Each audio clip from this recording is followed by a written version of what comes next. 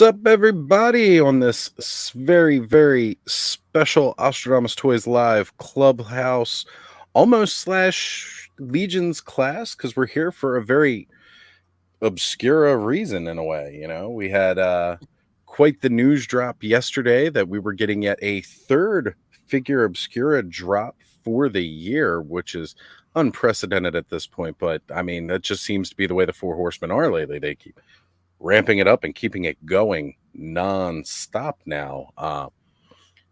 Now I know yesterday they showed their little image with all the chains, and I think kind of everybody jumped on the same bandwagon. Like, this is totally, with this time of the year, it's a Dickens reference and going to be Jacob Marley. I know people were throwing around the idea of a Ghost 3-pack or maybe even just a 2-pack of Scrooge and Marley. Which that still would have been cool to do. I mentioned it to Brick earlier because somebody had mentioned Scrooge, and I was thinking about making a Photoshop Bill Murray and say, here's our new Figura Obscura release figure for the day from Scrooge, but never got around to doing it yesterday, unfortunately. But yeah, what a day yesterday. I know Thursday night, I started not feeling so good and actually ended up getting off of Toy Frenzy early. Woke up yesterday, still not feeling so good. And then this news bomb hit. And I was like, well, if I'm going to be sick and not feeling well, at least I can have all the cool conversation of this awesome figure coming out tomorrow. So that was really awesome and exciting. And then scrambling, trying to make sure people that I knew that might want this were going to be able to get it, which successfully did. Fingers crossed, everything goes well from here. How about you guys? How were you feeling when the announcement came out yesterday? Like, oh man, I'm gonna have to spend some more money. They just had this stranglehold of our wallets lately, it seems, and they know just what buttons to push. But we're all so happy to do it. That's the thing, right? Because, in some cases, you're begrudgingly shelling out money, bills and such things like that. We never want to spend our money on stuff like that. But, when certain people are giving us just so much cool crap, like, it's hard not to. Like, this is to the point now where I truly feel it's almost legitimately plastic crack that they're dealing us. In a way, it really is. It's kind of an addiction to some, but Figura Obscura was my gateway into this. And if every time they have not announced a Figura Obscura that actually meant something to me in some way, they keep finding a way to keep doing that. I'm expecting that at one point I will eventually be like, no, I don't need this one. But yet again, here they hit me with something where it was like, yeah, you know what? I kind of want to keep this thing going. I really want to get this one too. Like, it pushes all the right buttons. How about you, Jesse? How were your initial thoughts yesterday? I'd been, not that it took any sort of Nostradamus level powers of prediction and foresight, but I'd been predicting for a while that we'd probably get one this weekend. And seeing the chains and all the Dickensian references, was very exciting because you still didn't know what it was going to be. Like, I was right. I knew it was going to be something Christmas Carol. Just and I just saw Jeremy is over on the Saturday Night Live with Hedgehog and those guys, and said, sometimes Saturday Night Live. Yeah. The other one. No copyright infringement intended. That sometimes when it's something obvious, like, they lean into it because they think people are going to think that they won't do something obvious or something to that effect. He said it much better than I can, but right. I was excited. The only thing I was nervous was, is it going to be a multi-pack? When there was like no limits, I'm like, oh crap, am I going to have to buy 3 of whatever this is to get to be able to do 3 of whatever's coming? Because we've seen that with stuff like the Furious 4, where if you wanted to complete the Furious 4, you needed to buy 2 2-packs. So you Yes. can do all four. Right. So, yeah, so I was excited to see what it was, and Figure Obscura is the one thing I'm at least the initial releases, I don't need to get all the retailer variations. I think I have at Yep. this point, but, I usually use those for customizing, except for the Headless Horseman. I did that the other way around. I like the new Headless Horseman better. I Uh, know. but, it's the one line I feel like I can be complete on, uh, and it's not gonna kill you to do that because I'm not going back and getting all the legions. I'm not doing all the cosmic or Right. anything, so, 2 or 3 Yeah. years fun. And it's always just a single figure. It's never, I mean, well, in the case of the Headless Horseman, it's like figure and mount, but it's Mhm. always like a singular kind of thing until we see them do something like, maybe a multi-pack of it's not a wave of figures. Right. So if you did want to collect something from the Four Horsemen and be a completist at it, this would be the easiest way. Like if you're one of those people where you want a collection, you want it to be complete, Figure Mhm. Obscura is kind of like your best bet at that because you had Black Krampus and then they released a Red Krampus along with Father Christmas. You had the Headless Horseman and Father Christmas, and then you had the retail exclusives. So at most, you're seeing like two versions of each figure, which is really cool and something neat. Um, but again, like it's easier to keep up with that pace than hey, here's Necronominus Wave. And then you've got Necronominus 2.0, aka All Star 6, and then we've got hey, here's this reinforcements wave. Oh, and hey, you know what? Yeah, let's not end the year on that. Let's get Sons of the Red Star going. And you're gonna want that because we're giving you a fucking bear. So like it's been a bit much. It's for my first year getting into what the Four Horsemen are doing currently. It's been a lot, but it's been a lot of goodness. I'm certainly not upset at what they've been throwing at me. Um, it does take a bit. So it's 7:42 here. We still got about say 18 minutes until the second drop of this figure.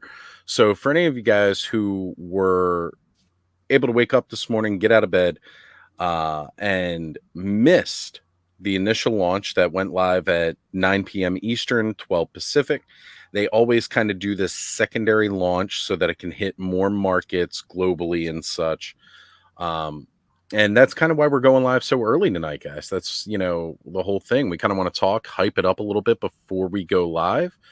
Or before the second drop goes live and be able to just really talk about this. Now, I know we're going to have a special guest with us coming on very soon who's going to help show off, hopefully, the figure a little bit better. But he's going to be here in just a minute or two. While we're waiting for that, let's go ahead and jump in and check out all these people in the chat. It was already hopping before we went live tonight, which, going on at such an oddball time for me. I was really surprised to see everybody here. And I know like an hour or so ago, Ray Black was in the chat already saying hi to everybody, like super early. She was 100% first. Ray, good to have you here. Thank you for joining in. We had the Duchess of Darkness coming in. Now, if you want some spookingly haunting chills, definitely check out Duchess of Darkness. And Duchess, have you ever thought? I mean, I don't know if it's currently copywritten, but maybe doing a narration of Christmas Carol? It would be the month. You'd have to look into it. I don't know if there's a copyright thing on that or not. I believe that's why they're able to do the figure is I believe Because it's it's fair use, right? excuse me, public domain. And I'm pretty sure that's why just about everybody has done a Christmas Carol version in Hollywood. So yeah, that's probably true. Master Russell Toy Hunter Eldor, he originally wanted to go live with us tonight, but unfortunately he has come a bit under the weather and he is not able to be here. But thank you for joining in, at least in the chat, brother. We miss you here, though. We have, figuratively speaking, John here tonight. Good to see you, brother. Thank you for joining us. and the cringiest of cringe of names in toy tube, speaking moistly, so moist. The chat just gets moister and moister with him here. And we have Aaron hanging out with us. He'll be joining us a little bit later this evening. Good to see you, Pains. Thank you for being here, brother. And if anybody's wondering what that sure you will comment is because I said we'll be getting ready to roll in a few minutes. And look, we were only 4 minutes late this time. That's like a new record for me being on time. So I'm just saying, right? I mean, I spend a lot of time doing my hair before the show. So Nolan is here. And again, y'all know what that means. This is officially a Toy Tube stream when Nolan shows up in your chat. It's just how it goes. So we appreciate you being here and giving us that stamp of authority, quality, and authorization, Nolan. Paul Morales in the house. Good to have you here, brother. Thank you for joining us this early evening. We have Jim Largo, Largo's Lair hanging out. Good to see you, brother. Thank you for being here. And tell you what, if you want to hop on and I don't know how much of the Mythic Legions or what the Four Horsemen are doing that you've gotten into lately, Jim, but if you want to come on and talk about these amazing figures, please feel free to join us. Just let me know. And he's wondering who is playing Scrooge this year. Certainly not Oz. No, Oz is always Ozzy Claus. I bring joy. Okay, I bring joy and happiness to everybody, and I make your wallets cry a little bit more as I shill pretty hardcore. But I know we'll find somebody to come on and play Scrooge and Bah Humbug us right off the screen. And Ken from Toy Connections, woohoo, more Figure Obscura. Ain't that right, Ken? And K Roll here joining us as well. Thank you. I know she was excited to see what this was, and then she immediately got a little bit sad too because, things get tight around this time of the year. But Carol, thank you for being here and joining us. I hope you don't get too jealous of all of it. And Aaron saying, glad that people could get it and thankful my wallet didn't take a beating. That's right, everybody. Aaron skipped out on this one until later. Until later. The safe alone on this one. And I know there's got to be something in that safe. Rumor has it there's something in there. See, that's what I was thinking. Like, you know what? There's not much that I could see them hiding with this one, and they kind of become this thing for this little extra surprise with these. And I was just like, I wonder what the extra surprise could be. I was thinking it might be in that safe. Now, it'd be cool if you opened up all the little lock boxes and there was a number. And then the number was the code to the safe, and then you could open it. I mean, that would just be... Oh, man. That would infuriate me. It would be cool, but it would be cool, like, but it... Man, I struggled getting Genghis Frog's belt on as a kid, Yes. And that was just a peg in a hole. Little peg in a hole, but that thing was tough, man, because like the peg was not stiff enough to stay when you tried to put it through the hole, and then it would just slide out. I mean, look, man. I can barely do a regular sized combination lock. I haven't done one of those in 25 years. I don't know if I could do it now. No, right? It's a thing of the past. Ever since I got out of even before I got out of school, it was a thing of the past. All right, so we do have another guest here with us this evening. He certainly is special. However, he's breaking up the band on all of our cool matching beanies as Jim put out, but now we got Special Ed here, and he doesn't have his beanie on. Oh, he does. It's further back, and it was hidden. Oh, I love it. Yes, we are matching still. This is amazing. Totally unplanned, uncoordinated either. But I have to wear a bandana. A beanie's too hot for my big head, I'll tell you. Hey, man, look, the only way that you can cure that is by getting rid of what's up there, and then it's suddenly not too hot anymore. So, but look, you've got it. Keep it. For all three of you gentlemen, I think actually this is the first time ever that the balds have been outnumbered on my stream. Everybody here has like a full head of hair. Keep it for as long as it lasts, gents, because I know if I still had mine, I'd still have long hair. So I have shaved it completely off a couple times. I have too. Not in a while though. For sure. Adam, if you're wearing a beanie, why don't you join? Come on, jump on with us, brother. I'm just saying, man, if you're wearing the beanie, come on in. Oh. See, look, we are starting a trend here for sure. Like everybody's going to wear one. Hold on, computer started to slow up. So I need to get my beanie for later. Yep. And Adam's already telling you, yes, you do. So you know that's official now. You're going to have to wear a beanie tonight. I like how we're supposed to be here talking up this figure. Instead, we're selling beanies for folks. All right, we got Chef M80 in the house. Greetings from 75-degree warm Florida. Well, you know what, buddy? Wear a beanie, okay? Wear a beanie. Don't wear a beanie. So here we go. Confused with Saturday Nights Live. I'd watch that one. Hey, you know what? Here's the next idea. I'm going to have to let the guys know on Toy Frenzy. Beards and beanies. I love them. You know what, guys? For real, seriously, you know, this is normally the hangout stream. The clubhouse is a topic for all things. Beards and beanies, men and the men who love them, is a perfect topic for the clubhouse. So there we go. Jim has brought us our next big topic. See us next week as we talk about this. Four Horsemen Figura Obscura has been an awesome line. Absolutely, 100%. And it's just phenomenal. We got Payday probably order Father Christmas as I'm basically done my Christmas shopping. That's excellent to hear. Yeah, especially if you've got done Christmas shopping, then it's like just play money for the rest of the year, right? Chef and me, I'll live vicariously through you guys. I can barely afford to pay attention. Ooh. Okay. All right. Horseman, I totally lost track of the chat earlier, and it is catching up with me now. Headless Horseman is at the border. Hopefully, Customs will play nice. I hope so too for you, Nolan. I really do, brother. I am still waiting to get mine. It should be on its way now. So I should be getting that really soon, but I had to wait a little bit longer till it could be shipped because something else I was paying off that was going to get shipped with it. So mine hopefully will be here by next week, and then we'll be unboxing. Still recovering from Eternia. Yeah, that was a big surprise expense for a lot of people when they put down on Eternia. And from Cat Slayer. Cat Slayer, Eternia.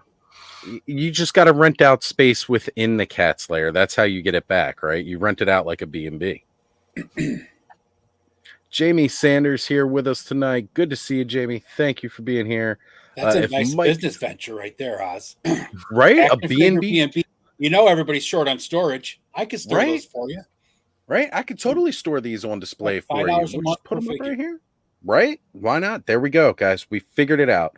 We're solving other people's space danger, and we're going to create some revenue out of it to pump into more toys so that we run into our own space danger. Charge for tours. Yeah. There we go. There we go. And over here we have the collection of Oz, and over here we have the collection of right. They're going to have distinct wings. I mean, look, man, I've had an idea for a long time to get a museum started, so that'll have to be a topic for one night. All right, and Jamie, I just want to say I didn't see Mike in the chat. If he is around, tell him I said hello. All right, and Speaking Moistly says, I'm not wearing a beanie. I'm wearing a toque. Thank you. I know what there that we is. go. It's a beanie in Canadian. Just don't shill Beanie Babies. You know, maybe I should, so some people can get that investment back, considering like those things were not the future college investment that people thought they were. Those things were absolutely insane. Right? The way people hunted those things down and like, ugh. I'm sorry if you all regret that now for anybody who did it. But hopefully you can still find some joy and not just regret whenever you look at them. So sorry you lost your voice, Adam. That's rough, man. I definitely know how tough that can be, especially when you want to go live and talk about awesomeness. Cat Slayer Landlords of California, another show in the future. There it is, right there. You know what? We could probably even sell the idea to MTV since they love reality TV. Cat Slayer would be like the big brother of toys, you know. You just have like He-Man, Lion-O, and everybody showing up. We can get Ted and Rad down to do some voiceovers for us and stuff. Oh, it'd be perfect. Absolutely perfect. As long as Ted's doing the Moss Man one, I mean that is truly made it be. And Have all that TK Magic manufactured drama. Oh yes. Why can't you use the litter box? It's right there. You're in it. Why are you? Oh God, he's making eye contact with me while he's going. All cat owners know these issues, by the way. I think every cat I ever had would crap in the litter box and scratch the floor outside of it instead of burying the actual. Right, instead of burying it, there's that one. There's the one that sits in the litter box with the ass over the side of the litter box. And then kicks the freaking, does the opposite and kicks all the litter outside the box now. Yeah. It's rough. It's really, really rough. All right. 5-minute countdown to the new live. 5-minute countdown to the new drop, as well as 2 more special guests here tonight to talk about this amazing, amazing figure drop. Let's bring in the samurai of off-worlds with his top knot himself. We have Curtis joining us live. I'm looking for the special guest. So, no. Okay. Well, he's coming up right now as well. We also We're supposed to let him hear him. You're the regular guest. I mean, gotcha. That's much more. This isn't your show. You're like a regular panelist. You know what I mean? It's like you're. If it's like Hollywood Squares, you're like right. Square, I'm like Alf on Hollywood Squares. You just know I'm going to show up. Right. Exactly. That's how it is, right? Hi guys. But he does have an amazing top going knot. on. Look at that guy. He does. Right. He does Right. top He's knot. got the best top knot in all of YouTube. Just saying. Thank you. Appreciate it. I mean, is it really the best if it's the only one? Well, I have one too, but it's also the worst, but it is the best. So right, it counts. Yeah. Counts both ways, right? Yeah, I guess that's logic. Yeah, and the worst. Oh, and already everybody's pouring in. Like, okay, hold on a sec. Here's the difference Somebody would in how announce that as that. That would be great. we get Nolan Work with on that on the Hi show. Curtis, but then we get 1-6 shooter with a lot of caps. Let's A lot of O's right there. Yeah. So, how are you guys doing this evening? Fantastic. Doing good, man. It's been a good day. It's a fun day. It's like Trevor. I'm just wherever he goes, exactly. I go. Yeah, we're gonna jump over on somebody else's live Yeah. soon. I'm just gonna if I go someplace, I'm just gonna invite him over. Right? It's just Yeah, it was Just good. YouTube It's always caroling? fun when you're waiting. Yeah, we're gonna go caroling. YouTube caroling. When you get we were just talking about this, like waiting to show somebody something. You know what I mean? Like the stuff. I mean, it's like Jeremy was talking about how waiting to for people to see this, and I'm like waiting for people to see the pictures, and Bill's waiting for people to see his review and stuff. So it's like it's always anticipatory. You know what I mean? It's like it's fun when it finally gets out there. Anticipatory. Wow. That's right. I know big words. I read. That's that's nice like a 56-point word on Scrabble. at Yeah. least. I know, right? Anticipatory. Wow. I got a lot. I'll throw some more out there later on. Hey, you know what? We welcome it here. This show is educational at best. Education. That's right. I'm in the wrong spot. You're fine, Dennis. No, you're perfect because you're teaching people the bad example, right? That's terrible. This is what you don't want to be, folks. Story of my life. So who got So- what today? Oh, I just grabbed the figure because they were putting up so many other previous Figura Obscura paraphernalia. I tried to jump in and get the Headless Horseman mug. Unfortunately, was not able to score that. Oh, you didn't get the Headless Horseman one. Oh, interesting. No, I didn't get that mug. wanted to get it. I know Krampus was a popular one because I think a lot of people skipped on that because of being the first one. I think people skipped on I don't need a mug. And then it was like, oh, now I need all the mugs. Well, as I started with the Mask of the Red Death pin, like now I kind of want to just fill up the rest of the beanie with all the pins.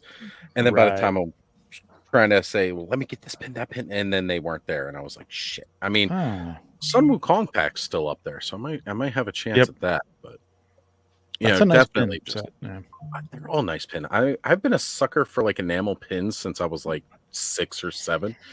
Really? It started with a Ghostbusters pin, right? Like, and it kind of goes along with the way Curtis likes the way things feel. I just don't mouth them.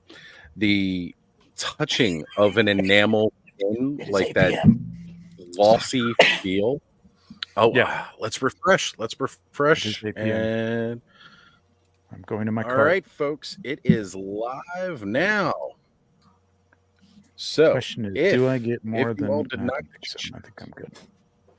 Hey, they don't have limits. So we have everything back up as of right now. Well, as far as the Jacob Marley stuff, you got your 10-pack of holiday greeting cards, which they still had the Krampus and the Father Christmas 10-packs up as well, folks. So if you want to get some really awesome Nate Barch Christmas cards, this is the way to do it. The mugs aren't back up, though, huh? The Krampus new one mugs. Is no Krampus mugs did not go back up, and did the no Headless Horseman mug went back up. The other pins did not go up. However, we do have, so I may have to order this, so I'll probably stop sharing screen. Because if for nothing else, it glows in that friggin' jar. Yeah, that's a nice pin. That's awesome. Yeah. Right? So, yeah, this is a great pin. I might have to stop sharing screen so I can order that real quick. Go for it. I literally ordered the same thing I ordered this morning. I don't know why I didn't. They said there was no limits, but I couldn't get more than one all in my cart to check out for some reason. But so I just got the same thing tonight. Really? Yeah. I don't know. Interesting. But I was trying to host a show and talk to people and keep things going. Yes. Mm-hmm. It gets tough to do that. So, for those of you who don't know or didn't see earlier, Jeremy Gerard has been painted into the box art as well as put onto the bottom of the mug. And I got to say, that's really cool. It was definitely really cool to do. So, certainly check out any of the cool stuff that we are showing you here tonight. Oh, man, this figure's gorgeous. Absolutely gorgeous. Yeah, it is. It really is nice. The fade sometimes I hate it when it zooms in so much. The feed is just amazing. Yeah. Yeah. Right? It's really Especially nice touch. The lighting you were able to get on these shots, Trevor, is, again, as always, phenomenal. Like, I love this here. Just this little bit of light casting that glow. And with that translucent plastic, it just helps it pop. And I totally recognize the grandfather clock in the background, too. Nice. Yes, I was just reworking and product placement. I was just talking to Jeremy, and I didn't tell him this when I gave him the picture, because in the past, like, I mean, it's their product, so that's not a problem. But when you're doing product photography, you don't want to show other companies' products in the shot, obviously. And we've learned that you don't want to show anything that doesn't come with the figure, apparently, because God forbid Swig doesn't come with the cheap ass bottle that I got at Marshall's. Yeah, where was that thing? Yeah, I know. So when I put the at clock Marshall's, in there, folks, you just heard it. Go buy it. Exactly, 99 cents. You get 5 of them. But so we're very conscious of that now. Because nobody flagged it before. But when I put the clock in there, I sent it to him, and I kind of like this. I was like, please don't say anything about the clock, because like it looks so good and it fits so well in there, and it was like perfect to the story. The ghost is going to come at 1 o'clock, and luckily they're not like that. You know what I mean? They're not like anal retentive about like, oh, we don't want to, I mean, they're conscious of people saying, does the clock come with it? It's like, no, the clock doesn't come with it. You know what I mean? No, we've shown you a picture of everything that comes with it. The clock's not in it, So it was great. It worked out really well. Most of the know- people that are fans of this line, though, already know where the clock came from. I mean, they're going to look at it and go, "Oh, nice," using the Red Death. Hopefully they Exactly. got it. Exactly. And I think that it's a good thing, because I think it's kind of like a, hey man, you want to pick these up because it might not be the figure for you, but like there's some props here that will work in other things in the future. You know what I mean? You never know. Yeah, I mean, Or it might come up and work. So I'm gonna pull out my Red Death for Halloween and with the clock, and then when I put the Red Death away for Halloween and bring out my Christmas ones, I'll just leave the clock out and hell leave yeah, it with Jacob Marley. So yeah, Right? it's a great idea. So it's perfect. It Yeah, goes worked out really perfectly well. with it. And again, just like for the shot, you can even pop the raven off the top, so it looks completely different that way. Mhm. It's just phenomenal for the shot. I know Ed Axion has a nice cabin diorama that he built, and that clock looks great in there. And I can't wait to see some of these other little bits that he's gonna just store in there too, because like you got like little random toolboxes now that you can just have sitting around. And I think You've got most, if not all of those, open up too. Like so you can, and you can take the chain is like a little like kind of a jewelry like connection, like so you can like bend that off and take the boxes off if you want for a shot, for photography or for customs or things like that. Like that could be a toolbox for your, I don't know, Gomez or whatever. Who knows? I just need don't, a place I don't to have put all any the keys and locks. Yeah, I don't have any action figures that float. So this is going to be the first one for me. I'm really excited. Yeah, it works really well. I mean, it's the engine's a little loud, but it works. It's nice. It's good. And Curtis is 100% of the reason why you don't want to put anything in the photos you can't actually manufacture out of the box. I got to be honest, that was another consideration. This is 2-shot. This was the first shot I took, and the first thing I'm thinking is, they're going to look at this and go, oh, people are going to think that these are somehow wired and that they're going to like bend, or they're going to, and I'm like, you know what I mean? Like I think with this one, I started out saying like, listen, I think I talked to Eric. I threw it to Jeremy, but I threw it to Eric at the same time. Cause sometimes it's like mom and dad. It's like dad likes it. So you get the answer you want. Yeah, exactly. I'm hedging my bets, to be honest. And I was like, well, the only thing I'm thinking is, anybody going to think that these are like somehow wired? And it's like, yeah, we're going to show them a picture of them just sitting like flat. You know what I mean? So I don't think there's going to be any. Yeah. So you mean this doesn't come with built-in anti-gravity? Right, exactly. Yeah, exactly. I want my money back. Yeah, just cancel the order. For $60, come on, man, this thing should float. Right? I love this an shot, entire Elizabethan like apartment building.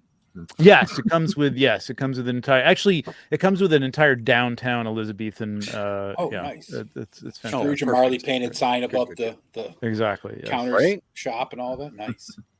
But I will say that like you can't get the whole story just from the photos. So I mean that's why I've gone to, when I wake up in the morning, I get the all in right away. I then watch Bill's review, and then from there I decide how many more I want to get, and then I hit the night drop. Because then you can see what and they're the write-ups there too, so you can see like, okay, which of these parts are brand new, which of these are reused. Like all the details of it, it helps you to make those buying decisions as far as the extras. So I like the fact that they do the multiple drops throughout the day. So I just say like, so one thing, so we took a picture of it without the chains, and that was a good idea to show it without the chains on it, because you get a good, nice, clear vision of like what's in the what the figure itself looks like if you don't want all that stuff unencumbered on it. But of course, people were like asking Bill to take a picture of it without the jacket on, and it's like, here's the thing, man. I get, and I know, Curtis, you're a pop. I'm like a customizer too. You know what I mean? Like not to the degree of many people, but there's times when like, you know what? You kind of got to wait. Like, how many companies like give you every aspect of the figure that you're going to have to know about before you get it in hand? You know what I mean? There's a lot of detail here. Everything's very close up. You see pretty much everything you're getting. You can tell that that's translucent. You can tell that it's blue. Right. you know, I mean, it's like, yeah, I mean, is it going to be like a slightly different shade in your yellowish light? Sure. You know what I mean? Is that, oh, you missed that this has ankle? Yeah, something's going to come up. You know what I mean? Like, you can't cover everything. So, like, people were asking if the wrap came off his head. Yeah. And that's part of the sculpt. You know, they had to ask that Yeah. question. I think it's pretty obvious, but like, I think you got to ask it. Yeah. But, Yeah. you know, I mean, that's the kind of stuff that's I when you get it in though, hand, you'll find out. Figura Obscura, because like with everything else, you know, cosmic and mythic and stuff, we usually get like these specials, and then, you know, Four Horsemen o'clock does their thing. And so you know, and then you've got this huge pre-order window. So you've got plenty of time to get whatever questions you need asked and all that kind of stuff. With this, because of, you know, I mean, it doesn't sell out within minutes, but it's going to sell out within hours. And so, there's some things that, you know, you need to know before you know, pull the trigger. I mean, maybe not to pull the trigger on one. Like I said, I get that all in without even looking at what I'm buying. But, you know, if you're going to buy, you know, multiples, you probably want to have some of those questions answered. So I get it. But I think Bill does an amazing review. I mean, typically after I watch his review and then I read the write-up, I typically don't have any extra questions. So I think that's great. I mean, it's great that they do that, because it's like, I mean, from my standpoint, I just think about, like, I buy stuff that's like from like 5K toys, you know what I mean? That there's like 5 pictures of, I don't even know how this thing really moves. You know what I mean? There's no description. It's coming from straight from a company in China, manufactured in China. I'm going to get it, and it could be a piece of shit. And it could be $90. You know what I mean? So I'm like, a lot of those pictures on 5K toys don't even show you the head anymore. Right. That's the thing, it's like a shady IP exactly. exactly. Like so you're rolling the dice for $90 or $60 or whatever. So, you know. Yeah. This guy's accessories were stained glass. So, like, I knew what he looked like, but but you don't know how he moves. You don't know how he articulates, and unless somebody has it up for a review, if they sent it to somebody, you don't have any idea. So, but the difference with that stuff, though, Trevor, is like you can I get it and do your research, and it's going to still be there when you come back. This may not be. So well, to a degree, but yes, I get. No, I totally get what you're saying. I just think there are things.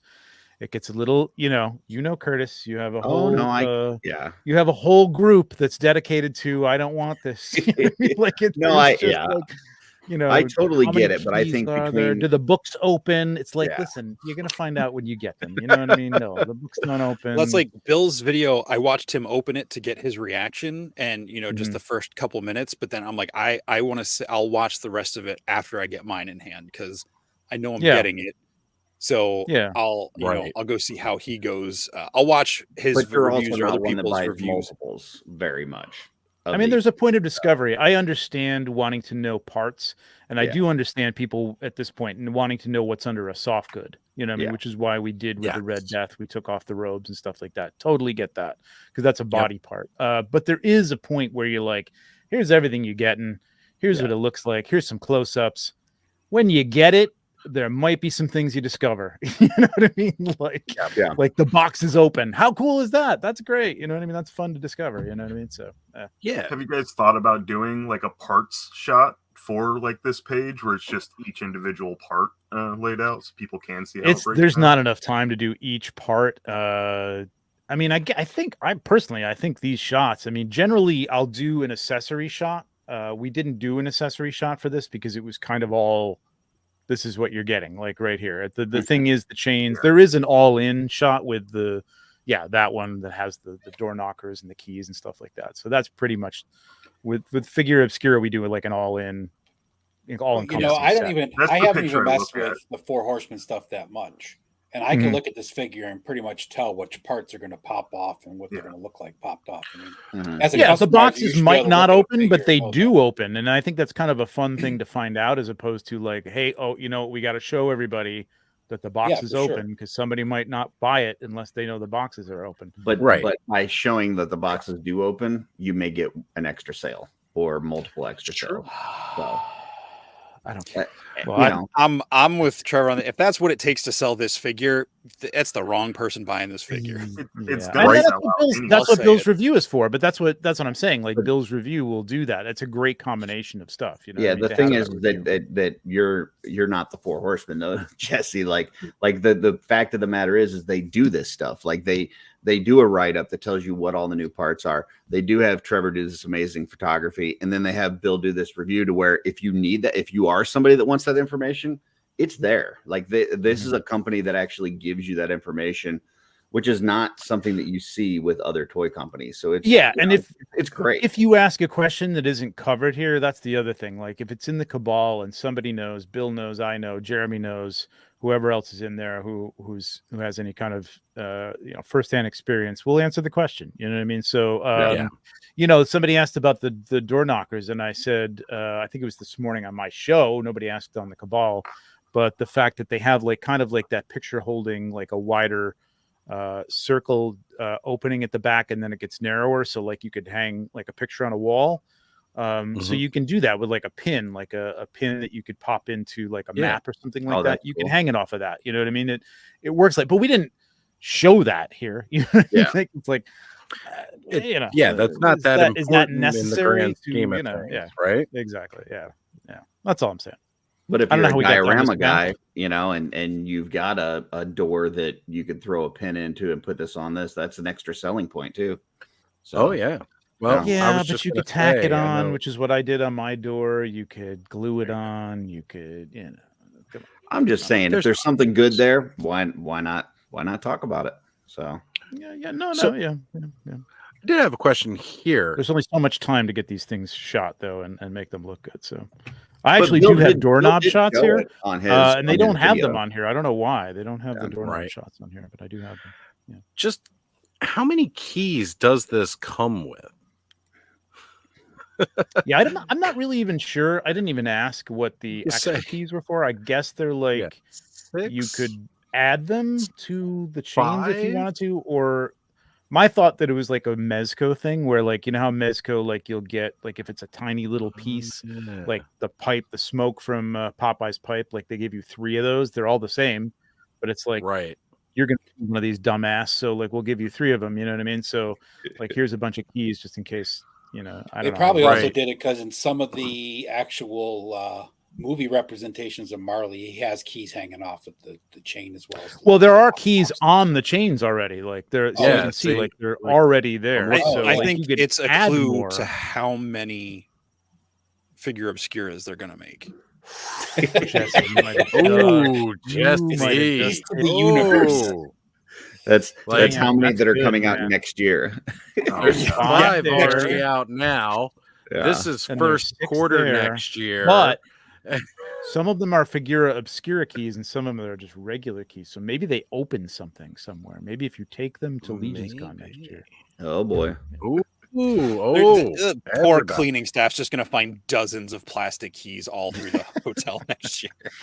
Well, after PowerCon, they found a bunch of those rock hangers. Yeah, it's going to be no worse than McFarlane. Clean up after that. My gosh. All right, this one doesn't work. Throw it on the floor. This one doesn't work. Throw it on the floor. Right. It's like that old Price is Right drop out of the box and then a lock picking check to use those keys. They'll all break. Right. I do love that we're actually finally getting that Figura Obscura key though, because that is really cool. Yeah, it is pretty cool. Yeah. I guess it's just I guess the keys you could put them in the box. You could hang them off of him or have him mold them. I guess I don't know. You can make a big keychain for a janitor in a shot. Charm bracelet. You just make them start. Oh, there we go. Charm bracelets. Everybody's going to have matching charm bracelets next year at Legion's Con. It's going to happen. Yep. Jacob Marley chains and keys. There we go, folks. Now, just make him spew out of this gaping maw of a mouth he has. What an awesome sculpt for this. I know. Okay, guys, when you display this, which head are you using? Oh, I'm so using this head. I'm sorry. Like, I got to use this head. But what I like about this head, too, is the fact that it doesn't have the wrap on there. So, like, he needs his head wrap to keep his jaw shut. Because when he doesn't have it, Yeah. It's when in every version when he takes that off, it just goes off. It just and it falls. Yeah. And the more modern it is, the more grotesque it is. You know what I mean? In the older ones, it was just the actor trying to open their just jaw, to open his really mouth wide. so far. Yeah. Right. I love the fact that that's incorporated here. Like, that attention to that detail with the story. Like, it's important that it flows through this character. The one thing I thought and I didn't say this to anybody, but the one thing because it's too late, like it's done, but it's such a minor like thing that you could go again. I could have gone out to Marshall's and gotten this, or the drugstore, quite frankly. It's just a little piece of like cloth or gauze to like have there so that if he could hold it, as if he was removing the wrap on the other one. But yeah. I mean, the production of that the cost of a little piece of cloth is like probably just adds, so much to it that it's not added not enough. necessary It wouldn't have probably made for a sense. single scene. You know what I mean? I just don't know which head I'm going to use. I like both of them a lot. Yeah, I like both. I do too. Yeah. It It all depends on how you're going to display it. I think if you have him float, I mean, that head, when I did the shot of him floating, that Jeremy came back to me and said, that's exactly the scene. That is the scene where he calls him an old piece of potato. And he goes, oh, and he's like, do you not believe in me? Do you believe in me now, man of the whatever, mortal whatever. And he's like, that's exactly the scene. That's like perfect. That's what that's for. So like, if you're good to display him like this, then I think you got to have that head on there. A lot of people don't know this, but that's how me and Jesse insult each other. We call each other an old piece of potato. Yes, an old piece of potato. Yes. I don't dislike anyone enough to call them an old piece of potato. Wow. I simply bite my thumb at them. I've watched your show, Jesse. I disagree with that, quite frankly. Me? There are times when I think you would like to call Curtis an old piece of potato. Only because he eats them raw. I would say for me, the display, I'll use the bandaged head because I have the pins like hanging off the shelf, like on a piece of like black foam core. So since the pin is the open mouth, I'll probably use the serious face. But I don't know. They're both cool. I might just swap it out from time to time. The picture where he's so pointing difficult. with the serious head looks awesome too, though. That's a tough call to make. Yeah, where he's pointing. Yeah, this one. Yeah, with that head, that's just incredible. And then his other hand is towards the clock. Yeah, that's Trevor, you're amazing. Yeah, thanks. Right. So Thanos, I know you've got plans for that big giant open mouth with your photography yourself. Jesus Christ! Oh God! Are we gonna be getting some bondage shots with? I obviously Marley's... part of the selling point, Jesus, right? Is the chain harness. So there's a lot for you here. Yeah. Guys, if you thought this past Naughty November was bad, I don't know that I'll do that again. It was an interesting experience, and I'm still getting people like, "What do you like? You went back to normal? What happened?" Like, so the fact that they didn't pay enough attention to the fact that, like you said, like Naughty November. Okay, folks, I'm gonna go back to the normal posting after this. This is not what I've dedicated this to. I might split into two separate accounts. I've been thinking about it, but I don't know if I'm going to or not. Seems like more work than I want to put in. Right. And as whenever we talk about,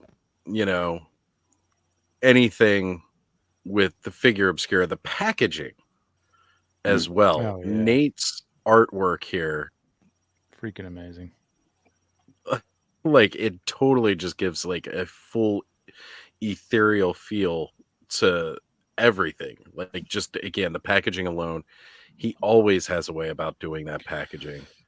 I love the card. Work, yep. Oh yes. I do love how so many of the studio made it onto the ghosts in the packaging. Yeah. Yeah. It's great. It's fun. I guess maybe it's the back shot or something. I don't know which piece of art it is, but in one of them, I thought we had more. They showed it, I think, on their Facebook page. They had like Greg shared it because Greg was on it, and I knew he was excited about this figure. Now I know why he was excited about this figure. Yeah, he was like unusually excited about it, so that makes sense now. So again, folks, it's still available right now. If you have not picked up your figure yet, all-ins are still available. Yeah. Got to go grab the all-in. I mean, the mug, the pin. I may or may not be purchasing a pin as we speak. Sorry, it's my notification. Let's turn it off. We love that notification. I just teleported back in time with that. Filmation. A lot of people recognize it, which is actually kind of funny. Like our group, obviously, but like out, when I'm at work and stuff, people hear it. Yeah, the mugs are nice. I mean, I really like the enamel mugs. I think they're cool. I like the novelty of the campfire. I feel like a little bit of a panhandler or something like that with it, but want to stand outside of Walmart with some pencils in it or something. You know what I mean? Like, hey, when we all eventually get locked up in jail for being part of this organized gang called the Cabal, we'll be ready. What? You know it. What? Well, I have no idea what you're talking about. There is no gang. What do you mean? We're talking about those idiots that dress up like clowns in that other gang.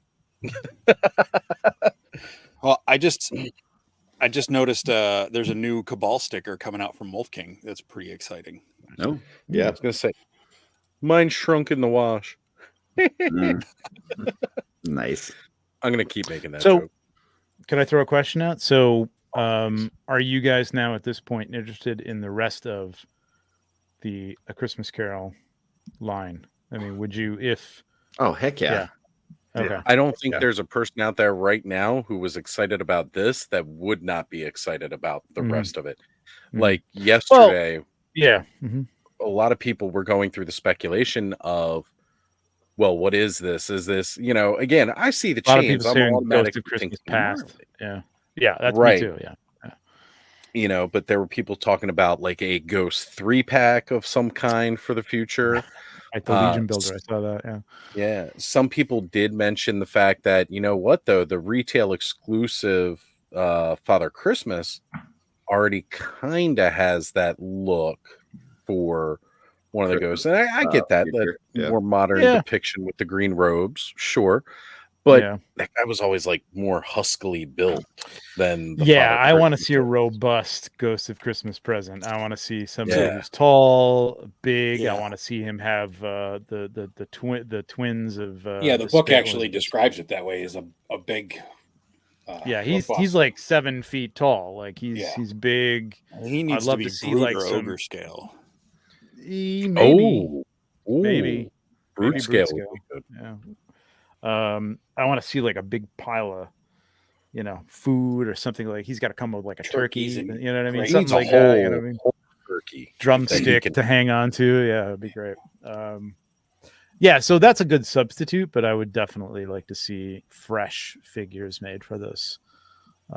Right. So this is not Tales Out of School. I don't know anything, but I'm gonna guess that if this goes well, that happens. If it doesn't sell well, maybe not. That's with the Marley figure without the chains. I mean, you get a different head and a different paint scheme. You got a good start off for Scrooge already. So to some degree, I mean, at least the body part of it, maybe not the jacket. Maybe switch up the jacket and do it like a trench or something like that. But you could definitely use the sleeves and the chest waistcoat type of thing. I want him in his.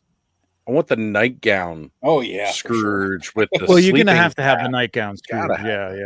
Yeah. I mean, I'm gonna guess. Like again, no inside information, but like I'm thinking like or maybe it's my suggestion is like 2-packs of like, because I don't think Scrooge, either a Scrooge 2-pack, because I don't think Scrooge in a nightcap is going to be a great seller. You know what I mean? But a 2-pack Scrooge, or you break up the Scrooge with Scrooge and Tiny Tim, something like that. Yeah, Tiny Tim. I don't know. The guys on 4 O'Clock Horsemen today were talking about whether or not Eric would be interested in doing. I guess Eric doesn't really love doing humans, so he'd be a dwarf. Yeah. do a kid, because then you've got your halfling sculpt ready to go. There we go. There you go. Just tell him he's sculpting a halfling or a gnome. Yeah, that's and then he just has to do a human face for the Tiny Tim. Right, and feet. Exactly. Because that would be great to have the end of the Christmas Carol, where you get Scrooge with his like top hat. Totally. He's got like a C. Jessam soft goods like long coat. Right. He's got the smiling face. You'd have to have the cranky face Scrooge, and then you'd have to have the happy face Scrooge who's holding Tiny Tim. You know what I mean? That'd be great. And the little crutch. Come on. I would love this set, man. This is the kind of thing that, like, right now, I might put this out for Christmas. But man, if I had that whole set, I don't usually put action figures out in my living area. And I just don't do that. But this is going very out, judged man. right now.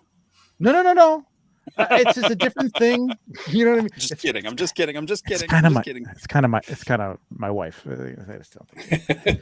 But like this is going out, man, regardless. Like this whole thing is going up, man, because I would love this. I still might put this out. This looks cool. I say do it. I will. Yeah, I'd love, especially like Christmas. What is it? The Christmas Past, the female ghost. Christmas Past is so varied, right? True. Most of the versions I've seen has been female, or at least feminine in its depiction. Same. So I think I think there definitely needs to be a female Figura Obscura sooner than later. That would be great. Yeah, that would be great. Just for diversity, not divert. You know what? I'm saying things wrong. No. I know what you're saying. 2.0 body diverse. From some diversity in there. That would be great. Yeah, no, that'd be cool. I think that would be a good call. We get a lot of it rolling in the chat. Like, people are interested in seeing more. I think there'd be people right now who maybe might be more interested in this figure if they knew they were going to get like a complete set. Because what really is Jacob Marley without Scrooge? It's a cool damn figure with a. It definitely is. Hey, you know what? I thought about that honestly when they first showed it to me. I was kind of like in the back of my mind, I was like, this probably should have been a 2-pack with Scrooge, because but the more I play with it, the more I'm like, this just looks awesome on its own. You know what I mean? And we were just talking about how the importance of Marley, like, because a lot of people forget about him as a ghost. But this arguably the most important ghost in the whole thing. You know what I mean? Because he's basically saving Scrooge, and took the time out to do that. But it's just a cooling figure. And like, again, pirate customs up the butt, so you're going to have it's going to be. I was just going to say the new sculpting pieces alone bring to mind so much more that we will finally see within Mythic Legions, because the coat, the boots, all of it right there now. People are making pirates. This next year is going to be all thieves and pirates. You couldn't really do a Marley Scrooge 2-pack anyway, because you'd put the wrong Scrooge in there, then everybody would want the other Scrooge, right? So you definitely need to do a Scrooge 2-pack with a nightgown Scrooge and then a probably. Yeah. What a Bill Murray Scrooge. Saying it before. Bill Murray Scrooge. Well, that's what everybody's like. Go ahead, Jeffy. The Red Death. You could just use the Red Death body parts and just paint them like regular skin color. I totally was just thinking the same damn thing, man. Like, I'm actually in the Wolf King chat right now, because Steven sculpted a Scrooge head. Right, it's ready to go. Steven's painted a bunch and he sold them, but Len won't put it on the site because he doesn't know what body to put it on. And I'm sitting there, we're yelling at Len right now, like. Put that freaking head out. It's a great head. And he's like, oh, there's no body to put now. Like, put it on the Red Death with the robes. And yeah, come on. Yeah. This is the problem. Like, if it comes out like great looking, You know what I mean? Like they got to top that. I mean, they will. Eric will top. Eric will do a great job with whatever. See, No Justin doubt. will come out with a great robe. You know, a great period looking thing. I'm sure some great embellishments and stuff like that. But yeah, you're Jesse. I was just thinking the same damn thing. That's the body underneath the soft goods robe, right? I mean, it's just this scrawny old man. Be perfect. I mean, you might have to sculpt a new like boxer briefs for him or something, period appropriate, because that loincloth thing wouldn't really work. Maybe some long johns or something like that, or I mean, it'd be fun to see regardless. I'm yelling at Len right now, telling him he's an idiot. Like, everybody just said you're being dumb. Get this out. You could sculpt the cap on him, and he could have a hat if Len needs a hat. I mean, he does have a hat. The one that Steven sculpted. Then what's his problem? The little Len. nightcap thing. Yeah. Come on, Len. We need this. Yeah. Everybody's dying for this. Come on. Yeah. Everybody PM Len LaGuardia and say, "Give me a Scrooged." Do what? Give me a Scrooge. PM Len LaGuardia. Oh, PM. Yeah. That's what I heard. I thought you said everybody pee on Len LaGuardia. I'm like, what? Pee on him. God. I totally heard that. I'm like, jeez, you guys are silly. Everybody's just peeing on him now. This is we're actually recreating like a Christmas Carol right in here. Like Len is being the Scrooge, and he won't put out the Scrooge head for Christmas, and the ghosts are going to come and tell him to put out the head, and he's just going to send them to everybody. He's just going to give them and pee on them. It's going to get real mad in a minute. Like, why did I just get 30 billion text messages? Oh, that's good, Pains. That's a whole other stream, Jesse. Oh, I said. Whoa! Yeah. See what he did there? But yeah, play on words. I mean, that's last Friday night's discussion about Power of One on Offworld. Whoa! Yeah. Oh, let's not go back to that. That was. I told Len that you said he's a Scrooge. He said that makes him blue. Fuck him. I feel like that's going to devolve into something else very quickly. It busts my balls for a week.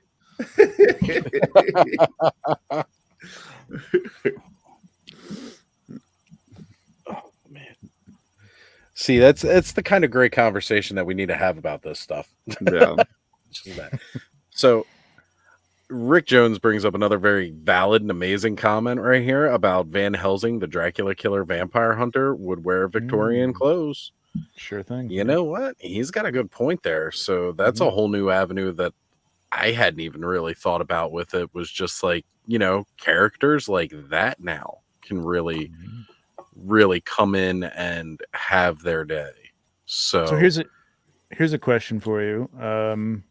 And I haven't really thought about it because I just said on the other stream I was on that I don't really ask a lot of questions about what's coming out they have a list of stuff that's going to be happening in probably over the next 2 years. Sometimes I just don't want to know because I have a show that we talk about and I like to speculate with everybody else. So being that we've got these parts, like, what do you think? Because, they like to surprise us and everybody's like, oh, we're going to get pirates. You know what I mean? And maybe Eric doesn't like pirates. You know what I mean? I don't know. Like, but is it the obvious thing? And it's like, is there something else? Like, what else could you do with these pieces to, and Van Helsing's a good call. That's a good call right there. I kind of like that. Yeah. I think it would be a perfect fit, especially since we already have vampires, that is something that definitely fits in well with what we already have within the realm of mythos. Somebody earlier mentioned space pirates. So even if we're going into cosmic, now that wasn't in this chat, that was in a completely different group chat, but that would still be cool too. Thinking very Treasure Planet style. Well, you could do an Ichabod Crane too with that body. Yep. Ichabod Crane is a good call. Somebody's put that in today, and I thought that was an excellent call right there for Ichabod Crane for sure. I'll counter that and say I'd want my Ichabod Crane to be a 2.0. I want that to be thin, but I wonder if the jacket would work anyway because it just could be an oversized. And Probably they have not. the soft It good probably arms won't fit now. that body though. Yeah, that's true. But if they've That's done true, Jesse. this, if he's done this, he's already thinking. I'm sure Eric is already thinking about 2.0 and other proportions. Yeah, for it is some of another mold. I mean, Yeah. I don't think they're going that deep on that story to be like Brom Bones or anything like that. So, like, I don't think that's going to be the case. I think that's too deep a cut. I mean, looking at this, my you first do thought Paul is Revere, or is that just too Paul like Revere would be cool. historical? Like, does anybody care about that? You know what I mean? I don't know. New England cares about that. Hope that, right? Well, that's a whole Right? that's a whole like 8,000 people that are going to buy this figure. That's about it.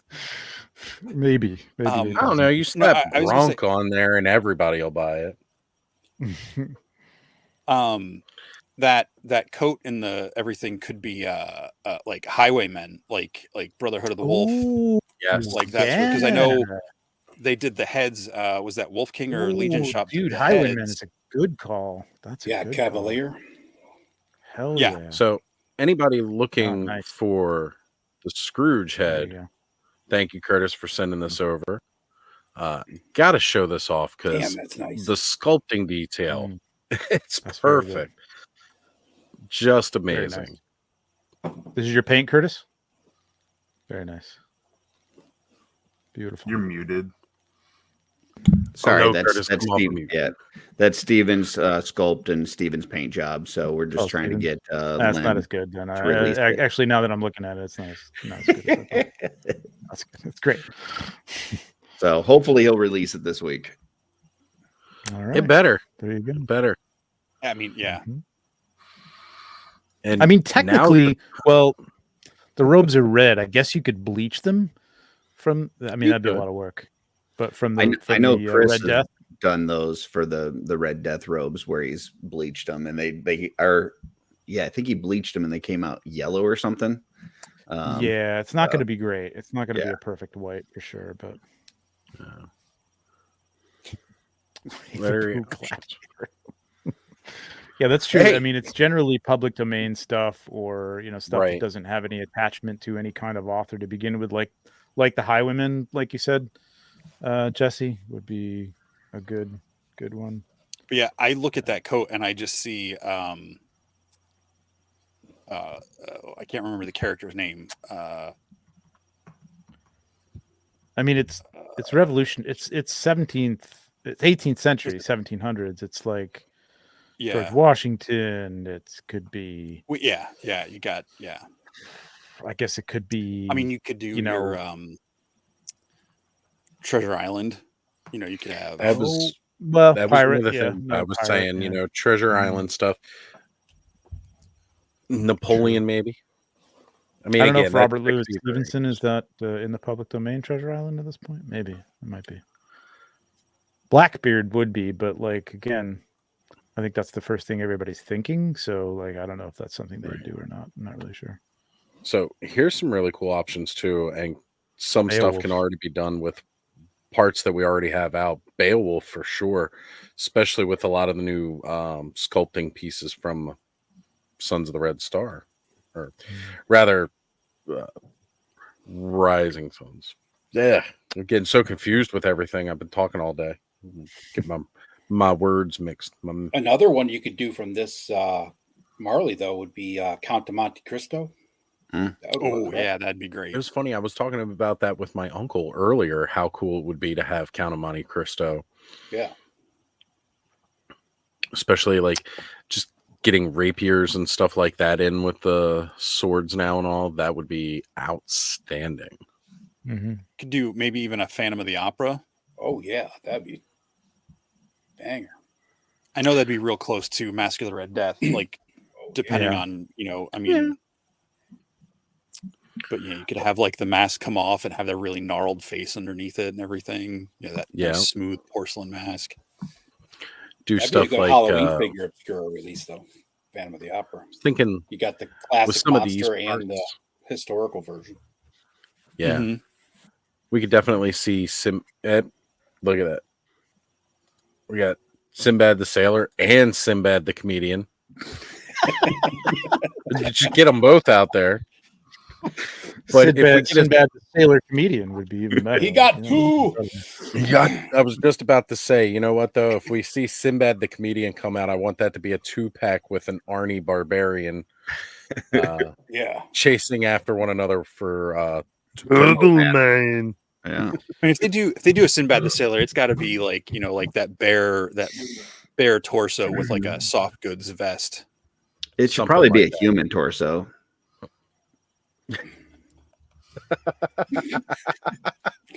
Even funnier because we have a bear now. Depends on what kind of bear you're talking about, Curtis.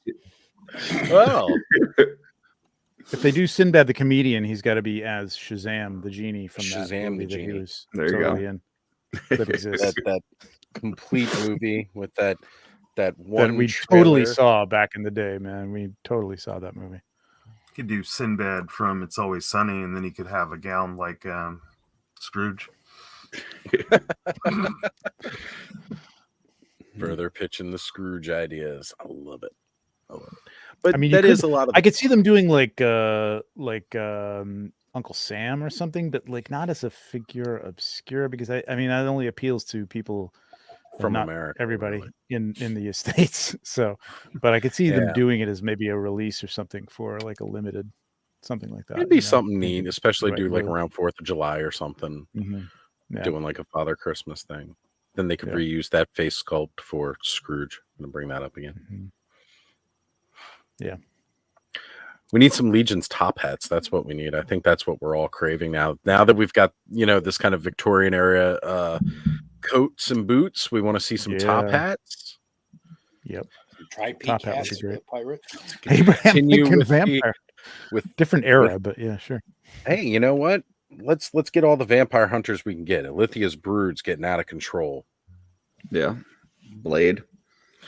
Throw a blade in there. Could be George Washington vampire hunter. It spit his wooden teeth at him, trying to get him in the heart. That's right. If we don't get a Mr. Darcy, Pride and Prejudice, right? Right. Zombies. Oh, come on, here we go. But the Pride and Prejudice and Zombies version, probably not in the public domain yet.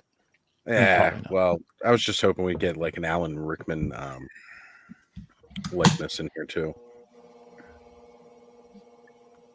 Just what is it? Just shave Keanu Reeves again, like he was in the last Bill and Ted movie. We got young Alan Rickman. There it is. There it is. Now, like, why couldn't they give us these chains with Kragnar though? Like, why didn't that happen? Like, we didn't get chains. Right. We got chains. You know, I mean, we got chains for days. When Rick and I went live during the release of the last wave that came out there, we were live for like 5 hours, and we were talking about the different things that we wanted. I said, Mythic Legions need more chains in their figures, and then I got that wish today. It was perfect.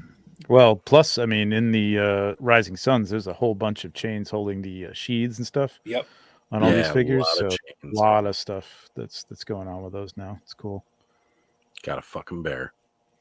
Like that's like the most amazing thing to me in the world since that got announced. It's been this bear. I love bears. Absolutely love bears. Boots and coats, boots and coats, and boots and coats, right? Just more boots and coats. Can we get 2 dislikes? You know, why not? Let's roll through it, folk. Let's try to keep those numbers even out there. Come on, keep it balanced. Keep it balanced. A Puss in Boots is not a bad call, right? Why not, dude? Oh, all right. That's a custom right now. I mean, you know, slap a cat head on that thing, and there's your Puss in Boots, man. Yeah. Interesting. Puss in Boots got to be in the public domain, the actual book now. Jesus. Oh yeah, totally. Should be for sure. Yeah, but that should be a custom. Jesse's probably already got one in the works.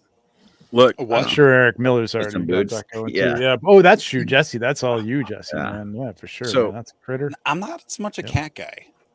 Hey, you know what though? I'm thinking that big hat with a feather in the cap and everything like that. Yankee Doodle, 3 Musketeers. Oh, Yankee Doodle. Hey, Yankee Three Doodle. Musketeers could be cool. That's Musketeers, the right? right era. Because then That's it's pretty you much the right also era. you can reuse some Templar parts with that too. I Actually, typically call it macaroni. I would definitely call it macaroni with the feather and the cap for sure. Yeah. That's what it looks like. So, I mean, this could, in the regular line, in Mythic Legions, if it's not highwayman, maybe it could be just some sort of like noble, or something, not quite in the whole townsfolk vibe that I think would be cool, but probably wouldn't sell as well. But like it would be something less combative of a character. This is in the realm armored. of Templars, though. For me, like I'm okay with that stuff. I don't really want to see this such a real world period piece within the Mythic Legions. Like if it was used as like the first thing I thought of this, well, not one of the first things, but one of the things I thought of to do the same as Oz, as you said, like a space, like almost like having like some, open arms, maybe, robotic arms, but you have this jacket on and it's kind of just this weird, 80s, 90s throwback type comic book space character with like this, strange like coat on, jacket, like vest on or something like that. But sure. I don't know if I'd want to see this within Mythic Legions though, as a character with this clothing on. I don't know. Personally, that's me. I don't know. I mean, it could be something. I mean, I've seen it said many a times before, like, wanting to see just like a regular, like, line of everyday figures to flesh out and world build with, like, the bartenders, the tavern wenches and things of that nature. So I could definitely see reusing some of this for just more townsfolky type for those people that do like the world building, which is always those would be good builder packs, like townsfolk builder packs. I think so. They've said so many times though that it's just not. I mean, as much as I would like to flesh those things out, it's kind of like, hey, build yourself a custom, get some soft goods. See, Jessam's got some nice townfolk soft goods up there now. Yeah. And I'm sure other people would follow suit if those do well, or people, there's a clamoring for them, but they're just not going to sell. Drinking gourds. That's one of those things that I argue with Jeremy about, because he says, oh, well, nobody cares about townsfolk. Nobody will. And then you start naming them. You're like, what about a bar wench? Well, that one doesn't count. What about an executioner? That doesn't count. What about this and that? Like you start naming people in the town that have jobs, blacksmithies. Oh, that doesn't count. Like these are people in the town. They are townsfolk. Like you can't just. But I think if you did a dwarf, executioner would be awesome in Mythic Legion. Right. An executioner would have an axe, though. That would be like a character that would, like, I think, sell widely just because it could look cool no matter what you're doing. It a specific person like a blacksmith, I'm not sure that would sell. Man, I just don't know if that would probably be that. You give them the anvil and like the hammers. Oh my lord! And stuff. Wow, look who it is! Holy cow! I was just about to leave, and now I will. No. Love you, Steve. Good to have you. Thank you for joining. No problem. Excellent Scrooge sculpt there, Stephen. We looked at just a little bit ago. Yeah. Yes. Curtis says that Trevor was disappointed in my paintwork. No. I was kidding. It's a joke. Pots were stirred. Yeah. Curtis is talking. Of course, pots were stirred. Keep practicing. When somebody's talking about a bad Stephen paint job, he just appears out of nowhere. So that's the way it works. I felt a tremor. A Trevor? Yes. Oh. Yes. Oh, you had to be pretty excited about this drop today, right, Stephen? I mean, you're a pretty big Christmas Carol person. I am a big I love Christmas Carol. I could almost quote it line for line. And that's why I sculpted that Scrooge, a long time ago, because just because I thought it would be fun to have, not knowing what I'd ever do with it. I was super excited and blown away by how they pulled it off. just amazing, just from head to toe. I mean, the things, when it comes to Figura Obscura, I don't even look. I just get on there and I buy it. Yep. I don't look. And then I go back afterwards, and you guys, maybe some of you said this because I wasn't listening to you guys earlier. I had better things to do. But now I take offense. I'm kidding. And so no, but yeah, so I just buy it and I go back and I look at later, and after I got a chance to go back and calm down and look at it, I was like, man, this thing is awesome. Right? Yeah, all the little details. Just mind was blown today when I got to see it. When you say that you can quote it every line, which is your version? Like when you watch, which I know some people like the Magoo version, some people like the Muppets, some people like the old radio versions. What is the Lord Bashotti Christmas Carol version? 1952 English version with Alistair Sim. Nice, man. Because see, this I do like Steve, because Steve's the only guy like watches anything past like 1991. That's the best version. That's the best. Well, I still think if you watch the Albert Finney 1971, it's a musical, which I don't love, but the music's fine. It's not like really annoying Broadway shit. It's very, very good, man. It's just a great Christmas Carol. But yeah, the Alistair Sim one is excellent too. Yeah. And then if you go on YouTube, you can find these old cartoon versions they did, and they're like from the 70s, and it's Alistair Sim doing the voice again. He reprised the role. He reprised the role of Scrooge as in like his 70s, but he was just providing the voice. So I just love the way he plays that character. He's the meanest Scrooge and the happiest at the end when he turns good, or when he turns nice and he's reformed. I don't know that I've ever seen that one. I might have to check that out this weekend. It's like a classic, yeah. I've got in our chat I think it was Brick, wasn't it, guys, that was recommending the Man That Invented Christmas.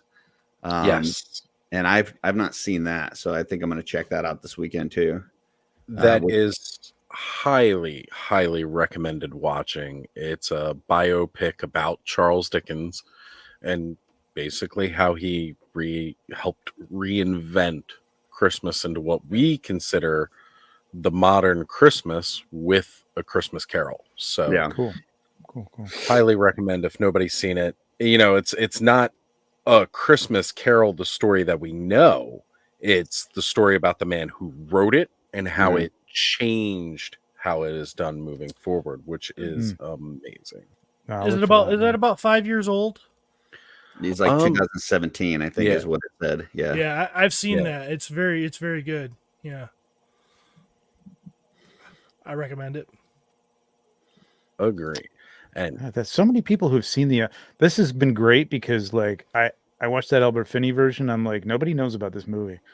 And now like today, it's like everybody's becoming out. Yeah, this is my favorite version. I'm like, wow. It's like, I don't think anybody knew about this thing. It's great. Alec Guinness is Jacob Marley in it, man. He's fantastic. Right. Yeah. And again, anything that Alec Guinness has done, period, is like gold. Like Bridge on the River Kwai, right, Steve? Right, Steve? Bridge on the River Kwai. I know I'm probably going to get a lot of heat for this one, but my favorite is going to be the Mickey Mouse Christmas Carol. That's a good one. That's a good one. I watch that every year. It's a good one for sure. It's good. I don't dislike the other ones, but it's my favorite one. Extremely abridged, but very good. The Muppet version is very good. Yeah, very abridged. I don't like the abridged ones as much. I don't like when they really cut quick, but there's some good ones out there. The Mickey Mouse one is pretty good, yeah. Yeah, Scrooged with Bill Murray is my all-time favorite. I think I could watch that thing, 20 times in a holiday season. So every year that version has to be watched. Yeah. As old as me, but the Mr. Magoo one is good too. Yeah. Always a classic. Yeah. Always a classic. It's funny. The first time I ever saw the Mr. Magoo one was that short clip in Lethal Weapon that they have of Mel watching it on TV. Yeah. I saw that before I saw the Mr. Magoo one, and then found the Mr. Magoo one. I forgot that was in there, Oz. Yeah, me too. Totally. Everybody forgets that Die Hard isn't the only cop action Christmas movie. I remember Lethal Weapon being a Christmas movie. I just didn't remember Mr. Magoo being in there. Starts off with Jingle Bell Rock and a hooker falling from the sky. How many guys dreamed of that on Christmas? I can honestly say that's never been a dream of mine. Yeah, same. Not quite one of mine. If I got to pay for it, it's not a gift. I heard you. Go ahead. No one's bringing up the Telly Savalas version. I've not heard. I remember the Telly Savalas. I vaguely remember seeing that, but I don't quite remember it, and there might be a reason why. Right? No, not Telly Savalas. George C. Scott. Stewart. I'm sorry. Oh, George C. Scott. We talked about. Oh, Yeah. George C. Scott is definitely. Great. Yeah. Telly Savalas would have been excellent, though. I think that would have been a great version. Trevor, you were talking about that Ryan Reynolds one and Will Ferrell. That was fun. I couldn't make it through the first 5 minutes, man. It was. Oh, it got better. It was fun. It was.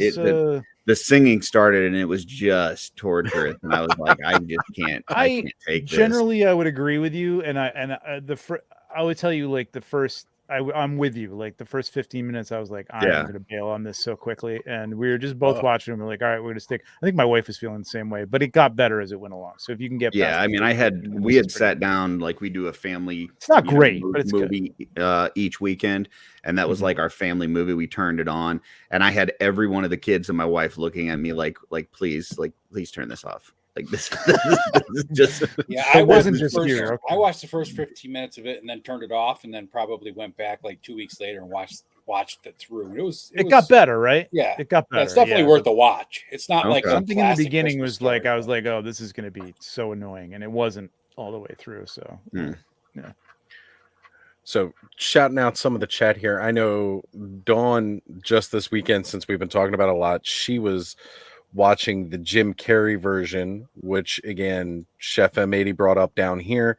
That's his version with Jim Carrey as not a bad version. Nolan. I don't know that I even know of that version. I don't either. That's the cartoon one that came out on Disney maybe 4 or 5 years ago. Something like Yeah, that. it was just more recent. It was like one of their. It's pretty was true it to right the book. before Disney Plus? It was quite a ways before Disney Plus. It was in the theaters, and it was there when the 3D thing was really 2009. Big. Okay. Wow, it's that was old. it that weird 3D looking type of thing? Yeah. It's very motion capture, 3D anime. Yeah. But it's very true to the real story in a lot of ways. Like if you read the book, they have scenes in it that they don't have, and the way Jim Carrey does the Goes to Christmas Past, they mention it like in the book of him being like almost like a flicker in a flame, and Jim Carrey does this thing with his neck where it looks like his head's kind of flickering. That's and so creepy. It's really cool in a lot of ways, but it's not a very well known one. So what is he? Is he all the parts then? Is that what he's doing all? I don't think he's every part. Carrie Elwes is in there too, doing a lot of the parts. Yeah. Oh really? Interesting. Yeah. Oh, wow. Yep. Yeah, the Patrick Stewart one is very good, and that's pretty true to the book. If you like the more drawn out story, it's nice. Yeah, but I love seeing how many people are like getting in with multiple versions that they enjoy. You know, Duchess is bringing up 52 version, Albert Finney. You know, again, like these are all classics, and I was surprised that this is actually the first mention of the Patrick Stewart one, because that was another one I was about to bring up. Since nobody mentioned it yet, like this was probably my first serious version of Christmas Carol was the Patrick Stewart version in the 90s. Like that was my first serious one, because like I grew up, of course, and the first is like the Mickey version, and then again like the Muppets version, and then it was this version. And of course I wanted to see it because it had Captain Picard in it. And I was like, yes, come on now. This is what I need. The Flintstones did a version too. Make it so. Yep. And again, like then after seeing this version was when I'd seen Scrooged. And it was just like, wait a minute, Venkman's in here? This is perfect. He's going to bust all the ghosts. That's not how that went, but no. I mean, you brought up the Guy Pearce one. I just watched this like a couple years ago. It was pretty good. I didn't really love him as Scrooge, though. Yet. He felt too young, and I don't know. It just felt too. He was too sexy a Scrooge. I think he was just too sexy. Yeah, that's how I would be. Yeah, I know. With that top knot, especially. Yeah. Too sexy for my Scrooge. You know, I love the talk about all the different versions, but you know, talking about the content of it too, like just the whole idea of being a better person it's so good. You know, that it's not too late. Like, you know, as long as you're still breathing, you've got a chance to always, you know, do things better and be a better version of yourself. Agreed. You know, it's very much agreed. Such a cool message. It really gets you into that spirit of Christmas, man. Like that's why, like, it's like one of the first things I watch at Christmas is just that and Charlie Brown Christmas, which is Charlie a little Brown's more mandatory religious, but I bypass that stuff. You know, that's me. But like I love, Christmas Carol just like makes you feel like, you know, giving. And if you watch the Albert Finney one, if you've never seen it before, the end of that thing. Oh man, it's like I think it's the best ending, best like wrap up of any of the versions. It's really, really good. Yeah. Yeah, I seem to remember this one too, but I can't remember. Tim Curry playing Scrooge. Ooh. Wasn't that a musical? Yeah, that was a musical. Well, that's what he's saying. There's a new one on Netflix. It's not that one, right? No, I haven't watched that. I'm looking it up right now. Oh no, it can't be that unless Tim Curry was sick for a long time and just passed away, so it can't be. Yeah, which is very, very sad. Yes. Yeah, I'm gonna go back to the Netflix one. It looked. I've heard the designs and stuff for the ghosts are really good. I think it's like kind of a musical though too. And when it started out, I was kind of like, it's kind of like Disney musical. So some of that Netflix stuff you never know. It's really good or it's really bad. There's never in between with Netflix. Yeah, exactly. All right, so 1997 Christmas Carol animated, and it's got Tim Curry, Whoopi Goldberg, Michael Ewing. This sounds familiar. Yep. I must have seen this once. Oh man, Tim Curry had a great voice though for all sorts. It's got Frank Welker in it too. Like, wow, this is holy shit.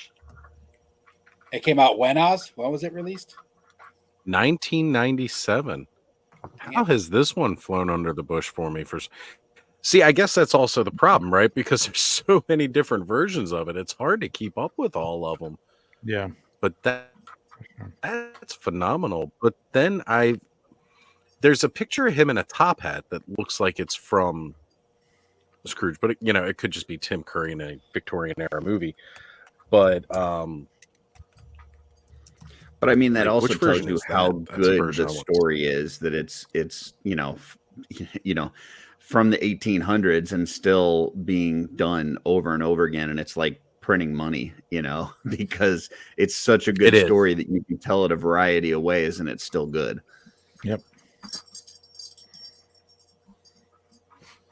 Like, he was we are going down a deep. Everybody Dickens loves a good Dickens. That's right. That's right. Yeah. Okay, so we're doing a deep Scrooge. Dickens right here for sure. Deep Dickens tonight. Deep Dickens. Saturday night, Deep Dickens in the clubhouse, folks. You heard it. So, okay. Apparently,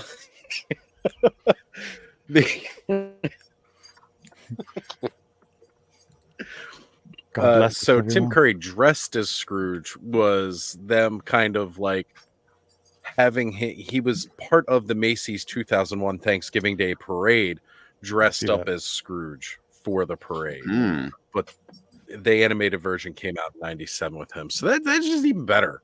Like he's like, I like the role so much. I did a voiceover and now I want to do a live action on stage, kind of thing. All right. I'd love to see this as somebody play. saying Danny. I would love to see somebody doing it locally. Danny DeVito. They did a "It's Always Sunny" episode. I was gonna say, that was probably okay. All right. Yeah, but that's not Scrooge. That's just Scooge. So that's a different character. So. But now I'm just picturing Tim Burton's Scrooge, and yes, Danny DeVito's in it with this top hat that's as tall as he is. Well, if it's Tim Burton, then Johnny Depp would have to be Scrooge, right? Because that's like mandatory. Yeah. Right? Got to.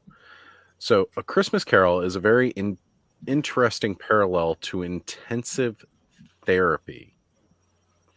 Yeah, I mean, they scared the bastard straight into turning his whole life around and changing who he is. I can't think of any therapy that gets more intensive than that. It's like when they take the kids to jail to scare them straight when they keep fucking up. Yeah. Is that the first intervention? Right. That's what this was. It was the first intervention, probably due to opium. I mean, what? I probably got to jump to you guys. This was thanks for inviting me on, man. This was fun. Great to see you again, Trevor. Anytime, Trevor. You're always welcome. You know, everybody's always welcome to the clubhouse hangouts on Saturday nights. If you got free time, just want to hang out and bullshit, that's what we're here for. I love to do that. I just sit here in front of the computer, like waiting for somebody to invite me on YouTube. Unlike Curtis, I don't have representation that books me on different shows and stuff like that. That's true. But you did pretty well today. What is this, like your fourth? Yeah, I did pretty good. So. Yeah, I represent myself. It's pretty good. Yeah. You do a wonderful job. You can get those admins off of Fiverr for pretty cheap. You know, they schedule all those appointments for you. So that's true. There we go. That's how we do it. Lord Steven, good seeing you. You as well. I'm probably going to bounce as well. I crashed the show well enough, and it's time for you to done your job. It's time to leave. Make sure you push on Len, because we all need that Scrooge head. So we need Scrooge head. I mean, what? No. I can only sculpt the stuff. I can't make him print it. That's true. You're the Lord. You can make him do whatever you want. Yeah, that's right. Don't ask him, command him as the Lord. There you go. Yeah, I'll do my best. Thanks, the guys. People want it. Later, guys. Have a good one. Guys. See you guys. Take care, gents. Thank you for being. Speaking of this time of year and being a good person, there is a campaign going on in the Cabal right now for Toys for Tots. So if you guys haven't got into that, it's got 1 day left. It ends tomorrow at 7 p.m. Eastern, and then there's a drawing at 9 p.m. Eastern. It's $10 per entry, and there's right now I think they just added one, so I think it's 46 prizes now. So ton of good stuff. So yeah, it has gone up then again. Yeah, because I think they added a one of the Jacob Marleys, the Figura Obscura to it. So there's gift cards, there's customs, there's brand new figures, there's parts, there's all kinds of stuff in there, man. That's true. So again, if you guys are in the Cabal, as I know many of the people in the chat probably are now, if you're not, definitely make sure you go ahead and jump in. They're going to ask you about your favorite Legions figure and stuff like that. And you know, if you want to lie a little or something so you can get in and donate to a great freaking cause and get a chance to get yourself some Legions finally, if you haven't already, this is a great way to do that. There's a whole series of videos on a playlist called Legions Class that can help you fib your way through that if you need to. But the Cabal is one of the most amazing communities out there. It's one of the reasons that I still even remotely participate in Facebook. Just because I like to go in there and look around some days. Like, I don't do it often, and I need to do it more frequently. But yes, they've been doing a Toys for Tots toy drive in there. You donate money, they will go out and buy all kinds of toys, getting them dumped into Legions, and you even get a chance for a prize, as you heard here. So that's really, really cool, you know, and not many places are doing that. And that actually is a good segue to also bring up the fact that our very own Damon, known as Photog Damon on Instagram, takes a lot of really amazing shots, does noir shots and everything. Absolutely incredible dude. He is giving away, well, he's raffling off. I shouldn't say giveaway. He is raffling off Blade Master Fang. And if any of you are wondering what I'm talking about, this is another one of those amazing like 5K toys, Fury Planet style. Oh yeah, if you don't have a Wang in your hand, you need to get one. You definitely need to get. Yeah, everybody should be holding a Wang. I agree. So, Blade Master wang. Even if you weren't born with one, you should definitely get a wang. Yeah. Hold on to. Yeah. And so here's what the deal is. He's got it posted on his IG. I'm going to be posting it on mine. Everybody who's involved with the clubhouse will be posting this. Anybody else who wants to share this and get it out there, what he is doing, he has set up a very specific, the way the raffle is going to work. You put in $5 and there is a PayPal account that this money is going to go into. Did he drop it to $5? I thought he said 10. No, I thought it was 5. Let me pull it up here real quick. This way I can actually just double check, because I thought it said 10, but I might have. While you're doing that, Oz, I know I like to sometimes with toys. I like to kind of rub it on my lips because I like there's more feeling in your lips than in your fingers. And I tell you what, that wang on your lips it's pretty good. It's a good one. There's a lot of texture in it, a lot of detail. Well, Thanos, you better jump on that. You need some more IG, footage, right? I don't have a wang.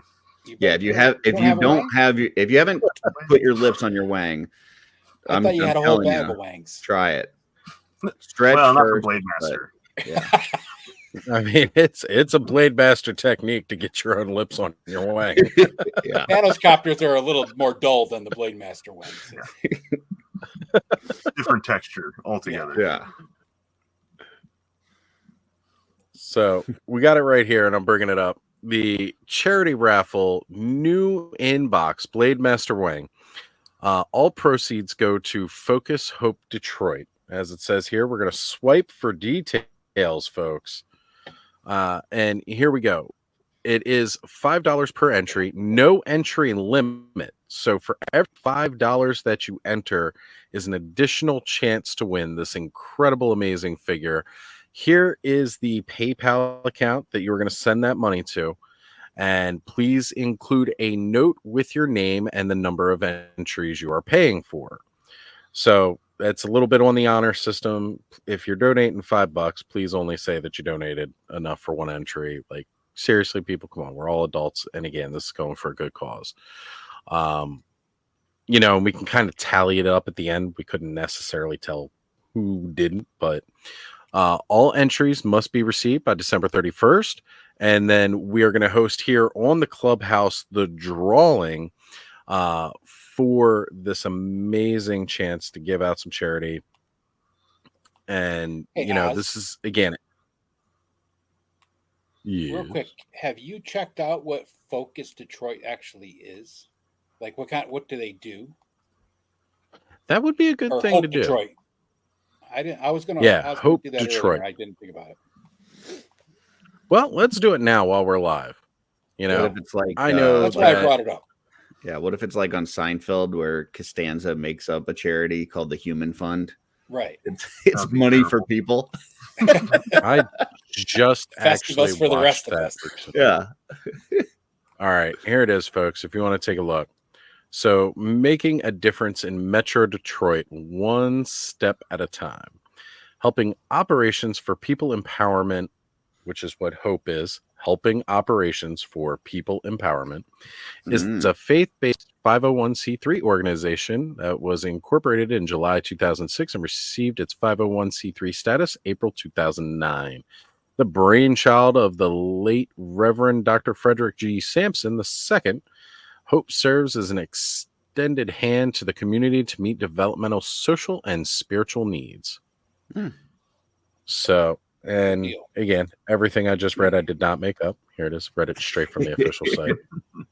And look, I'm pretty good at going off the cuff and on the fly, but not that good. Yeah, you're a good bullshitter, Ross, but I don't think you could come up there with that. Yeah. Not with this one. Again, I know we wouldn't have built a website. That's for sure.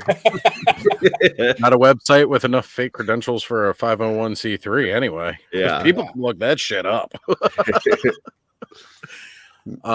So again, even if you're not religious, it's just people trying to get back to the community and really do something great and just help out. So again, folks, this is a great opportunity to do yourself good.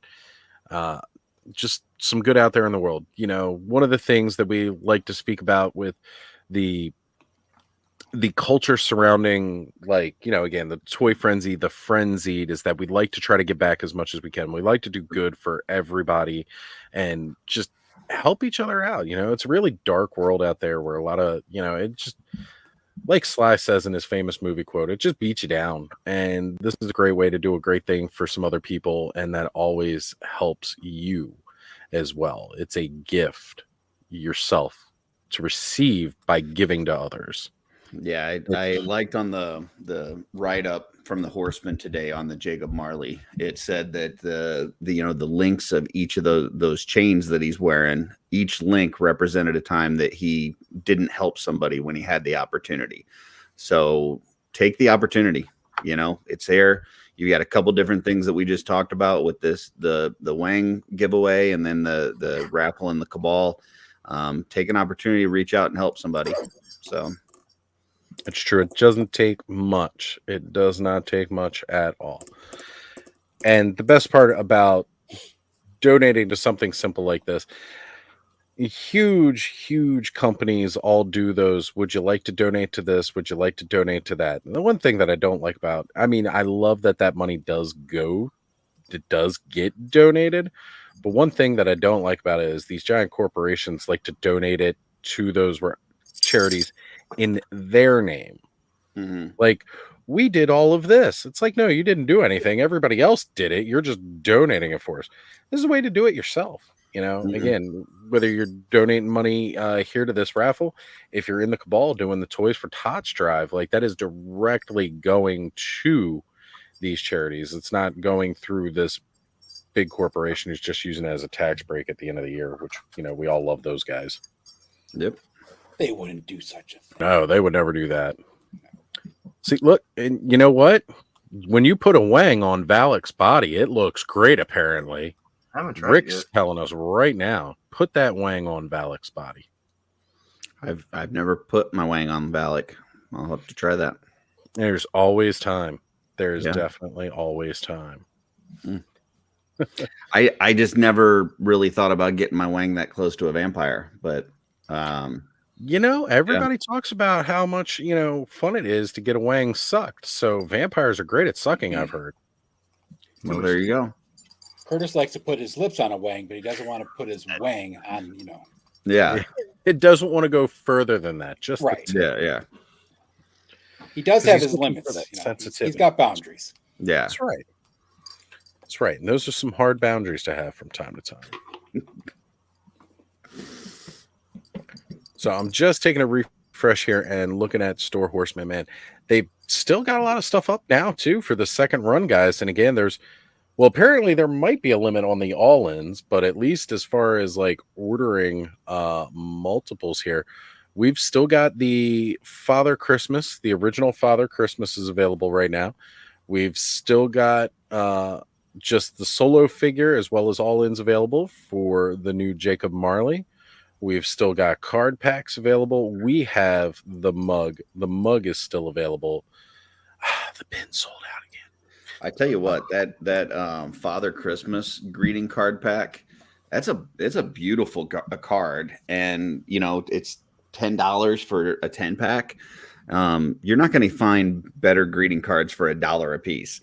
So I'm just saying, if you probably don't want to pay shipping on just those cards, but if you're picking up something else, you might want to grab some of those cards, because that's a good one. I gave one of those out. Those are a good card stock too. Oh yeah, just that cheap shit you get. They are packs of cards at the. I gave one out the other day, and the person I gave it to was like, "This is the best card I've ever seen. Like, where'd you get this?" I'm like, "It's from a toy company." Right? So, yeah. But you're definitely not going to get better art than Nate Barchard on a Christmas card. Yeah. You're just not going to get it out there. And you've got technically like 4 different styles to choose from available right now, between a Jacob Marley, Krampus, a Father Christmas, and then a Christmassy Town Scene. Because when you get the Father Christmas 10-pack, that's actually split into 5 and 5, where part of it is the Father Christmas, and then the other part of it is like part of the backdrop that comes with Father Christmas, that little Christmassy town. Yep. So really, really outstanding to get those. They do make amazing Christmas cards. it's just phenomenal. And again, like Curtis is saying, $10, you're not going to get a better quality card at $1 a piece. Mm-hmm. Just looking over them again now. Wow, good looking. Like, honestly, I'd order like a whole bunch of them because that would definitely be what I put out there. Oh, see, and again, he's saying no limits on anything. Yeah. So he's saying no limits on anything. I just know Trevor was saying earlier he had a little issue because he tried to order more than one all in earlier today. It would only let him get the one. And then he tried to do it again just tonight and was still only able to get the one. But, you know, maybe you got to back out and go back in again. That could be it. And Rob's here telling us, you know, if it's not a Justin Bieber Xmas Christmas, then I don't want it. Well, to each their own, I suppose. To each their own. If you are all about that Justin Bieber Christmas, you go for it, brother. Yeah, I'm not going to yuck your yum. I think we need to have Rob and Allison have a debate on Justin Bieber or Mariah Carey Christmas, right? Right. Set up Allison and him on a debate. That'd be great. Count me out, and then we'll actually get Adam in there with his Wham, because you know I just found out today that Adam is a huge Wham Last Christmas fan, which is like there are 2 Christmas songs that I can't stand because they have been overplayed, and to me that is the Mariah Carey Christmas, All I Want for Christmas, and Wham's Last Christmas. I can't stand either damn song. And the worst part about the Wham song, it wasn't even written as a Christmas song. That was just because that was just an important date and it was just about love.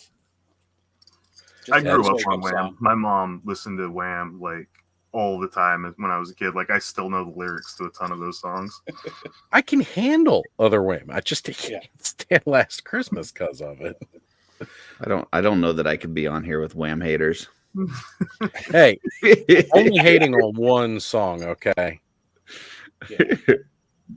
I don't mind Wham, but that song is definitely overplayed because most radio stations don't have more than 10 Christmas songs. Well, and there's like 57 different versions of Last Christmas too. It's not just Wham. Like, yeah. Well, no, it came because when I was working in the moving company, we were working in the warehouse and we had the radio on, right? And at different parts of the day during the months of Christmas, we'd cycle through some of the stations based off of what was playing. And when Christmas was there, like we're listening to Christmas tunes, it seemed like no matter which radio station we were tuning into or out of, like those 2 songs were on such high, heavy rotation. Like I'd try to go from one station to another to escape it because I just heard it like 2 or 3 minutes ago, that the next station would still have it. And then we need to hear more Justin Timberlake's Dick in a Box on the radio for Christmas. You know, that needs to happen. That is a good Christmas classic. Well, you could change it to Dickens in a Box and make it Christmas related. There you go. Dickens in a Box for sure. Yeah. We're talking about how it could be Dickens in a box. You can get your Jacob Marley Dickens in a box tonight. Yeah. And a hell of a box it is. But yeah, then after getting off of work, I had a hell of a commute home and listening to some damn radio stations in the car on the way home. Can't escape it. Go out to a store, go out to a restaurant. Guess what they got playing? Because again, they were just in such high rotation that no matter where I went, I could not escape them. I love like straight up the classics, like, you know, any older like Frank Sinatra, Tony Bennett, like any kind of Christmas that they've done, you know, like I can listen to those for days, but those 2 songs just get me. Rob Halford put out a pretty good Christmas album. You know what? I did not know that, and I think I need to go listen to it. Not a big Christmas music guy, but I like some of it. And there's some good tunes for Christmas. And some of them aren't even just Christmas, like they're just a holiday. Oof. But Rob, I do appreciate, you know, the try working in a movie theater during Xmas. Yeah, Yeah, I could see that being tedious. I mean, I also used to work in retail too, and retail and Christmas is one of the absolute worst places. Well, I mean, the worst people that you deal with when you're in retail are all of them. Yeah. So, yeah. See, this, like my sister here, this one, Carol of the Bells, hands down favorite Christmas Carol, period. Carol of the Bells. See, I used to remember, I thought Carol's was Green Sleeves. I thought that was her favorite, but I may be mistaken. I'm with Hedgehog. I would love working in a movie theater. That would be a good retirement job. When I was in high school, that was the job that I wanted. Unfortunately, I got retail at Kmart, and then I worked in the shoe department at Kmart after a while too, and I totally understood Al Bundy after that. So we got Radical Toys, Adam dropping in saying, hello, what is up, brother? Did you pick up the Jacob Marley Figure Obscura? I want to know, Adam, did you grab it?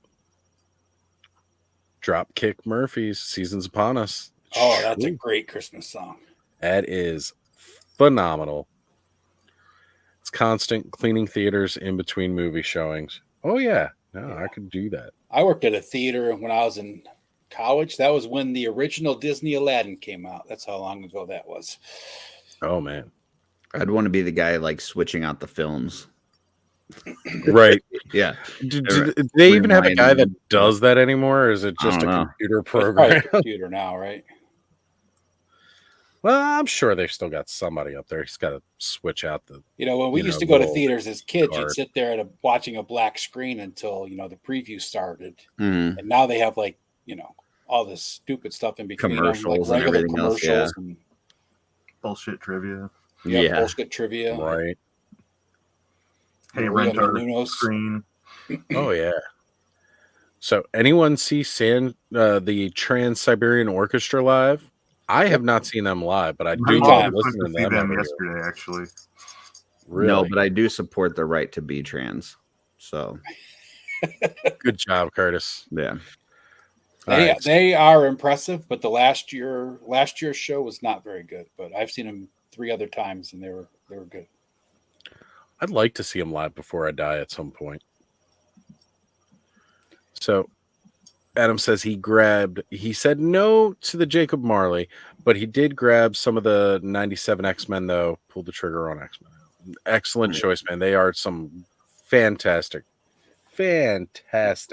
Speaking of Trans-Siberian Orchestra, Oz, they put out an album that was basically a Halloween album that you'd probably really, really groove with. Holy shit, I'm looking it up now. Sorry, folks, forget the chat. I got to go look up something else important.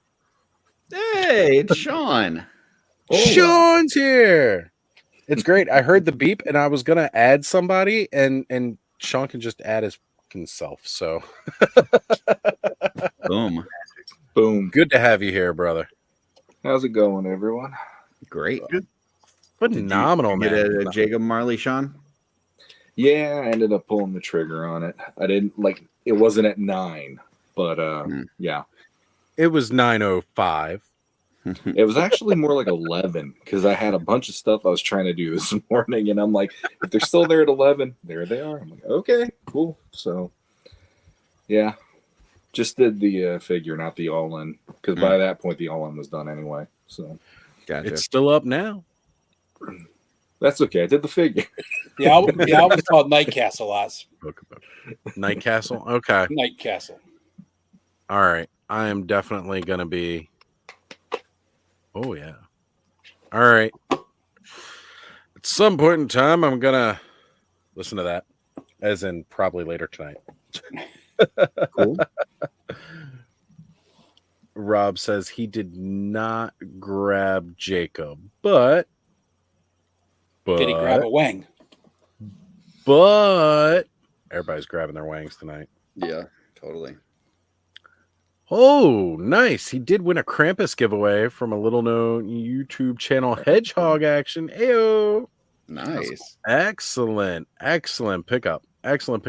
Probably would have seen that if I hadn't been, all encroaching on his turf tonight and going live early to, talk about this amazing figure tonight. Normally, as people know, he goes live. Well, it used to be Saturday day live, and then he's kind of shifted to night live and done the 7 p.m.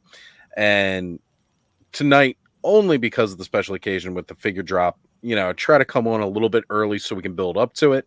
And then the figure drops, and then, we just glower over it for hours and hours and hours and drool, knowing that it'll hopefully ship on Monday and we'll all have it by Thursday of next week. That's always the hope, right? I just approved a new member into the cabal that said they saw it on Oz's show. So there you go. Ooh, love it. Definitely, folks. Join the call. I want photographic proof you have Legion's figures. I'm going to be a secondary security check, because if you don't have one yet, you better have one soon. Well, while I'm on the show, if you put in for the cabal, let me know and I can automatically approve you. Guys, look at that. Check it out. You will get auto approval if you join during the show, as if we've really declined too many people. We actually do. If they don't answer the questions, you'd be surprised how many people do not answer any of the questions. I signed up for the cabal before I had a figure. They signed up when I ordered my first figure. Yeah. As long as you put something in there, we're usually going to approve you. Even if it's like, hey, I don't have any yet, but I'm interested, whatever. But some people just don't answer any of it. It's like, yeah, you may be a bot or somebody trying to sell your wares or whatever. And it's like just somebody trying to come in and scalp stuff. Yeah, I think it automatically, after an hour, if you don't answer the questions, like even if an admin doesn't look at it, it automatically kicks it out. So, well, that's phenomenal. And all you guys, you do a great job, like making sure that it stays like a really awesome and just supportive, helpful community. Like, because I've been in other groups before. I've run groups, and it's not always so easy to keep things under wraps. I know they've added a lot of new features to try to help with that, but sometimes even those features are just crap anyway and make the job a little bit more difficult. But you guys do an amazing job within the cabal, making sure that it stays that healthy, safe space environment that it is. So appreciate you all. Yeah, I mean, Walter's created something really cool there, and it's just, we've just got amazing folks in there, and they keep it that way. It's true. It's not like you're never going to see drama. I mean, like any group, you're going to have some of that. Yeah. But yeah, for the most part, it's a very welcoming place. So yeah, really cool. I agree. And that's really, really what it's all about. Like, it's the like-minded, again, talking about like the culture, like Toy Frenzy and how we like to express that. It's funny how that like-minded mindset just attracts similar people. Like, I think Sean was the first one who ever said it about like just how positive Skelly and I were on Toy Frenzy and how he appreciated that positivity. And then it was like we just started noticing the chat pick up with more people. And then me and Sean got talking, and that's when he, helped me get my Headless Horseman. And then from there, ended up joining the cabal shortly after and talking, because I again started watching some of Jesse's lives, just Shelvin. As a matter of fact, the very first one I watched was him and Danny Riverswift. Actually, he was on. And seeing that episode, and everybody's talking about the cabal, and I'm like, what is this magical place y'all are talking about? And then like a month later, I was in because I had my Headless Horseman. I was like, I want in on this shiz. And it's been an amazing ride ever since. I absolutely love it. Like I said, it's one of the few reasons I'm even active at all on Facebook. Awesome. Ooh. What is this? You just mythic figure this week. Oh, Swig. I like him. Swig.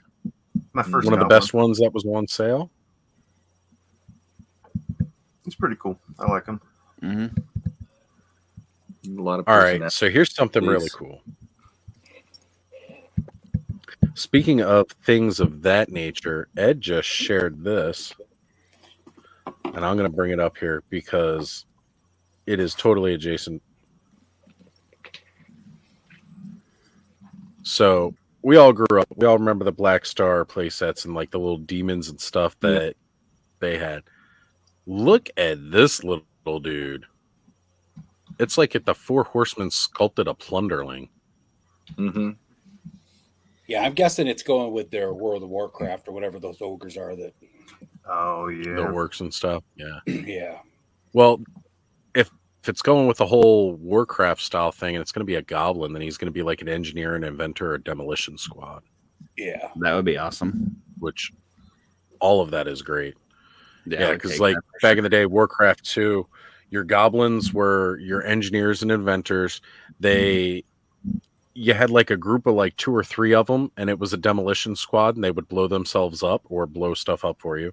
And the other use of them was that they would make submarines out of giant sea turtles, which is also awesome. Like their It'd be version cool of if you a put that submarine. guy in like one of those shredder mechs and you could like remove him. Oh yeah, Man. Oh man. So thing is phenomenal looking though. That is really, really cool. And I could definitely see it working in so many different kinds of displays. it just reminded me of the goblins that used to come with the Black Star figures, though. For Yeah, sure, yeah. I got a ton of those. Yeah. I always like trying to find them because they're normally pretty cheap to pick up those little demons. Well, most people don't And- know what they are. Yeah, they have no idea what they're from. Yeah, they have no idea what they go to. And well, because they don't really have like any markings on them to say this was Black Star or anything like Yeah. that. So they just put them out there and they do that. So it's really, really great to find them most of the time at a relatively cheap price because people just don't know what they have, which I'm not complaining about. That's a great reason. Hey, Terrence showed up. Terrence is here. Well, you know what? Let's go ahead and just see what he's up to tonight. You know, because I just like to randomly throw the invite to people. As a matter of fact, so Ed, you were all about Christmas Carol, as you were telling us a little bit earlier or yesterday. And Yeah. you were like, man, if this thing's going to be it, I really want this figure. Well, I immediately reached out and was just like, all right, I need to set this up. Guarantee that we send some great seasonal tidings to Ed. And this is the man right here who's able to help out, facilitate that. Terrence St. John, who went from like having little to no Legion's figures whatsoever, and we met him at PowerCon. Terrence is an amazing guy. Then he turned around and he decided to travel all the way to Legion's Con. And the pictures of the haul he took from Legion's Con, he had to buy at least one of everything the Horsemen had at the table, and probably more, multiple days in a row. He had like 3 or 4 suitcases full that he was trying to figure out how he was getting home from Legion's Con. Yeah. And the one live a couple weeks ago, like right after Legion's Con, he showed us whole place just Legion's figures from front to back and everywhere else in between. He's just trying to open them up. Had like at least 100 things to open up that night, and I don't even think he made it halfway through. And you guys know we streamed for like 6 hours. Holy moly! He said he And just got 17 in today. oh my gosh, killing me, Terrence! You're killing me. You're gonna dive in head first, I guess. You know, they say go hard or go home. Yeah. And he's building a home right now, figure by figure. It's going to be like a brick house built of Mythic Legions figures. He's going to have a collection that will make all of us kind of like Nice. Did you buy the horse? Is that what you're saying? And you did buy the horse? I hope so. Which horse? There are several horses. Which horse did you buy? Boreas is the only one available on BBTS. Is Boreas the only one available right now? Okay. Well, that goes Yeah, I with think his so. with his Dubin. Oh, well, maybe. This one I haven't realized, Yeah. So this is what the problem is. He's been listening to Curtis, so he's actually just got a shit ton of centuries and orcs and Templars. and Templars. That's all it is. Templars, orcs, Talk centuries. Yeah. that's all. Okay. All right. So he did get Boreas. Nice. Well, like, you definitely need to go ahead and grab that beautiful Poxus horse coming out with the zombie boils and everything else. Wait a minute. Moose is the best Legion's mount. I'm not gonna lie, like the Moose was definitely like one of the coolest things. I don't know any other toy line out there where they have a moose for a mount. Like I don't know. Did you see the new bear mount? I mean, well, that's what I'm getting to. Yeah. Yeah. I'm sorry. Move over, Moose. We got a bear coming. Mm-hmm. Like, I want 2 or 3 bears, period. Yeah, I'm going to get a moose and a bear, and then I'm going to have pictures of the bear just ripping the throat out of the moose. Battle for Canada. Nice. That's right. Apharius is the best horseman. Okay. See, okay, up to 12 centuries. Curtis, do you approve, or does he need to go back? No. Anytime that you're in the double-digit centuries, you're in good company. So good hands. Sure. He says. All right, Curtis approved. Yep. I do appreciate you guys having me on. I do have to drop because I got to get back to some painting for Toys for Tots, but it's been a blast. For sure. If you guys need anything, give me a holler. But thanks for having me on. Right, Curtis, real quick, give us a rundown what you got coming because Jesse didn't get a chance to say it earlier. Tomorrow night we got Kent from Kent Pool Collects is going to be on, and we actually have an early start time. We're going to be going live at 7 p.m. Eastern. That way we can finish right around the time that the wheel is going to go off for that raffle for the Cabal. So perfect. Yep. Well, everybody here will be rolling over at around 7 to check that out for sure, and then we'll be catching a really sweet raffle in the Cabal afterwards. Beautiful. All right, guys. All right, Curtis, brother. We'll talk to you later, my friend. See ya. See, this is the commitment that I love to see. Terrence, you're an amazing soul. Ordered 2 bears. I'm so proud right now. Like you have no idea. I still haven't even ordered one. Going to, but haven't yet. Well, I got enough time that I will definitely be ordering 2 by the end of the year. Like not this year, by the end of the pre-order I'll have at least ordered 1, and then by the end of the actual time frame for pre-orders through retailers I will definitely have 2, and this is why. I'm gonna need 1 standing for the display, and I will need Atlas riding on 1 because that's just a requirement. Like it really needs to happen. And Christina's saying, hope everyone is having a good night. You know what, Christina? We absolutely are. We've been here. We were talking about, again, the new Figura Obscura drop, which, Sean, you and I talked briefly in chat earlier about that. What were your thoughts yesterday? What it would be? Yeah. When the news was announced that we were getting this wonderful drop. The way it was worded made me think that it was going to be the ghosts, as in the past, present, future, because when it said you'll be visited by a ghost in the preview image, I was just like, well, that makes sense. It'd be like the 3 of them, and I was wondering how they were going to do that. But when I saw it was Marley this morning, I'm like, oh, okay. It wasn't a swerve, but it was just like it was even more obvious than I was even giving them credit for, I guess, or something. Yeah, it says you will be haunted, and then they had the chains on there. I knew it was Marley all the way. So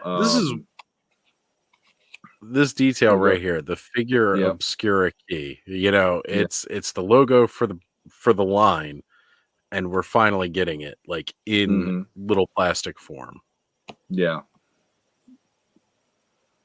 Yeah, I'm sorry. Go ahead. Continue, Sean, please. No, for me, it's Figure Obscura is one of those lines where I'm not all in every time. Sometimes it's from financial reasons. Sometimes it's just if the figure doesn't resonate with me or whatever. So like, Headless Horseman was a must-have. Krampus was interesting enough that I'm like, I got to get one of those and all that kind of stuff. But when it came to Father Christmas, for instance, I passed, and I still don't feel like I missed much because that's not a figure that resonated with me. But then when I see this, I like a lot more of the supernatural they're doing with this, I guess is what I'm trying to say. The Horseman was a perfect example of that. And then the Mask of the Red Death, same thing. And this as a follow-up to that works really well. Yes. It's always interesting. Did you get Wukong, Sean? No, that was a financial time. I knew I shouldn't pull the trigger due to if I wanted to live to see morning. Yeah. And all that. Yeah. But I love to joke like that about my wife, but honestly, she wouldn't kill me over that, I don't think. But just know anyway, right? It's not worth the chance. I appreciate that the figure's beautiful. Like I've seen it, and I've seen the photos of people have taken of the figure, and I think it is a really amazing figure. But I don't have any kind of a background with that that mythology either, that character, and I know a lot of people like Curtis was touting the customizability for it. And I'm one of those people that if I have fodder, I'll pop and swap, but I'm not really like I'm going to repaint this or any of that. So for me on a bunch of levels, I was like, not right now, but then like Mask of the Red Death, when that hit, I'm like, holy crap, that's awesome. Yeah. I got Wukong, but I didn't get Wukong for me. So that was for my son. He collects lots of Asian based type figures, like that's cool. Miyamoto Musashi and stuff like that, but I had no attachment to the figure either, but I knew he'd love it. So since he's gotten that figure, has he had like what is this line, and he's like peeking in a little bit more, or is it just he's all over. He lives through me though, so like he comes over, messes with all my figures, and nice. He's got a couple of his own, but that's cool, right? Yeah, because for me at least, joking about it a little while ago, but my wife typically she looks at what I have in the basement as like, I don't get it. That's basically every time she said, I don't get it. I'm glad you're happy with it and stuff. But then when I started bringing up, like we were watching on Netflix, the Fall of the House of Usher miniseries, and the second episode of that is named Mask of the Red Death, and they're doing all these allusions to Poe through all 8 episodes of that. That when I got that figure, I was like, come here, and I took her downstairs, and I'm like, how we watched that episode the other night? And she's like, yeah, and I go, check this out, and I showed her the figure, and I showed her what was under the mask and everything, and she was like, holy crap! Like she actually really thought it was cool.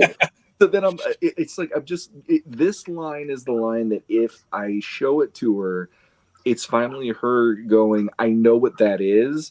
And that's really cool how they interpreted it. So now it is that like bridging her and my interest in it, where she's not going to want to collect this, but she could see why I want to collect it more.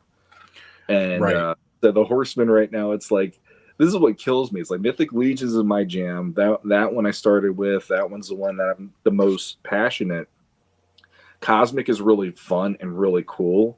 And I like that it's doing some stuff that I didn't see coming in that line. So it's like every time they do a new release, I'm like, that's pretty cool. Because, I don't even know what Eric's thinking when he comes up with this stuff. And then you see it and you're like, couldn't have figured that out or whatever. But it's like those lines are great, but then Figure Obscura is the one where it's kind of like the common ground and the common denominator finally for those who don't collect, but they could see why we would collect.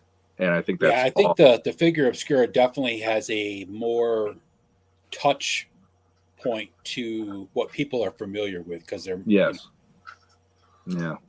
I mean, everybody knows a barbarian, but you tell them what the character's name is, and they're just like, yeah, whatever, dude. It's just another barbarian, right? And if you don't have a history enjoying that kind of stuff, so like, there's a lot of people out there that you could say barbarian, and the first thing they're going to think of is Arnold Schwarzenegger with his shirt off, wielding a sword.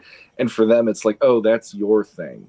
Yeah. But then the minute you go Christmas Carol, everybody knows Christmas Carol. I have a 24-year-old daughter. She's really into horror movies and stuff like that, and she doesn't really care about my figures at all. But then I had the Mask of the Red Death out, and she was over a couple weeks ago, and she's like, "Oh man, that figure's really cool, Dad. I really like them." And she's like, "What is it from?" And I told her what it was from. She's like, "Oh, I like that. It's really cool." And then she came over last weekend, and I had the Red Death and the Horsemen standing next to each other. She was like, "Oh my God."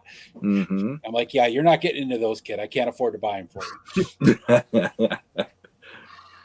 Yeah, I don't know. I think I'd venture to say that the Horseman himself is probably one of those, like, if you even remotely were curious about this kind of stuff, that like Oz, it's like that was his boom. Here's the rabbit hole. He just jumped head first down it because he finally had something that really pulled him in with his interests to the line in that way. Yeah. And for me, when I saw that last year, I'm just like, holy shit, we get a horse and a figure for this one. And it was a reasonable price because you're buying it through the Horseman. I'm like, yeah, I bought two right off the bat because I'm like, I can't get that price anywhere else. This is so cool.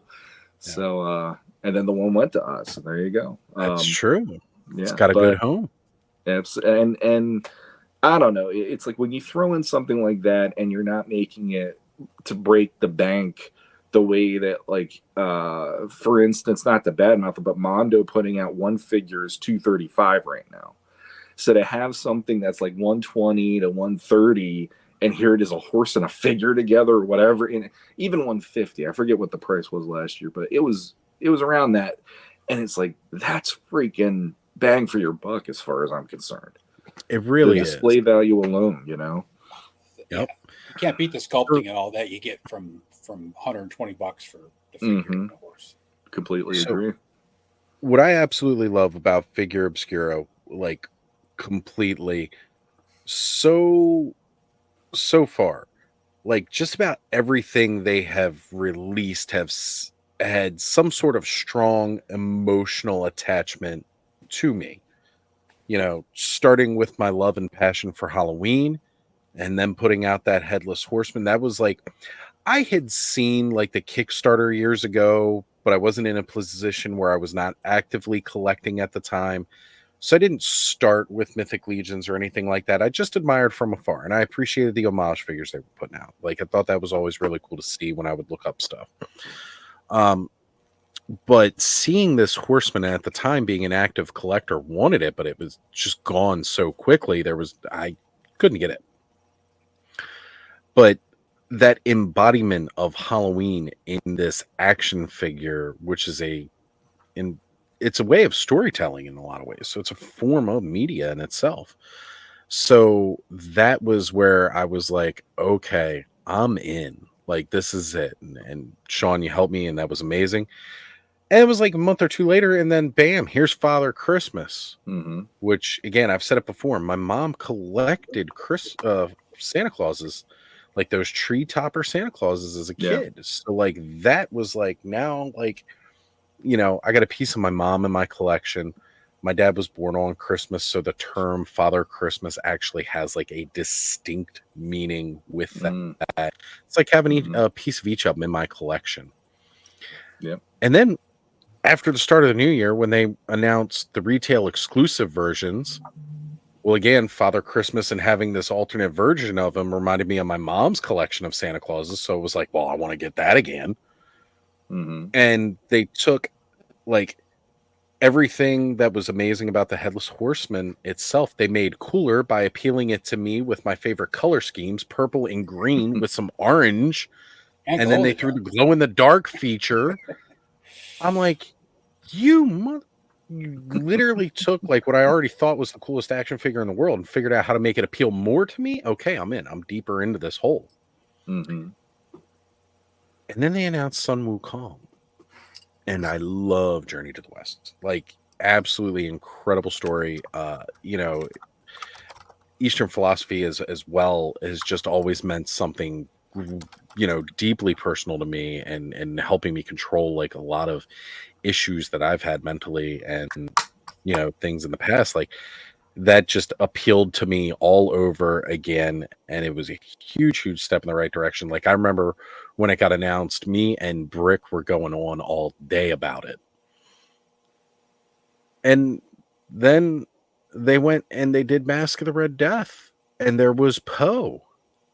And I'm just like, I'm Baltimore. Like, it doesn't get much more close to home than, aside from having a piece of my mom and dad in my collection, than having a figure from an author who is just such a part of where I was born and raised, and where I'm currently at in Baltimore.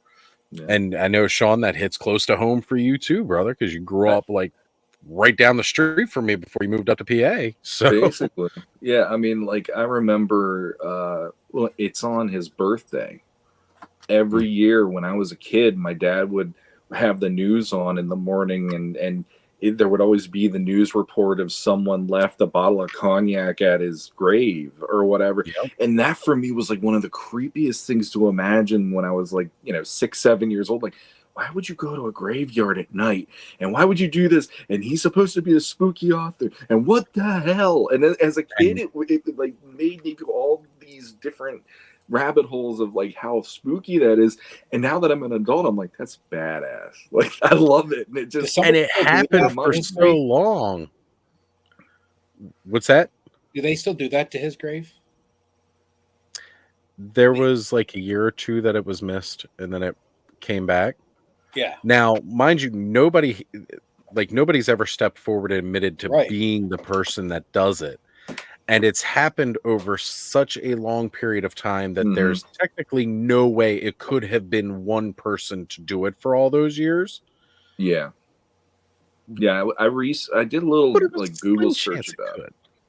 Yeah, like there's almost, I don't want to say a society, but it's almost like a thing that it's passed to the next generation eventually, and they keep doing it. If you love his work, you end up, I guess there's a way you can get involved in it or something if you're living down there. But it's one of those things you don't hear about that very often with other creators that way. Like, people have marked up Jim Morrison's grave, the statue or the bust they made of him and all that stuff.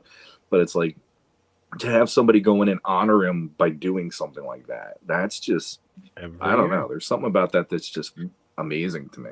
Right. So again, like these figure obscuras have just meant so much to me. I don't know how Eric Treadaway has been inside my head for so long, and I feel sorry that he has apparently been there, because it's a really scary place. But I appreciate you, brother, and everything that you've been putting out with the Figura Obscura, and keep doing it, because every single one of these figures resonates with me on such a personal level, and that includes Krampus, because I didn't actually know about Krampus until after I got into with the Headless Horseman, and then found out about Red Krampus, which is currently the only one I do not own is Red Krampus. I got Black Krampus, but I don't have Red. Managed to grab that Black Krampus while I was at PowerCon, because it was on the table, and I was like, ooh, nice. So I've always wanted to go to one of those Krampus festivals that they have, where all the people dress up like Krampus and walk up and down. I shared the video of that earlier, by the way. Actually, I think that might have been in the Patreon exclusive chat, so you may not have seen that, Ed. I'll definitely share it over to you so you can check it out. But yeah, it's always really wicked to see those. It's one of the coolest things ever. Like, they snatch children right out of the crowd. It's all in good fun, folks. We're just snatching kids. So Terrence has a question here. Are any of the horses in Mythos the actual 4 horses of the Mythos apocalypse within the lore? Yes. The four horsemen of the apocalypse literally have representations within the factions within Mythos. So Alithia's brood is famine. Erethyr is war. Poxus is pestilence, disease. And then, of course, Necronominus is death. And all have a representation. And now all 4 of them with the Necronominus wave now have their horse. Mm-hmm. So you can definitely get all of them. I was going to say, might be pricey. When you guys were talking about like the recognizability of the Figura Obscura, that also has the recognizability. Yeah. Some of my friends that don't care about like toys at all, they see those guys and they're like, "What are those?" I'm like, "Oh, those are the Horsemen of the Apocalypse." And like, those are like when people come over and they see those, they're like interested in those ones immediately, and then they're like, "Oh, okay, I kind of understand what that is," without me having to really explain. Yeah, because like you can sit there and you can point at each one and just be like, all right, war, again, famine, soon we'll have pestilence, and then we'll also have death. And that's really, really easy. Oh, you know what? Sean, you're missing a little bit of headgear, but I'm glad to see Aaron picked up the trend. Aaron, welcome to the clubhouse tonight, brother. We've missed you. What's so up, back brother? to earlier tonight with all... I told you. All I had to do was know that there was a hat involved, and I'm good. There we go. There we go, folks. Yes. I didn't know there was a dress code. See, the thing is, I have a hat on, but I have no sleeves, so you know. Me too. The awesome cult weird. Now we've got cornholio. Walk this way. Love it. Yes. So yeah, the cult of awesome is we wear beanies. That's what we do. Headgear. So a hedgehog action. Everybody who watches a stream that Sean is on gets distracted because I mean, as appealing as Origins is with Point Dread, it still just does not hold a candle to classics. Because that is, I really wish they'd re-release that. We all wish they would re-release that, and Snake Mountain. Well, I mean, they could do one for Masterverse in the same kind of scale. Right? So. It would be. Why not? We need it. It might have to be a made to order kind of thing, like Eternia, but I'd rather have that than the Snake Lair. I was actually hoping that would have been one of the choices. On the like a Masterverse scale Grayskull, that would have been nice, and I think that probably would have been a lot easier to sell to fans, especially for a lot of people who missed the ride entirely on classics that never knew that kind of scale. I didn't know it existed at all until it was like pretty much over, just about done. Right? Yeah, exactly. Like I came in right as Snake Mountain was able to pre-order, and there was no freaking reason for me to get Snake Mountain. This is that's a Halo helmet. Viper. Oh no, okay, that's a Viper helmet. Yeah, now I see it. Oh man, that looks good. That looks really good. Did you and I got this done today. Finally. Oh, it's finally finished. Looking snazzy. Badass. Gotta have some joke on the vest. This is my Ice Viper's vest. Oh, very nice. Damn. There we go. Now it's zoomed in. Did you see Toy Habits announced earlier that we're going to be looking at possibly a Snowcat? Yeah. So that'll work because that'll fit in that nice Dio somewhere. I'll find a place for it.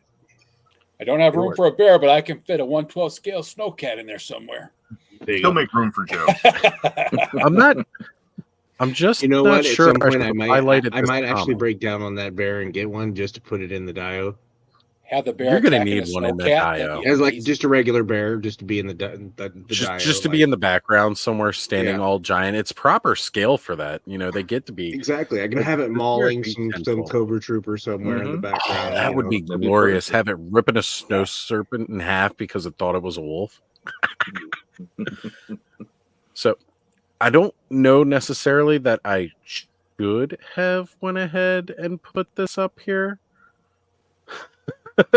But oh well, Terrence may have some other demons to work out here. There's this great show on Fridays called Toy Therapy. You might need an extended visit, but That's the full fold-out couch session, not just a chair in front of the computer. Yeah, that's true. We might have to keep the computers off for that one. Everybody loves the bear. Absolutely, everybody loves this bear. Mm-hmm. Just going for realism. I get it. Everybody's getting into it, and like I said, they do. They literally snatch kids up at the festival. It's all part of the atmosphere, and all. Like all kids are safely released. I hope at the end. Nope. Nope. The one that you posted the video of, Oz, where was that one located at? Oh, that was actually in Switzerland. Switzerland, yeah. Iceland. They usually have a big one over there. Yeah. My buddy Jeff from Skunkworks Studios. There used to be one somewhere in Illinois somewhere. Yeah, because it's finally caught attention over here. Yeah. People are starting to celebrate it, especially with people with that more Norse or Nordic roots. They tend to celebrate Krampus Festival. Oh. We're going to start our own. We're going to go around kidnapping kids. Yeah. Okay. I don't want any part of this. I just want to beat him with for the record. I already had Thanos, two. you're the driver. No more kids. No more kids. I'm surprised, Thanos, that you didn't do like traditional pagan Yule for December. I'm just saying. I've got Hanukkah and Christmas coming up. I'm good. I'm actually that's a lot right there. But you do know what the traditional pagan Yule ceremonies were, right? No, not familiar. Basically, that week, put it nicely, Aaron. Prior to New Year's, is a lot of, shall we say, orgies. Oh, well. Fornication. Yeah, I'm good. Lots of fornication. I blew my load, so to speak, on Naughty November. There you go. Oh, zing. There's a lot of stuff going on tonight. You can continue it into December. Putting lips on wangs and holding wangs and blowing loads. Lots of lips on wang. Okay, it was in Schladming, Austria. Yeah, I'm actually going to go ahead and share it into the Clubhouse chat. Give me just a moment here. Yeah, it's phenomenal. We got a new person, and I'm sorry that's what they came in on. We have new people watching the show? Holy crap, our audience is growing? I didn't know the audience grew. No idea what this channel is about. Just came up in my suggested list. Just covering the bases. Yeah. I apologize for nothing that is Forrest covered Gump's in this box show. of chocolates. You never know what she's going to get. Yeah, exactly. You will be entertained in the least somehow. Snake Eyes' sword has a problem that we're going to have to get some cream for. Ooh, it's about as limp as He-Man's. Wow. Yeah, that's not good. Jeez, that is rough. What's even worse is that the sheath is just as bad. Oh, wait. So there's no hope for correction there. Yeah, that's not happening. Oh, that ain't happening at all. No, gonna need some heat treat on that for sure. Well, now we've had the limp sword on the channel tonight. We've talked about getting lips on wangs, that vampires suck wangs better than anything. We've been all over the place tonight. We've had bondage gear and chains. Well, oh yeah, and it devolved quick tonight. It devolved super I missed quick. part of this because I had to go spend some time with the wife, but yeah, I come back and train is definitely off the tracks, rolling down the hill. Well, you weren't here to keep us straight, Aaron. It's your fault. You keep the train Aaron can't even keep his sword straight right now. All right. Yeah, exactly. My sword is all bendy. Morento had Bendy's sword in the 90s, so I mean that counts. He knows the pain. Okay. I would like to know what he usually watches if this was a suggested show for him. Probably some other toy or Legions related content in some way, shape, or form. I do know that my channel has hit algorithms for suggestions for people, and that still probably tickles me more than anything else, that the algorithm picks me up and suggests me to people. Part of it's due to people who subscribe to me watch this and watch that, so then like, you know, if they watch other similar stuff, they end up getting suggested this. But I appreciate newcomers of all kinds. Hope you enjoy it. Hope you have fun. Hope you stick around and subscribe. And we will go on for hours. So hopefully you don't have anything special going on tonight. That's true. I mean, jump in and come back too. That's true. Okay. Yeah, like you got this something is to do. Irritating me right now because this backpack does not fit in this peg very well. It is. You know, you can get a little lube, put it in there, and it'll get. Go right no, in. it's loose. That's the problem. It's no, you don't want to. Yeah, you don't want to live it up. That's gonna be problematic. That kind of goes along with those hookers falling out of the sky. Yeah, there you go. Nice. Awesome. That's gonna disappointing. Not surprising, but it happens. Get some sticky tack in that tomorrow. So Aaron, you stood strong on the second sale? No orders? Oh, yeah. Yeah, no. Good enough, man. Good enough. I got enough. I'm proud of you. I mean, literally, I mean, I have this box, or like literal box right here. Then I have my Wave 3 AWOCs over there, my Headless Horseman, all of the 40th anniversary D&D, plus the Joes that I haven't opened. It's quite the a lot. Joes that were like from 2 weeks ago, 3 weeks ago that I didn't finish opening. Did you order the 40th from somewhere, or did you pick them up locally at the store? I ordered them from Target. I paid $31.05 for the Wave 2. Oh wow, that's the 3 of them. Nice. Total shipped to my house. I was like, yep, because there's 2 that were $8, and then one was 13. I was like, I'll finish. Speaking off of something funny, collection. I was at Walmart today, right? And I'm walking through the toy aisle because you have to check it out because it's mandatory, you know. And in the DC multiverse section is a McFarlane Batmobile and a McFarlane Batboat from the '66 collection, which is a Target exclusive. Okay. Weird. So, well, you know how Walmart is. You can return stuff without a receipt. Yeah. Yeah, but they usually still have to scan it to get a price. Well, so that barcode that UPC must match something else that's exclusive to McFarlane at Walmart. It's the only thing I can figure. You should have picked it up and took it I over didn't have to my a price phone to scanner. scan it at the time. Yeah. Oh yeah, that's right. They don't have the ones in the aisle anymore. You got to use your phone for everything now. Yeah. Yeah. God, it's so lame. Batman 66 is such a joy for me. Love it. I hear you, man. Yeah. Like they've got some great stuff.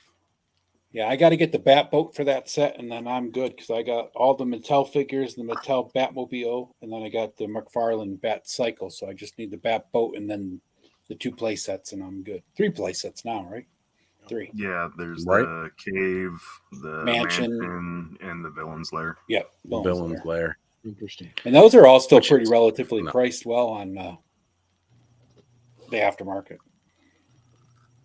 I think you can still get them at like Amazon. Yeah, I haven't seen it in the store in a while. But... Yep. So, Rento's bringing up the fact that speaking of Batmobiles, how badly has the '89 Batmobile aged? Like it's not even futuristic no more. 34 years later. Yeah, pretty much. I mean, here's the thing, though, right? The Batmobile was never really like a futuristic car. Like you go back to the original Batmobile comics, which like, you know, some fins on it made it look, and then of course he had it tweaked up with some extra addeds, but nothing that was like go back to the Wayback Machine of the Batmobile. It was actually just a car with a bat symbol or bat head painted on the symbol. hood. That was it. That's what I'm saying. Like it was nothing. Now the Batmobile that we got from Tim Burton And then later, when they more translated it to the animated series, like that more longer look to it, that, you know, from the Burton movie, all the stuff from the animated series was based off of like those old Art Deco City of the Future looks to it. But it was not like anything of it at that time was even futuristic, because again, so much of that stuff was from what a 1930s World Fair version of a City of the Future would have looked like, which by the time we had that in the 90s, it was definitely not even close to what the future looked like. We still don't have dirigible patrol police blimps going around. You know, it doesn't happen. You know, we just don't have those, although I always thought it would be cool. Well, wasn't the Jetsons supposed to be set in like 1999 or something like that? 2020, what was it? 2020 something. Like no, you're right. It was definitely earlier. Popped up, like, wasn't it? Like, what's that?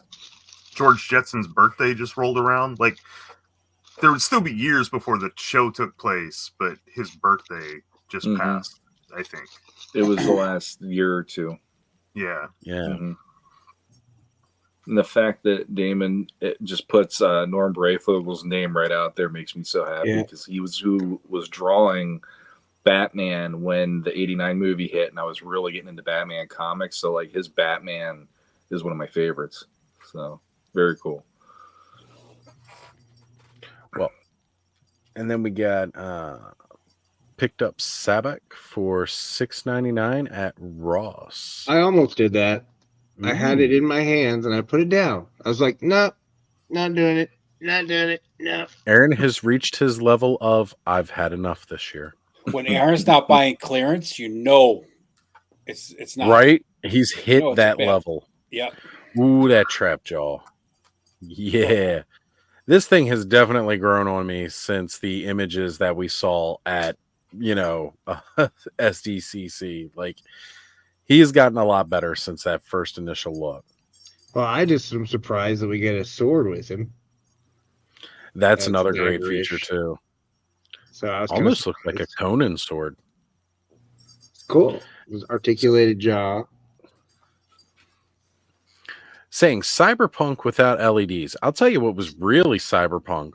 By the time we got the Batmobile from Batman Forever, then we went like definitely off the edge, futuristic cyberpunk. Not quite 89, but by the time we hit Batman Forever and Batman and Robin, then we were futuristic looking Batman stuff. That was also the Joel Schumacher age, and we don't like to talk about that unless we do not discuss that. I will bring up on occasion, of course, how great it was to hear Arnie say "chill out," because you know, corny one. Yeah, and sing Snow Miser.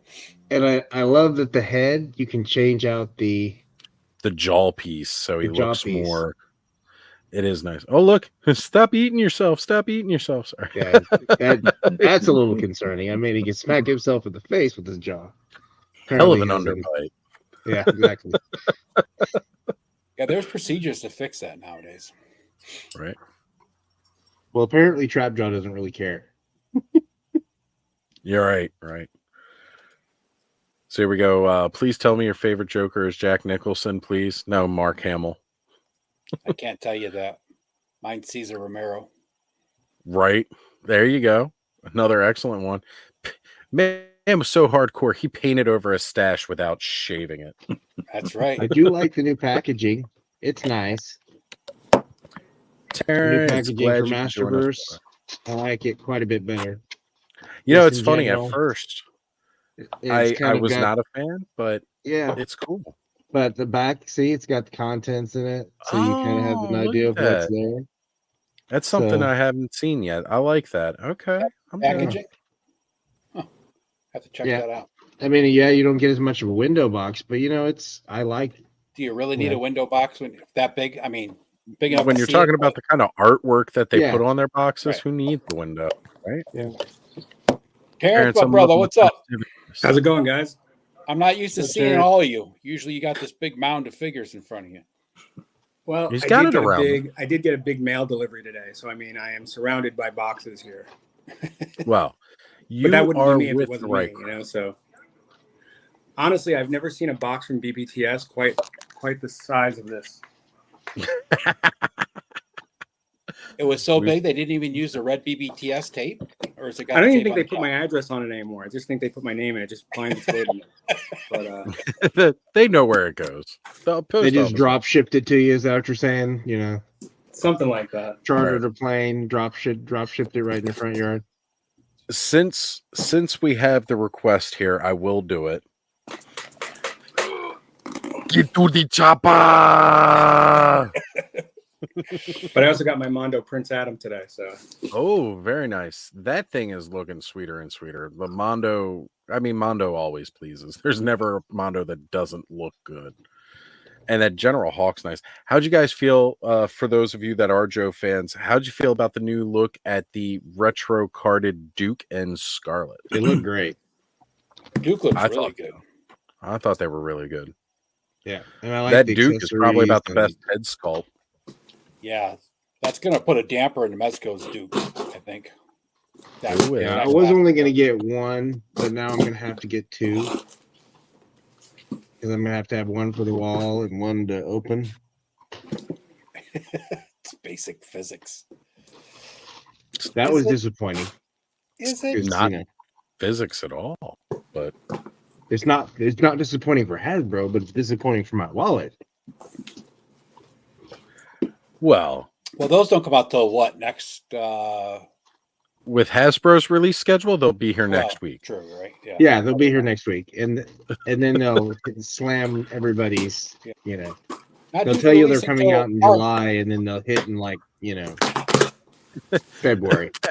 Hasbro is the only company I know right now worse than Mattel as far as it's not coming out until next year, and then it's here this week.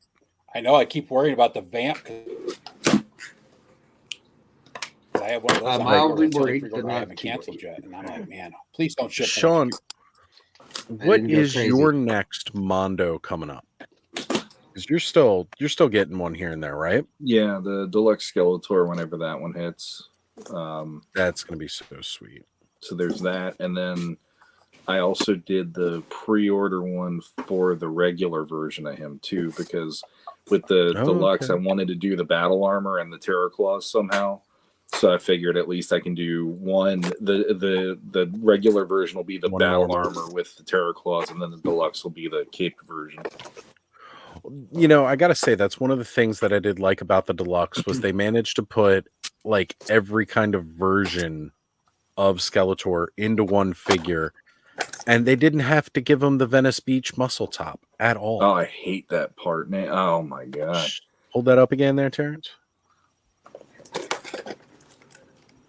There she is, that gorgeous, gorgeous woman. I love Alithia. Yep. So she's the horseman of famine, like when you were asking earlier. Yeah. I'm just glad I was able to get her directly from the Horseman when they did that restock sale. Oh, you lucky. Yeah, I paid extra for mine.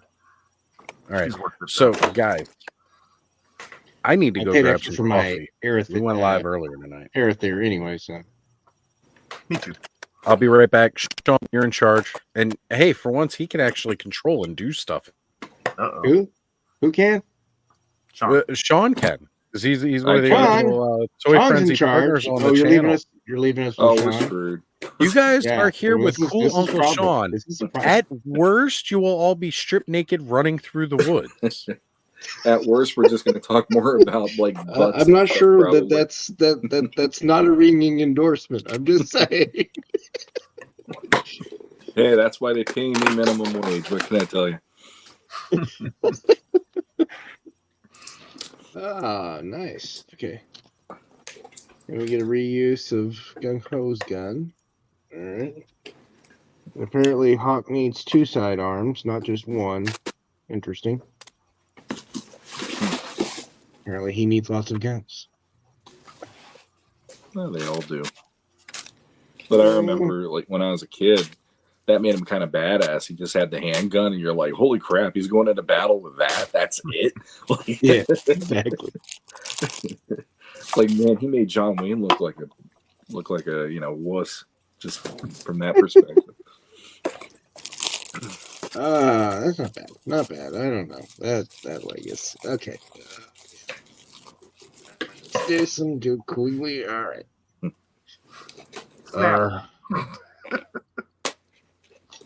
Classified is the line that I have tried to have blinders on when I see it.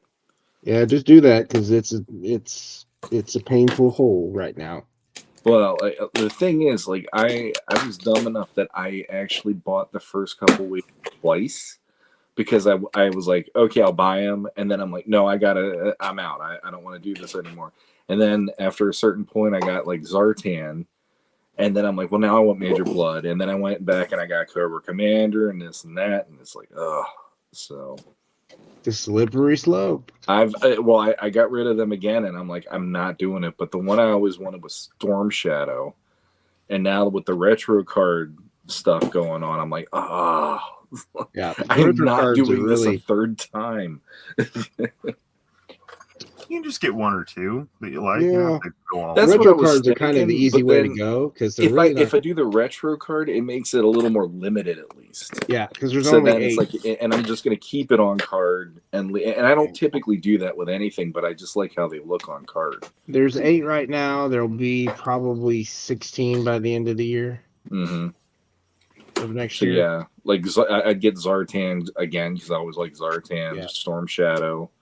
Probably Duke. I did see that Duke today, the photo, and it looks when great. I saw that, I'm like, my God, that is like my childhood. The same way I look Those at cards are so amazing when they came out.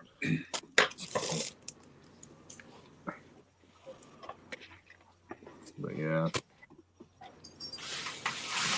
Oh goodness. Okay, come on. Stand up. Stand up. There you go. Not sure. I like it. It's not bad though. Who'd you open up, General Hawk? Yeah.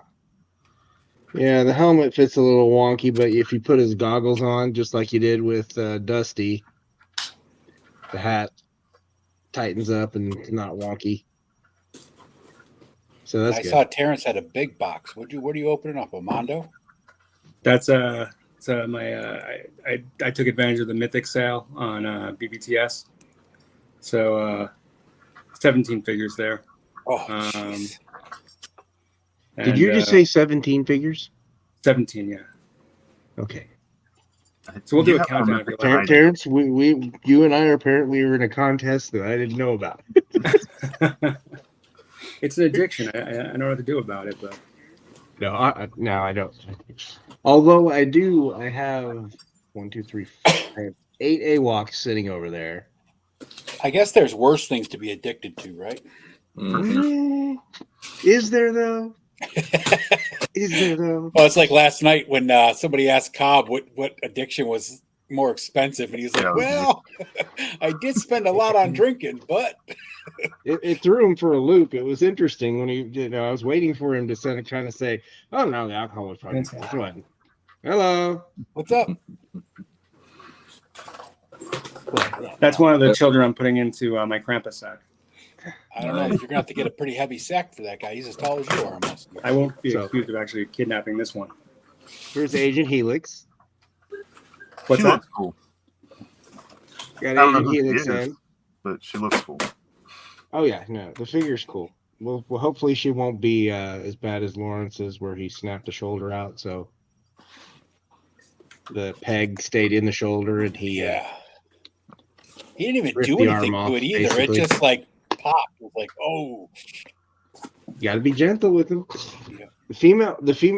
That's my only thing about the classified stuff. The female figures, they are not built the same way that they should be. Well, that's the same with Oliver's figures. The females are not built remotely as durable as the male figures were. Yeah. And it looks like I have the cross-legged issue too, but luckily I have a set of Scarlet's legs in the garage. So that's whose legs she has. Yeah. What's the matter with them? Oh, pigeon toed? Yeah. And this is one of the ones where you can just pop the pins out. So really, in this case, I can just pull it off at the thigh. But yeah, no, There's the century.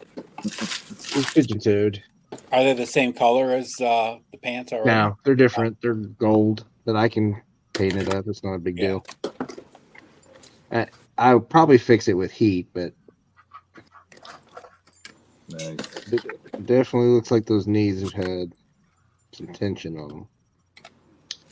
So she's been wearing a chastity belt for a while. Kept those things right next to each other. Yeah. Sorry, Terrence, I forgot your kid was standing there. Say again? I said, I'm sorry, I forgot your son was standing there. Oh, that's okay. We always say it's worse than mother's car. Okay. Oh, that's frightening. Oh, nice. The head back. Little heads are always good. Who doesn't like more head?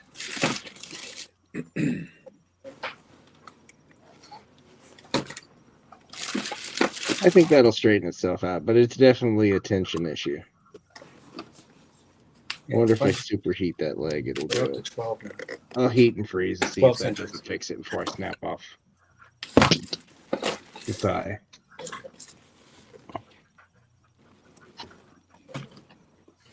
Is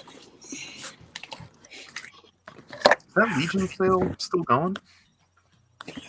It's like, Do what? I was just wondering if the Legion sale's still going.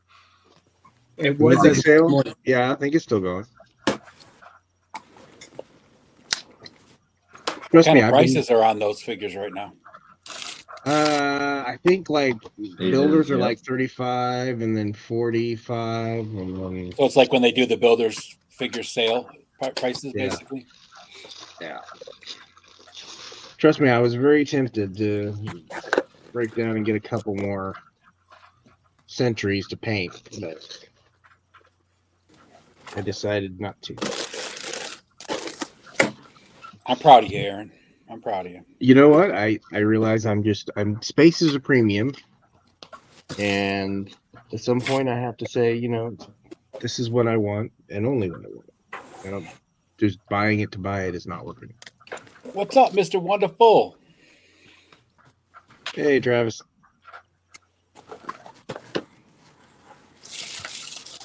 You were the proud winner of an empty box.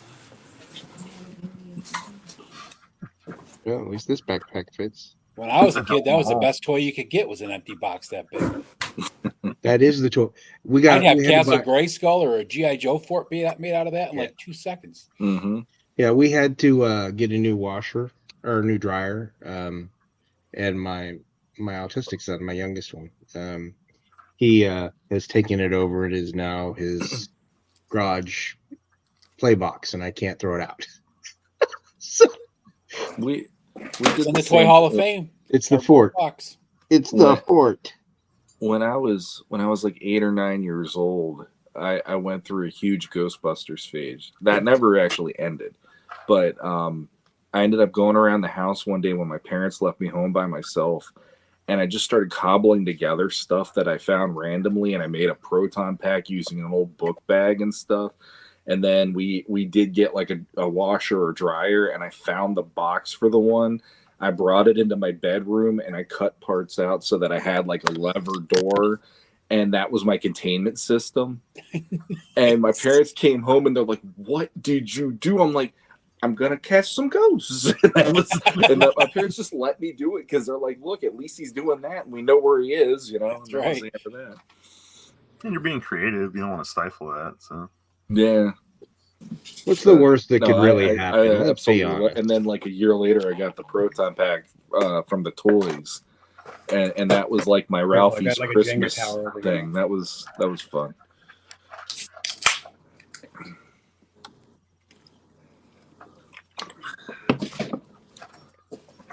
Oh.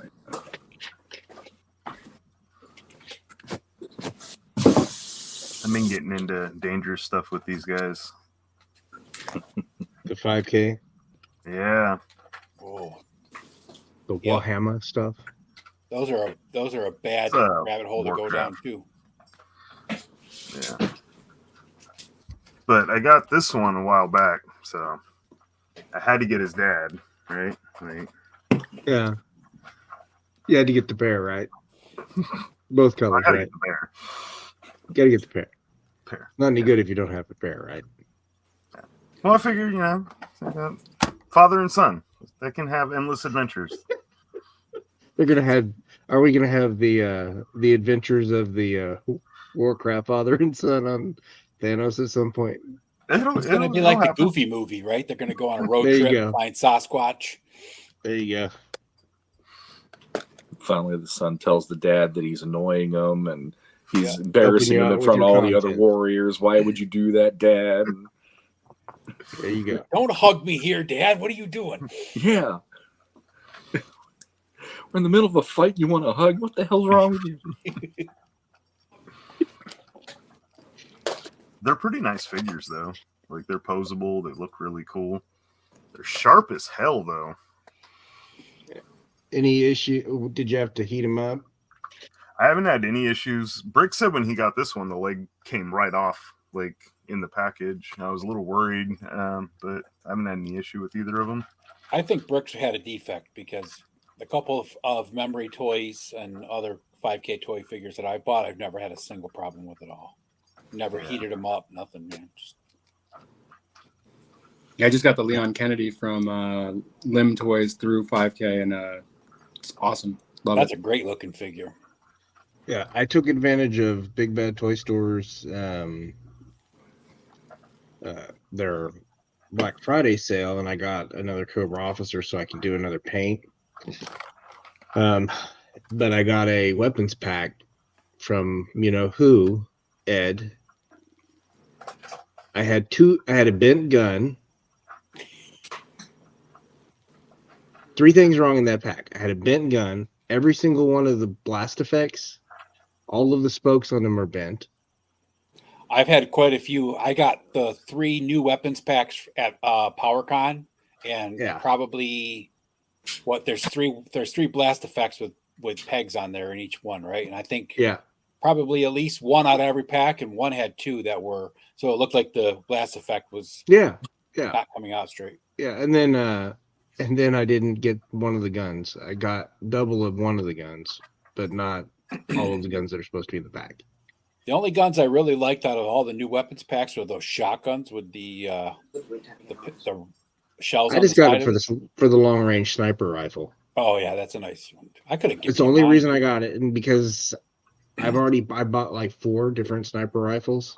Yeah, and I don't like them. And the last one I got literally looks like it's scaled for a 1/6 figure. Yeah, that's the problem with a lot of those rifles. They make them way too big. It's like 2.5 inches taller than the figure. I'm like, no, this is not working. What packs were you guys talking about? The Valaverse weapons packs. Oh, okay. That's why I really want to get that new blowback, the sniper version, because that sniper rifle looks amazing. That's the only thing I want is a sniper rifle out of it. So. Yeah, it's a big expense just to get a sniper rifle, right? Yeah, I'm going to try finding it on eBay after it releases, and see if I'm sure there'll be somebody that parts it. Yeah.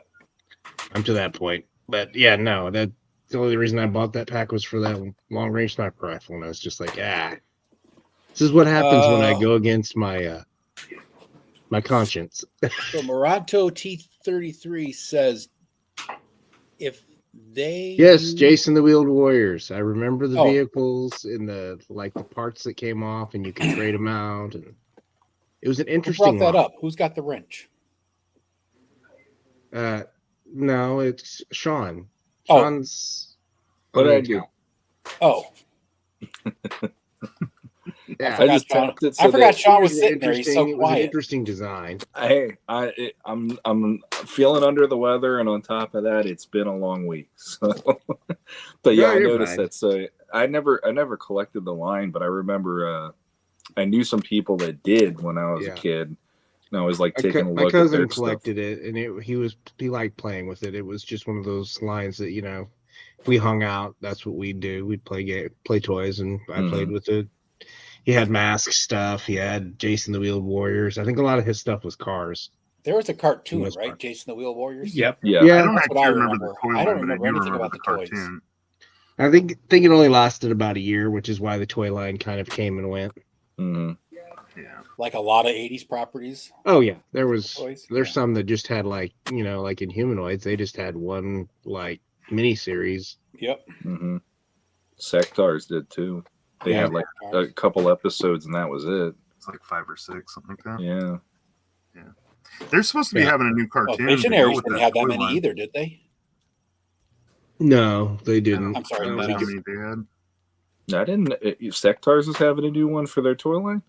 Yeah, Nacelle's supposed to have their whole Nacelle verse, and like one of the things they talked about was Sectars was going to be one of the animated series. Robo Force. I know that apparently the Rock's $7 production company's involved with that now. So we can expect one of those robots to probably sound like Dwayne Johnson. Yeah. The problem is Nacelle's already put their toys out, and they're not going to have their Nacelle verse for another year, and it's going to be like, if they're lucky, within a year. Yeah, it's I Supernaturals too. That was one that I, although it was the touching on the Visionaries kind of style, but it was something different. Yeah. Mm-hmm. Yeah, I like Supernaturals better than the Visionaries. Can you imagine doing that today? Make it like with a translucent animal that comes out, or a translucent demon, or just imagine the possibilities given today versus back then. Yeah, it'd actually be kind of interesting to see how they could do that with like a translucent body and the like whatever hologram inside. And Oz is hiding again in the dark with his light, his phone reflecting off his glasses. You could actually not serial killerish at all, folks. Nope. Visionaries with the mini projector now out of some of those things. They got exactly. They could projectors, man. Yeah, but that would be a lot. That would be a lot of space inside that chest cavity that's going to have to be accounted for. Mm-hmm. For sure. So I've been listening a bit here and there what was going on. I had to send out an email real quick, so now I'm jumping in. One of the things about doing something like Visionaries and Supernaturals is, and just from what I've heard within the industry, one of the reasons nobody's really tried to bring that back, it's really, really expensive to do like those holographic images.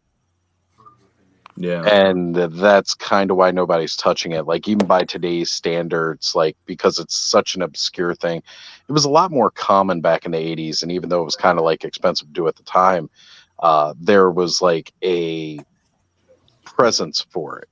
Mm-hmm. Yeah, but back then, I mean, you could get like trading cards and everything. Everything had a cereal boxes. Yeah, tell you how many comic books in the 90s had those kind of lenticular covers too. Mm-hmm. Yep, absolutely. Yep. You had that was that really big variant cover thing that Marvel was running across some of their biggest books through the 90s. Yeah, was doing that kind of stuff, and it was always great. But yeah, I mean, it was.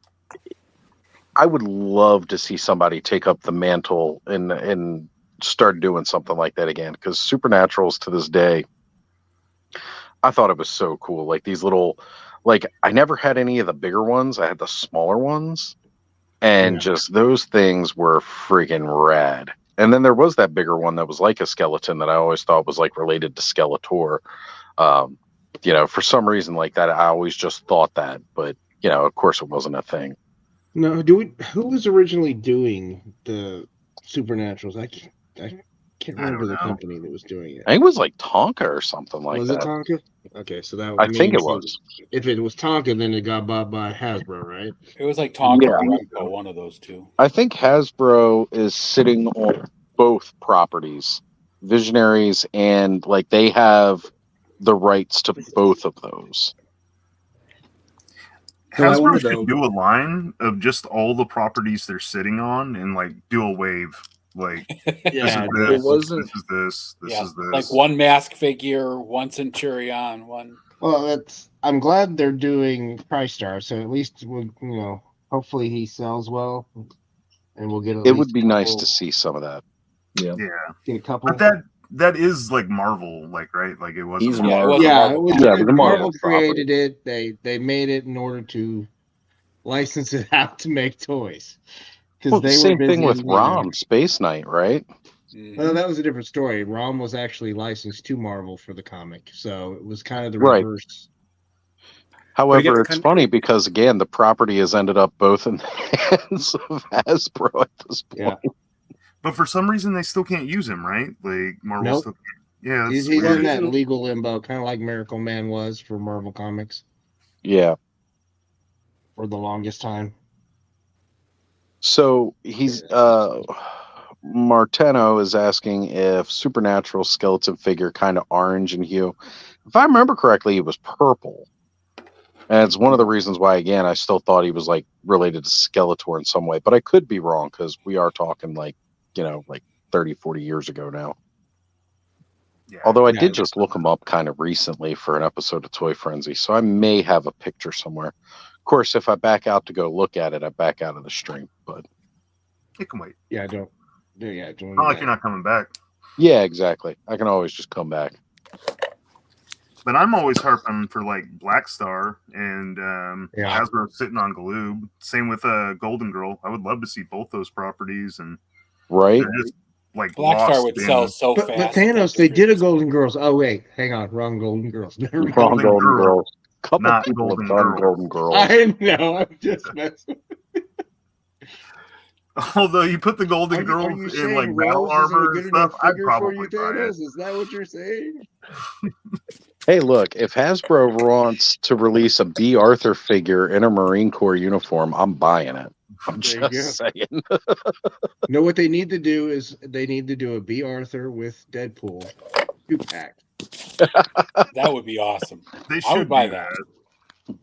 If they do, well, I don't know if I want to talk about it, but I don't know. They could do an Airheads line. And sell a naked B. Arthur figure. So, how many of you guys have seen that movie and got that reference? I'm hoping just about everybody. Back in the day, I barely remember it though. Yeah, I haven't seen it in forever, but I definitely saw it several times. So back in my more gaming days, when we were doing PAX East, it was the first year that we were doing PAX East, and I rode up with my buddy Davey, another friend of ours named David, and his friend Ryan. We rode up in a car and we left like some ungodly hour in the morning. We left. We started driving up to Boston, and a couple of our friends that we were sharing the room with, I believe it was our friend Justin and Jeremiah, they left well after we did. And like they called us up, and there was like, was there anything like, what was it? We needed batteries for a controller because somehow a bunch of gamers forgot batteries for controllers. That was fantastic. And so like they were like, well, is there anything else we need to get? So we started giving them a list of demands, and one of the demands was a naked picture of B. Arthur. Did you not? They went online and found one and printed it off and brought it. Like we needed the poster for the periodic table of mixology. Wow. and like I remember that, and then a naked picture of B. Arthur, and sure enough, he printed one off and brought it. Oh, good gravy. That was one of their demands to the cops when they were holding the hostages. Yep. Naked picture of B. Arthur.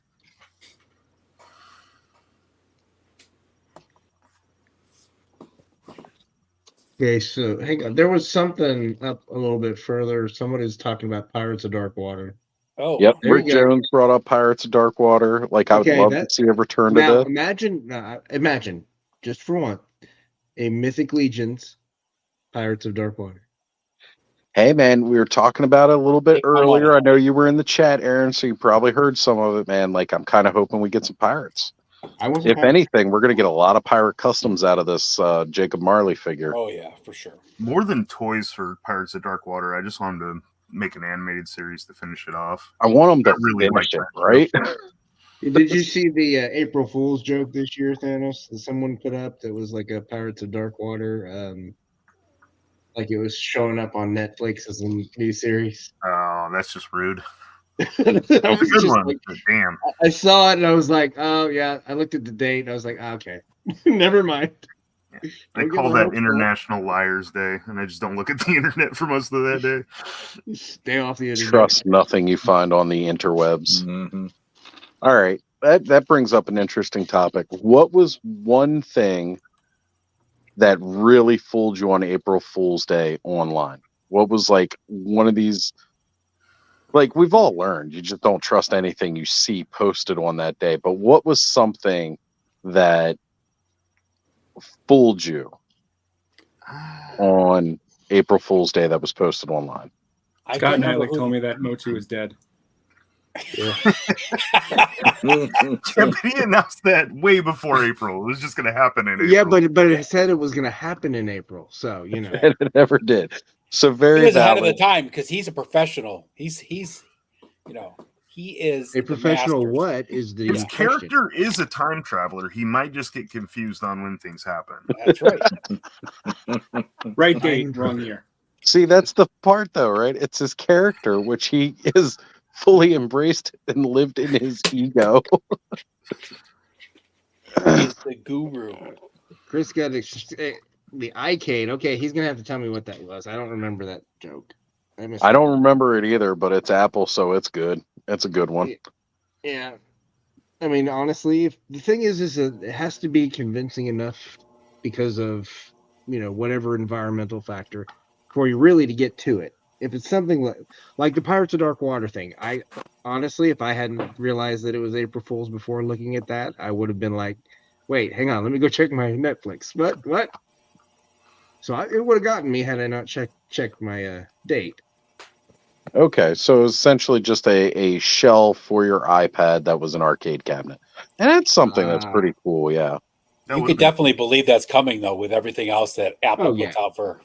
Exactly. Well, they've done similar. Like people build arcade cabinets around like monitors now, and basically the cabinet is a computer, and then you just play arcade games on it. It's really good. Yeah. I saw a arcade one-up of NFL Blitz at Ross for like $50, but I was like, man. What about you, Sean? What was a good one that hit you? I can't think of anything off the top of my head right now. Like when I first got into the groups, I'm sure there was something with classics, like, there's a sale or something, and they had Fisto for sale or something like that.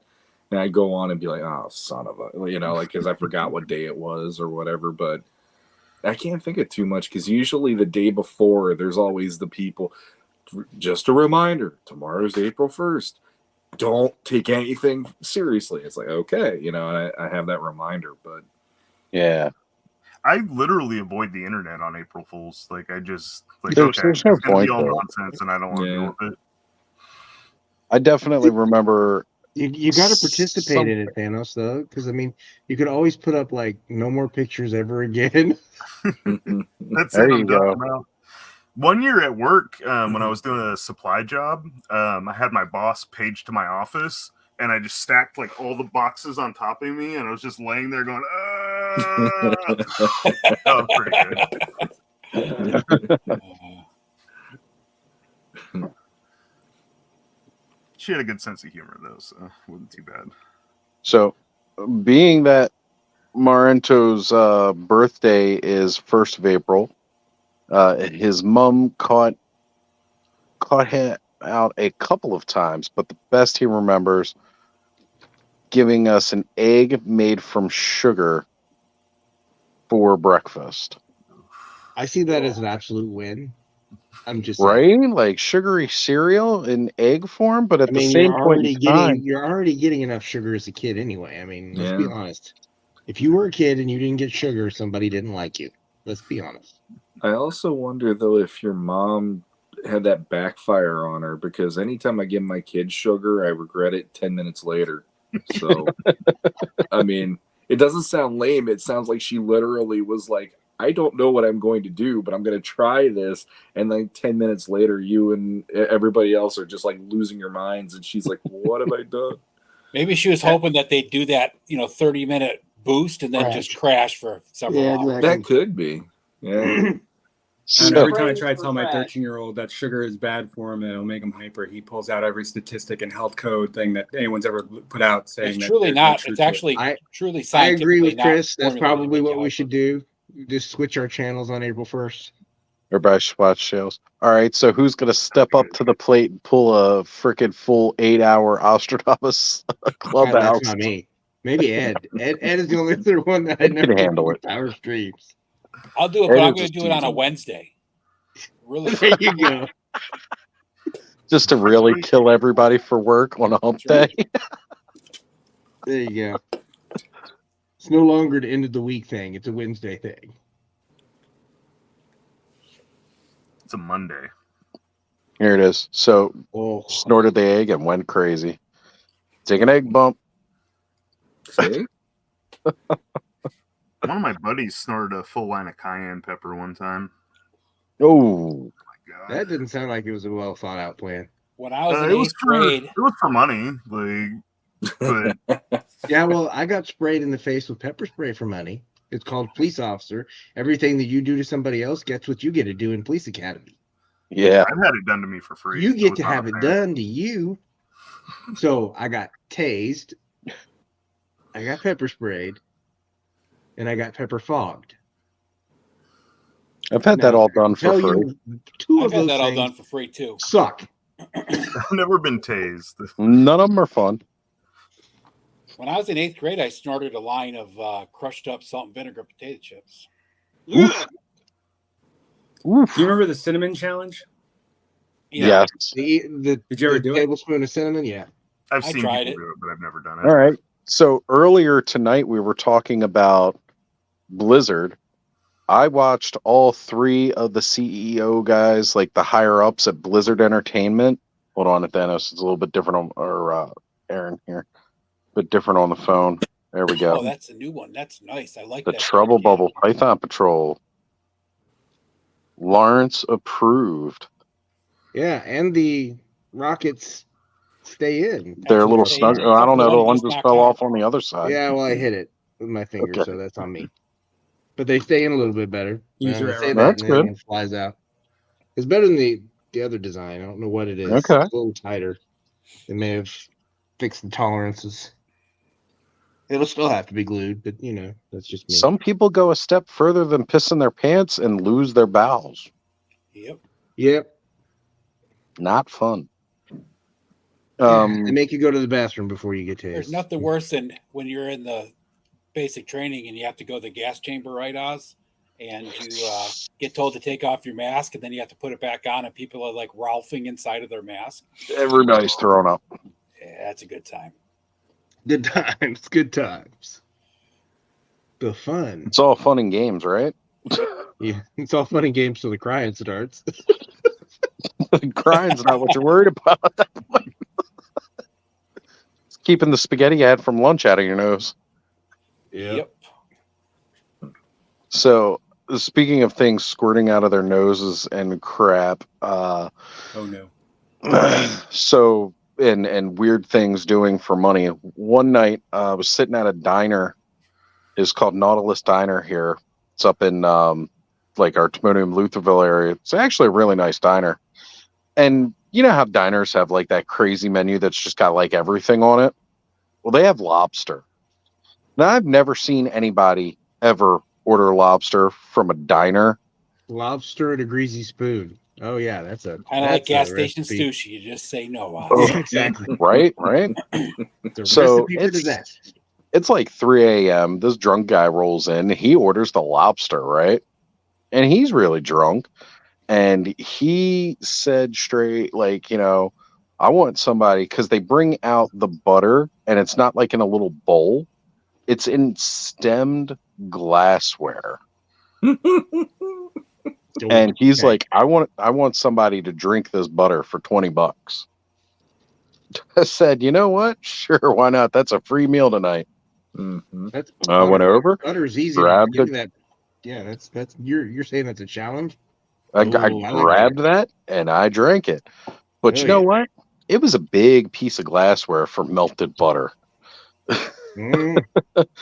And I drank it, and it was coming up and out my nose, and everything smelled like butter for days. See, you laugh too hard drinking it. That's what it is. Not fun. It sounded like a lot better of an idea before I was trying to chug butter, and it just. So what you're saying is you underestimated the size of the glassware. I definitely did. I would have sipped it a little slower, not just tried to chug it all at once. But in your mind, you're going, if I get this down fast, the faster the better, right? Drink it like a shot, right? Like, yeah. No, if it's in stemware, you should have done Fancy Pinky. Well, you know, if I was running with the Toy Frenzy crowd at the time and Skelly with his fancy library with his Starbucks, drinking with his pinky up. Now, mind you, we've determined that Skelly doesn't actually go to a library that has a Starbucks. He's actually just going into a Barnes & Noble, and he ends up stealing the books. And brings them back a week later. It's just going to be a running gag from now on. But it was great. It was phenomenal.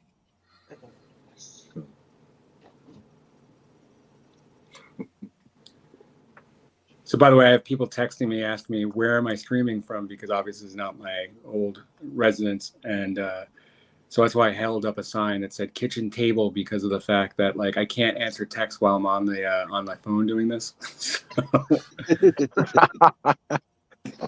I didn't want to get knocked out of the stream. So kitchen table. I'm streaming from the kitchen table. Kitchen table. There it is. The kitchen table, folks. Or maybe it's like a game of password, you know, or $1 million question or whatever it was.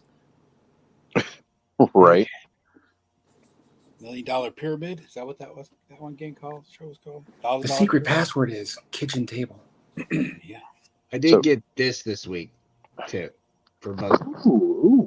What's that? That is a motorcycle that comes with the sawed-off version of Wolverine, who I now put Grunt's head on. Because that Wolverine head skeleton. I'm not gonna lie, I really like that motorcycle. How much? It's 31. Did you already have that, or the bike? The bike with the Wolverine was $31.99, I think, on Amazon. Okay, that's not bad. Well, because that's like an older figure, isn't it? Yeah, it's a little bit older. Yeah, the one with the Punisher is really nice too. I like that motorcycle. Mm-hmm. Yeah. So, but that one goes. I got for like it for him because I just don't feel like doing another, wrecking cycle. I've done 2 now. At some point, I have to go like, I don't want to do more. Got to move on to the next thing. Customizing anyway. Yeah, I do dig the. I do dig that motorcycle. That's a really good looking one. I did get a bunch of stuff to do a Dreadnoks house, but this. That's a really tiny door. It says it with 112. But I think it's 1/12 dollhouse scale. That's the problem. Yeah. Dollhouse scale is 1/12. It's 1/12 Chinese 1/12, but it's scale. not a Have you ever gotten a universal Chinese jacket and it's like half the size that it should be? Right. Extra large is actually like medium for Americans because apparently we're big old fat. Ordered a 5 extra large jacket, and I think it was just an extra large when I finally showed up. Yeah. I ordered that 1/12 kitchen table set. It works, but it's definitely barely 1/12 scale. Yeah. I tried to go to Hobby Lobby the other day, Aaron, but unfortunately the Hobby Lobby had closed, and I was like, you know what? I need it because I just want to try it. You have to not go there on Sundays. That's right. Can't go on Sundays. So I'm not too worried about it. It's not in a big hurry. This is the project. I got metal roofing for the house. It's just going to be like half the house with like a window on each side, and then the front patio and porch. And I've kind of got it worked out in my head where I want to do it, but It's for my Dreadnoks display. So next week, Skelly will actually be in DC. What is that? What is that? Is that your gelt? Yeah, it's my Hanukkah guilt. Nice. Yeah, cool. Very nice. I haven't knew what it was called. What's up? It's the chocolate coins. You spin the trickle to gamble for. But Skelly will be here visiting us in DC. So going to be making the trip down. Going to be an early start Saturday, making the trip down to go see him in DC because that's just a little south from here. I say a little south. It's like maybe an hour or so, 45 minutes. Yeah, Depends on the traffic, really. You get stuck on 695 and it's a pain. And we're going to be checking out Toy Shop in DC. We were thinking about bringing him up to go to Attorney of Dreams, but with the time frame that he's working with of free time that he's going to have available, it'd be really tough to hit Attorney of Dreams and then make it back to the airport in time for him to make his flight. It's just a game that you don't want to play. So, who are you going with? You keep saying we. Is it you and Ziggy? Ziggy, yeah. Yeah. Yeah, we're going to be heading down to meet him and hit that up. And that's going to be really cool. You know, I've been doing a show with a guy for over a year, and we'll finally actually get to meet in person. That's awesome. So, got Aaron also has a Swamp Lair going, and that's awesome. All right, here's Eric. Apparently, this is an effect piece that comes off, so that's kind of cool. It does. I do like the head sculpt with the smarmy kind of eyebrow lift. He's got that shitty grid. Exactly. That definitely the arrogance that he was in the cartoon was absolutely brilliant. There was somebody at Legion's Con who had all the figures on like a table. I think it might have been Motu Joe, but they were all like dry brushed and they looked so incredible. Like they just did, you know, they looked like the animated figures, but they looked like updated almost and more modern, almost like they could almost be like kind of like a mythic. Obviously not the same articulation or anything like that, but it was a really good looking set of figures. Well, like with those classic cartoon ones too, they fit in pretty well with Origins as well.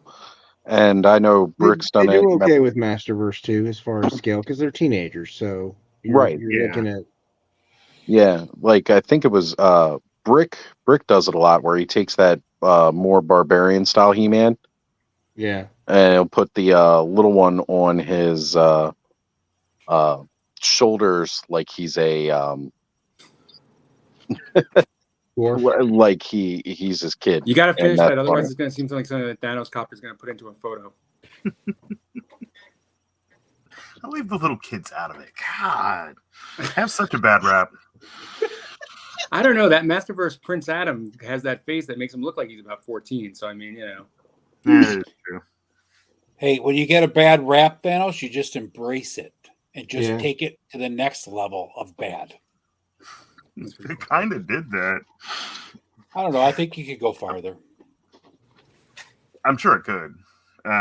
Honestly, though, there's a few pictures I've done that I'm like, how am I not kicked off of Instagram yet? Yeah. And then the one that they took down wasn't even that bad. Like, it got That's put because right some back Karens up, saw the one they took down. That's why. Exactly. Speaking of, though, if I get banned off YouTube, how does that work with me watching YouTube? Just create a Well, I second think you account. can still watch. I just don't think you can post content. Okay, I might get kicked off YouTube this week. So, oh, I'm gonna do a retrospective of Naughty November. So we'll see how that goes. You can. There's an effect you can blur out stuff. Yeah. I know, but then I have to like take time to edit the video. Like, well, what's more? What do you feel would be more important, taking the time to edit the video or possibly not being able to continue to post? Just argue with them. Say, hey, if they can show naked statues of the Greek heroes and the Greek gods. Well, I mean, it is art.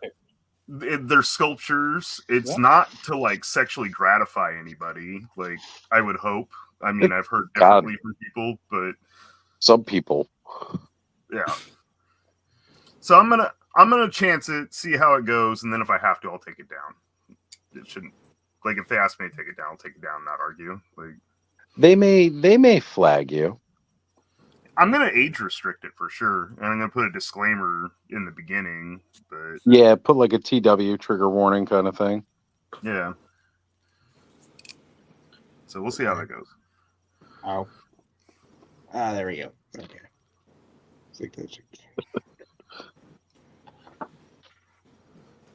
All right. Well, I'm gonna call it a night, guys.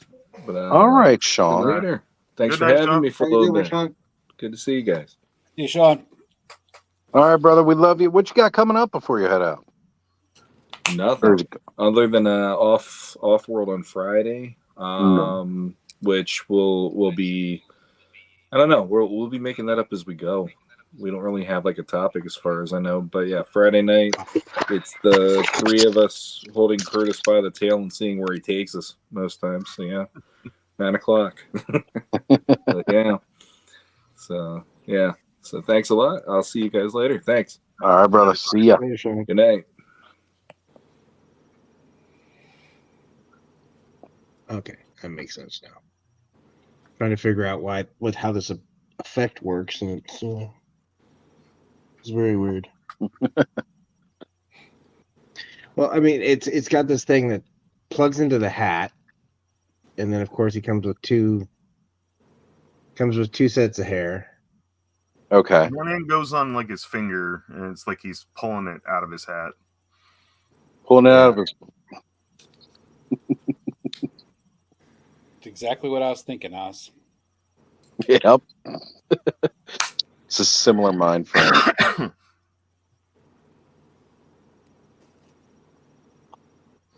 I was working on an effect for an upcoming shot. Yeah. Let's get that full screen there for everybody to see. I am not a very good sculptor. It's not bad. Is that supposed to be spinning? Yeah. That is looks spinning. good, dude. Yeah. Okay. You could definitely. I mean, it's just about the same as, you What know. about actually attaching it to a fidget spinner and then that'd be kind of before neat. I take the shot, spinning it, but I can't find my fidget spinner. So. House and you still manage. Oh, that would be really cool. You could probably pick one up at like a dollar store. Probably find one at a Five Below. Yeah. Like that's the kind of stuff they would have. Yeah, Dollar Tree. I Well, have if it was 5 years ago, you could find one anywhere you went. Yeah. Actually, you should see if maybe you could adapt it to like, you know, the Hurricane or Flying Fist He-Man. Oh, there you go. You might be able to attach it to that. Yeah. I was just gonna stick it with some tack. Should be good. Yeah, you stick it right to the outside of his shield with tack. It's big enough it would cover the actual shield and then spin it. Dawn loves the color. Or you can make smaller ones and make it like Evil Lynn's doing a burlesque act. Little tassels. Some tassels. I mean, I'm just putting that out there as a suggestion. Yeah, I'm down for it. There we go. Love clear plastics. I don't care. Just like them. So Prince, you bought Marley just for the boots, right? The Jacob Marley just for the boots. If he had been completely translucent, he would have made it home. But all I got to say that it was only a 10th translucence. That fade to the translucent in that figure is incredible. It is. It really is. But that's not enough to make me want to buy it, though. I don't know. That one picture of him with the elongated jaw, like Yeah. that sold me right there. Yeah, he's like so ghoulish looking in it. It's really cool. I'm gonna have to warm him up before I start playing with that knee. I just saw the stress on it. I was like, "Oh no, we're not going there." That sounds dirty. Some knee stress? Yeah, it's not a good thing. All those Dungeons and Dragons figures I warmed up beforehand. Yeah, every they single need a person nice had long problems with warm those. bath before you really play with them. Yeah. It's funny because like I'd seen a lot of videos at first about it, and then it was like very shortly after that I stopped seeing people having issues. Because nobody was buying them anymore. Right. Exactly. It's either that or everybody was being super cautious, like I was. Because after seeing those videos, I was like, nope, you're just gonna go right in the hot water. Some of them. I mean, they didn't make a big difference. They didn't make a big change between 1 and 2 because I'm still feeling the Wimbley joints. Yeah. Well, they were probably already designed and ready to go, right? Oh, they were. I mean, most of this stuff is 6 months to a year out. But we're probably never getting that Tiamat, which is a bummer. No. Because That's okay. Eventually, we'll get a mythic dragon that might put Tiamat to shame. somebody will do it. I wouldn't be surprised to see NECA do it. That sounds like something NECA might do. That would be cool. That dragon that they had for Dragonlance was pretty cool, but man, was it too thin and too. I found this when I was at Ross. They have this Robo something. What is it? Robo Force something, and it was a dragon. It was red. It was like it moves and it does, put batteries in it, but it actually had a decent sculpt on it. I was shocked. But it was like $30. I was like, nah, I don't need it for $30. Has anyone heard anything about the NECA Dungeons and Dragons continuing beyond this dwarf they have coming? It's all done. They canceled the line already. Yeah. Did they? Yeah, that's really about it. What we got is what we're getting, sadly. It was really good too, but I think, well, because Hasbro owns the D&D license, and I think they're tightening it down. They didn't see the sales they wanted to see from what they were putting out, but I think part of that might have just been price point and availability at first, and then when it was finally available for most people, places were not putting, there were straight clearance prices, like by the time people were finally finding them. They put that vintage D&D line out at the same time, thinking that the movie would capitalize on it, and most people that knew the movie had no idea about the cartoon, which was the whole point of the original line. Well, and honestly, I didn't really see any of the movie figures move. There was a couple of them that I thought about getting for accessories, but nobody was buying the toys off the movie. No, there's still a whole. I got the Beholder from the movie. Well, the creatures, yes, the creatures were selling, but not the actual figures based off the characters in the movie. I mean, when I almost got that owlbear for $14.99, it was tempting, but I was like, no. Mine will be in tomorrow. When it was on sale on Amazon, I ordered it. It should be in tomorrow. But Thanos, think about it. You could do some dated humor by taking that Hugh Grant figure and going back into his past history and controversies. True. Good. True. What was the lady's name? Jackie Brown or something like that, or the woman that you got caught with? But or was it a woman? I have no idea. It was a woman. Yeah. It was a rough-looking prostitute. I think it was Eddie Murphy that got caught with the transvestite. I think it was Eddie Murphy that got caught. I was just taking her home. Yeah. Ray, what are you doing taking her home? Mm-hmm. All right, guys, I'm going to back off of this version. I'll be back on the computer in a bit. So I have a question. Sorry, go ahead. Go ahead. No, go ahead. Go ahead. I was confused because I asked about the NECA D&D, and then you guys were talking about the cartoon D&D. NECA. So I thought you said the Hasbro. Because I know we have the dwarf that's coming, because I know I have that on pre-order, but it was weird because they were doing 2 figures at a time, and then when they did the dwarf, it was just a singular figure. So I didn't know if that was it, and we haven't heard anything. At least I'm not. Well, if you're looking at the original LJN line, that's pretty close to the end of it. They got to do like a wizard. They've got one wizard and I think one other figure, so maybe they're trying to work out a deal to get other things. So maybe we'll see them do the rest of that kind of. They had the barbarian. They had like the blue one leg pants, right? And then the wizard. Yeah, there's not much left. Wizard. I know there was a couple others though. I'll be right back. Since we're talking about Dungeons and Dragons, I actually picked up something D&D related this week. Okay. It's in the other room. Okay. So no, that maybe they'll do the Tiamat. I have. It's hard to tell with NECA because NECA does not follow any kind of normal toy release process. They kind of do whatever with their release schedule. They do try to stay relevant. So, like, they see how well the RoboCop was going, so now they're releasing more RoboCop and Turtles. Okay. I was trying to figure out why I got 2 capes, and now I realize it, because this one's slightly translucent. At the bottom, it goes from purple to translucent. Got it. Okay. And one's Do you have got the Presto? Off. No, this is Sheila. No, I know, but do you have the Presto? Yeah. I have a really tough time keeping his hat on top of his head. It keeps popping I don't off. have a problem with keeping the hat on the head. Now the effect piece isn't staying on for nothing. Yeah, no, you got to wait till Oz comes back so you can blow that up big screen, because I got to see that bad What? boy.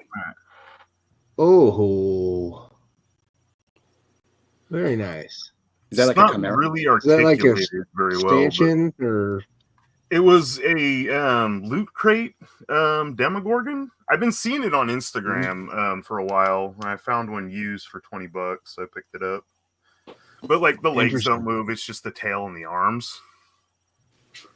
Does it have? Who's the manufacturer on it? Do you know? I don't know. It was a Loot Crate thing, so I guess it came in like one of their boxes or something. But I don't know who that is or any of that stuff. Who knows? It could be Loot anybody Crate, at that point. The bags of shit for people, it's like a membership thing where you Yeah. But he's cool looking. Yeah, head's cool. Yeah, that was awesome. I'll show him off again when Oz gets back. Yeah. I have all those AWOCs over there just looking at me. Is this the new Wave 3? Yeah, Wave 3, but I bought 2 sets. So Why? I've got 8, but I bought them because for the game, anticipating the game. Yeah. And is the game happening though? Right now it's on hiatus. It's in limbo, which usually will tell you. I mean, here's the thing with Wave 5 and forward, it's going to be kickstarted again. So if we're back to Kickstarter, that just tells me that there's some other factors that are coming into play. So I think the line blew up really fast, and then and it may just be that there's a lot of figures just out got there. way too much into the design and stuff and not putting anything new out. Yep. But the other thing too is the later wave, the waves that we've seen that are being promoted, look like they're going into a direction where they're going to need more tooling too. For sure, they're talking about doing more reptilian type stuff. That's the thing, right? That's where that money's coming from for the Kickstarter. Yeah. That way, it's a little different with the independent companies. We're gonna have those companies where we have to do the Kickstarters, pretty routinely. It's no different than Thanos. You're on mute. The thing it's no is different than AWOCs, a lot of the AWOC is going to be quality and stuff. The other people that are doing Absolutely. Kickstarters every month, so it's it is what it is. I was gonna say it's not that much different than pre-ordering though, like the Kickstarter. No, like, it's not. Realistically, yeah, it's not. I mean, the only difference between a pre-order and a Kickstarter is Kickstarter's not guaranteed. You hope your pre-order's guaranteed. Yeah. Well, sort of.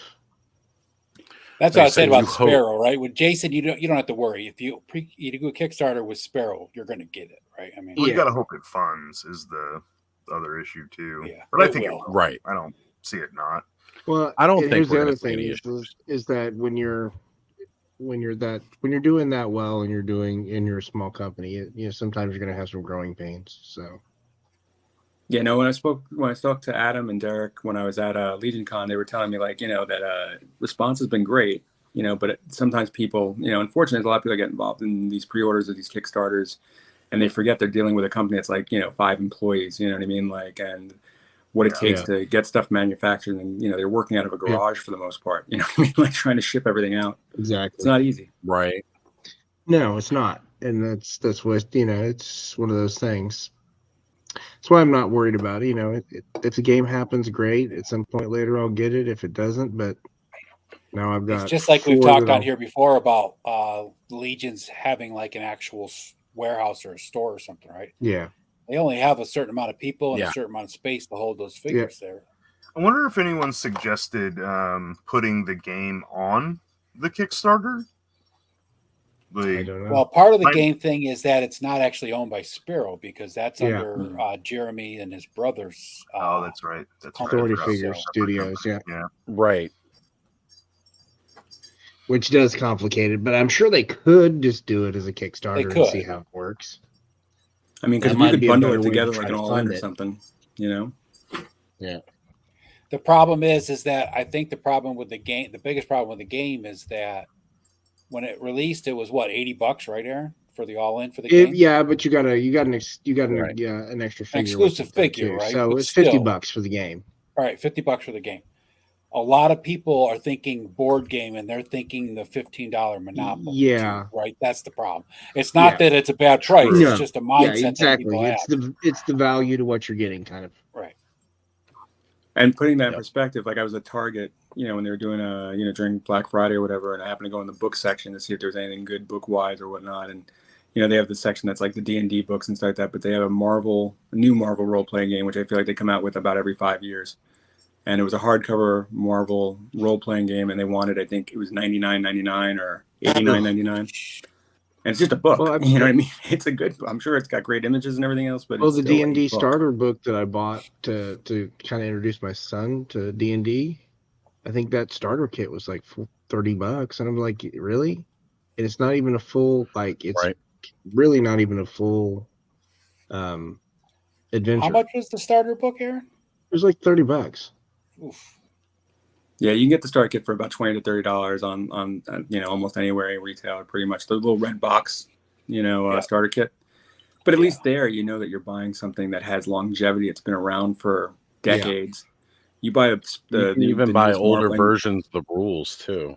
I still have the Marvel Power card game from the 90s. Overpower. Yeah. Yeah. I still have 2 decks. You guys remember that we used to play the TSR version back in the grade school.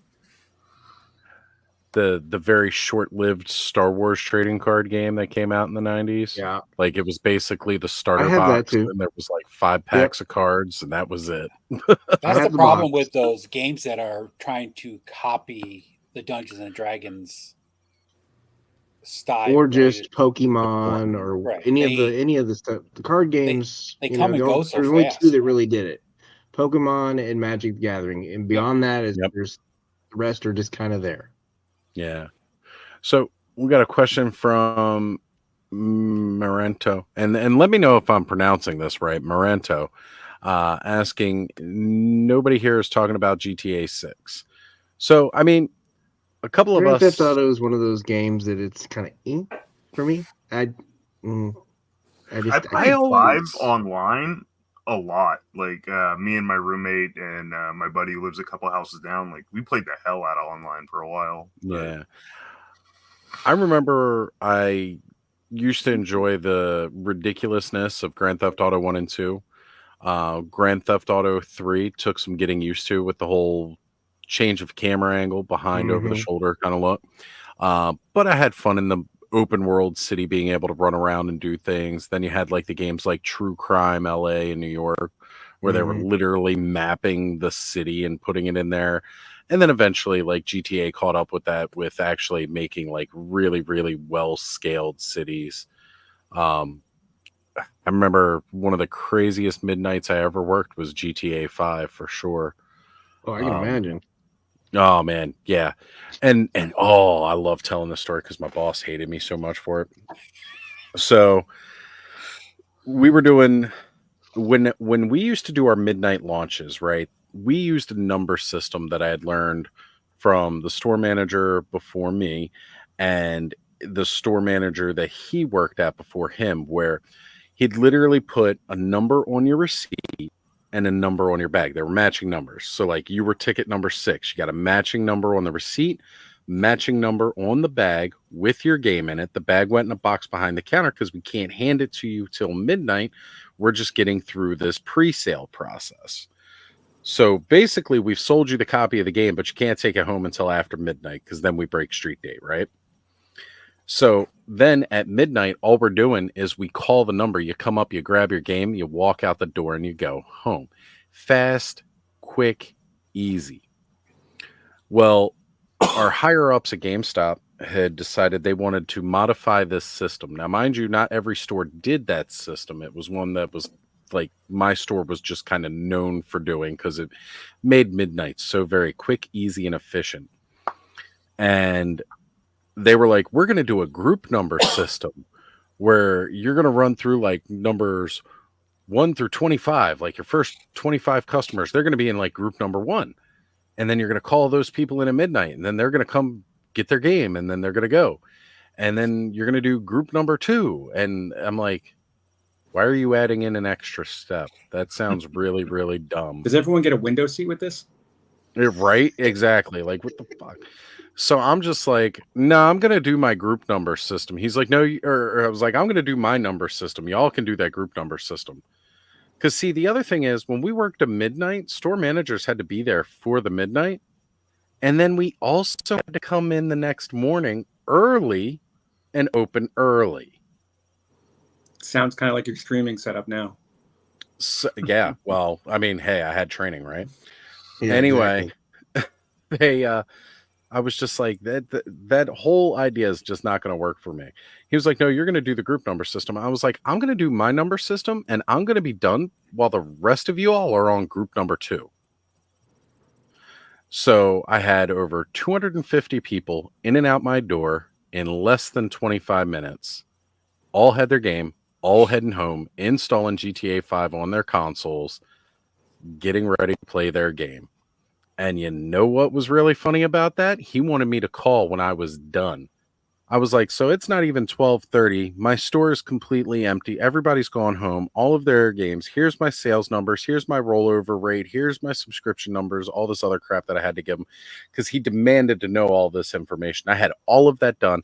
I was like, I'm staying open until 1 a.m. in case there were any stragglers that didn't pick up their game, which we had a 100% pickup rate that night for the people who were there. If anybody wants to come in after midnight and pick up a copy of the game, they're more than welcome to. So we stayed open until like 1, and nobody else came in. I went home, got a good night's sleep, came back in, opened up early the next day. He was so pissed off because I was all done and everything, and I called my night exactly how it would go. And it's like, you know, that was some corporate guy's dream, though, that if we could have everybody do this group number, then we'll be able to track which groups buy what and what hours we get this much money and this many subscriptions. Some of that is what I like to call corporate groupthink. Yep. Yeah. Well, it's if any of them actually came in and saw how efficient that my system was that we had been using, that several stores had used.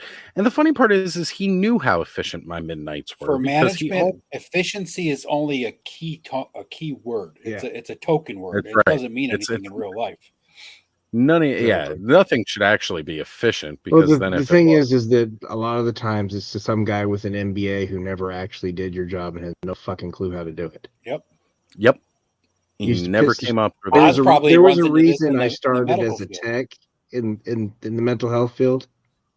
One, I knew what the job was. I can say that I've done it, and I moved up from there. So when I get to that management position and I'm over these people, I have a little more credibility than somebody that just walks in the door and goes, "Hi, I'm so and so," and they at least worked with me and knew me. Now, did that cause other issues? Hell yes, it did. Wow. Nothing like going from, you're hanging out with me and showing me all your stupid shit, to being your boss. Not a good idea. Now you're boss, where it's a different thing. Unfortunately for me, like when I did hire my friends, most of them they were willing to work the hell out of themselves because they wanted to make sure that I did everything good. So they had that respect for them. But you do get the people that try to take advantage and think, I'm working with my buddy, I ain't got to do shit. And when that happens, it's like, well, look, guess what? This isn't just that. This is a business, and you can't fuck with my business. You can't fuck with my paycheck. Yeah. One of my good friends would come in drunk when I worked at the game store. Like one day he literally was like sleeping on the back racks, and I just worked the whole shift with him, just like sleeping on the back racks. But I wasn't his boss, I was just his coworker. I was like, whatever. I'm not going to confirm or deny that, on a very slow summer night, there a certain somebody that was my boss. Well, not even my boss, like my equal at the time, because we both weren't store managers at all. But they took a nap in the back of the store where there's no camera. Let's make me big real quick. I wanted to show this off. Okay, let me play with you a little. That'll make him big. I love that. Damn, that head's awesome. That is wicked. That's cool.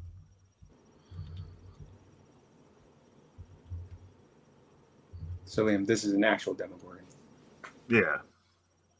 That's an actual Demogorgon from D&D, not like the thing you see in Stranger Things. Right. From the actual creatures. Oh, cool.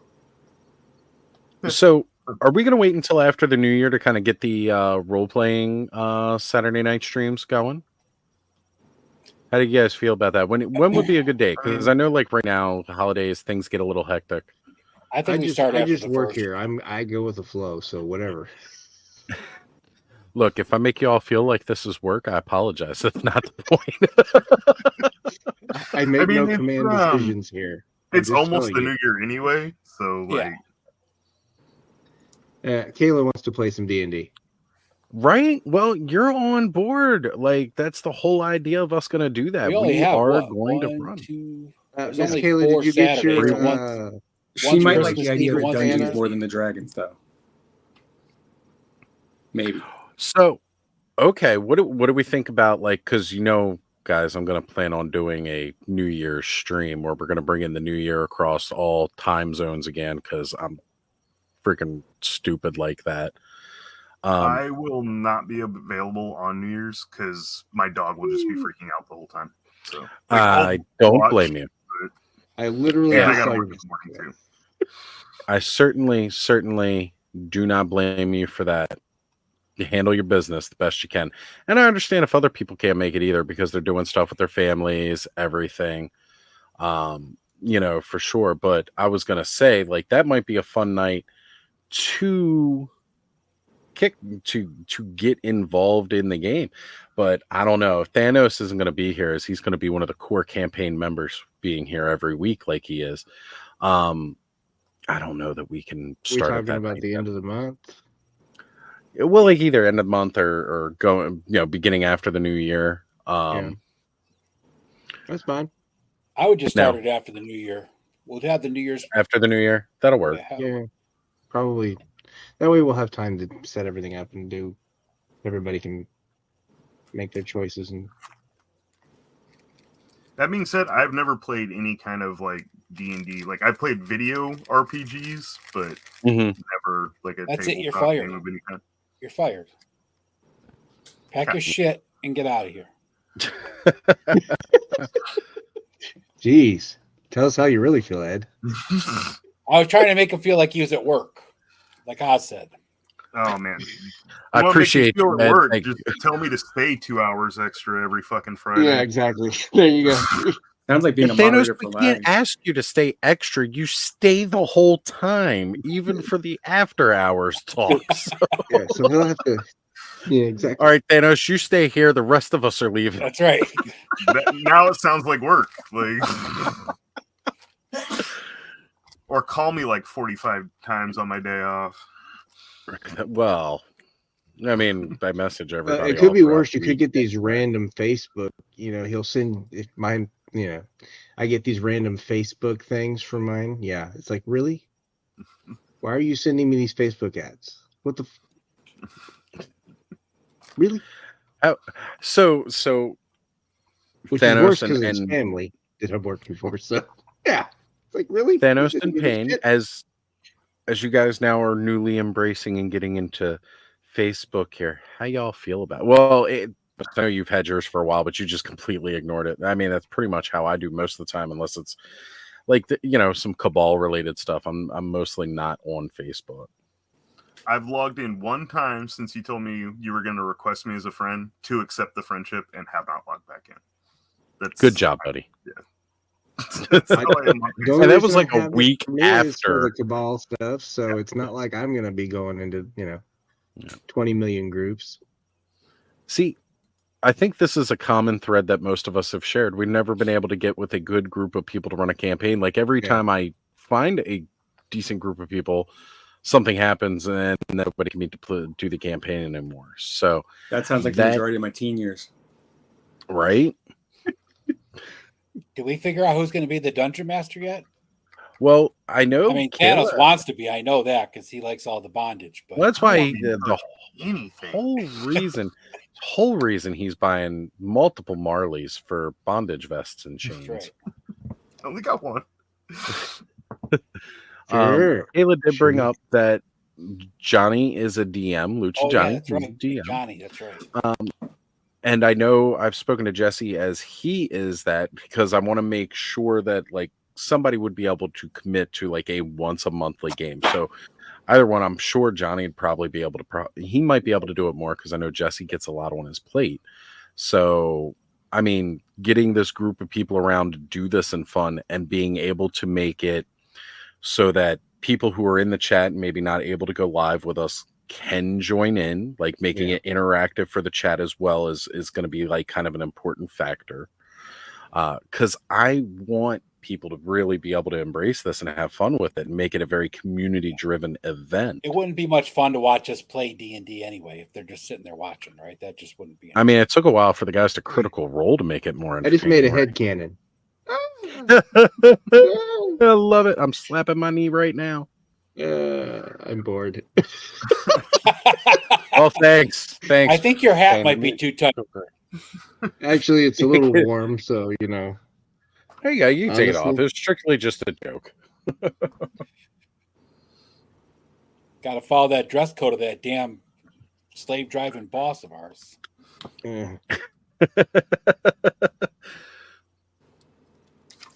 Well, see, I had said that I was going to start wearing my Santa hat, and I hadn't gotten mine, so I'm glad Terrence is at least wearing his. But for our Christmas stream, I will be fully suited up. Going to be some Ozzy claws happening. I've actually, like, tomorrow I'm going to have a lot of work where I'm just sitting here trying to go through and make new intro videos and stuff like that. Something I haven't sat down and really done for a while, but want to get something going. Like I made that really cool intro video last year for Toy Frenzy. But I know it gets like a copyright thing, so we're not going to use that one. Oh, I don't even have it. What is it about if it gets a copyright? Is the music? Yeah, because it's copyrighted music, but it's okay for use. However, because it's copyrighted, like you can't monetize the video.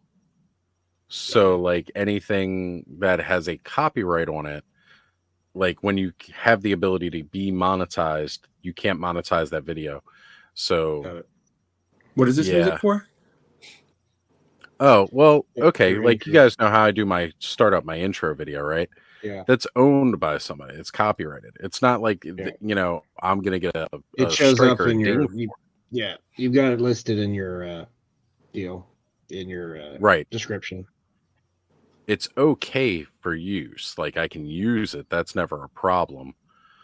But it's not something that I could ever monetize. Like every video with my intro on it, I can't monetize that video ever. So this was what I made last year for Toy Frenzy for the holidays. Now that I found it, I need to upload it here real quick. But I'll play it for you guys because I thought it was fun. It was a lot of cool. It was a lot of cool because I can English real gooder now. You know what? You have a better grasp of it than I did last night. I was.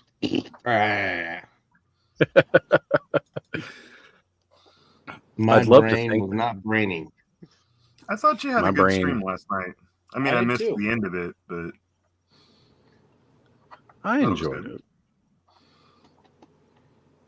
My brain was struggling for quite a bit of that last night. I was just like, why is this my brain? I'm not working. What is going on? Sometimes StreamYard be playing games like that.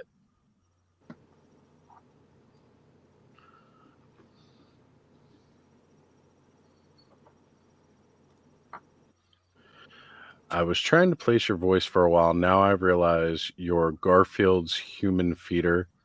Oh, So you so I'm sound like John? John. Okay. Dave. Oh, John. Apparently. That's right, John. Dave, that's it. No, it is Dave. That was John. No, Dave was from the Chipmunks. John was Yeah. Garfield. John Yeah, is Dave Garfield. Seville. Yeah. Here we go, guys. This was the Toy Frenzy holiday intro video.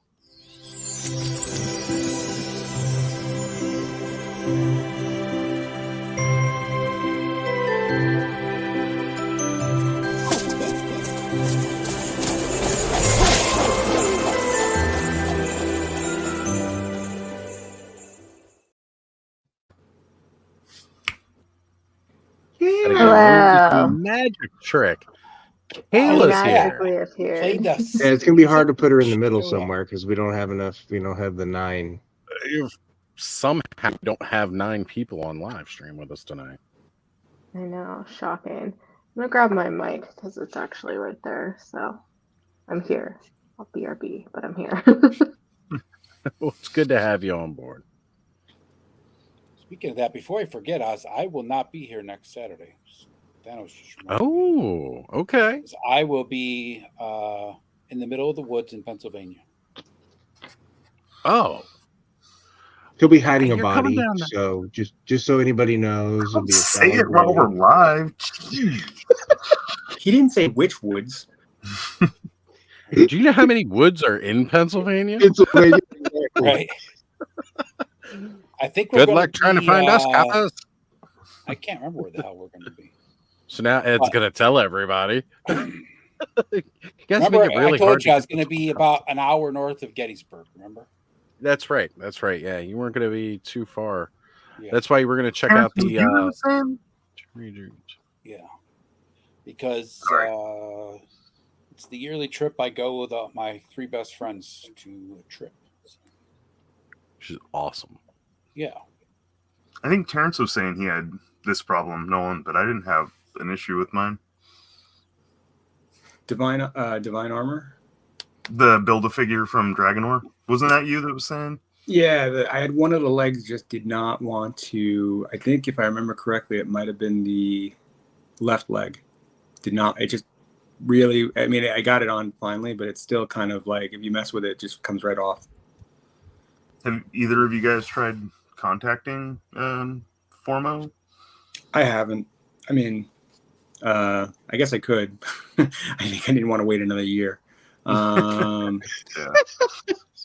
But well, they still have the parts. Yeah, I don't want to wait another year.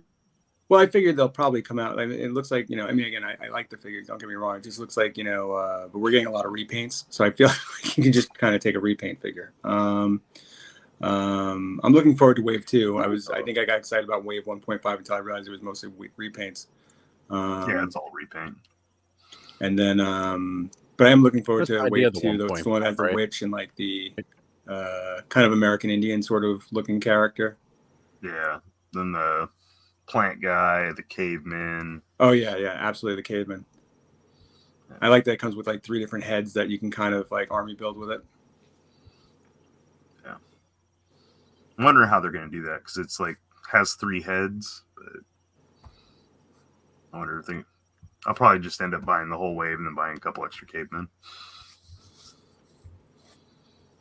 But the other thing too is like I kind of hope, I know they're working towards it, but I kind of feel like if the line is called Dragonor, it should probably have some dragons.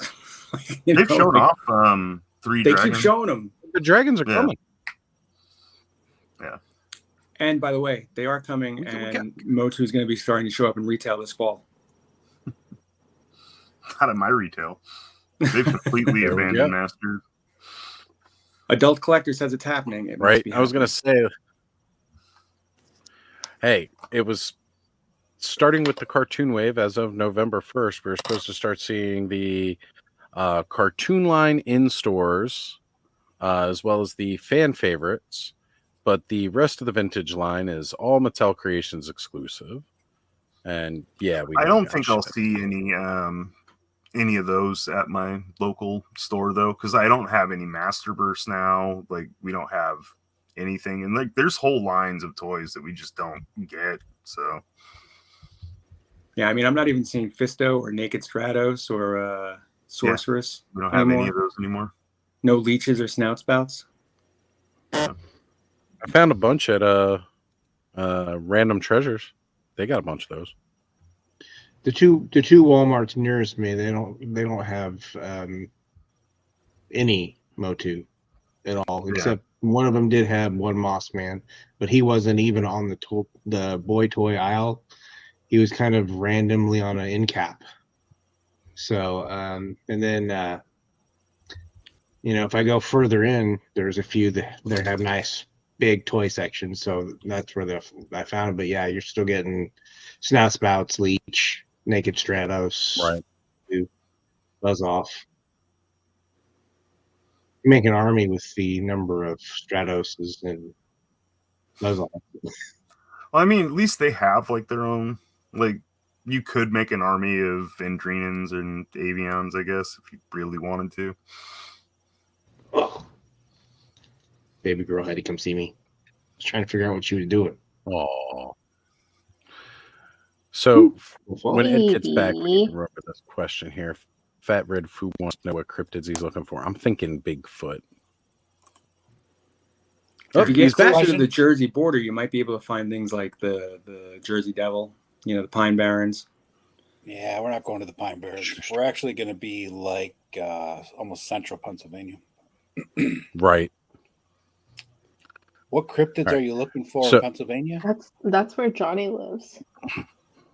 In the middle of Pennsylvania, as he likes to say. There we go. Yeah, Johnny lives more towards Pittsburgh, so he lives in the western part of bumfuck Pennsylvania. I thought he lived in eastern. I thought he said Pittsburgh. Maybe he said Philly. I can't remember. No, it's not near anything big. He lives where they filmed Groundhog Day. Okay. Well, you know what? Honestly, he's that close. He and I are going to have to meet up and do some hunting at some point, maybe. Actually, maybe we should get Johnny to come along with Corey, Make Shape Create, and Mr. Home Arcade and Lee's Customs and I, when we all do our great Eternia Dreams Gettysburg trip. So I have a question for you. Yeah. You've met Mr. Home Arcade in the real world? Yes, that is his voice. Okay, because I think I'd asked a while back and I didn't hear the answer, so I was just curious if that was how he sounds in real life or if it's a put-on voice. Sounds the same. I try to reiterate: what you get on his channel is what you get. Okay. Yeah, I met him at Maryland. Sounds like a 50-year chain smoker in person. So Morento is asking about rewind to watch the festive intro. Genuinely love that. If you go back, you can watch the Toy Frenzy holiday episodes from last year, and you can definitely catch it there as much as you want. We played that intro a lot last year. And you're from Liverpool, and you have a real cryptid, like he exists, and he's a boogeyman. Name is Purple Aki. Enjoy the rabbit hole. Interesting. I'll have to check that out. If you're from Liverpool, I'm going to assume you sound like a Beatle. So I want to know John, Paul, George, or Ringo. Hopefully that cryptid he just sent you after isn't like, two girls in a cup or, bathed in my milk, right? Right. It could be. You never know. Wouldn't be the first time somebody sent us down a rabbit hole. Hey, that's or showed us the rabbit hole. The only cryptid I'm going to find in December in the Pennsylvania woods, Fat Red Foo, is Sasquatch. So that's the one I'll be hunting after. So he sounds like Wacko Warner. There we go. So look at all that. Oh, somebody's got that seahorse. Seahorses forever. Not anymore, she don't. Nope. Seahorse, bro. Seahorse down. The seahorse went somewhere else. Seahorse ran away. Seahorse went bye-bye. Well, I'm stupid and put the smallest thing on bottom. Well, you know, That's my own damn that's a fault. proper stacking technique for Walmart. But I also have Oh this my whole God. bag. Are So- Once again, haven't been home. Oh, wait a Oh. minute. Is this Stranger Hello, Things Little cat. People? Yes. Mm-hmm. Oh, I came dig out it. with these. I dig it. Like the I want to background drop a set of alone. those. I got Yeah. 3 of the sets. So I got this one. I got this one. Oh, nice. Turn because Oh, of course. See, those are the kind Yes, Demogorgon you is cool. almost want to keep in the packaging Like the because of the way it's done. I know. Mm-hmm. And I'm like, why do they keep doing this? So I have to keep it in the packaging. I haven't And seen this that one yet. Yeah. Oh, that one's nice too. I like that. Now, Kayla, since you were doing some Legos with your Rivendell set, have you looked at getting Mhm. the upside down Lego set where it's like the buyer's house, but it's Yeah. built so that it's the upside down It's- and it's everything upside down and then it's the house on top? It's really cool, and actually one of my clients has it. They have a few Lego sets, and that's where I like stream whenever I'm there. And I'm always looking at it, and I'm like, I really like it. But I told myself, I'm like, if I'm gonna get another big set, which that one isn't that big, but if I'm gonna get another big set, then I definitely probably want to do Harry Potter. I just don't know what. Like the Diagon Alley one is really cool, but it's just way too big. But also the new Avengers I Tower never is really thought I'd hear fucking you say cool. something was too big. Also, now I can be in the middle. Yes, now we can fix it. Here we go. But it's fucking 3 feet tall, and the only place I could put it would be like half behind my TV because my TV is like in the corner and like Right. hanging off the wall, so it'd be kind of behind the TV. And I'm like, that's not cool if you can't see it. So I don't know. I haven't figured it out because I do want Try like floating shelves. There you go. I do actually have some shelves, but like the only other space that can go is already like my like curated wall I have, which is like part jewelry hanging, part boobs and butts and penises. Including those things there I we go, got folks. last week. I hung those up. Like I have a jewelry rack that's in the shape of boobs. And then there's also a lot of ferns there, which half my room is ferns. So Between how many ferns? yes, between a lot of ferns. 2 ferns. But yeah, Shout out Gina Marie here, new to the chat, real quick, saying that there was a few in Wally tonight, but it was old stuff. Okay, well, keeping us posted on the Wally finance. Continue, Kayla. Yeah, so I do want something to kind of represent each of like the big fandoms. So like I want something for Harry Potter. I want something for either Captain America / Marvel. Yeah, and then kind of go from there. But I don't know. I just don't know if I can have anything as big as the Rivendell again because I literally Right. don't have the space until I would move and no longer have roommates and can expand my space beyond my room. Sure. Yeah. Aaron said there's always space. Yeah, not really. There's Final not always frontier, I've space. heard. Ed, that's not what I said. We've solved Space is the final everybody's frontier. problems. That's We're gonna right, we start have. renting out Also, is this collection space. Is this what you got me, Pains? I messaged you back. Yeah. Okay, thank you. Yeah. So cool. I've been wanting it for so long. I don't know if it must have been someone else who messaged me because I'm in several Secret Santas and they're like, do you want to update your list? I'm like, I have nothing to add from last year. Like, I love everything I put on it from last year. So, thank you. Yeah, I meant to message the group and be like, do we still want to do it? There's 5 of us. But I forgot. It sounds about Thank right. you. So, thank you. Let's get that. Now I gotta Oh figure out shit, who I it's got. Larry. Damn it, Larry! When did you show up? Right after the Michigan game finally finished, it was the longest game ever.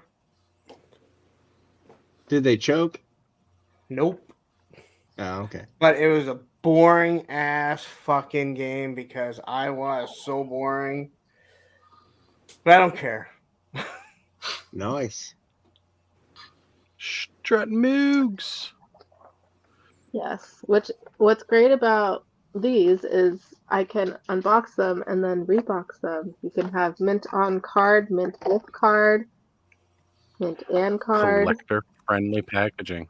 Yeah. Well, we were talking that. earlier tonight about a new ghost that the Ghostbusters can go after. As a matter of fact, I have some plasma series that would scale well.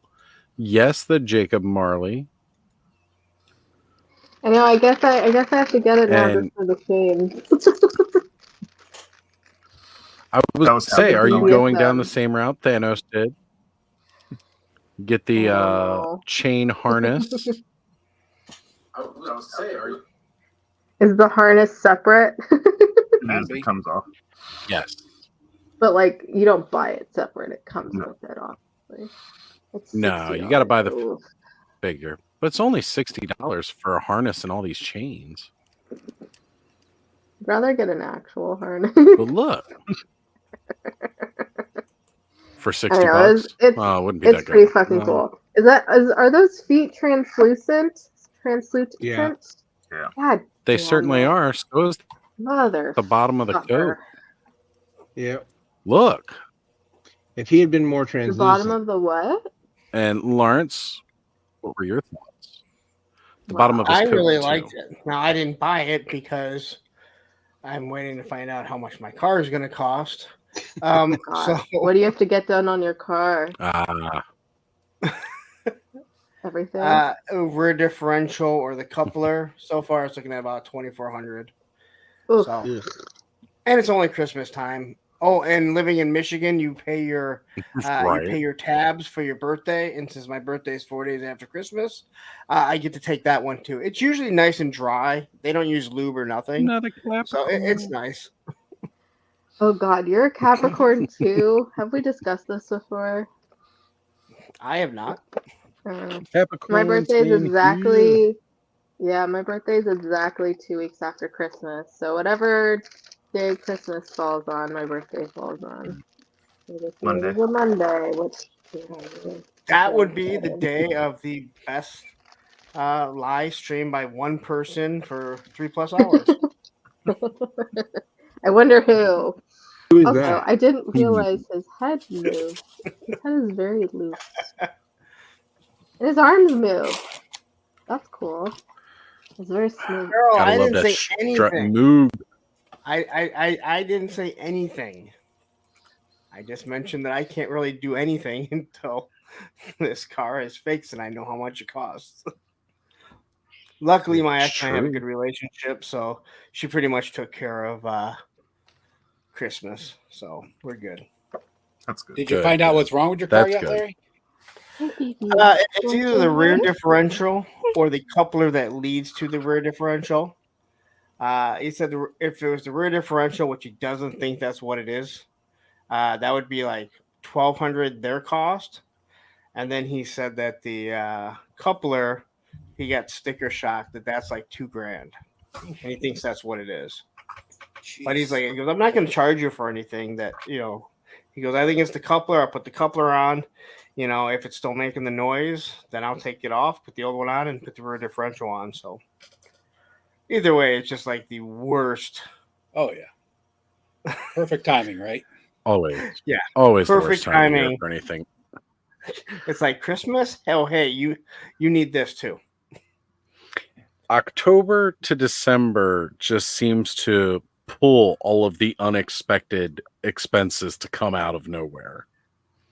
Yeah, that's why I've never attracted this time of the year. Like, I understand that when they talk about not just HasLabs but crowd funds, that it all depends on the timing and everything. But why would you ever have one ending in November, December? It makes no sense. Seems like a bad idea. Yeah, like if you wanted to just fail, looking yeah, at the time that's and a good going, all time. right, you know what? I mean, if I was going to do a crowdfund, I would want it to end right as taxes are finishing, because you know people have a little bit of extra money. So, right.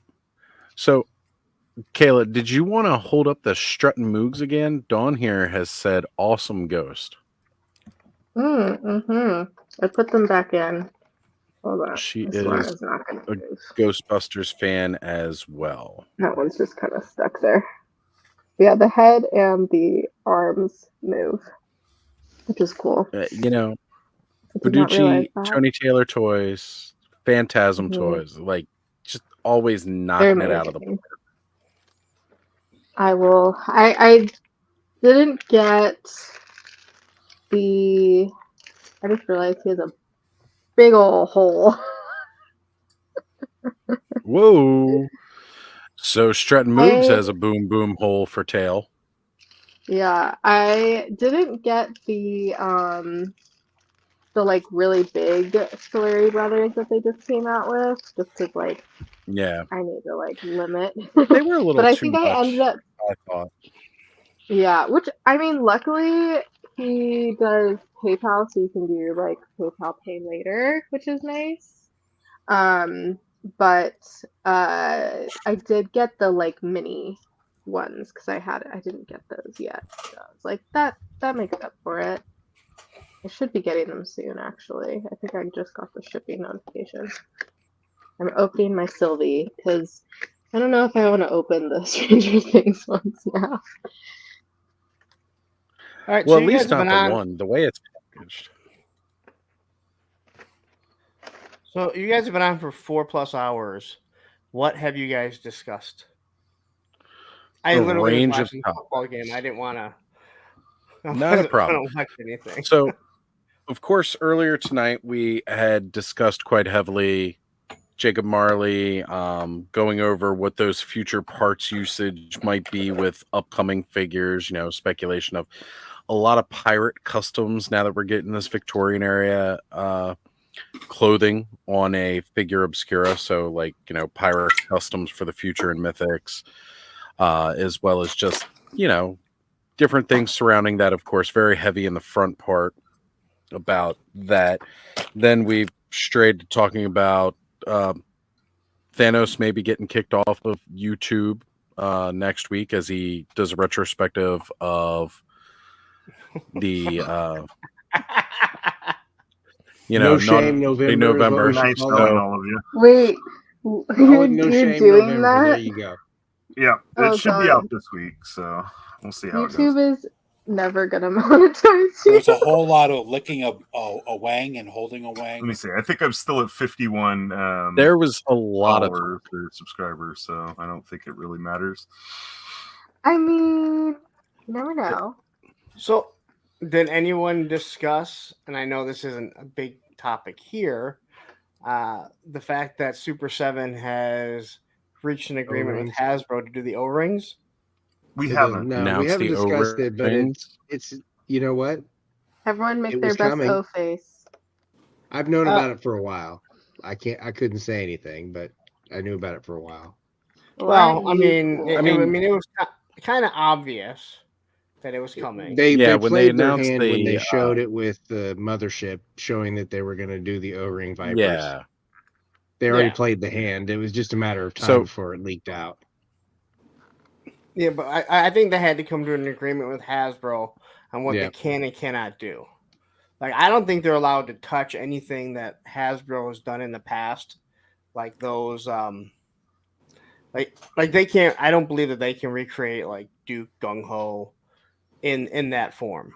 That's going to be kept for. I mean, can they do like the cartoon version, like they're doing? Yeah, that's what they're supposed to be doing. Yeah, so they're going to do the Deke and Sumbo, and then touch on the cartoon or comic book stuff. Yeah. Probably stuff that like we never got, which that's what I wanted from the O-rings. I don't want to buy another Gung Ho that I already have the original to. I mean, it's great that people can get it that don't have those or don't have like figures like that, but for me, it's like I don't want to continue to buy. Well, I'm not going to, but I don't want to continue to see I think the price point will determine how well they do, though. I agree with you, and he said that he's going to try and keep it to 20.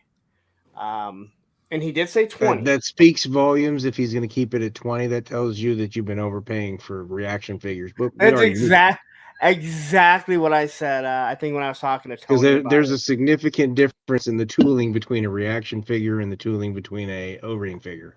You have significantly more tooling. No, fact, man. There's no Hooded Cobra Commander coming. That's not coming out, not from them. Yeah, that's the same problem though that Hasbro's had with the Joe figures. They can't go back in price now. They've already created themselves a hole where they got to keep going higher. They can't go back. I keep going in that hole. Mm-hmm. But I talked about that before. Oh, sorry. I just real quick. I got a random this is for the Build-A-Figure. Yeah. I was like, the fuck is this for? Yeah, it's the Build-A-Figure. It's the washer. I got a very, very random request from Mike Litt.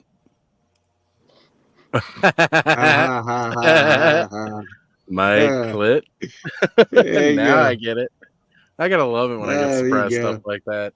I got played by Mo, like Mo. Is that Amanda hugging kiss in here? Is there an alcoholic? Here's what we need, Lawrence, for the O-ring. You need the old man, the Window Viper. And the Window Viper. And you know what? Right? When are we going to get our janitor? That's the kind of crap you'll get. I promise it's coming. No, and you know what? That's exactly what they need to do. And you know, like if you watch the full force, when you listen to Pat when he's on there, this is what he's been saying he wants out of the O-rings. He wants characters that have never been done before, or different paint schemes. And I think that's what you need. But I still do believe, and I've been saying this for quite some time, I think that, you know, you have a lot of these O-ring Kickstarters, and then you also have like Delta 17, is it, Ken's? Yeah. It's the same people buying the figures over and over and over. Yeah. You know, I think there's only a select amount of people that still want the O-ring. And I don't know why we fight about it. I don't know why it matters. I mean, I think if they actually are doing them like the cartoon, that'll bring in its own group. They'll have their fans. Yeah, they already got people buying the reactions. I'm not a big fan of the reactions. I don't own a reaction. I probably won't ever buy one. It's like Damn It Larry always says, Joe collectors are Joe collectors. They're not figure collectors. And they, you know, most of them don't know any different. You know, like when it comes to toys, like they don't understand like what's going on in the toy world. So they just see, you know, G.I. Joe that they haven't had. They have some extra money. They're adults or whatever. They want to get their kids into it.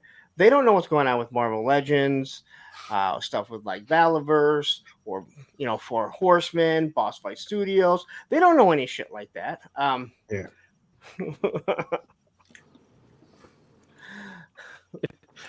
Make sure. This is very important advice here. Right on par with the channel too, because it involves food and possibly a game. Always check your O-ring after spicy burrito consumption for sure. May even find anal seepage. The Thai food, but hey, we haven't had any Olestra in a long time, so I don't think that's an issue. But yeah, I think there's so much, and I think we're gonna see. Like, I think Hasbro. I know people don't like to hear this because this means that you're a shill, but you know, $1 billion company is a $1 billion company because they try to make as few mistakes as possible. But allowing someone else to take all the risk is smart. Yep. And that's how you make money. Especially when they already have the license. They've already given that company the license. I know. Yeah. So it's not like it's something new they're doing. Hasbro's got G.I. Joe pimped out with 10 different companies now. Yeah. And the fact is that, I mean, Classified is just, it's making money now. Whether or not Hasbro thought it was going to originally, it's making money. It is by far their best property. The reality is, toys. As much as we talk about toys for Hasbro, it is not the toys that makes Hasbro the money. No, No. Well, Not the action figure. It is a drop.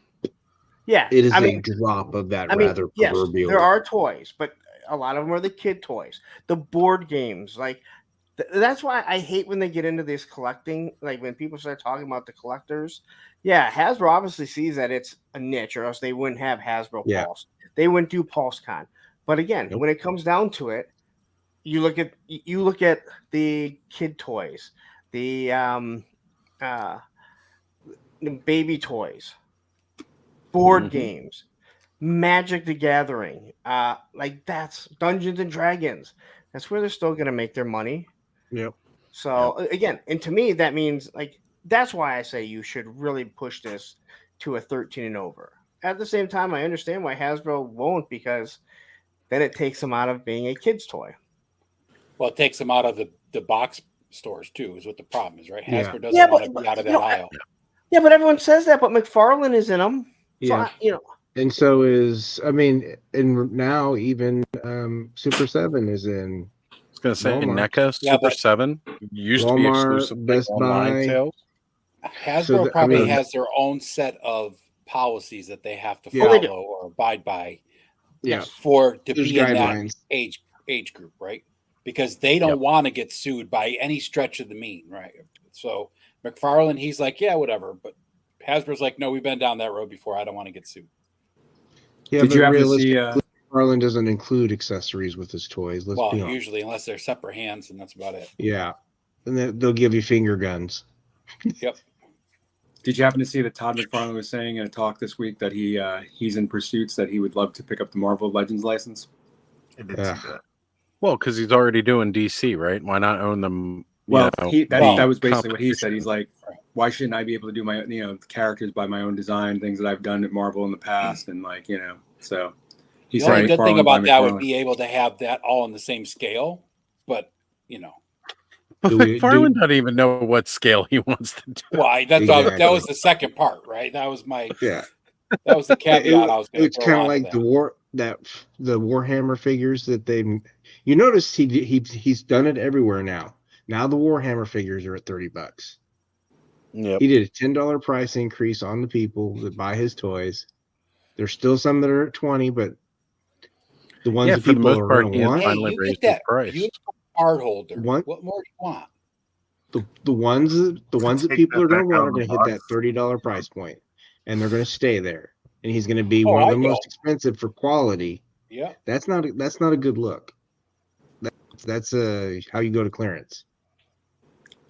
Let me see it light up. I don't know where the screwdrivers are here, and I don't know where the batteries are. So sorry. It It's not my home. It didn't include batteries. What? It doesn't include. Don't you have toys that will fit? Look, there was a very popular movie called Batteries Not Included back in the 80s. Yeah. There you go. Did you guys Except see that that involved light little up alien display? toys that Which I'm looking at it right now. The light up 1/12 scale DX display base. It's on Big Bad Toy Store. No, you want to shoot me a link, cool. or actually, you should be able to share screen. You could share screen. I'll just link it in the private chat. Okay.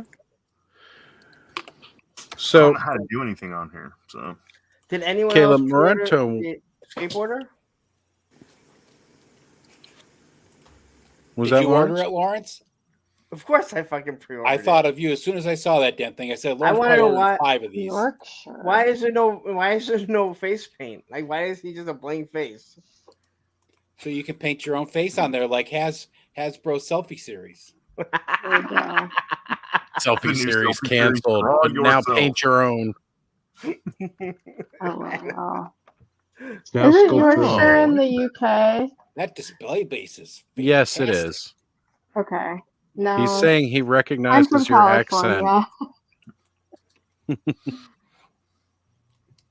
Which is funny because when I was in New Zealand, people obviously knew I was American, but they specifically knew I was Californian. You want to know how?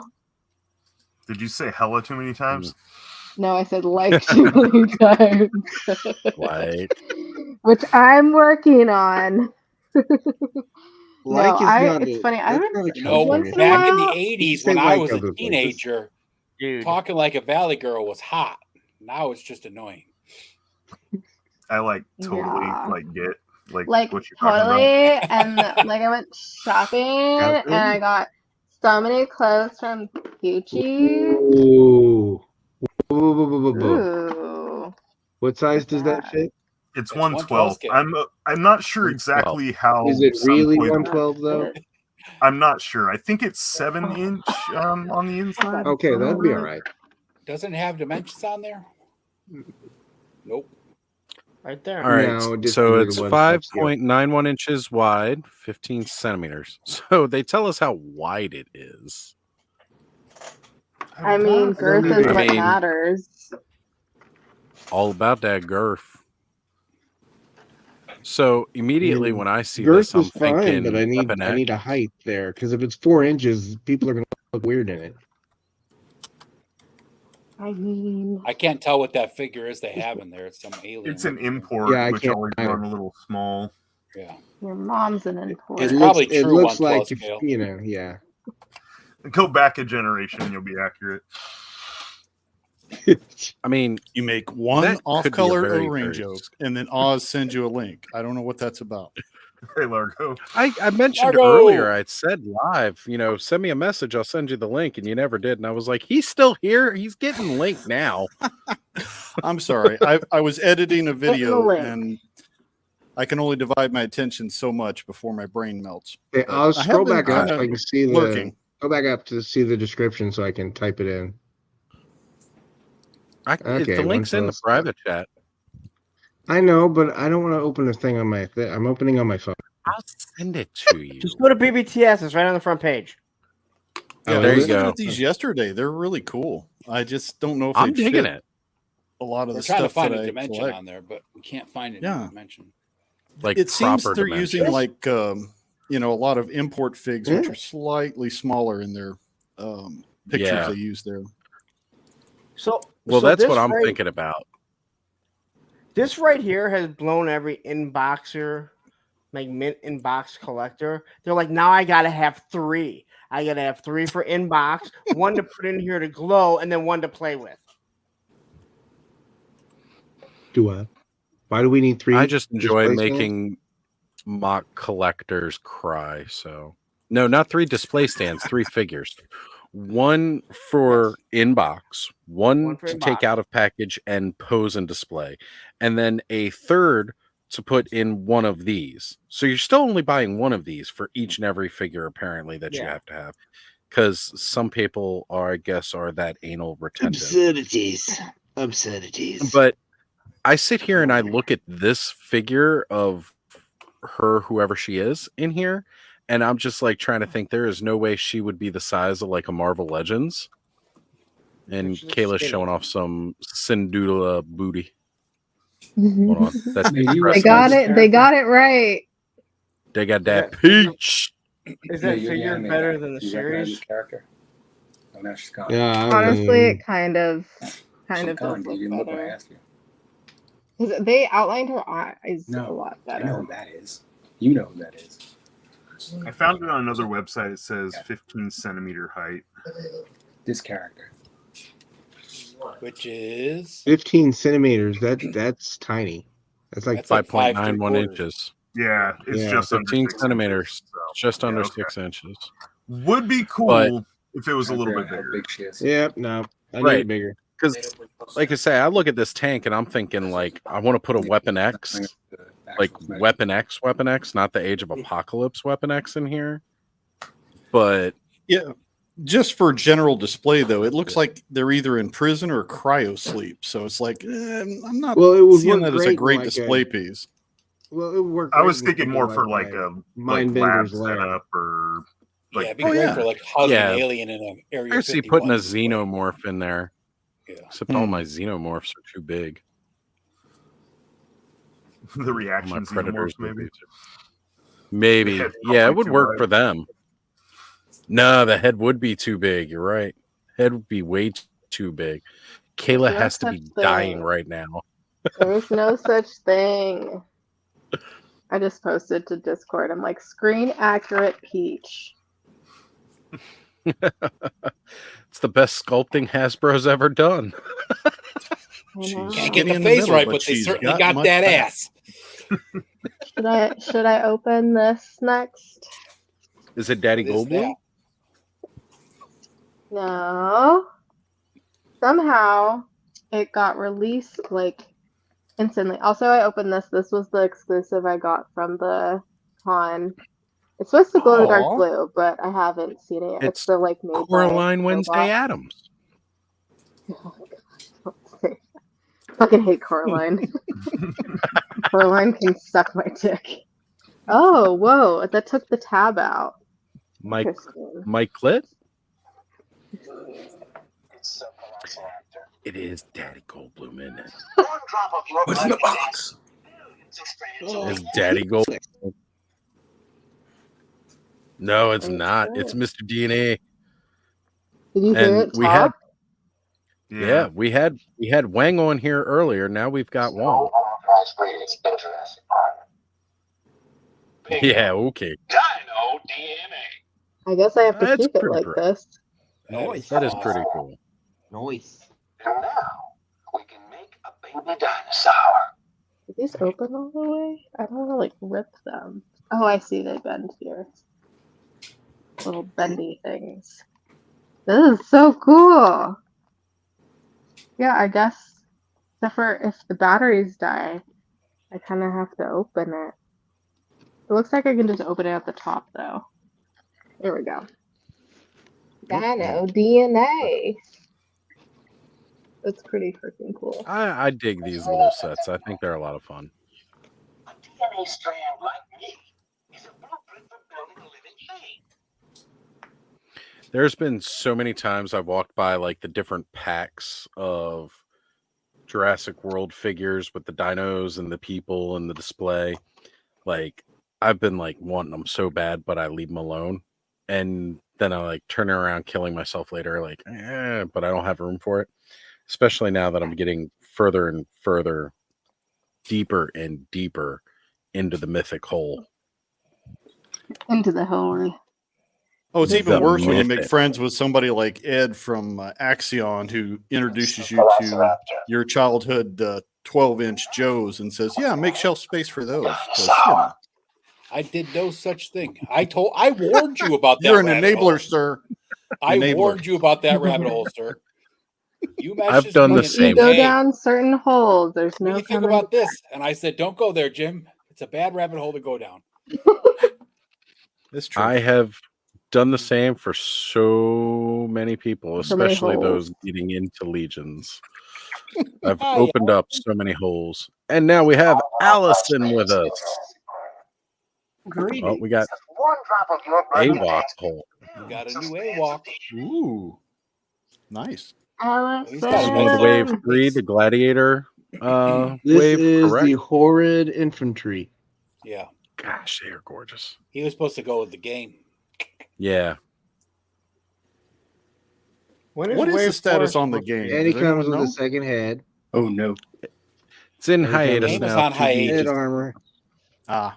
So that's pretty slick. I like that. I do like the red head better than I do like the redhead for sure. The red face. Everybody loves a redhead. Yeah. Redhead. Or my kryptonite. Allison, how you doing tonight? I am well. How is everyone else? Doing fantastic. If I was any better, I'd be twins. In and out. Having dreams about translucent boots and bondage harnesses? Twins. A typical night with this gang? Yes. Yep. Yes, indeed. Hey, Lawrence, what'd you think about that Radnom picture today?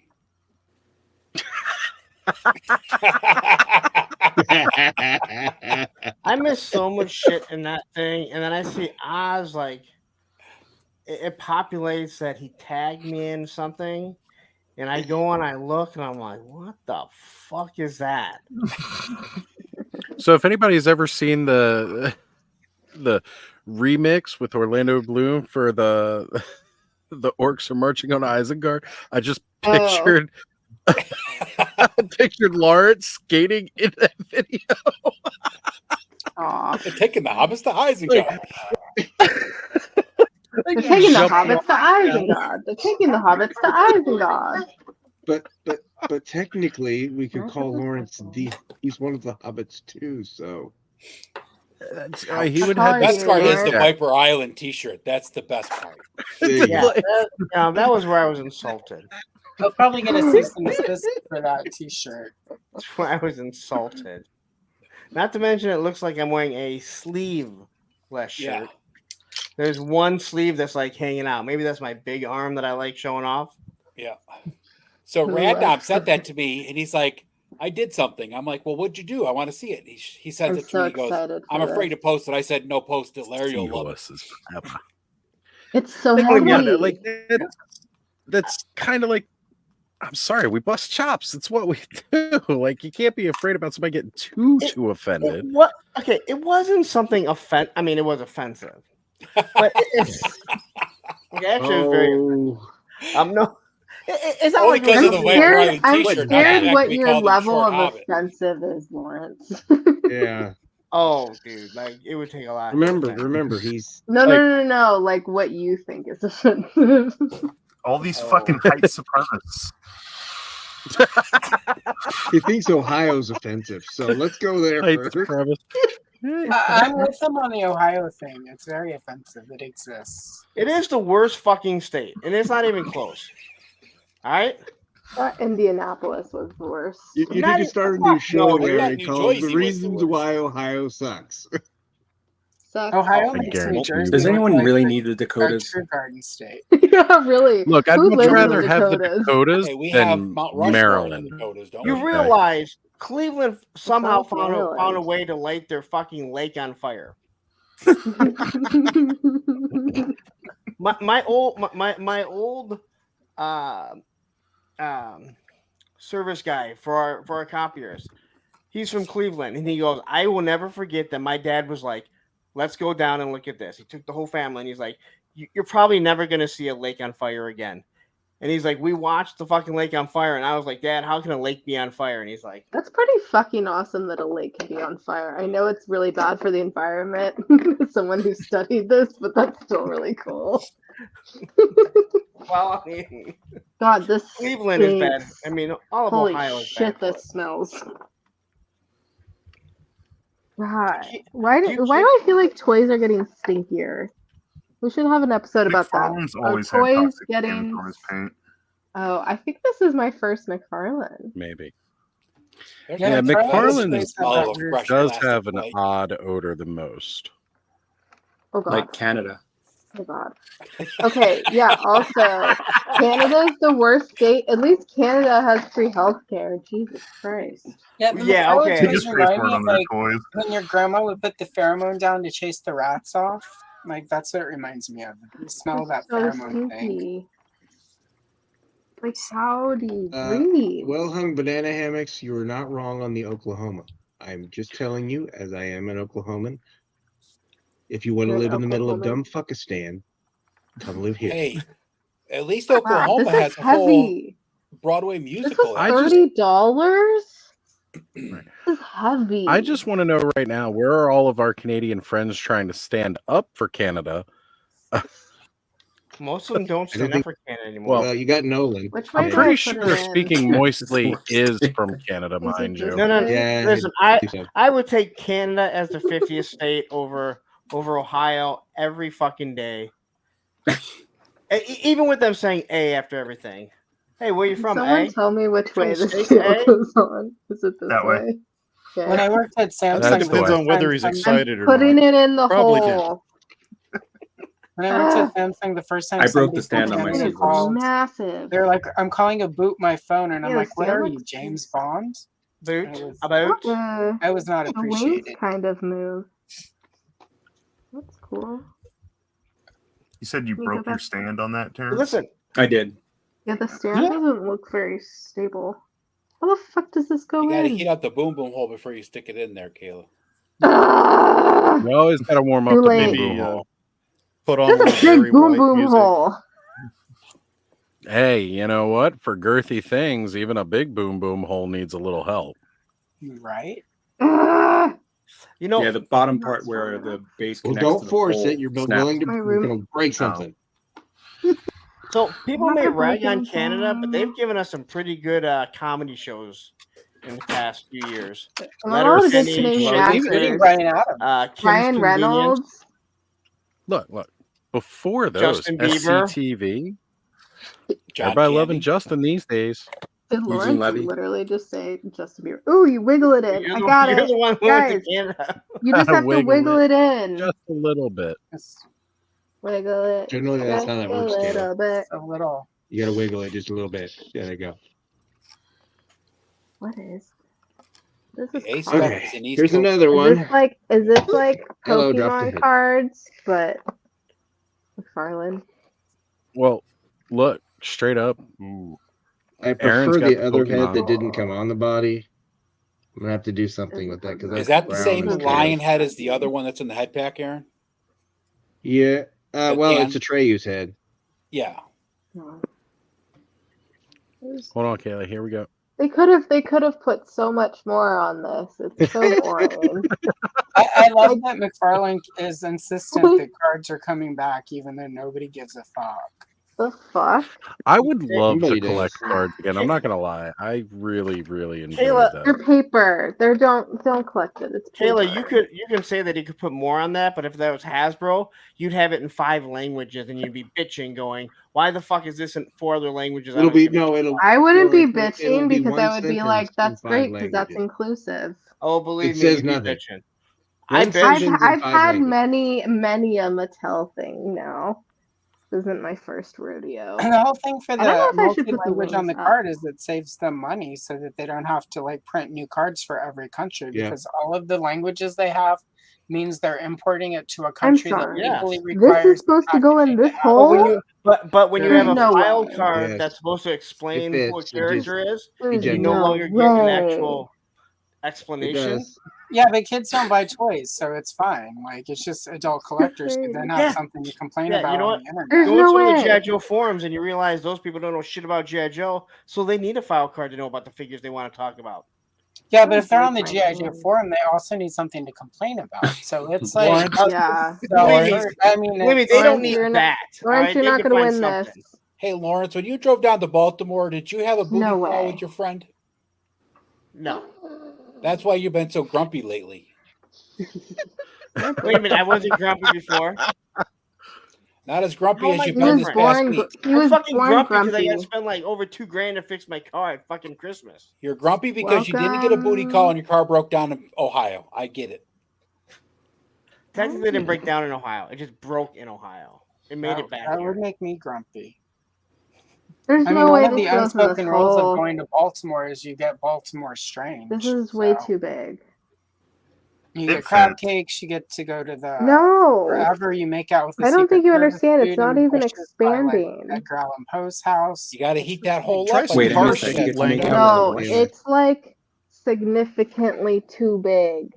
There's no way. Yes, because that actually you can either choose to Look heat at the that. hole or you can heat the end of that thing to get it in there. How do You I gotta heat it with a soften one of the two areas. hairdryer? Just spit on it, Generally, like try to a little soften bit of it. spit. It'll, Yeah. You just a little bit of spit and a big old. You Spit want to and soften the consumption female end of anything usually. Just letting you know. Blow on it a little bit. warm it up. With a hairdryer? Yes, you that's can what use it a hairdryer. says. Ideally. Hair dryer, Oh, you could use there might be- hot tap water. You could blow on it, you know. Blow on it. That would take too long. Curling Put it iron. underwater. So heat Give this it a end, warm not bath. Get this. some scented candles. Heat Correct. the seahorse. Yes. Okay, I'll be right Right back. under Kenny I'll G. leave my mic on just in case anything crazy happens. If we hear screaming, Like I get it in the hole. That's a I'm hole just in gonna one. I'm just gonna yell, I got it in. She's going to be doing like We're gonna need Sally to when charge she's sitting at the extra for this restaurant stream in a table. minute. Yeah, we need Yeah, to exactly. we need to put the little button for extra donations in there. Yeah. Lawrence, Not I don't know if safe I can give you for this kids. level of abuse when you come over and guest on my show. my I'm mic not isn't used to checked. being this abrasive. I'm taking notes. You know, people don't have to be mean. I mean, they choose to be mean. They don't have You to. should talk. You should say that to What? yourself. Wait. I am one of the kindest people on YouTube. I almost said that with a By straight kind, face. he means honest. By kind, he means I never honest. met We're not Lawrence gonna in say that person, and the that's first text message I get from him when he gets to PowerCon is, "I hate this fucking scene." I didn't lie. I mean, yeah, exactly. You're very Like I said, kind-hearted, you're very Lawrence. honest. It's not that I think you're not kind. It's you're negative. You're not malicious. Thanos. See, Lawrence is I'm also not negative. I'm just You're not objective. negative. I am Have you met objective. Hot Meat Kettle? look, you know, Lawrence can be in as foul mood as he wants because when he showed up here to Baltimore to meet me, I apparently sent him into the city to die. But fortunately, Well, he's I from mean, Detroit, so he knew how to handle himself. Yeah, like I wasn't There's worried. a whole section of Baltimore where that's the only reason you send somebody there is you never want to see them again. No, walking home one night from a 7-Eleven, and I got stopped by police in my own neighborhood asking me what I was doing there. Like, I live me, here, sir, and you they're look- looking at me like, haha, white boy. Yeah, sure you do. What are you buying here? Look, Saltine, let us know the truth. Where did you go? What did you buy? Right. Right.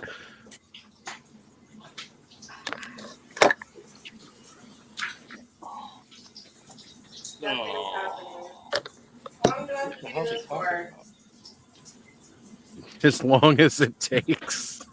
My favorite interaction with the cop was I was walking home when I lived in a not There's so no great way this neighborhood. fits. I swear to Dick, this And there was outside- some dude having a inside meth part, there's meltdown. no way. There's no You know what's fucking worse way. is the fact that You know, the the fact bike that her camera off. is off makes the comments even worse. I'm loving that, by the way. This is- I want to do waiting whole for a neighbor segments to on the break in show. and be like, "What's going on in here?" Well, Thanos' Naughty November just got topped by Kayla's camera. My imagination is just soaring. There's a lot of water sports going on. That's what's happening. See, Oh my! what we need to do now is take Kayla's voice of what she's saying, and then dub Gonna it make a over whole some of Thanos's pictures that he puts up on Instagram. There you go. I've been telling her because at the end of their episodes they do their "That's What They Said's." I'm going to take some of those clips at some point. Go for it. Well, we just did the massive. Parents, we apologize. Thanksgiving. There are parents Hey, watching. Parents is listen, like, Terrence, No, I said Terrence's- parents. Terrence's It's well son past 10 got o'clock, hit and I know on where my by children are. some crack lady at PowerCon. So Oh, Terrence, gotcha. Okay, it was Baltimore. Wait, I missed that story. What happened with Terrence? Yeah, we need to hear the story about Terrence getting hit on by crackheads. not him. That's his son, right, Oz? What's that? When we were outside the restaurant. Yeah. Oh, that crackhead. That was a scary moment. We that almost one. had a Krampus moment there. But fortunately, there was enough dudes around that she thought twice. Oh, she That was a very Lawrence is creepy attracted to experience. crackheads.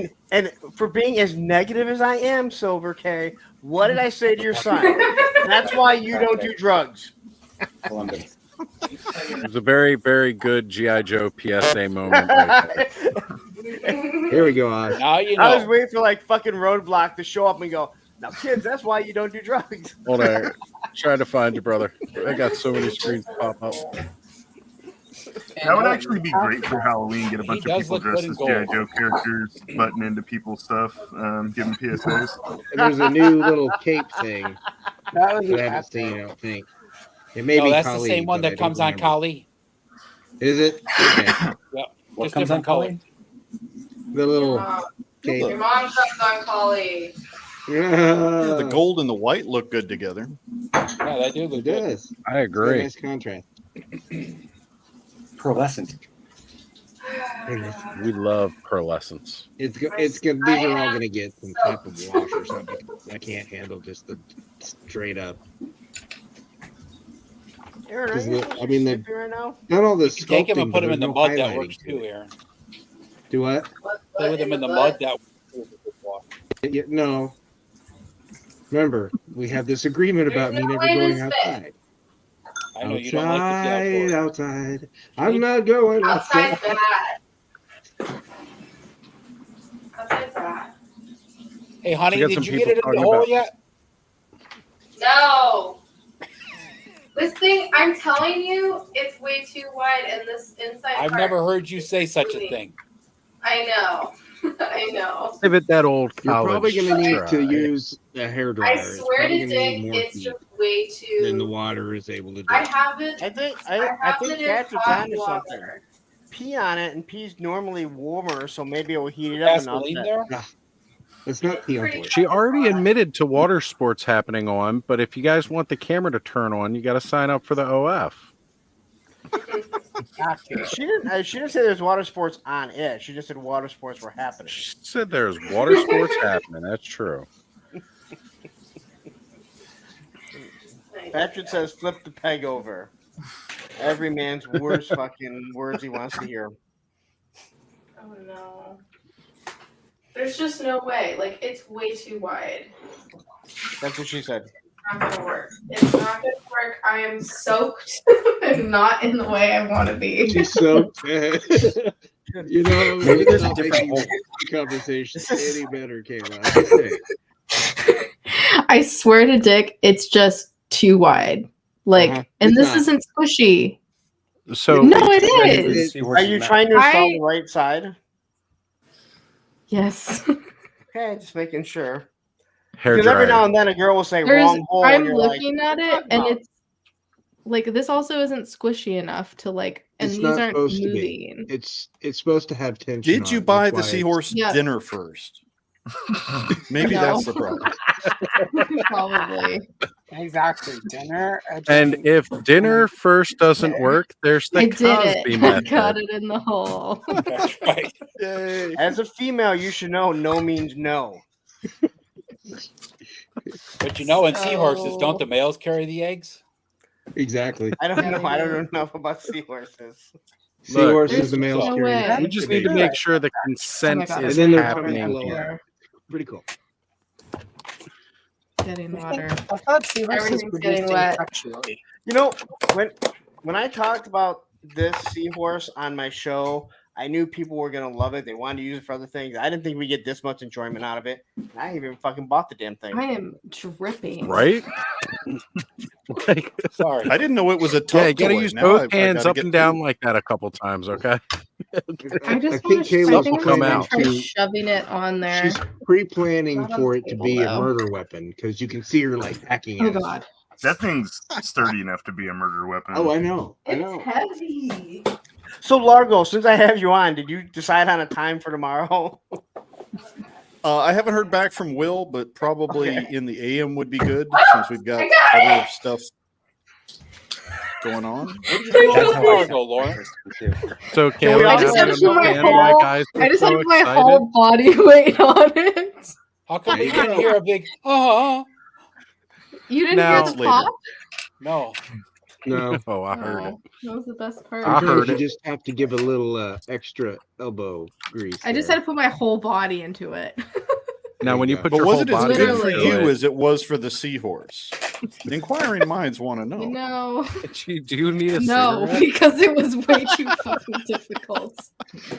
Should not be this difficult. Because I'm pretty sure I need I one gotta after say- all of that. I'm about to outside. You should That get seahorse looks one. gigantic. This thing next is to Kayla. fucking 10 pounds. Yep. The seahorse looks bored. I'm just saying.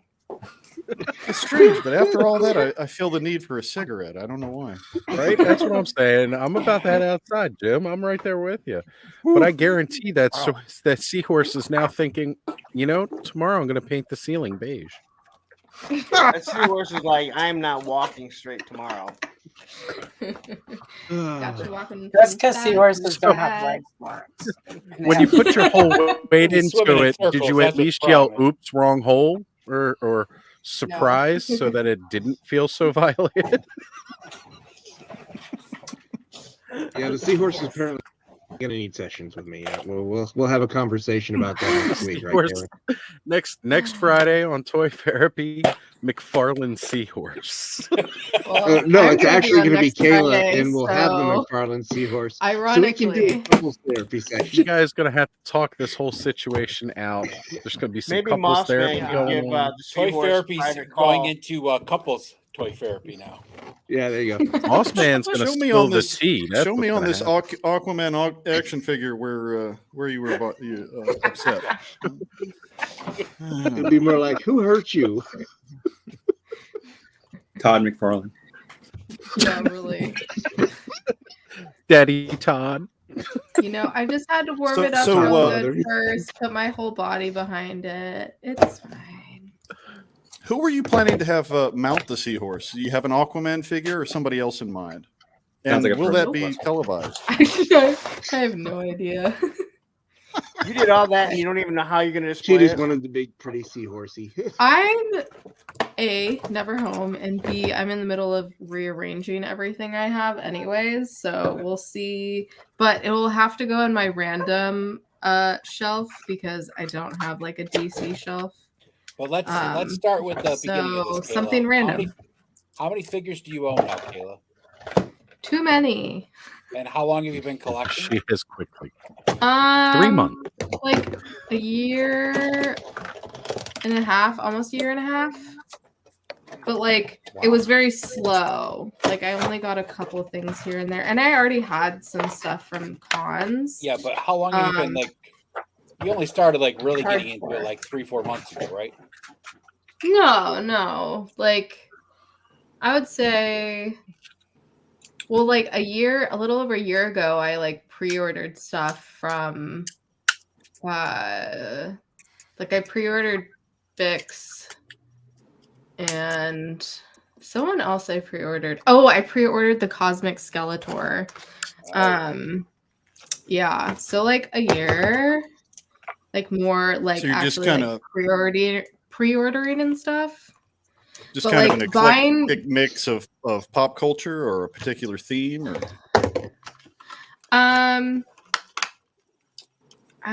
It depends. Like I definitely have my fandoms that I like. Like I have a lot of Lord of the Rings. Actually don't have that many Harry Potter because there's just like not that much Harry Potter out there. But yeah, getting more Star Trek stuff, but more like OG Star Trek stuff. Nice. Star Wars, Motu, even though I haven't watched anything, but me and Johnny will be doing a rewatch of Revelation in January before Revolution comes out. So I will be watching Revelation. So excited for that. Yeah, so got a bunch of Motu stuff. Oh my god, I got a bunch of Turtles stuff, which I hadn't been into Turtles, and then I saw those glow in the dark and I was like, I need to have them. And then I saw the movie and I was like, I love this movie. I need to get more stuff. So got a bunch of Turtles stuff. Yeah, they came out with Stranger Things and we just were doing a rewatch of Stranger Things, so I had to get those. Yeah, I get things because they're cool. Like I got the Seahorse because it's really cool. Big Jurassic Park fan, so I got that, especially Dino DNA. I've always loved saying Dino DNA. Kayla, if the starting lineup figures were anatomically correct, would you have purchased them? I would have. I don't give a fuck about sports. Anyone who's seen your Instagram knows that, so it's cool. Yes, I love basketball, but I love baseball more. And I've actually got some starting lineup. Like I got old Jerry Rice, and there was actually like a Rockford. There was a Rockford. Yeah, I know. You're like, I love that baseball more. I got Jerry Rice. No, I love the Niners. I've met him several times. But yeah, and then I got a Rockford Peach one. They made one. There was like a $5 bin at this toy store, and I found it. I was like, oh, that's cool. But yeah, I don't know if I would get any of the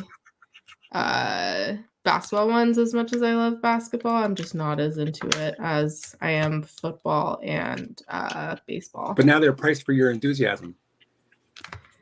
But now they're priced for my enthusiasm? Yeah, because you're not that enthusiastic about it, and the prices are now super low.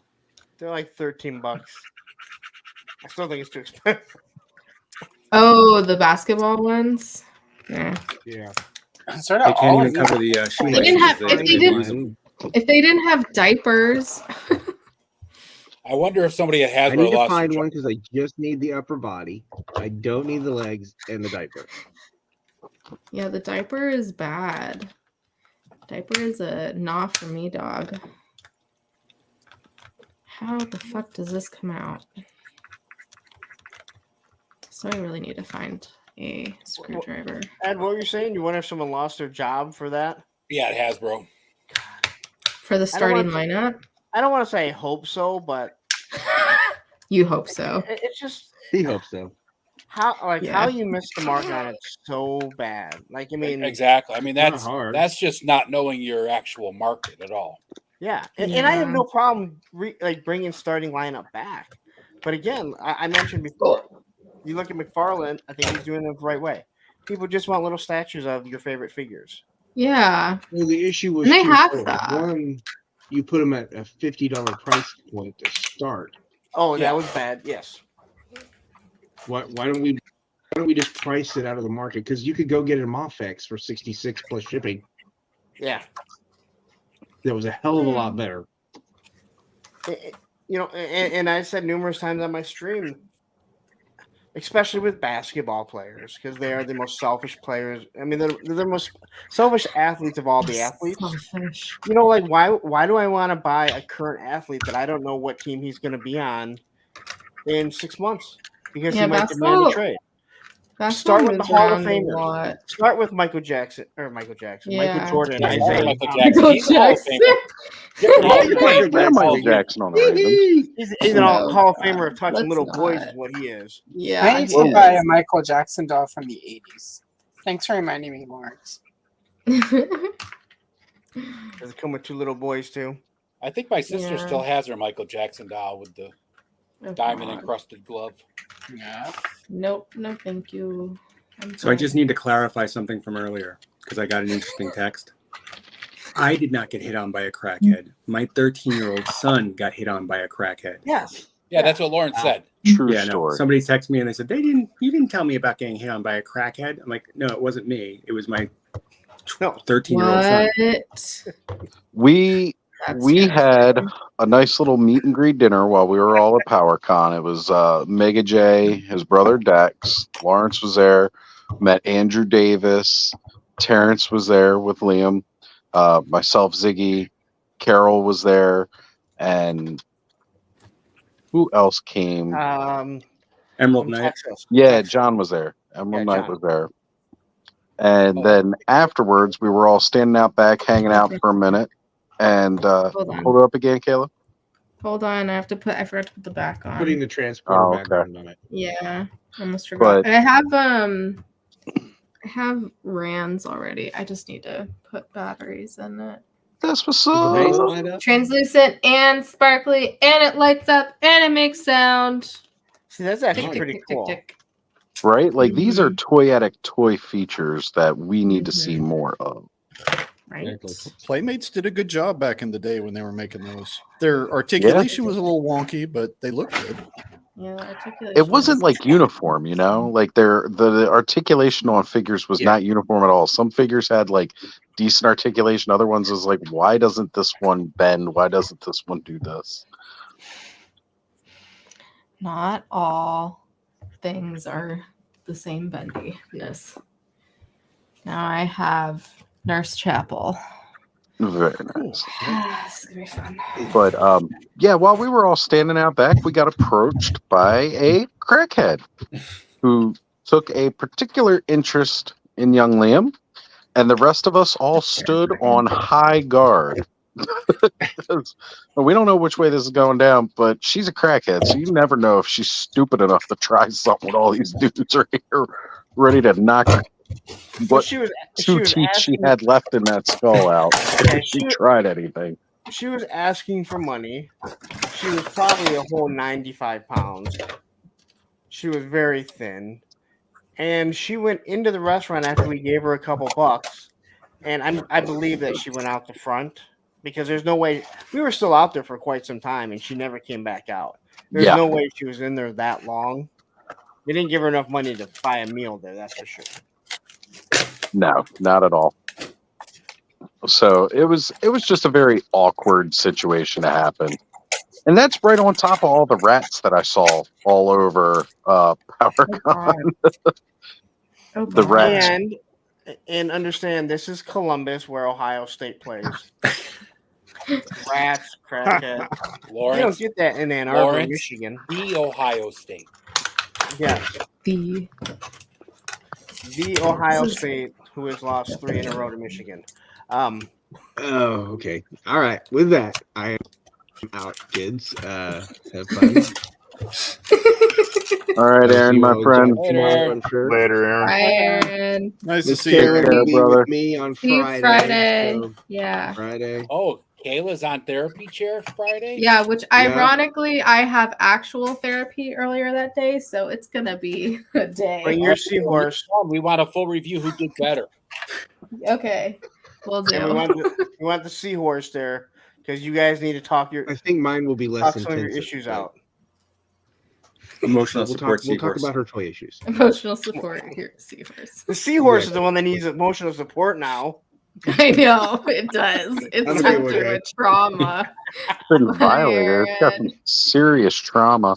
It's All right, so I literally know been somebody was just violated. trying to join the stream. We've got some open space. If you're trying to join, go ahead and clearly you already have the link. Jump back on. See, even Who Carol is it? agrees. I hate Ohio too. Columbus dishes out some bad vibes. Yes, it's called Ohio State. Well, speaking of trauma, Lawrence, obviously you experienced some. In your collecting, I'm trying to segue into something more positive. I know you're into skating. Do you collect decks? Do you have a lot of skateboards that are like, cool, have some cool graphics on them? No? No. So when I was younger, when I was, younger, 12, 13, 14, I took everyone's board that finished, and I slept in the basement, at my dad's house, and it wasn't finished, but there was like He's still in his dad's basement. I Yeah, wish. he is. I wish. I hate mortgage payments.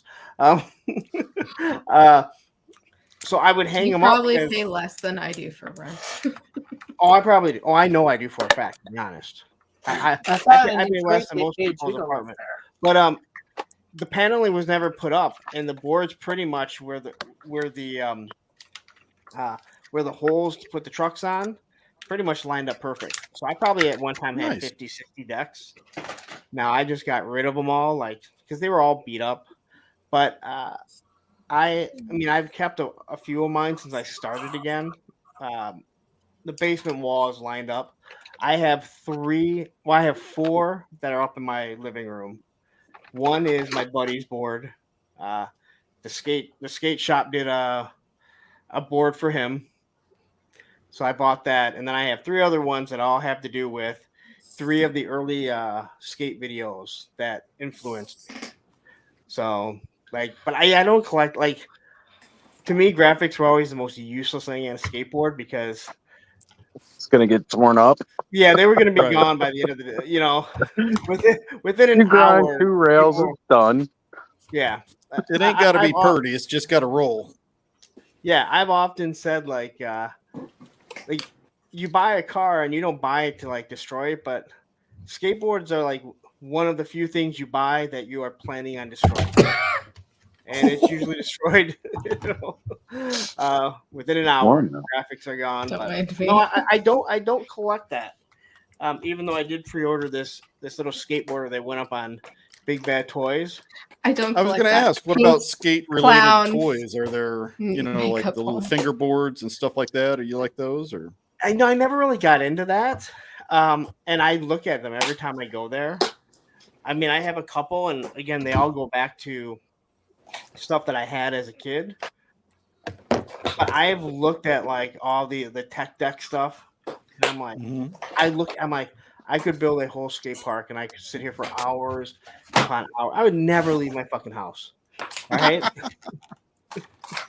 Now they've done some Mythic Legions skate decks, Rand. which actually are really cool. That's a great figure. Yeah, one of my friends messaged me that I saw at Comic-Con and then saw at a toy show, but she's like not super deeper into toys. She's more just like collectibles, and she's like, "Hey, do you know anyone that'd be interested in Star Trek toys?" I'm like, "Me, me, I am." So I was like, anything OG Trek people, give me, even though the Sulu and Uhura, these two are from the movie, but I was like, it's Sulu and Uhura, so I have to get I picked up the box set that Playmates did with the original Bridge crew, and then it was like, I got to get Janice Rand, and then I got to get Nurse Chapel, because those are so cool. The one with actual Bridge. Yep. Yeah, I opened that, I don't know, maybe like a month ago or so on here. And I think I'm just going to keep it and then put other figures in it, because why the fuck not? Oh, that's cool. Yeah. It comes with the filter. Exclusive 30th anniversary Playmates Skybox collector card. Well, I already fucked the card. I will say one cool thing, like, you know, Fat Red Pooh bringing up the fact of building a skate park dio. Justin Rosh recently did some work, and I forget what skate company it was, but it was really interesting. He did a stop motion video with Gundam. So it was like a clear red translucent Gundam and like one of the Xeon shoot, I can't think of the name of their little grunt soldier suits, but he did like I can't remember what the tie-in with the Gundam 2 like the skate park was, but he got to go there and like have them battle around the skate park as like an advertisement for him. Badass, absolutely badass. Love stop motion. Such a good, amazing thing. Zaku, thank you. It's so fun to watch. Yeah, there's some guys who do some amazing stuff, and I'll catch those on Instagram sometimes where they have, you know, Bruce Lee fighting a Ninja Turtle or who knows what. Yeah. Those are always a lot of fun. Stump Puppet Pictures and Justin Rosh, they're the ones that have been doing all the stuff for Mattel lately for all of their stuff. And we've had them as a guest twice now, Justin and his wife, Shell, on Toy Frenzy. They're just amazing people to talk to. Absolutely incredible. And as a matter of fact, an upcoming episode of Toy Frenzy 2 weeks from now, we're just going to be talking about stop motion, but we're not calling that episode Toy Frenzy because it's something that's more toy adjacent. So that's going to be called The Frenzy instead. We're going to do like an episode like that once a month. Nice. But yeah, we're going to be going over stop motion. We're going to be talking about, of course, it's holiday appropriate, all the stop motion holiday specials. We're going to be talking Ray Harryhausen. Also, the new Chicken Run is coming out, apparently. Right? You got to have some serious patience to be able to do that kind of stuff, you know, in little motion by motion. I don't have that kind of attention span. No, it takes long. It's hard enough for me to set up like a shot to do my shitty pictures, let alone shot after shot after shot, and make them coincide together. I couldn't even imagine how much time that would take. And I mean, he tells you straight out, like it takes weeks upon weeks to get like 2 minutes worth of footage because you're going like. Listen, you can ask any ex-girlfriend. I'm for instant gratification. So, yeah, no shit. Edging is not a thing for you. Couldn't even. Why would anyone want to do that? I'm sorry. Couldn't wait to get that horseman out of the box, and then got disappointed by the glow.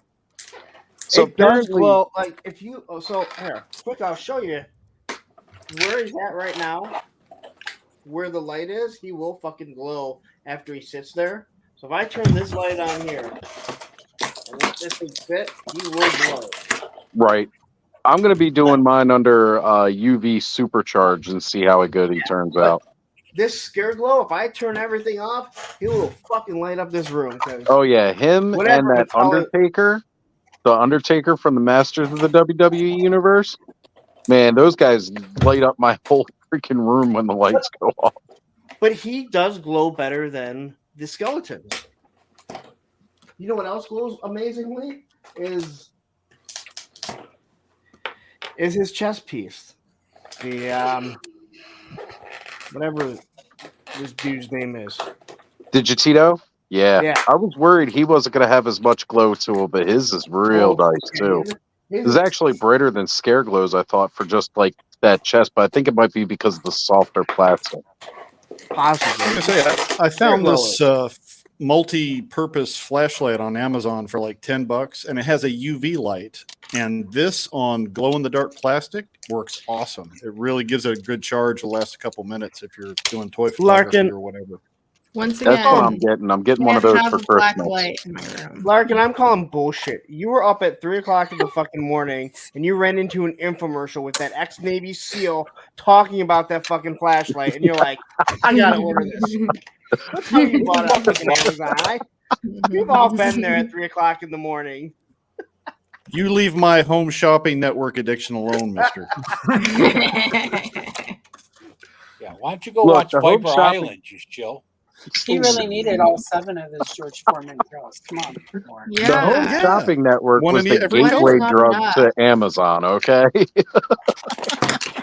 I remember back in like 1993 watching Home Shopping Network when Mark Hamill was on there. And Mark Hamill trying to pretend like he wasn't embarrassed that he was stuck on the Home Shopping Network helping them show Star Wars stuff. It was epic. And he was like, and there was some tacky, crappy shit that was up there. And he goes, oh, wow, that's really cool. I want that. And then they sold out. And he goes, oh, God, I guess I won't get it. And they're like, oh, no, don't worry. We set some aside for you. And the look on his face when he realized they had set it aside for him was that was worth the price. You could just watch him dying a little inside on camera. That's, Yeah, it was just like, it's just the look of like, I'm going to have to put that shit in my house. What? Put that back up there, man. Look at those eyes. Kayla, again. Oh, sorry. It's always a little slow when I do it from the phone. Scary. So. She's got the heavy mascara going, but I like it. Right? She is dark on the eye makeup. Yeah. She looks like a girl I dated. The hair's okay. Including the bun. Very 60s. Yeah, and that heavy eyeliner was very... That's when it was on. Which is kind of crazy. Yeah. Shatner was what you expect him to be like. Zero surprises. All right, guys. I will be back in a flash. Ed's in charge. Oh no. Oh god. Wait, this one actually says Star Trek. That's cool. Bill, how are you? Muted. You're muted. That's how he is. Bill, you're muted. Oh no.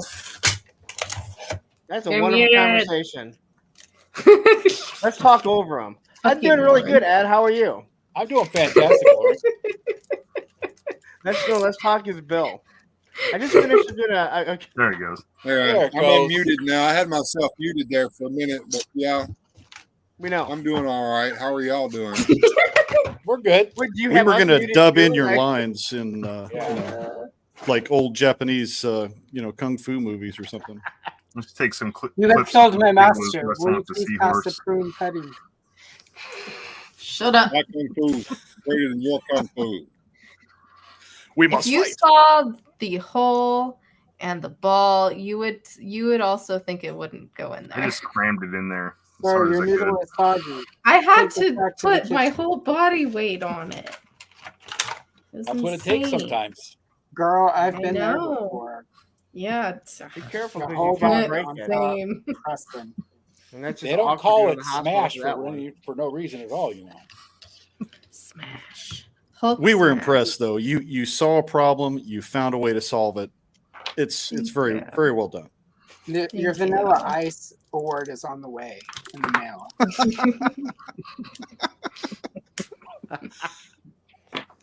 Do you know who Vanilla Ice is even? Everyone knows who Vanilla Ice is. He's that guy who does home makeovers badly. He lives in my town that I live in now. He was also in that Turtles movie, He didn't right? do your house, did he, Terrence? Yeah. What's that? I said he didn't rework your house, did he? No. But you do run into him occasionally, like in Starbucks and stuff like that. The Bucks. But everyone that meets him has it's like a mixed bag. People say he's either great or he's like miserable. So Depends on which side of the meth line. Is he driving his 5.0? What's up, everyone? What's happening? Hello. True story. True story. When I worked at random? When I worked at the skate shop when I was younger, a buddy of mine was in there and he sees someone pull in and he goes, that's Kid Rock. And this was before anyone knew who Kid Rock was. Ew. He just did really shitty rap. Right. Now he does And all that's kinds Has he done anything else except for shitty shit? No. This one he did only shitty rap, and no one knew who he was. Now he does all kinds of shitty music. Shitty country. He hadn't tainted all the music genres. But he pulled up and had some beat up white Crap, country rap. that was convertible. So that was the thing, man. So- People love their 5.0s. I used to get totally stoned my listening first to Kid Rock experience. when I was like 19. Wow, someone bought this for $4. My You listen to Sally? Yodeling in the Valley? You guys don't even know You're that just saying stuff. words. My first experience. Oh. No, those are legitimate lyrics. Oh, I know. Yeah, my first Kid experience Rock with wakes up in the Kid morning, Rock's he's like, wonderful music. what can I ruin today? Whoa, this has like a Right. stand. He was on the soundtrack for Road Rash 3D, which was the PlayStation version of the Road Rash game from Sega Genesis. Which is And like also you could a kind of fan customize your top. soundtrack and think of who you were listening to. And he was on there, and I was like, "What the hell is this bullshit?" And then like a year later, too, like I heard "Ball with a Ball," and I was like, "Oh." It's actually I played Road Rash 1 and 2. I love those. I never played that 3D one. Yeah, it was on PlayStation. It wasn't really that heard of, but it was pretty neat. You had like different bike gangs, and of course, depending on which gang you were in, depending on which style of bike you had. I really enjoyed it. It was a little bit more in depth, but apparently it was enough to kill the franchise because I haven't seen one since. So yeah. Well, if you put Kid Rock on the soundtrack, you're just begging to die. Yeah. You're asking for it. is the American badass. It always throws me off when we start early for these Mythic Legions Figura Obscura specials. And I feel like we've been on forever. Right. Look at the clock; it's only 1 a.m. instead of like 4 a.m. Right, it's not late. That's why the show's picking up again, because we've hit that other time bracket that we How long normally have we hit. gone? Almost 6 hours. Wow. Yeah, almost 6 hours, and we barely even. You got your gotten second closer. Are we gonna? This is how we go. We get the record? late night. We have the early night crew that comes on early with us, and then we have the late night crew that hangs out through the rest of the night. And that's part of what makes the show so much fun, because the longer it goes, definitely the crazier and more insane it gets. The longer the better, baby. But you're dead on, because I know like on Monday around 11:30 people start like flowing into mine, and next thing I know it's like now I'm going to 12:30. I think I went to I went to 12:40 a It's couple because weeks you ago. got the West Coasters coming in. Yeah, Well, it's so early over here when you leave. That's why I'm always like, "Are you Yeah. sure?" Like it's early, Lawrence. It's Yeah, I early. know. It's like 9:30, and Lawrence is like, "It's so late. I'm going to bed." And I'm like, "Old man."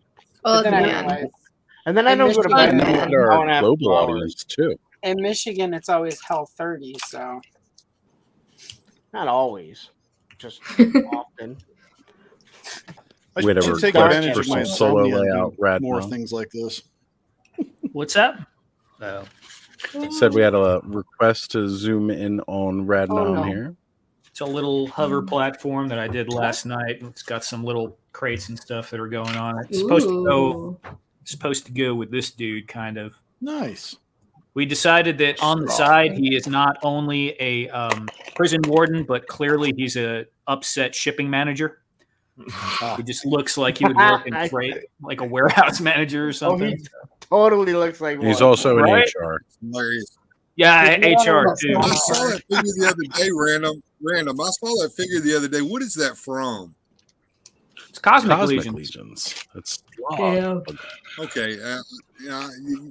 big, collect this stuff, big and, boy. and it's kind of out of my league, but it looks cool as hell. Yeah, it's very by the time fancy. next year, Bill will have like a whole shelf of Cosmic and Mythic Legions. And I might take Ed's suggestion and try to mold one of these in silicone, because I was thinking like this would be really cool, like repeating to have on maybe, like on a vehicle or something, like over and over again. Oh yeah, these little cylinders. That's cool. Mm-hmm. Well, the Cosmic Legions, the most recent wave, just had that pre-order for like a space cooler and like some old school looking, like not quite like the terminals that you're doing, but it had like some sci-fi paraphernalia, as best to say. That was really cool. Nice. Yeah, it's a neat idea. It had a beer cooler and a generator. Different lines. It was a Cosmic Legion redneck set. Right. Just needed a fishing pole. So, All hung banana hammock. of trash. Some kid just fall down the stairs somewhere? No, I did this to my bag of trash. Oh, I thought the Got police it. were at Lawrence's door. Well, Detroit. They should be. They're like, Lawrence, sir, watch your back. So now that Random is here, let's talk about the mean things he does. That being mean is a choice. Go ahead, Lawrence. I'll hear you. Come on. It's like racism. Oh, wait. Kids let are me not go born get my popcorn. racist. They're taught to be racist. Kids aren't born to be mean. You're taught to be mean. You choose. Why are you so mean to me? Or you're Why allowed do to be mean. I'm You nice obviously to you. have never I don't met even- my ex-wife. I don't even call you having diarrhea anymore. I am only mean to you, Lawrence, because I like you. Oh, Yeah, sorry. That's how it works. I think I've used that one before. I only Have tease you? people I like. And now they're divorced. When I was putting that up, I was like, in my head, I know this is a lot funnier than it actually is. No, and- it was pretty funny. It was I will hilarious. say I laughed Okay, a lot. I don't I know. didn't publicly laugh because I didn't want to hurt Lawrence's feelings because I'm the one who dropped that thing where I put his head on a Yeah, I rock saw that. It body a was few weeks ago, so funny I as have to hell. be I mean- cool for a while. But I laughed really Yeah. hard. It was Whoa, what is that? That is Alithia, one of the most gorgeous figures ever created. Wow. That's really cool. That's one of the ones in the Wait, book, who makes right? that? Yes, that is That's Four Mythic Horsemen. Legions, That's out yeah. of Mythic Legions. Damn it. And that is the Horseman of Famine, hence why she is a vampire, that endless thirst. Does it come with extra hands? Yes, indeed. It comes with 6 Wow. total. Okay, I hand it to you. The more hands, the better. So, and I love the detailing on like the headdress, how you see like the little mini skeleton with the scales, and Oh yeah. Damn. she is phenomenal. When people But talk she is about Hold it action up figures as a form of little art, you look at stuff like this, into you're like, your yeah, left. it's sculpture. Oh, it definitely That's is. what the Horsemen are doing. Like their whole career, they've been high-end sculptors that are from the days of working in McFarlane to making like those statuesque kind of figures with low articulation but high detail. Then seeing them evolve and go into working with the Masters Universe Classics. What's up, Sulu? Those And pajama uniforms did not go over well, but they've kind of grown on me over the years when I revisit the motion picture. I haven't watched it, so Yeah, I can't agree with you. It reminds me. They remind me of the first uniforms for the Next Generation that just looked wrong. But once they put the collar on and they loosened them up, oh, they were like a onesie almost. Yeah, they were not even almost. They were a complete onesie. But the onesies with the cup in the crotch. Yeah. But once Riker got the beard and he was able to pull it down every time he sat down. Riker would not have been able to do the over the chair Riker maneuver. Riker. Watch for the. You know what that is? Only because of Strange New Worlds. He's married to Laura, like, and you know, Riker she got taste. Indeed, she got taste. Something. But yeah, the Horseman sculpts have just gotten better, and they keep fitting better and more articulation into their engineering. It's one of the reasons I'm such a huge fanboy, and I'm not afraid to admit it. Yeah, just because of price and shelf space, I'm picky about what Mythic Legions I pick up, but I've been real happy with every one I've had. The Horseman was the last one I picked up, and it's phenomenal. Yeah. Ooh, nice. Is that part of the All Stars line? That was Swig. I don't remember which wave he came in. He was on sale the other day, so I picked him up because I've been wanting a goblin for a while. I like it. Yeah. Oh, if you want a goblin, I'll get you my ex's mother's address. I saw that coming from a mile away. Is that Carl's mom? Yep. Carl. She's easy like Sunday morning and a whore. So anyway. Carl. Well, anytime I'm feeling bad for being a little mean, it's good to have Allison here. I'm not mean as a choice. That's true. Allison's a good barometer. Own it like I would it talk is. about like her bad teeth or something, but I'm not mean, so I don't talk about her teeth. Alice's ex's mom is just sitting there and just takes a stray bullet for no fucking reason. That's not mean. She's just truthful. Tells it like it is. Don't let her fool you with her, oh, woe is me, I'm the martyr. Ugh. She was always like, I like one time I was like, ma'am, you need to get down off the cross. Somebody needs the wood. And it's your son, because never mind. I'm not going to finish that thought, but I'm just saying. Wow. Get down off the cross. Somebody needs the wood. And she would just be like horrified. She's like, oh my God. I'm like, well, man. Well, that's the only wood she's been getting. Oh. Ooh. Okay. So Swig was All Stars 5. Okay. Which Ghostbuster should I open next? The one in your left hand. This one? Oh, you go for glow in the dark.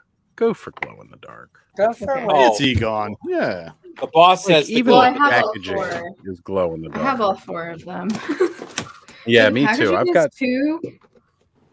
Yeah, the packaging is glow in the dark too, so you don't want to get rid of it. So Largo, was the Horseman your first horse for Mythic? From Mythic, no. What was the other one I picked up?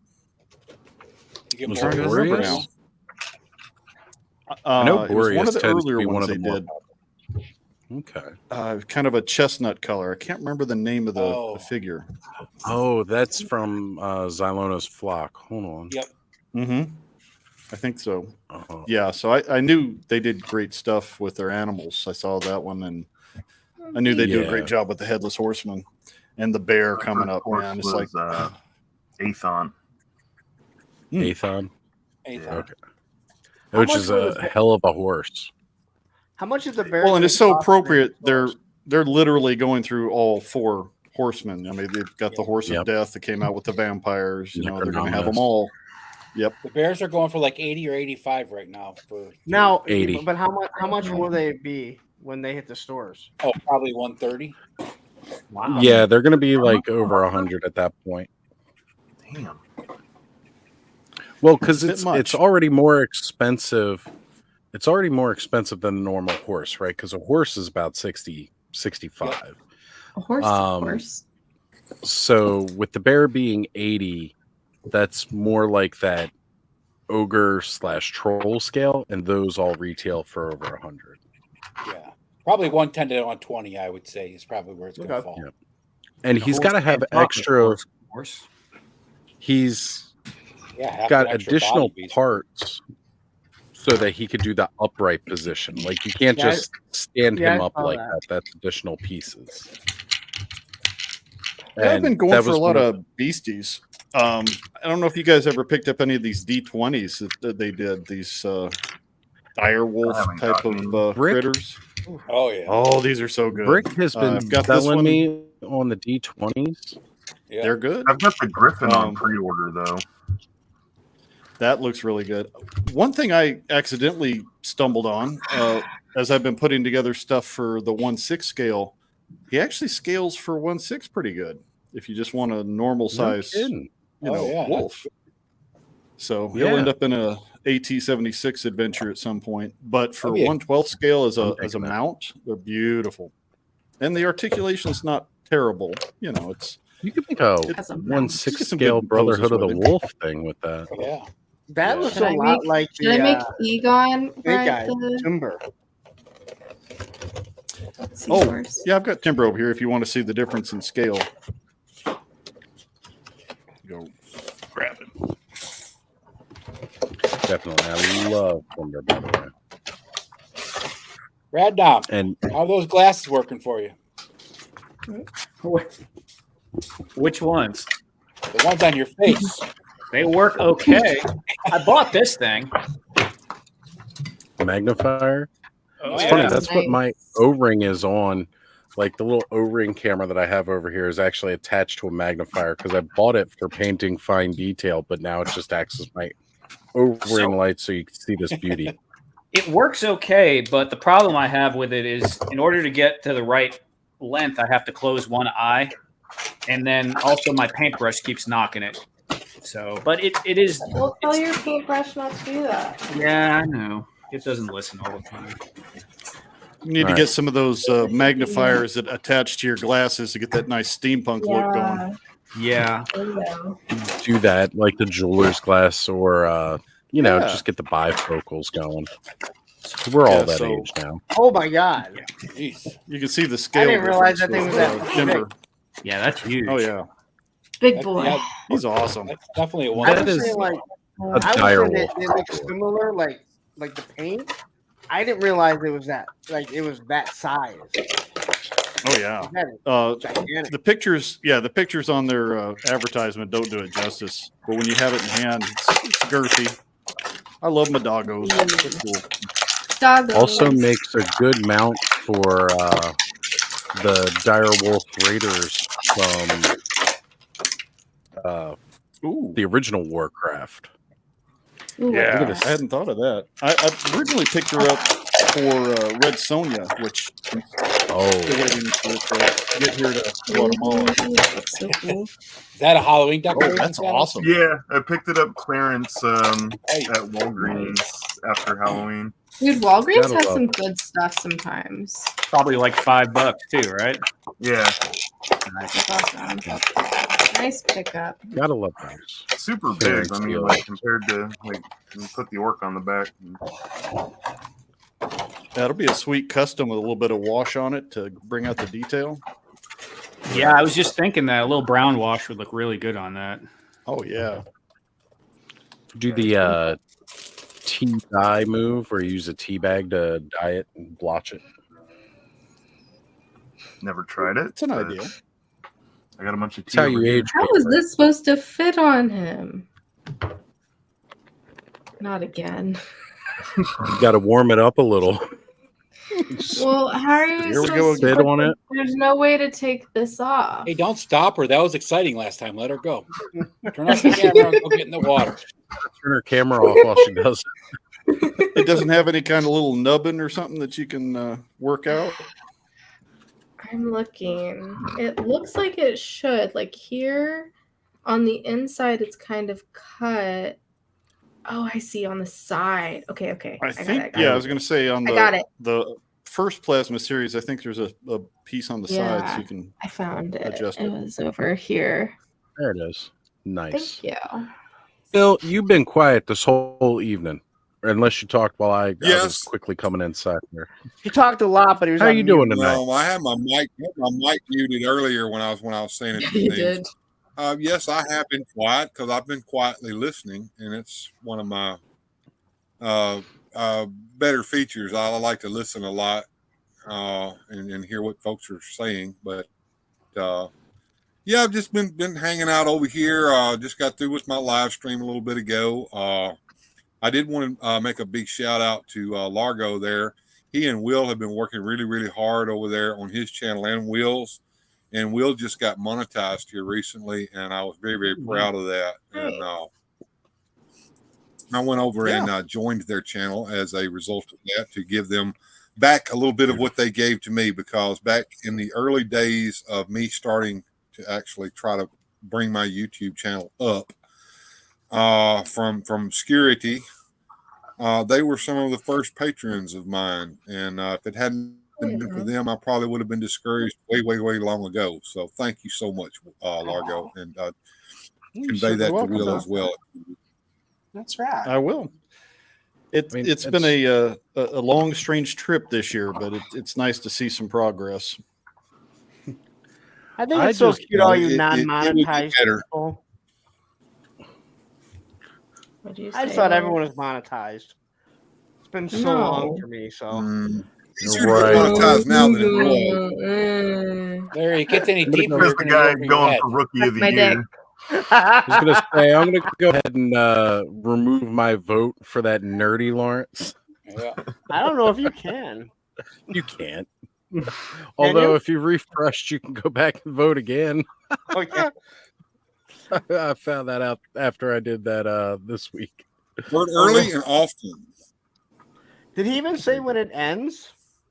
I didn't pay attention to it. He did. I don't remember what he it said it ends. It's just he needs to reword it, because like Rookie of the Year doesn't work, because a lot some of those channels been on there for a while. I mean, who is up there? Me. That's all that matters. It's Chad's been around for quite a few years, several years. So no, it's Chad is new. It's Chad. That's what I mean, right? But there was one that I looked up. They have like 4.9 thousand subscribers. So I could only imagine how long they've been around. You know, I have 3,100. Chad's at 2,700, I think. So I mean, there's a bunch that are well over, into the thousands. So, well, that was the thing I noticed. Like everybody that was on that list was at 1,000 subscribers or more. So I don't think I don't quite get the rookie part. Then it's a good point. You know what? So the one thing that he said was that once you're nominated, he's not you can't get nominated again. So they didn't want to do YouTuber of the Year again. He wanted to do Rookie of the Year. But yeah, I just think it's worded wrong. Like I think you need to remove Rookie and find just newcomers. Not even YouTuber of the Year. Yeah, but he doesn't want people being nominated again and like one person constantly dominating it. He wants to promote smaller channels. Yeah, so, I would honestly say though, one of the coolest or best channels I've seen pop out in the last 6 months that's grown huge is Nostalgia Unboxed. John is just Love John. Jonathan's killing it. Yeah, Jonathan's killing it. I mean, he's on my live stream next, not tomorrow, but the week after. Hella Dope is pretty cool too. Nice. Mm-hmm. Yeah, Hella Dope is definitely Hella Dope is hella dope. But Hella Dope does nothing but the lives. So if you're talking about an actual YouTube full channel, like Nostalgia Unboxed, right? He does full videos, shorts, lives, everything. I get really annoyed. Allison knows my. Buy everything. That sounds about right. What are you getting annoyed by, Lawrence? I don't know. Life. He just annoys me. I'm not saying he's a bad guy. You don't like this self-deprecating humor? I don't know. I watched enough. I mean, I watched him a few times, and it's just I don't know. And sounds like a he's not a good guy or anything, and people, I just. Yeah, I like Jonathan for the same reason I like you. You're not afraid to make an ass out of yourself. Yeah, he doesn't give a fuck. And he shouldn't. Like, I feel like a big part of Jonathan's shtick is he is almost making fun of sort of a type of toy tuber who is very much the used like car he's very salesman self-aware. type. Like it feels like a parody, but he's so good at it. I don't think everyone gets that. Yeah, so I think people say that, but that doesn't change that. Like some people aren't going to react well to the vibe of it. Like that's sort of the risk you run whenever you have sort of that intense, that strong of sort of like a character that you're presenting, that it's going to come across. But see, that's what like to me it comes off as a character, not a personality. Well, is that kind of a satire thing, or is that just his personality? I don't know. I just again like no, and I'm not saying he's a bad guy. I'm not saying that he's a bad channel. I'm just saying I watched it a few times and I just found it annoying. And I believe me, I'm sure there's 100 people going, a million people, 1,000 people. I can't stand your fucking phone. I understand. How many subscribers do you have, Lawrence? 3,000? 3,100 people are going, this dude's fucking annoying. Oh, but I know that. What I would say on Lawrence's behalf, sort of here is what Lawrence looks for in, and if I'm wrong, certainly correct me, Lawrence, but you seem to gravitate toward people who are sort of 100% themselves and presenting authentically. And so I think because Jonathan is sort of doing a character, and there's a part of it that for him is, I don't want to call it like play acting, but it's a presentation. He sees it more of a overall, like it's an entertainment thing where he's not necessarily like Lawrence gets up every Monday and he's really open and authentic and honest and shares his life as much as any of us should share our lives on the internet. Whereas Jonathan is much more, you're getting the persona of it. You're only getting the character. Like Jonathan doesn't get online and actually talk about whatever's going on in his personal life. And I think there's some people who, like Lawrence, who like when they gravitate towards someone on YouTube, it tends to be someone who's really authentic and just themselves. But there are other people who prefer a persona, like the presentation of it. So I think it's just personal mileage will vary. And my name is Jonathan, by the way, so this is funny listening to. Authenticity, authenticity is very important, and when you can learn to fake that, then you got it made. Yeah, what I like about YouTube is there's room for all of that. Like I can enjoy somebody like Jonathan who's giving us sort of a character and a parody almost.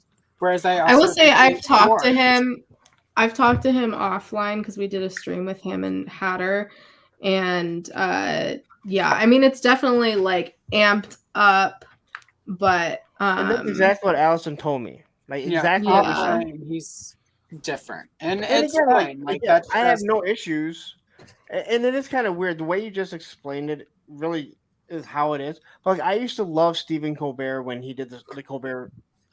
Right. He had his Colbert show. Like I love that satire that he was doing in his whole character. I don't know. Like I just there's just something thing, and that's fine. Again, like not ever. And this is one of the things I've sort of before I started doing stuff on YouTube, I sort of had to make the peace with the fact. Because as human beings, a lot of us really need people to like us. And I was like, I need to be okay that not everyone's going to like me. And that's okay. I'm not everyone's vibe. And that's cool. But you have to make peace with that. People don't like Allison. They're going to have a problem with me.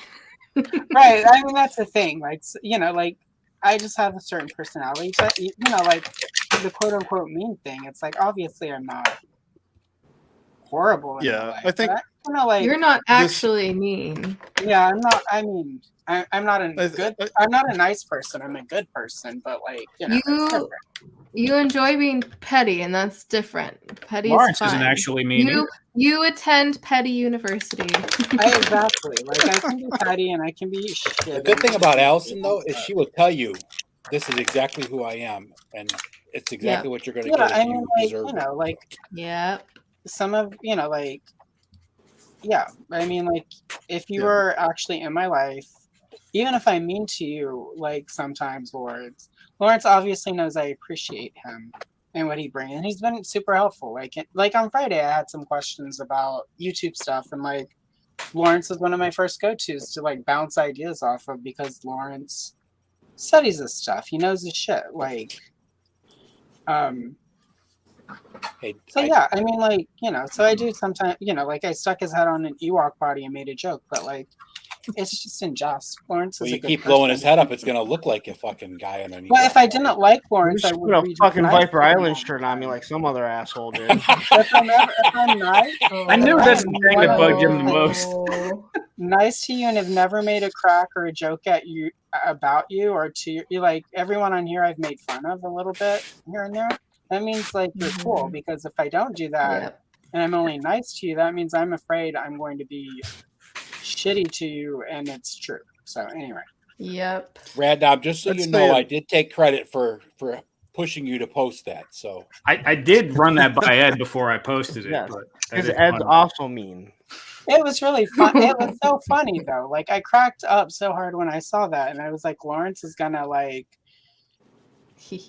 have a moment where he's mad, and then he's just gonna laugh it off, because that's the reason I did that Ewok thing, because I knew like I'm gonna send it. It's mean.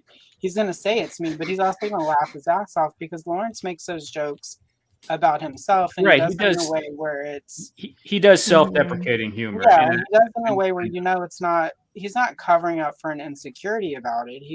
It's funny. Like, so it could have been worse, Lawrence. He could have put I Love Ohio t-shirt on you. I don't, dude. Oh man, that's like that's not an option. Coming next. Yeah, so anyway, like that was a long way of going about it.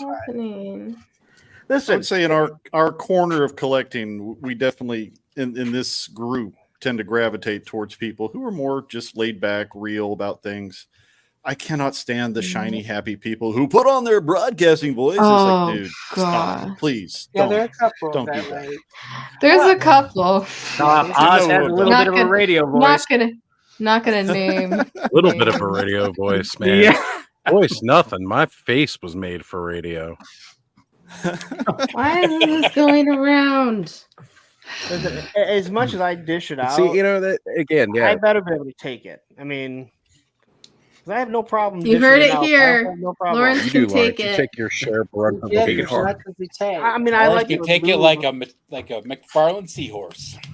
Yep. There's a difference to me from Shove it someone right in there. someone making fun of me in like a way like that, and someone attacking me, which I've had happen online too. Oh There's yeah, a big difference. Oh yeah. Oh yeah. I No, was there is a huge moderating. difference. What?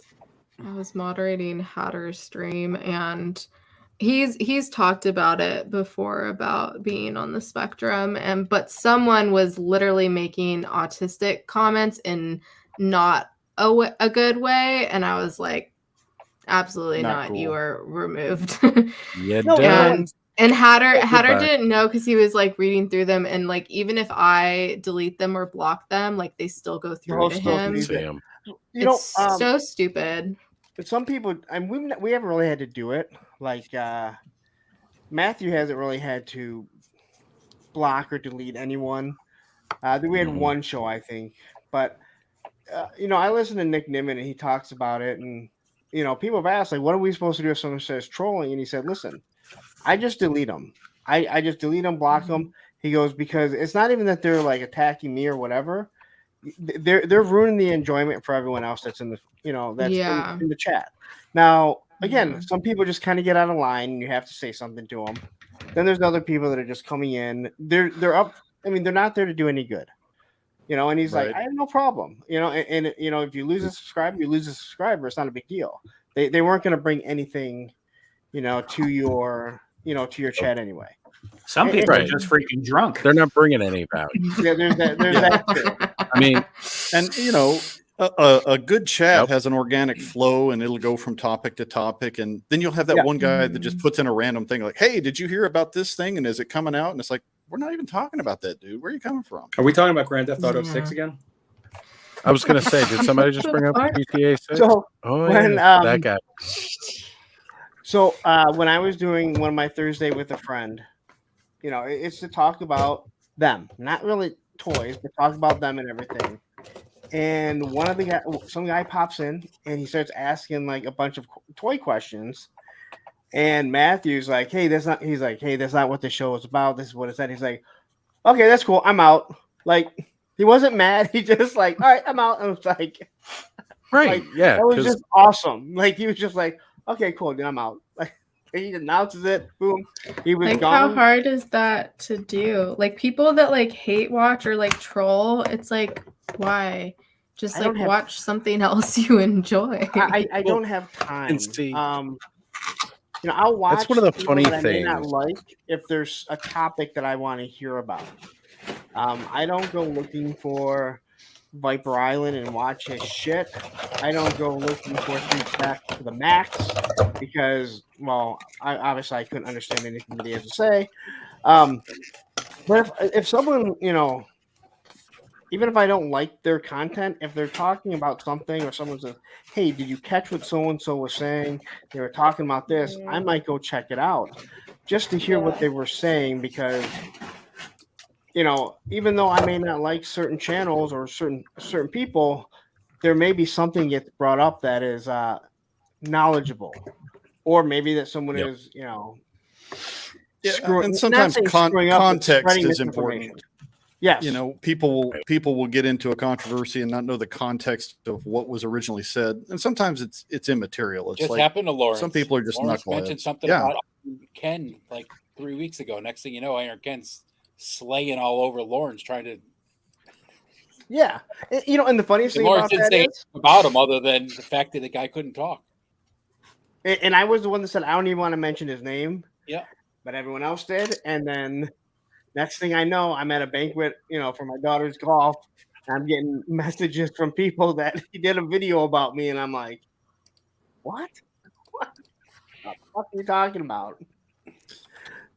So, me being one of probably the younger channels here, well, actually, no, not really. With a lot of people on right now, but again, just being one of those smaller channels. I wouldn't think I was popular enough to have merited some trolling, but there was several months where I was getting trolled pretty hard by one person who'd come in under different names and everything like that. And they would kind of think they were being slick, and I wouldn't recognize who they were, even though they were saying things that were said, in DMs, like in the chat, and saying it exactly the same way and stuff. And the truth is, like, honestly, they're still viewing my channel because clearly they're here.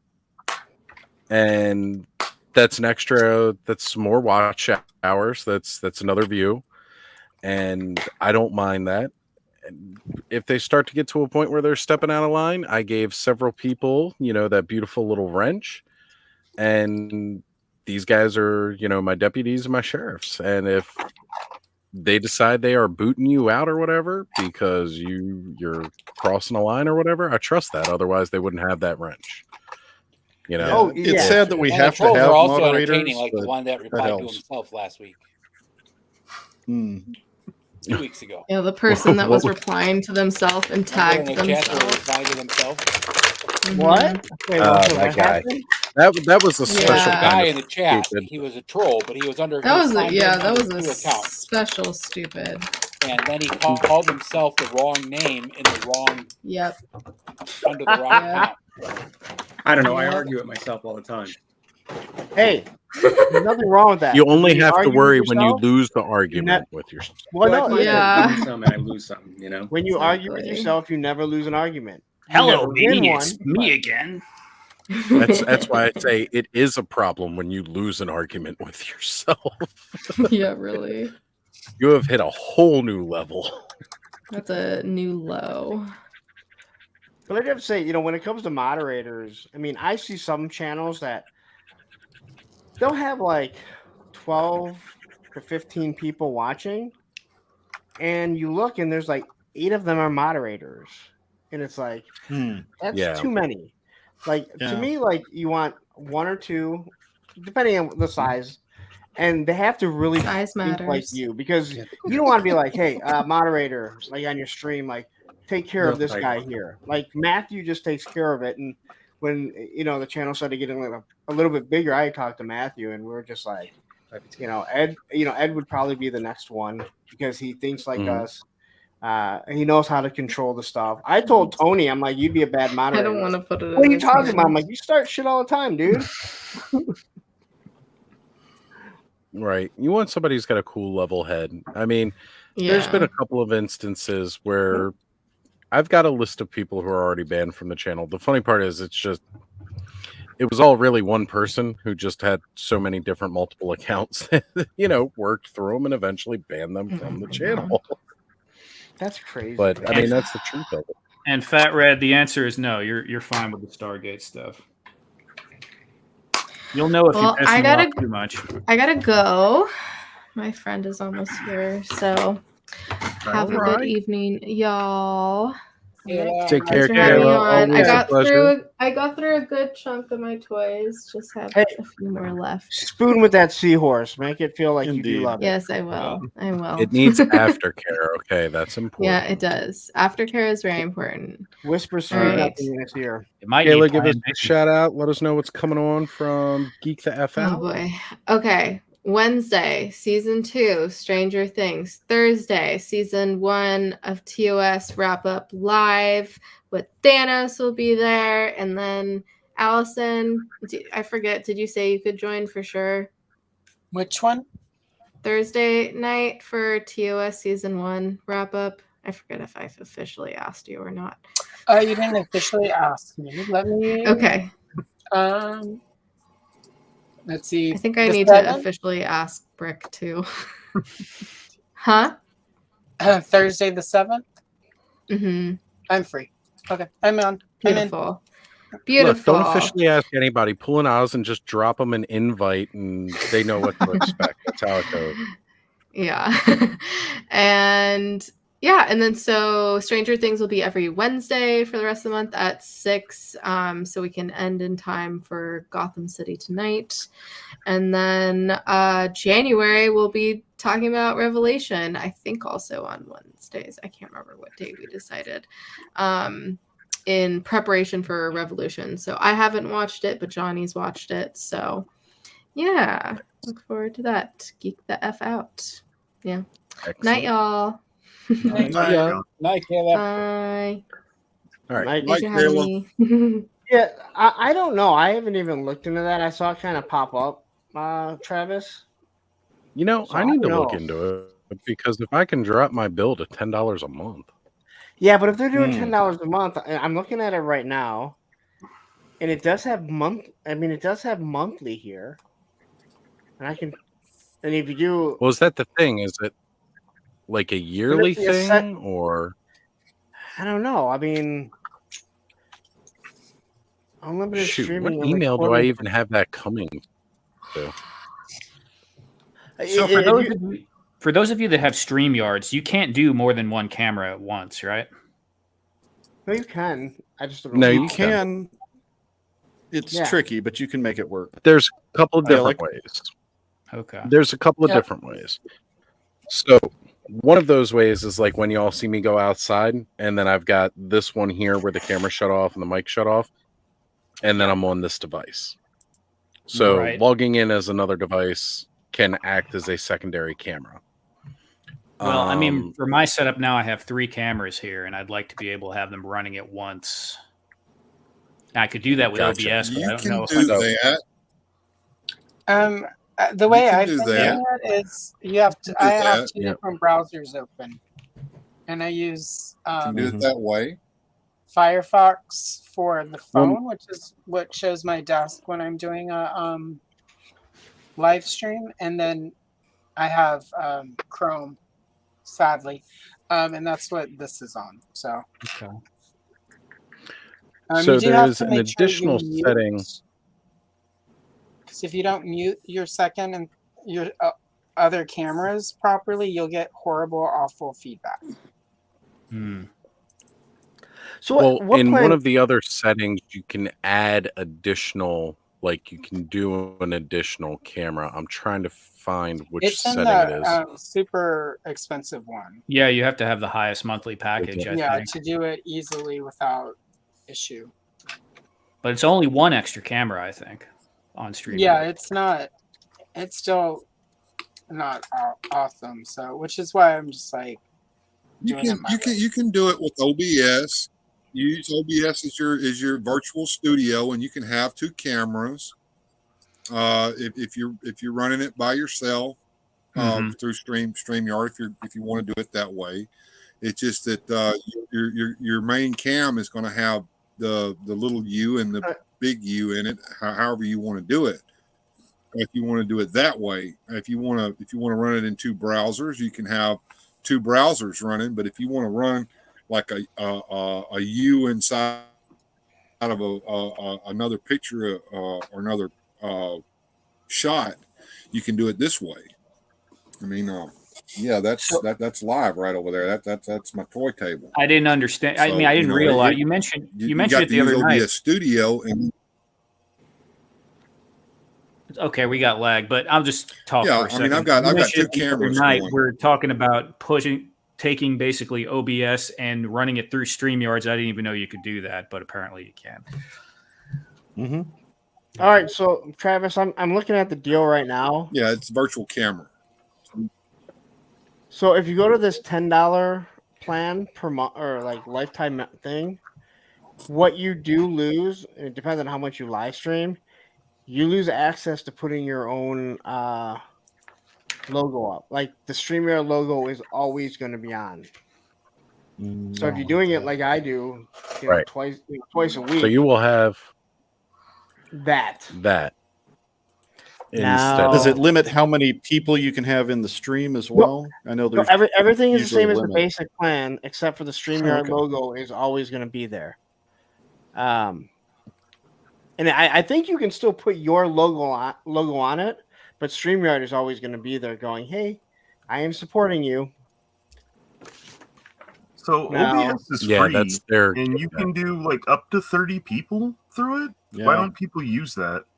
Who wants to talk to 30 fucking people? I'm just saying because people pay for extra So- for StreamYard. Like, OBS is there's a lot of technicalities with it as well. Yeah. So Thanos, you said you were using it before. Have you ever done OBS and used guests and added bunches of people using it? See, I've never done it as guests. I've used it like to overlay my face while I'm playing a video game, and that's what I use to record my episodes on. But I had a hard time with guests. I was trying to use Video Ninja. Oh, is Bill out? I thought he was trying to. I'm here. speak No, on it. I was trying to get everybody's attention. I was experimenting today. The way you add a guest that I can understand right now is you have to use another application that your guests will come into. You could be at StreamYard, which I don't recommend, or Google Meets or Zoom or something like that. Have that in one window. And then you share that window into your scene as one of your sources, and then you crop it down to that person, or get them as big as you can and crop it down to that person, and then you add that in as a source into your scene, and then you have you over here and them over here, and then you can interact with them. But then the problem I was having today was the audio. So I don't like to use headphones, as you can see, but and you see Largo over there with his professional looking headphones on his I head. dislike them too. So in order for there not to be a bunch of echo and crap going on, you have to put the headphones on at that point, because you have to, in OBS, you have to add your mic in, and then you have to add your desktop audio in. And so that the other person can be heard and you can hear them. And then they're sitting over there looking at whatever it is that they're seeing. Like in StreamYard, they're looking at themselves, or they're looking at Google Meets or whatever. And then you, of course, can see what's going on OBS. So you can have a guest on. It's hard.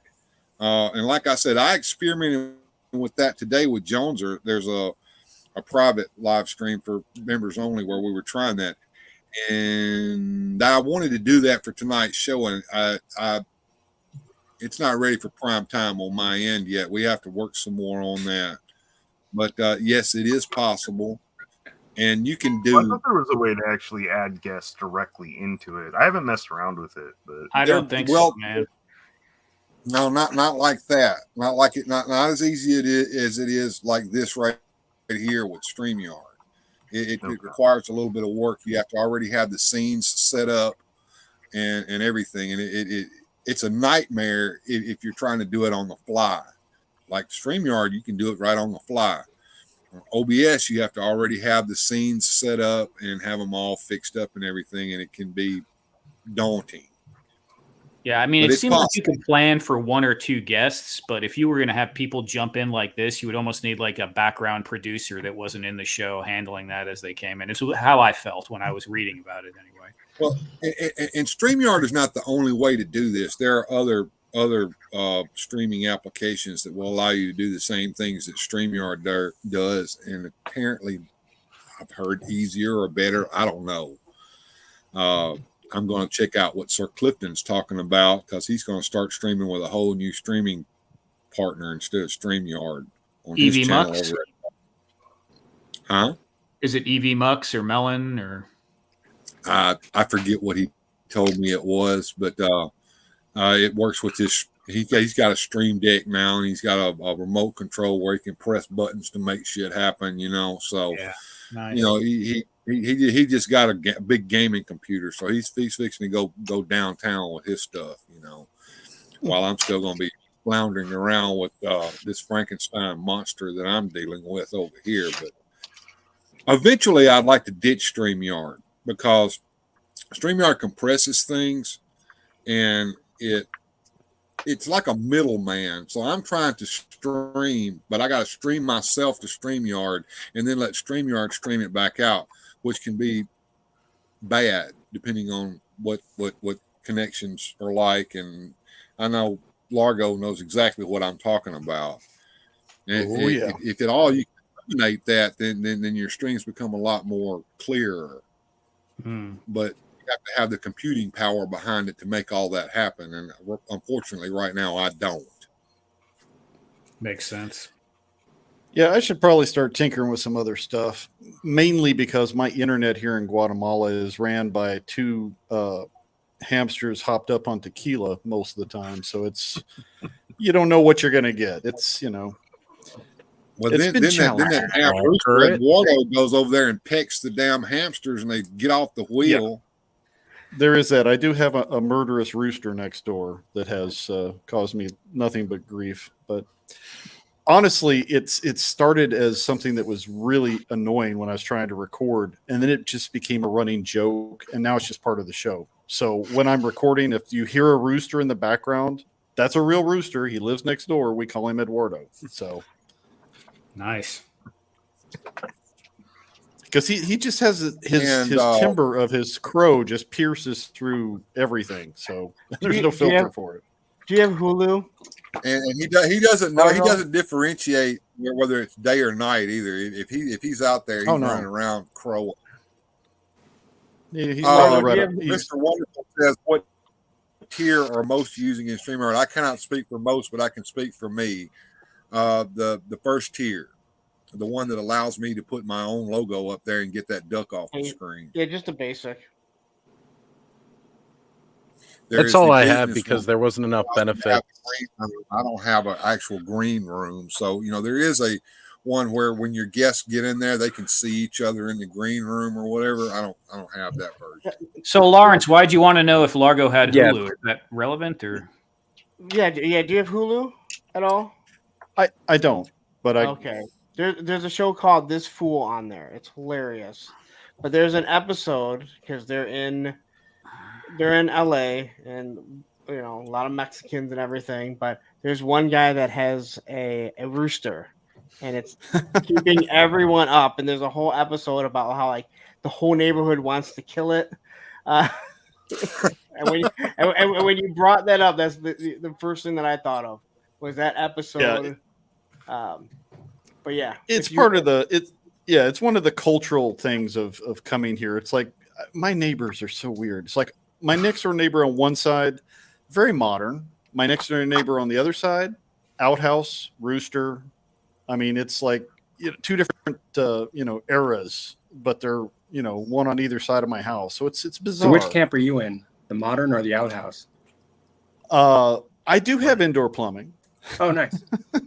But he uses the outhouse when his But I use the outhouse just to get that nostalgic feel. Yeah. So does the rooster come to your house to poop? So when you have an actual magazine or a newspaper, you use the outhouse.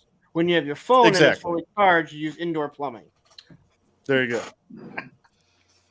I gotta have you on a Thursday because you seem to have an interesting story and. Yeah, many miles of bad road does make for a sarcastic bastard. Very true. You got to laugh at it, or otherwise, it just doesn't work. Oh, if you don't laugh at yourself and shit, you're just gonna fucking drive yourself nuts, man. If I didn't laugh about this car fucking dying in Ohio, like it just adds to the story. I hit Ohio. I wasn't even a mile in. Hadn't even made it to the first service station on the turnpike when the whole car shook. Like it just adds to the story. If it was it's karma, Lawrence. You badmouth Ohio all the time. It said, "Screw you, Lawrence. We're going to get you right back." What was the weather like on that day? It was actually really nice. Oh, you're lucky then. Yeah. I mean, it was getting chilly out, but it was Could have been a blizzard, man.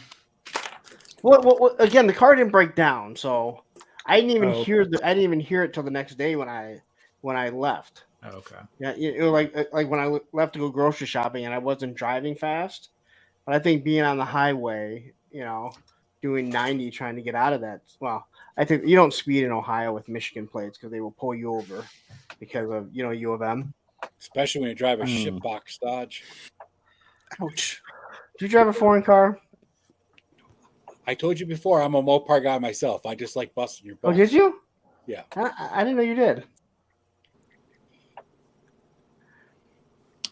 Yeah, I like my Dodges. Matter of fact, I've only bought one non-Dodge brand new, and that was a Chrysler. It's a Chrysler minivan. Well, my dad worked for Dodge Truck, so you get that discount. The Mopar mechanic for his whole life. So. Yeah.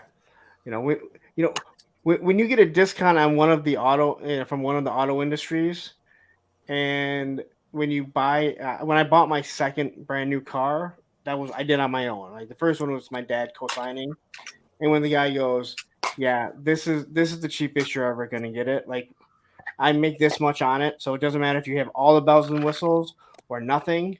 Whatever you want, that's what I'm gonna get." You're like, all right, well, this is what I want. And what was it? So the first car was a Dodge Neon, 95 Dodge Neon with crank windows. All my dad said was, "You need air conditioning." I'm like, "No, I don't." He's like, "Yes, you do." "No, I don't." "Yes, you do." And then I found out, yep, he was right. What, I'm the glad I got the air 265 conditioning. AC wasn't good enough for you? And then the second car was a really expensive Dodge Dakota that I bought with. I made sure it wasn't the extended cab and that it had bucket seats because I didn't want to drive people. And then you find out, oh, I'm the only sober person. I have to drive everyone. And now they have a pickup bed to jump in the back of. Yeah. So, live and learn. By now I get this company fucking Ford piece of shit. And yeah, that was the other fun thing about becoming an expat was learning how to deal with people who look at rules of the road as more of suggestions than rules. They make lanes. They kind of do what they want. That's called Detroit. Things, sounds like Florida. That is Detroit. That is Detroit. The menace here is every other person has a little mini bike and it's usually I don't know what it is about Guatemalans. They buy the smallest bike that they can afford, but it's kind of like when you see those gals at Walmart that sometimes wear the spandex that's well beyond what its capacity and tensile strength can handle. So you get these people who go out, and it's like, if you've ever owned or ridden a motorcycle, you try to find one that fits you, your stature. And you'll see people who are, rather big. Rotund? Husky, even. Rotund, yes. On these little bikes that it's just like, how are you staying on the road and not blowing a tire? And they're the ones that are the worst drivers that will just weave in between traffic and make their lanes. We also have this menace here called. Crash, it's okay. Well, there is that. It's kind of like the Michelin Man kind of thing. But we have tooks. Do you know what a tuk-tuk is? You've probably seen them if you've ever seen, It's like one of them little bikes with like a carriage on the back. Exactly. It's a cheap man's 3-wheeled taxi, and they are a menace, and they're everywhere here. So, yeah, that was interesting getting used to that. And of course, being a foreigner, even though I'm married to a local, anytime there's a fender bender, if you're involved, it's your fault because you're not from here. So that's the de facto rule. Well, you don't know the rules of the road over there, man. That's it. Silly me thinking, there's certain things you should know before you actually get behind the wheel of a vehicle. But it's like here, it's like, nah. If you can reach the pedals, it's good. Go for it. Nice. Do they have driver's license in Guatemala? They really do, and they do enforce having them. But the checkpoints are few and far between, and most of the time, it's one of those things. It's like we have our version of DMV here, and it's like you don't want to take the test, go talk to this guy and slip him a couple bills, and you'll get a license. Yeah. Don't know how to read, haven't read the rules of the road, haven't had a test, doesn't matter.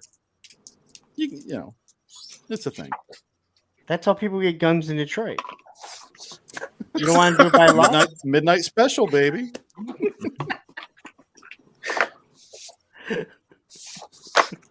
For the record, I don't live in fucking Detroit, and I would never live in Detroit. All right. Sure, Lawrence. People with families do not live in Detroit. Well, I can't say people, but yeah, I wouldn't call them people in Detroit either. Yeah, I remember my dad saying how hard it was to get a handgun in New York, but at the same time, I remember a guy that used to sell them on the school bus when I was in high school in the back. I mean, I never, but he was back there. It's still impossible in New York. So what your dad was saying, it's only hard if you go about it legally. Yeah. Well, yeah, he's not going to go about it illegally. Yes. It's that If you want to get a weapon legally, it's harder than illegally. Kind of like drugs. Not exactly in Texas. It's pretty. Well, but they hand them out like at your Christmas. They hand them out at candy shop for Halloween. Yeah, it's like you Texas have like they fill out the birth certificate in Texas, like they're cleaning the afterbirth off you, and they're like, "Here, baby, here's your gun." They have vending. And for all those Californians moving in, it's like you guys, guns now. Yeah, you change your plates, you get a Stetson, and you get a gun rack for your. Yeah, it used to be more ubiquitous when I first moved here. I'm near Dallas, and you would see literally guys in cowboy hats everywhere. Not so much anymore, but half the pickup trucks you saw had a gun rack in the back with like a rifle and a shotgun in it. Like they would just be in the parking lot. You don't really see that anymore. And every Walmart had, guns for sale, and it's not so much anymore. In Texas, do people get pulled over if they have a pickup truck and don't have a gun rack in the back? Yeah, they try to help you get one. If they pull you over, is there a give reason? you some recommendations. Suspicious. I'm sorry. I just picked up this truck. I'm on my way to get the gun rack right now. But I have the guns in the back, so don't worry. Yeah. Good. You're all right then. And they're loaded. Well, better a gun rack than those. Lawrence, as soon as they pulled you Now, over, be careful now. Don't give Ozzy a community strike. We're talking about the pew-pews now. Oh, yeah. I didn't even think about that. Well, those aren't the things that harm people. It's those little hard things that come out the barrel. I learned that in school. I also learned that UHF that guns don't kill people. That's absolutely true. Kill people. It's true. Well, my dad would always say, no one that's ever jumped out of an airplane has died from the fall. They've died from hitting the ground. It's a sudden stop. Yeah, it's a sudden stop. Yeah. The fall never killed anyone. It was hitting the ground. Like, yes, Dad. And I know, they bounce too. And Dad, I know that's a cemetery, and people are dying to get in there. Oh my God. My grandpa used to use that one. Yeah. And then the moment I had kids that were at that age, I'm like, hey, people are dying to get in there. It came full circle, Lawrence. Oh, it is. That's the glory of being a dad, Lawrence. You get to use all the jokes you got disgusted by when you were a kid. Yes. All the jokes you said, I will never say. Uh-huh. You're like, oh my God, this is so good. My mom told the story that on one of the first dates, my dad's driving, and all of a sudden he jumps and he like lifts up out and grabs her head, and she's like, "What are you doing? What are you doing?" He says, "It says stop ahead." Boom, boom. And I'm like, she went on a second date. It was one of the. It was one of their still first procreated, huh? Yeah, believe it or not. Wow. Thanks so much, Lawrence. God. Obviously, that head didn't stop very well. No. Ay. So, quit grabbing my ears. I know what I'm doing.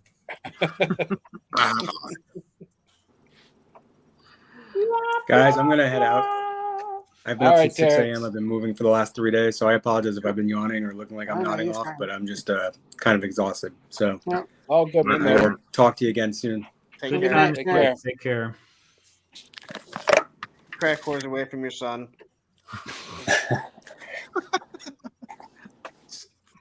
Send him over to Lawrence. He's still here. There he goes. You laugh, but it really happened. Multiple people saw it. Oh, I'm sure. Well, you were in Columbus. Crack whores over to you? What? What was that? I said multiple people have sent crack whores over to you. No one's doing that to me. All right, just checking. You are in Detroit, so you know. Did you guys try to feed her? We gave her money, and then she went in the restaurant. She never came out, so I'm assuming she went out the front because we were like in the back, so you couldn't go in the front.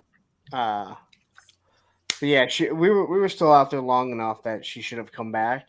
There's no way they let her stay in there. She probably moved into the bathroom. Had a little tent set up. Was that one of the more odd things you've seen at a toy convention, or are there more weird but true stories that have emerged? Well, for me, I mean, usually the ones I go to are just like little local ones. But this was at the restaurant, so it wasn't. Oh, okay. Listen, let me tell you, like Travis, jump on here, Travis, and so Travis, myself. So before I met them there, Travis and Aaron and Ted and we went to the bar. And I didn't realize that there was another convention going on in the same place. I saw people there, and I thought they were part of PowerCon. And what was it? It was the Fluffies. Yes, it was. It was an anime. It was some kind of anime convention. I don't remember what it was called though. Furries. Yeah. Yeah. So we went to the bar. Fluffies. And other than the wait staff, we were by far the most normal people. It was some good people watching. I'll just say that.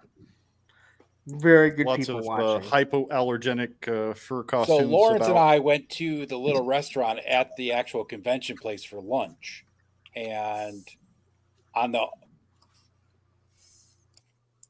one side was like the restaurant, on the other side was a coffee shop, and I had gone to get a cup of coffee, and it was the oatmeal or oat milk, 17 description drizzles and drips and all your, it was like, I get up to the counter. I'm like, "Can I have a black coffee?" She's like, "Well, that's really easy." I'm like, "Yeah, I just." It's like, oh, you mean a venti? It's like, no, venti is 20. I want a large. No, this girl was like so cool. She was like, "Thank you, that was so easy." I'm like, "Yeah, it's all good." Black coffee. Yeah, I don't go for frou-frou. I just want it black and bitter like my soul. Give me my coffee the way I had it in the Navy.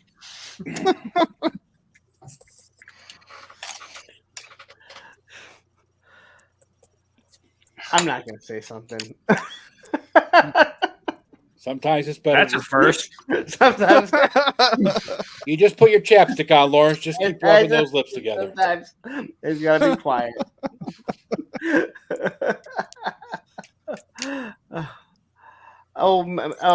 Travis, you're one of the most normal people to begin with. All right, other than you like wrestling. Travis is good. That is straight up true. Lawrence is like, or Lawrence, Travis is like so normal. It's not even.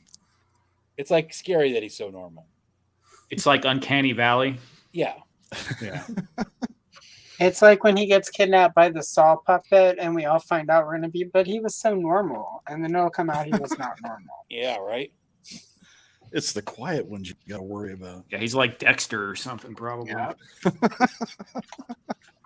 Every single serial killer. He was such a good neighbor. Yeah. He's so tidy. Always cleaned up after wasted himself. from the house on like windy days. He always kept to himself. Yeah. And all the people that would go in at like 2 a.m. and never came out. But otherwise, he didn't try to cut my tree down that's on the property line like that bitch Helen next door. That's right, Helen. Yeah, that's another nice thing. There are no homeowner associations around here, so I'm happy for that. Oh my god, that makes me want to move there. How close are your neighbors? Fairly close. I mean, I live in a pretty decent neighborhood where you've got some room between us. Okay, so you're in a neighborhood, like yeah. Well, I hope there's not an HOA, considering you said one neighbor is really modern and the other one still has an outhouse. So. Oh, dude, yeah. You don't even get me started on the livestock and the other interesting things. Yeah. HOA, like we're concerned you have no cow in your front yard. It has happened. Actually, it was a pig. No, there have been cattle around here occasionally, but usually it's a wild pig that will wander by that's just hanging out. To answer your question, Lawrence, it's that whole thing of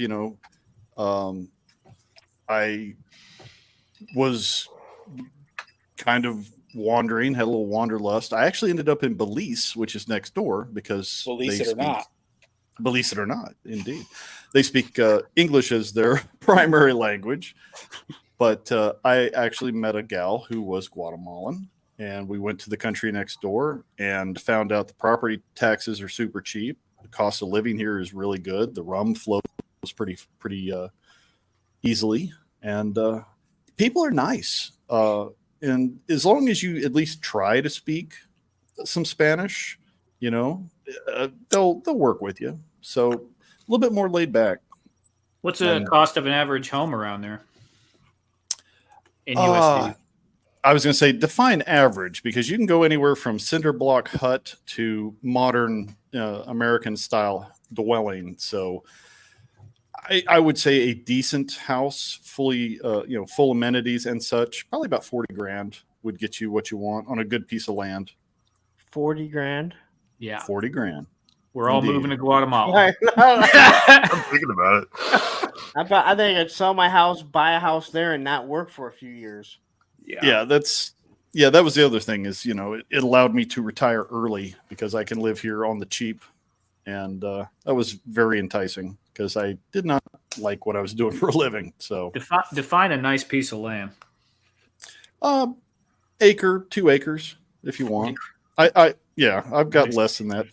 40 acres and a mule. No, that's another story. But an acre's enough. I'm on an acre. It's a lot of land to upkeep. Yeah. What's like a grocery bill for you, Largo? Oh, well, that's hard because I've gotten used to using quetzales. So converting to give you an idea, the dollar to the quetzal, which is the standard unit here, is about 7-to-1. So 7 quetzales is about $1. That's your buying power. Now, if you're buying imported things like toys, then forget it, because your budget's out the window. But things that are local, you can get by cheap. But yeah, So what you're you're basically saying us toy collectors need to move there so we can afford our habit. Your habit, yes, it does help. The downside is, after the coof and everything just kind of went sideways with shipping, our shipping costs went up exponentially, and the tariffs went up. So anything I import now, which is pretty much anything plastic goodness, has gotten more expensive because of what I have to pay Guatemala for the privilege of bringing it to my house. Yay for that. So Travis is asking, what could you get for $250K? Sounds like you get the president's house. You could get a really nice place. It depends on where you want to live, too. There are some areas that are more... He wants to live where the Lucha Libres are.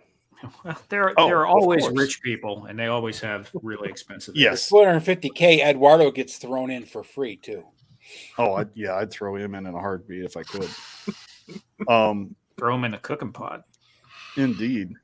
If you get closer to the capital, where more of the modern shopping experiences are and stuff, there are some little private communities that are spendy.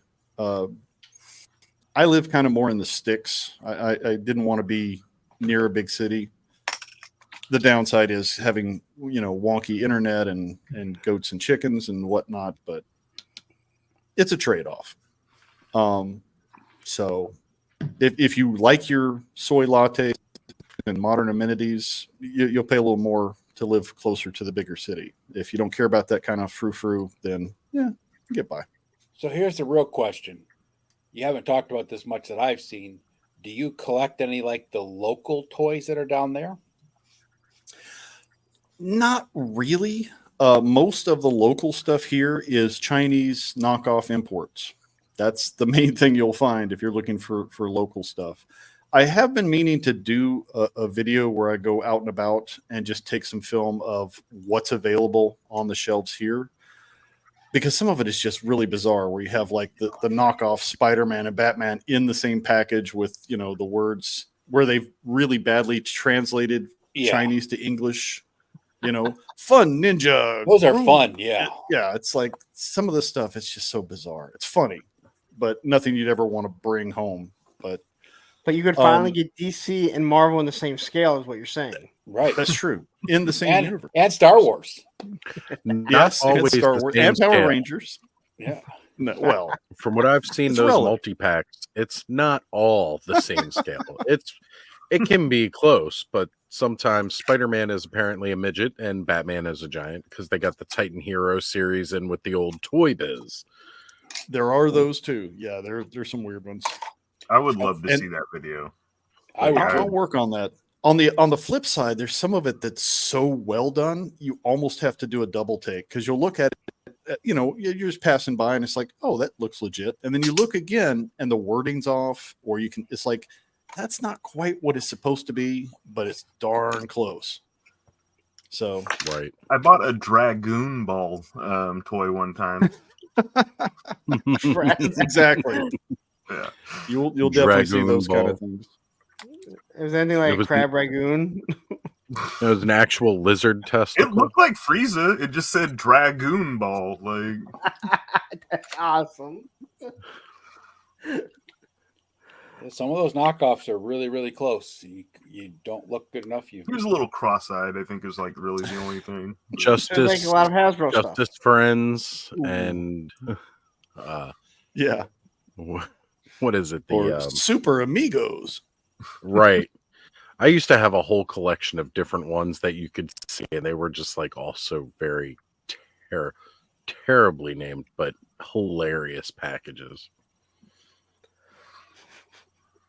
Have you looked into getting any of like the South American or other like 12-inch Joe figures, like the Classic Coast Falcons? The Brazilian Falcons are awesome. but that's not quite in my neck of the woods. And shipping from there is just as much as shipping from, so they don't import them there either then. Nah, they really don't. No. Wish they did, because they're pretty nice. Those figures are nice. Especially since they're using the original Hasbro style mold. So they're really good quality too. I just want to open up a factory down there, because that seems to be where you really get it. And then you get the business discounts on the shipping too. So that's how we got to do it. Move down there and we'll start a factory. We'll start a consortium. We'll take over toy industry. There it is. Well, that's what that Fist guy's doing. The guy that's doing the Fist action figures, he's having those produced down in South America because he can get it just as cheap as he can getting it produced in China. It's local, and he's saving all sorts of funding by being right there, not having to travel to China and all that. So it makes sense. There are factories here that do a lot of plastic work. Mexico has a lot that do mostly like plastic for packaging, or like your plastic drink bottles and whatnot. So could they do the type of PLA or plastic we use for action figures? I don't know. Maybe. I am not a gatekeeper, sir. Right? Dangerous words to be thrown around. That's why Lawrence calls you Fatrid. I've been called a curmudgeon. I've been called many things, but never a gatekeeper. Just the key master. That's right. A flight to Guatemala from here is actually would take less time than me driving back from Baltimore, and I wouldn't have to worry about my my rear end fucking going out. You didn't have to drive through. Well, it depends on where you land in Guatemala. Well, that's true. Well, it actually could be safer too. Well, yeah. I mean, I'm not going to promise anything, but it could be. You got to make sure your flight doesn't fly over Ohio, though, on your way down. Yeah, then it'll just fall out of the sky. So if you were trying to start having toys made in Guatemala, I wonder how much of your budget would have to go to bribes. A lot. Yeah. I was going to say, that's kind of the whole point, right? It is part of the economy. It's just a known given thing that's how things get done. But that's not different than anywhere else either. Let's not be disillusioned by this. That's really we might call it something else, but that's right. What it boils down to. Yeah. Incentives, yes. Taxes here. Yeah. I refuse to sugarcoat any of that crap. We recently had some political shenanigans because I can't remember which office it was. I want to say Secretary of State or the equivalent here. Apparently their corruption was so bad that people wanted to oust them from their position and started rioting and getting in the streets and protesting. And it was like, wait, didn't you guys just vote them in not too long ago? And now it's like, I don't know. Well, yeah. This is why we don't talk politics on Monday Night Toy Ramblings. There you go. Yeah. Because it's all shenanigans. It is shenanigans. So I put it in the chat, but I'm going to say it. So Travis is now calling us the Plastic Moth Syndicate. He literally named us PMS. Nice. Thanks, Travis. I thought you were going to bed. Get the hell off here. And point proven. Yeah, I was going to say that sounded. I was married for 24 years. I know exactly how it sounds. And I have 3 daughters. That's why we had Ed on when we did our men's mental health special, because we know he's been through some trauma. And here we give to you Exhibit A. Come on up here, Ed. We had a lot of fun. Have you ever wondered if you were batshit crazy? Well, I just sit there and drool runs out the corner of my mouth.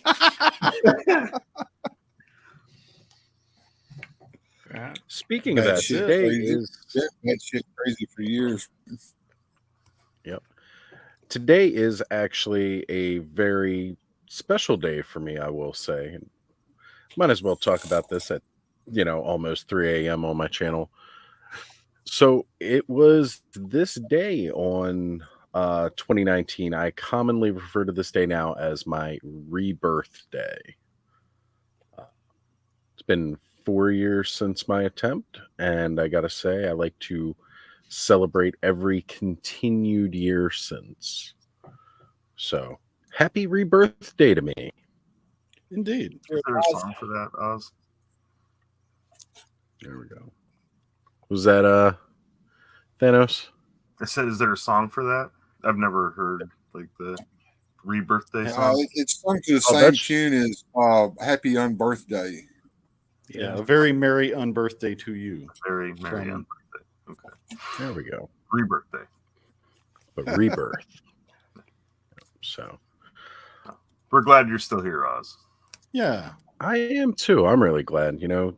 Things were really dark and it was really bad, and I didn't think there was a way out, but I realized that there was a heck of a lot more to live for, and I'm in a place now where, I really, really enjoy where I'm at. I mean, of course, we could always want for things to be better or things to be at a certain point, but the truth is like, you just keep working at it day by day, and every day is an accomplishment, no matter how big or small it is. Honestly, even if I just get up out of bed and take my daily meds, I'm like, you know what? I did that today. And just try to be grateful for even that, because there are some people that won't wake up today. One foot in front of the other. Yeah, there's definitely something to be said for focus on the small goals that you can get through in the day. If just getting out the door and going for a cup of coffee is a challenge, do that. Don't worry about trying to fix everything in your life. Fix the small stuff. Nope. I deal with a lovely thing called dysthymia. They have some other fancy name for it now, but it's basically long-term, low-grade depression, storm cloud over the head kind of. It's not enough to put you at exit mode, but it's enough to cause you to just not be pleasant to be around sometimes. And that's kind of what inspired me to start doing some shows that were non-toy related. It's like there's a lot of guys here who either were taught don't talk about your feelers or bottle them up, and so I don't mind. Yeah, pretty much. You're Gen X? Oh God, yeah. Oh, so I get a lot of it. But yeah, I found some coping skills. Some of them work. Some of them would work if I implemented them. And we just talk about those things. But that's the big thing is like, do I get out of bed today? Are pants really necessary? Do I need to brush my teeth? I've always told people the hardest thing about coping skills is that you always think about how you should have used the coping skills after the fact. After. Yes. Always. Yeah. Hindsight. You can have every tool you ever need in your toolbox. And when you get out that hammer to put in that screw, you know what? I had a Phillips in there, and it always happens. And not all coping skills are going to work for everybody. Like what works for me may not work for Jim, may not work for Ed. It's just how it is. Like one of the things I do tell people to try though, and see how much of a difference it can make is, and I will stand by this every single day. It was one of the very first things we started doing in group in the hospital. And it is, you have a goal for the day.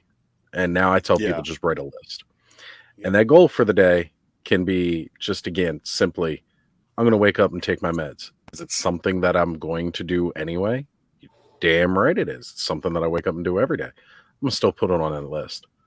And other simple things like get up and brush your teeth today. Get up and take a shower today. Simple things like that. And you put it on your list every single day and you do it every day. Or you don't do it every day. But you know what? That's okay because you put it on the list for tomorrow too. I have a list, and it is get up and insult Ohio at least once in the morning, afternoon, and afternoon. Lawrence is one of those guys that gets up in the morning and does his morning affirmations in front of the mirror and is like, "You're awesome. I know you're awesome. You got this day, and Ohio still sucks. Actually, I shadow box in the mirror. Oh, in my underwear, or just a towel. Listening to Survivor's Eye of the Tiger, right? You ever see Mallrats? Yep. Yeah. Where he's in the towel. That's me almost every morning. Sometimes my kids walk in and like, "What the fuck, Dad?" I'm like, "Hey, don't come in my room." Right. Yeah. Thanks for that visual, Lawrence. That's on my list of things I can't unsee mentally now. Everybody, we brought that to you live. My goal for when I wake up tomorrow is girl that's ever bleach my slept with eyes. me.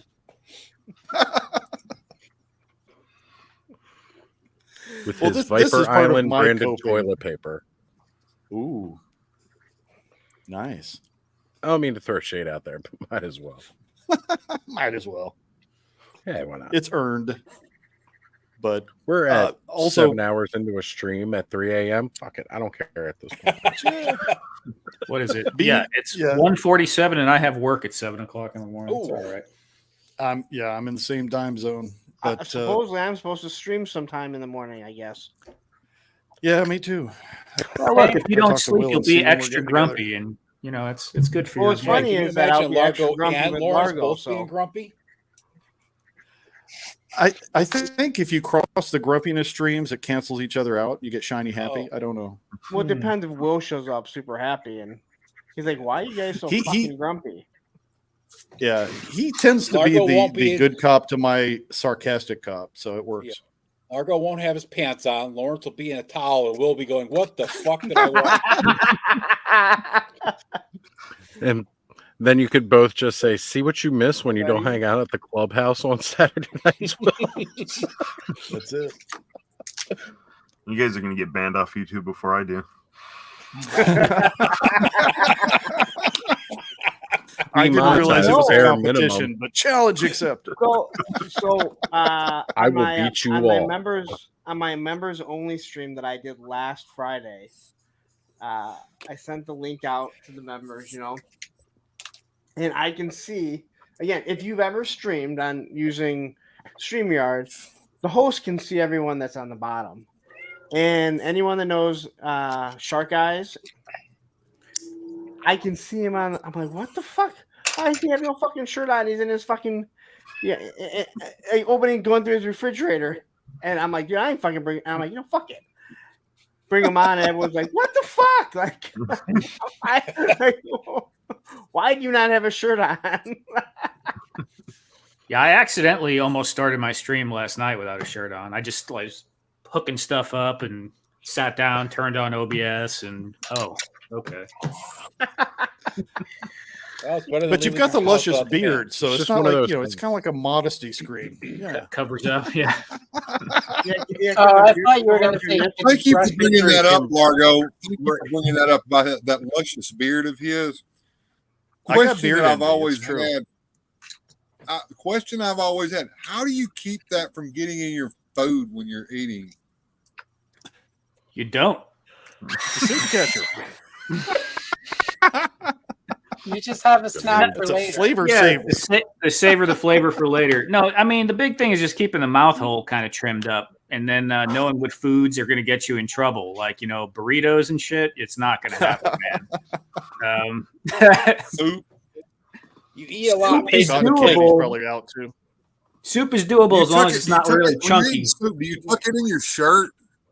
You tuck it in your shirt when you're eating soup? It's all, man, this is going to sound like a lesson from Kayla, but it's all about the angle of your attack on that soup spoon. We're just going to leave it at that, all right? I don't want to talk about this anymore. Again, it's 1:47 in the morning, right? Yeah. Oh, yeah. As having the second biggest beard, I mean, I was just going to say, like, I'll just start parting mine and I will go shirtless for the streams. I will totally part my beard like this in the middle and have it cover the nips. Just saying. No, just get some black electrical tape, do the X's. That's very anime. You know what? That works, right? That's totally, that's what the cool kids are doing. Little happy faces or something would be cool. Hey, There Jim, we have you go. ever gone back and watched some of Jeff's older videos where he had his long beard and his curled mustache? Oh yeah, yeah, it's epic. Yeah. I guess seltzer. So, Travis is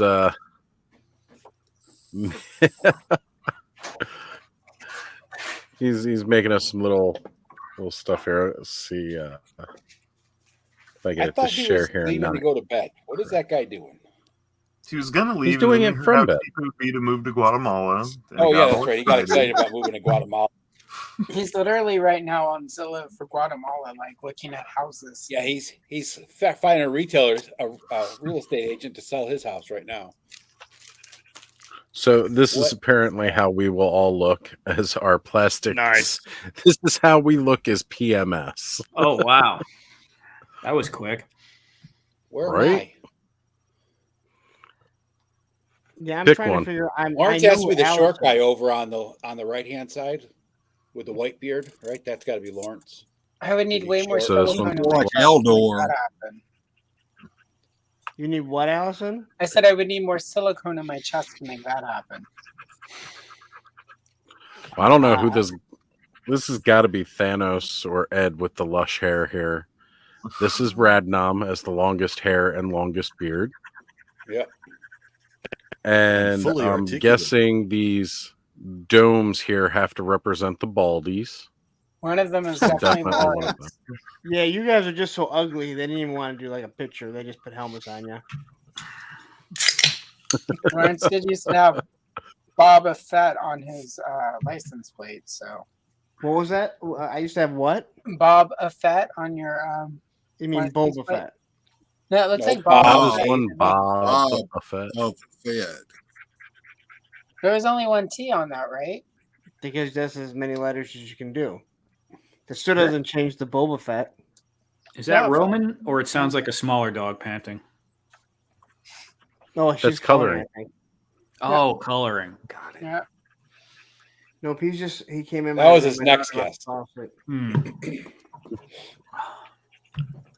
Doing it. Okay, Alice has a stream tomorrow. Rick's attention. He said more silicone. Well, we are going to be the plastic syndicate, so it kind of fits. We are. It definitely fits. That's I can just see us singing "Annie, are you okay? Are you okay, Annie?" right. So is this another one he sent over? Because why is Headhunter from G.I. Joe in it? He just sent these over. He's been generating them as he's chilling. Yeah, see, he has a new rabbit hole to go down.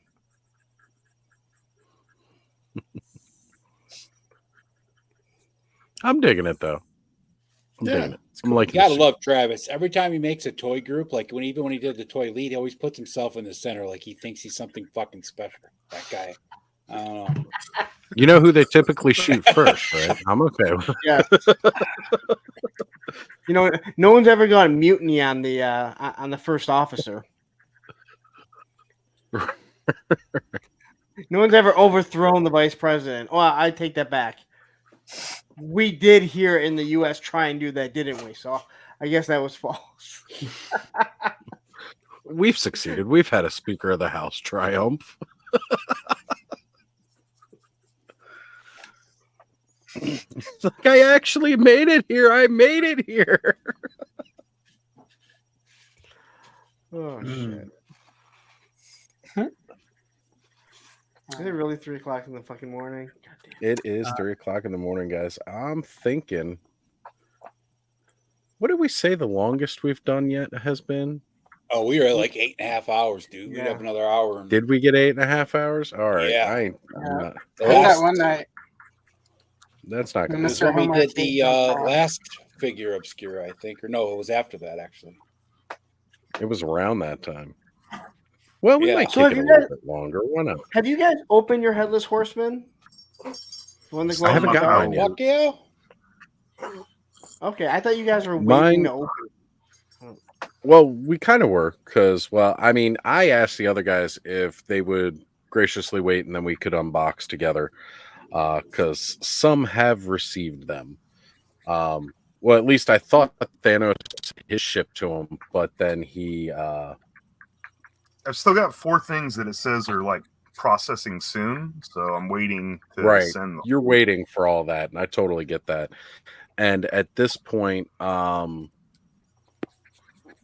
still waiting for mine to get sent out because basically I ordered from private retailer Sven Death by Collectible, added something extra to the order, so I was just waiting to get it all shipped at once, and he messaged me a couple days ago, so it's going to be shipping out and getting here soon. So I'm still waiting on that, and Thanos is still waiting on his. We might unbox by Christmas at this point. Who knows?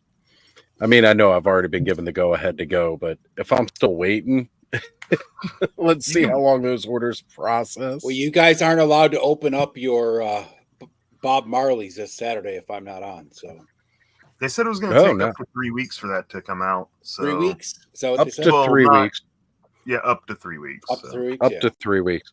And if we know anything from the Mask of the Red Death, no matter whether you ordered it first thing in the morning or late in the evening, it'll show up anywhere between now and over a month. Yep. That and was with funny. Christmas, who knows? Yeah, who knows? Well, I don't know. Some things seem to travel a little bit quicker once they. Well, that's what I'm saying. get Like, out. you don't know. Like, it may come really quick, and it may. Well, we're not going to end just yet, Brick. But if you would like a whole recap of the evening, we have discussed, of course, the amazing ghost that he is, Jacob Marley, his cousin Bob Marley. That was actually just brought up now. That was the first time we made that joke tonight. But that would explain why it was so hazy. That's right. Did you realize you called him Bob Marley? Yeah, I know what I was He definitely did. Okay. He did it on purpose. We talked about the actual Demogorgon here and critters of all kinds and various shapes and sizes. As a matter of fact, Jim was showing off his D20 wolf, which Brick, you have teased me with plenty of times. Yours. Yeah. It's just Rick missed the whole phenomenal. conversation about licking the wang. The Curtis definitely went hard about putting his lips on Blade Master Wang. Mm-hmm. He really, really wants to get his lips on Wang. Everybody's That was Wang all. Chung tonight. I think one of the most important things we talked about, Oz, was the 2 charity events going on. We should bring 2 it big back up. charity events we got going on, right? You know, right now you can still enter the Toys for Tots within the Cabal. If you guys are on Facebook and you are in the Mythic Legions Cabal, you can go ahead and what did Curtis say it was? Like $10 to enter. $10 an enter, yeah. Yeah, for that one, $10 to enter, and they're going to be all the money donated is going to go straight to getting Toys for Tots. The but there's going to be different prizes. They're going to do a drawing tomorrow night, where you can win figures, custom parts, all kinds of different stuff. They even added the Jacob Marley into the giveaway now. That is launched today, so that is really cool. As well as we talked about Damon's very awesome and amazing raffle that he is going to be running, where you can enter to win $5 per entry, no limit on how many times you enter, and you know everything's posted on his IG page, as well as the rest of us in the clubhouse. We're all going to be making the posts and sharing it as well with the email address. But you PayPal the money and enter your name to win a Blade Master Wang. So that's going to be coming up real soon. And well, it's actually already going on, and it's carrying on through till the end of the month. So we talked about that. He's gonna get you up in that sharpshooter so you can't run. You mean the other way around? Because don't you remember his little guy he loves so? Oh, I'm sorry. I would not have gone in. Anything about Bret Hart had Ken not showed up. Wow. Hey Ken, how was your night? This is me completely no-selling everything you just said, like completely just pulling an entire no-sell whatsoever, like leaving the just like Bret awkwardness Hart on in a the mic. air. Just like Bret Hart on a mic. Lawrence, you're the only person I know that can piss off a Canadian. They're always so happy until you start talking to them. In 0.5 seconds, too. I actually told Ken that earlier, that they're just too nice. I'm I still don't no know. selling. Have you by the seen way. South Park the movie? They're kind of rowdy sometimes. That's true. Blame Canada. That's I mean, Brian Adams alone. I might have fanboyed over Brian Adams to Jim Largo directly earlier on. Said send a list of songs that you like, and there may have been a Brian Adams song in there. And no, Bret Hart's theme music wasn't one of the songs I sent on. As a Ken's going to be on the infinite neither was playlist, HBK's. You did Yeah, remember to he's send playing over his from own. Sammy Hagar Van Halen, though, right? Just one. The other, just one. Just one out of the 10. Good enough. It's a Do good. you know list. which one, Jim? It's But Do you know which one? Brick, I got to be. Okay. I do. Go ahead. I was going to say, Yeah, Brick, we're I got to getting be honest to try and playlists recap back all of running. Whoop, sorry, Jim. Let's bring that up for that's full fine. screen because this is a show. This is a show that needs to be talked about more because music is a huge influence on everybody. Yeah. Jim, take it away. Well, once upon a time. No.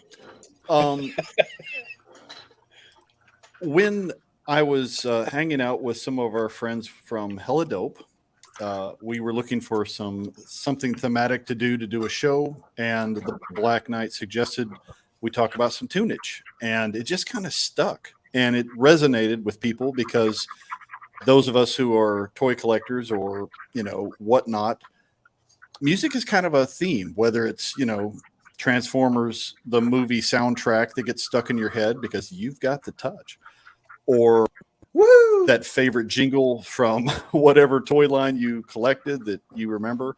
Music's a part of what we do. So it's been fun to talk to people who are plastic crack addicts who don't want to talk about toys all the time, want to talk about something else. So we started doing the infinite playlist and talking about tunes that we like, things from yesteryear or whatever's hot, just whatever trips your trigger at the moment. Any genre. We've even done some grindcore, which was interesting. Wow. So that's it.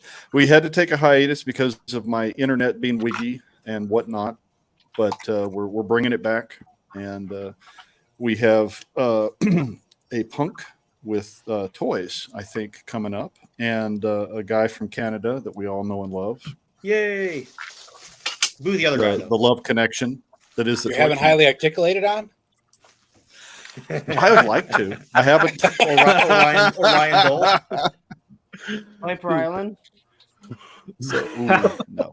Hey, no cursing in the chat. Well, I am putting invitations out. People have sent playlists. We'll get some more coming and cranking. So it's fun. We it's hard to hit a moving target, so we try to do different stuff other than just talk toys all the time. No, and that's great. I mean, that was the whole reason why I started my Thursday show. It was like, everyone talks to all these people, but all they talk about is toys, man. Like, I'd rather talk. I'd rather find out about someone else because that's all we do here. I always hear someone talking about toys. Maybe you have a dog that needs to go out at 3:00 in the morning. Maybe you like to stand around an airbox in your towel in the morning, right? And maybe Gargamel's waiting outside to capture you because he thinks you've escaped the Smurf village but can take him back.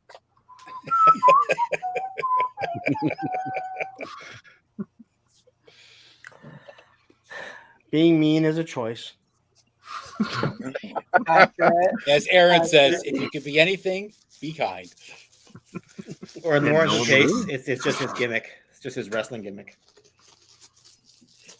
I don't know. K-Fab Being mean-spirited and sarcastic and having the skill to just lay it in there, I admire that.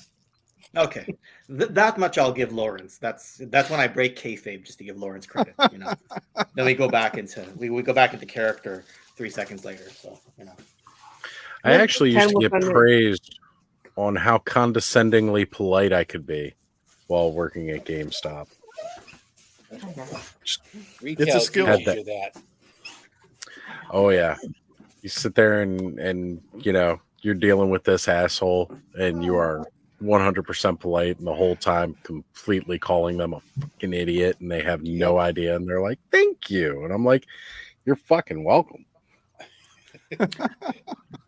Yeah, me and this other guy used to have an acronym when we were talking to a really annoying customer.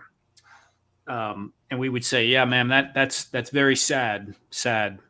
And sad stood for suck a dick."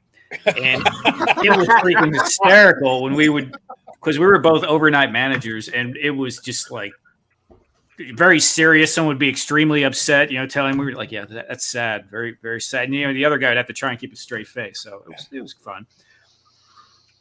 When we would be at the gym, me and a buddy of mine, there'd always be those people that come over and start talking to you. And I just remember we were working out one day, and this guy came over and he started talking to us.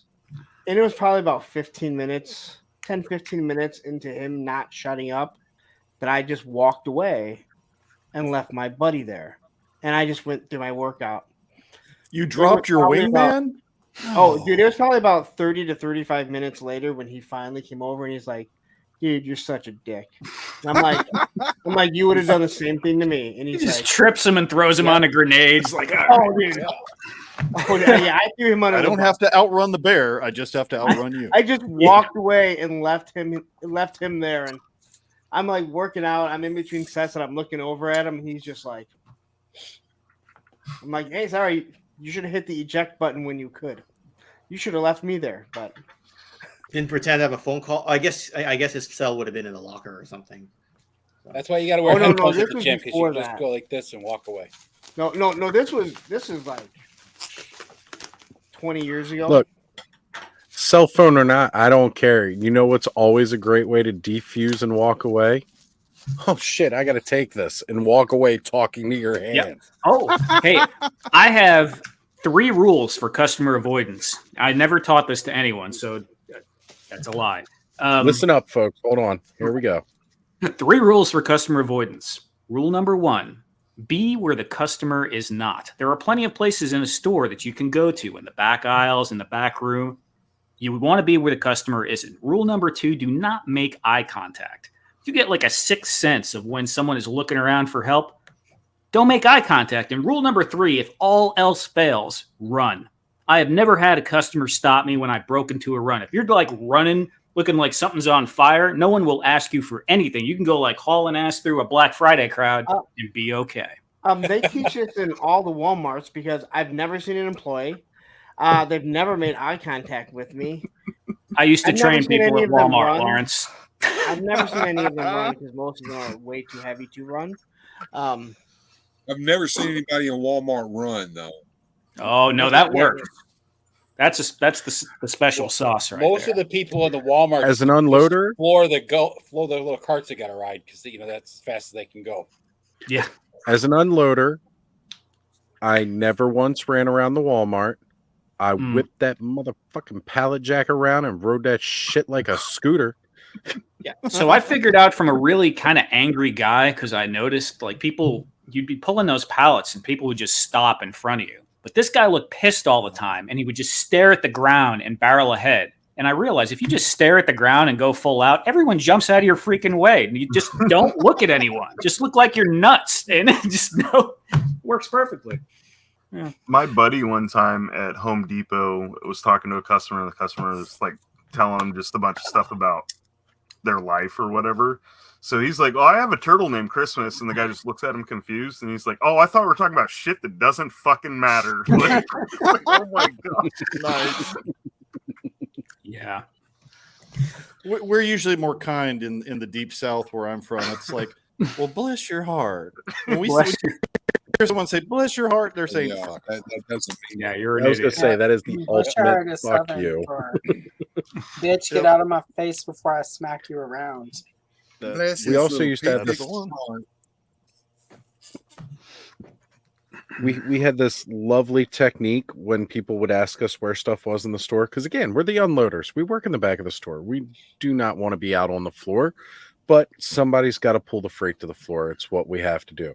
Mind you, none of us wear the blue apron because at the time there was absolutely zero dress code if you were a unloader. If you worked in receiving, you did not have to wear the standard uniform, anything. Literally all you had was a name badge. Everything else was just plain street clothes. And we'd come out from the back and we'd be pulling stuff and people will stop and ask you where something is. Mind you, we 100% know where every damn thing in the store is because we have to know where all the damn departments are. We may not know the exact aisle it's in, but we at least know the department of where it would be located. My buddy Murphy taught me this, and I continue to tell people all the time. Most Walmarts at the time had that same basic layout where you had the McDonald's up front and they have the action alleys, which was the cross section, like the two big aisle, the one that went from one side of the store to the other. And then you had the ones on the outsides and then the one that went right down the middle. I used to tell people all the time, you go straight down this big alleyway right up here through the middle. You're going to come up to the men's clothes. You're going to make a left and go to the front. It's going to be on the right-hand side. It's where the McDonald's was. So no matter what they asked for, it did not matter what it was. It just simply directed every single one of them to McDonald's. And what if someone asked you where they get the McDonald's French fries? Would you send them elsewhere? Nobody ever asked me where the McDonald's was. You can spell it from across the store. Them golden arches were a dead giveaway. I don't think I've ever seen a McDonald's in Walmart. Really? They were everywhere down here. Subways, yes. Okay, so see, you had the more bougie they made Walmart. that shift up. It's a Yankee thing. Yeah. When I was in Texas, it was like everyone. Just a second. Sorry, Did the McDonald's replace the food court? The McDonald's. They used to have the radio grill back in the radio day. grill. Yeah, that's what it was. Yeah. No, we always had McDonald's or the Auntie M's pretzel place, which was the best. I would go get Star Wars toys and get a pretzel. We have a fancy Walmart over here. It's not so fancy anymore, but they sell like Dom Perignon, like Cristal, and expensive bottles and stuff. Oh yeah, I was in Dallas though. It was Highland Village, which is like it was their test upscale store, and yeah. Anyway, Well, it's because Grapevine, Texas. No, wait, am I getting places confused? that's pretty close. That's pretty close. They border each other, I think. Well, I was wondering. I'm thinking I'm getting it confused with GameStop. I think GameStop Corporates was Grapevine, Texas, not Walmart. The DFW Metroplex is one of their biggest, like most condensed markets because it's the South where they have a lot of Walmarts and there's everyone drives. It's a big test area for them, so they do a lot of crazy stuff here. But they had Dunkin' Donuts in that one, and they had two when they opened it. One was a normal Dunkin' Donuts, and on the other side of the store was like the breakfast leather lounge chair deluxe Dunkin' Donuts, which I never saw before. Well, see, that's the kind of the crazy thing around here. Depending on which direction I go and where, I will either find a Walmart with either still a McDonald's, or it will have a Dunkin' Donuts. There's like 2 or 3 of them that have Dunkin' Donuts, and then the newer Walmarts all have the Subways. We had one over here with a La Madeleine in it for a while. I don't know if you know what that is, but it's kind of like I don't know. I don't know how to explain it. Like an Applebee's, but French. What the F? They're putting like a bar and grill in a wall. Well, I mean, I guess that makes sense. Yeah. Drinking at Walmart. Can you say you're surprised that Walmart would put a bar and grill in there? Not at all, because honestly, there were times through the summer where I thought about opening one myself out in Lawn and Garden. Heck, at Kmart, I almost did, man. People used to love watching me set up for my shifts when I was working Lawn and Garden at Kmart. I'd walk through the accessories, grab myself a nice big straw hat, walk over through HBA, go ahead and get that sunscreen, walk through electronics, grab the radio, grab my lawn chair on my way out the door, prop everything up in the back, put the hose out, start watering the flowers, and I'm just kicking back out there like it's nothing. I used to know these guys that would they'd go out there and they'd smoke a joint in lawn and garden. And what they would do was, this is like 20 years ago, but they'd go out there and they used to have these zone sprinklers where the tropical plants were. So what he would do is he would turn them all on, so this whole aisle would be blocked off with the sprinklers, and they'd stand on the other side, and it would be on a timer. So they could go out there and customers couldn't get through that section to them, and they'd just like do their thing. Well, we started working like a lot more of the later in the evening shifts. This is back when I was in high school. So like when school was actually in session, then I had to work evening shifts. Yeah. And we used to go out the back in lawn and garden because that's where I was all night. I was the only cashier in lawn and garden. And then after a certain time, we'd lock that door. So at that point, I didn't really need to stay back there. I needed to stay back there before that to make sure nobody actually walked out with product. So the whole back half of the store, there was this guy who used to work in sporting goods. And then there was a buddy of mine that worked over in electronics, which was like the next section over. And then there was me in lawn and garden, and I kind of manned like some hardware and automotive and toys. So like we had this whole back half of the store we had to cover. Well, there'd be a lot of nights where we'd go through and we'd zone everything and it would all be perfect. And there wouldn't be anybody in the store on a Wednesday at like 7:00. Then we'd go out the back lawn and garden, climb up the fence, because like there's that gated in area that they have with all the plants and stuff like that. Climb up on the fence, get onto the roof, and then we just light up. And then we come back down and go through the store. And, you know, there were so many different areas, like the back stock rooms all connected, and there was like a conveyor belt, and like we could ride the conveyor belt to the other sections as management tried to look for us and couldn't find us. And then sometimes, like when they made me work on 420, I would just go back in layaway where the helium was and suck helium and then page over the intercom. That was always one of my favorites. Now, see, the funny part is like where you do that broadcasting, like they know where the helium tank is. So they know now where I'm at because I suck the helium and I'm immediately making this page. So they start coming back that way. You go back up the steps to where they kept all the layaway stuff, and you rode the conveyor belt into the back receiving area and got out of there. And then by the time you're coming around, you're like, I know I heard somebody over the intercom with helium. I came back here to check because your voice has gone back to normal. That's rare, though, to see one with a second story, though. In the back areas, there's like a loft. And you know what? I've seen old stores that like 20-something years ago that had something like that. Oh, yeah. This definitely would have been that long ago. But yeah, like the back of the store, like you had your like ground floor, you had a loft area because that's where they put most of the soft goods was in the loft area because it was lighter. And then, like I said, our layaway section was upstairs, like not back where the customers were, but where the items were stored, their layaway items were put was back up in a loft area. And like I said, they had a conveyor belt that could run through each thing because on the other side of the layaway is where you had like your upper stock room for hardware. And then the lower section was like their automotive back stock room for all that stuff. Some of those old buildings were just like hacked together because they just expanded them because the company grew a lot. And then we had one that had an employee crapper in the break room. So you had the break room, a little thin door with a gap underneath, and a shitter right there. And so you would be eating your lunch. And I don't have to go into detail, but it wasn't wonderful. This is my stream. We're known for crap on this stream. Our Kmart had a snack bar in it. And when I was 10, I got nachos there. And because my dad liked their nachos. And that was the first time I got diarrhea in a Kmart within like 10 minutes. And then in my 20s, they had just reopened it after remodeling.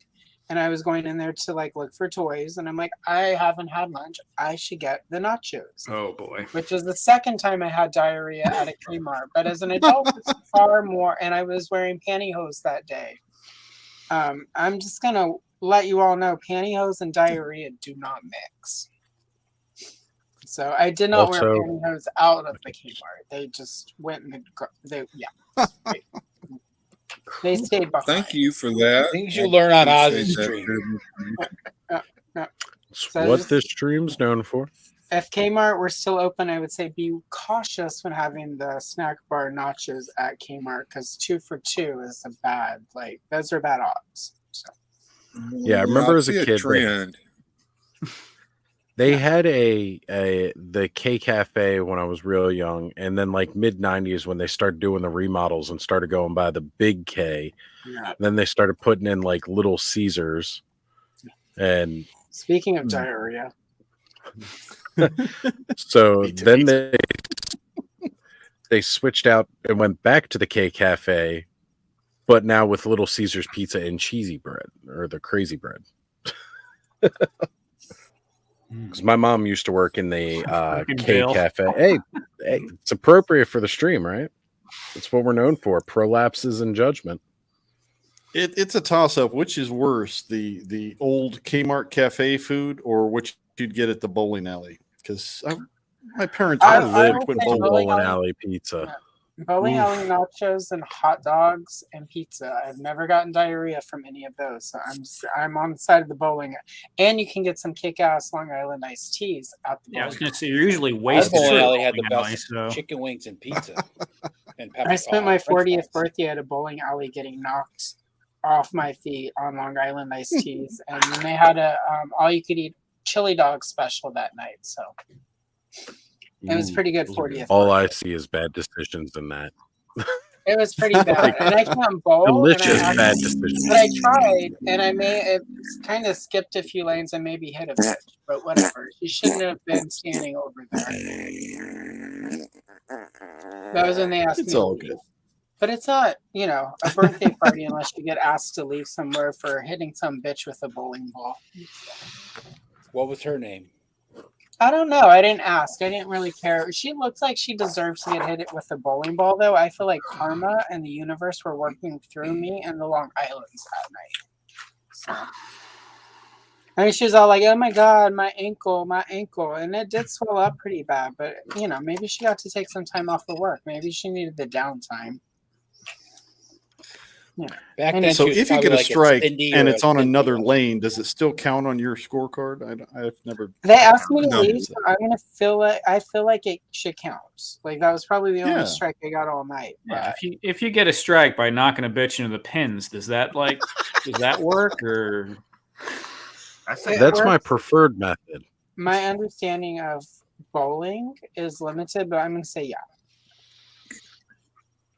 The dude I got like 6 chili dogs before that, and like 8 Long Islands before we got to that point. How many Long Island iced teas? 8. That's a lot of Long Island teas. There must have been some weak Long Island iced teas, but they were not. No. What? Ken, do you understand the concept of bowling, or is it just all curling up there in Canada? Unmute myself before I answer.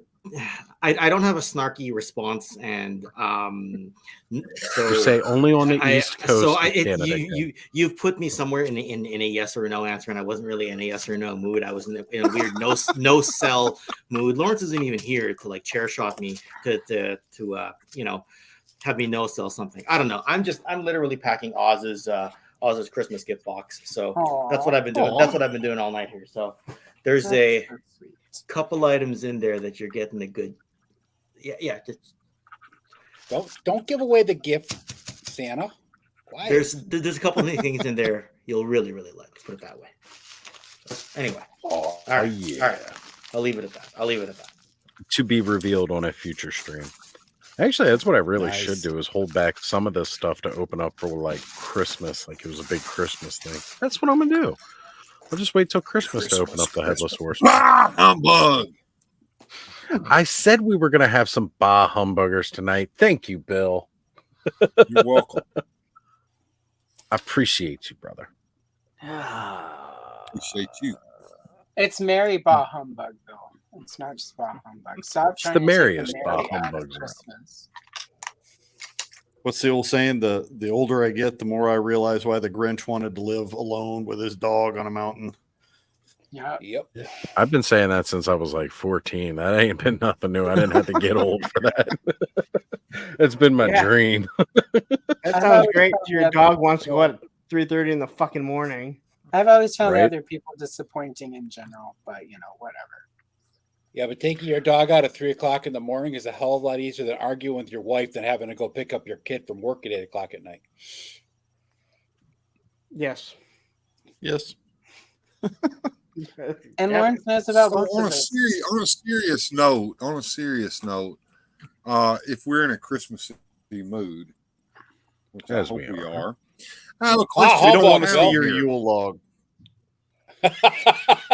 Serious. Every year when my daughter was growing up, I've got this book back here on the shelf called The Little Big Book of Christmas. And I would read selected stories out of that to her. The gospel is in there of Luke. We'd read that. Then we read Yes, Virginia, There Is a Santa Claus. We would read that. Then we would read oh God, now my brain farted. The story about the two people who gave each other the gifts, the gift of the Magi. Oh, the gift of the Magi. Yeah, and we would read that. And my You get the wife, little match girl in there too. that's too sad. I never read that one. But I think it may be in there. I don't know. I don't think that one's in that book. But anyway, I would always read these stories on Christmas Eve to my daughter before she went to bed, and it was a tradition. It had to be done. And my wife had me go on Amazon.com and find that same book so that we could give it to my daughter. Now, what I'm thinking about doing is I'm thinking about doing a video and releasing it of me reading out of that book the way I did when she was growing up, so that maybe when I'm no longer on this physical plane here and my granddaughter or grandson is there, that we can have her play that video for him, because I'm going to do that with my grandchild when he comes every year. Read out of that book just like I did for my daughter when she was growing up.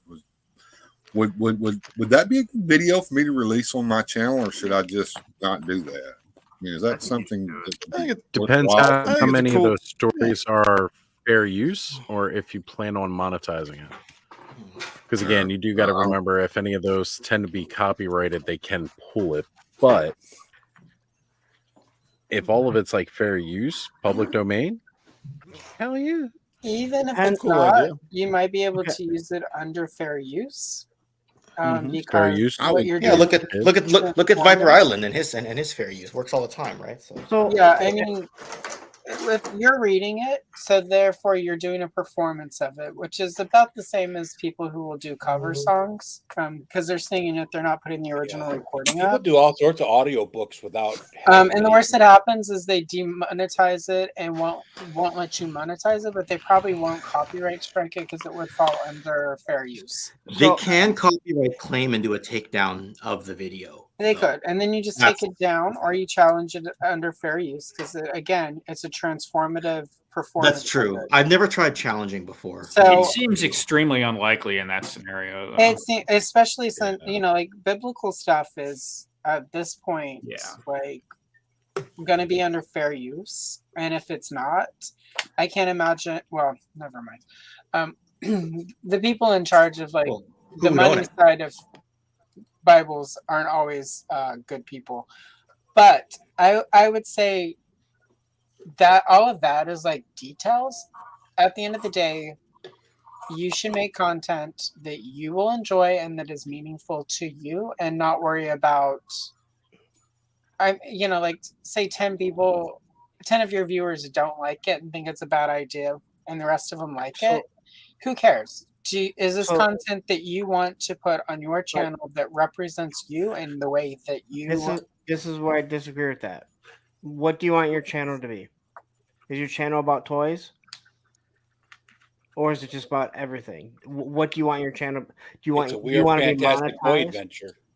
It's everything. Yeah, but do you want it to be? Are you monetized? Do you want it to be monetized? If you're I doing am stuff monetized, and I'm well on my way to 1,000. I'm not there yet. I'm about 130 short, but I'm going there, and I will get there. So And then to here's the answer thing. your question, my show is about my toys and their adventures for sure. But I do other things on here. If you ever watch a Saturday show, it's not necessarily toys on Saturday, and Largo can attest to that. There's a lot of pop culture on here as well.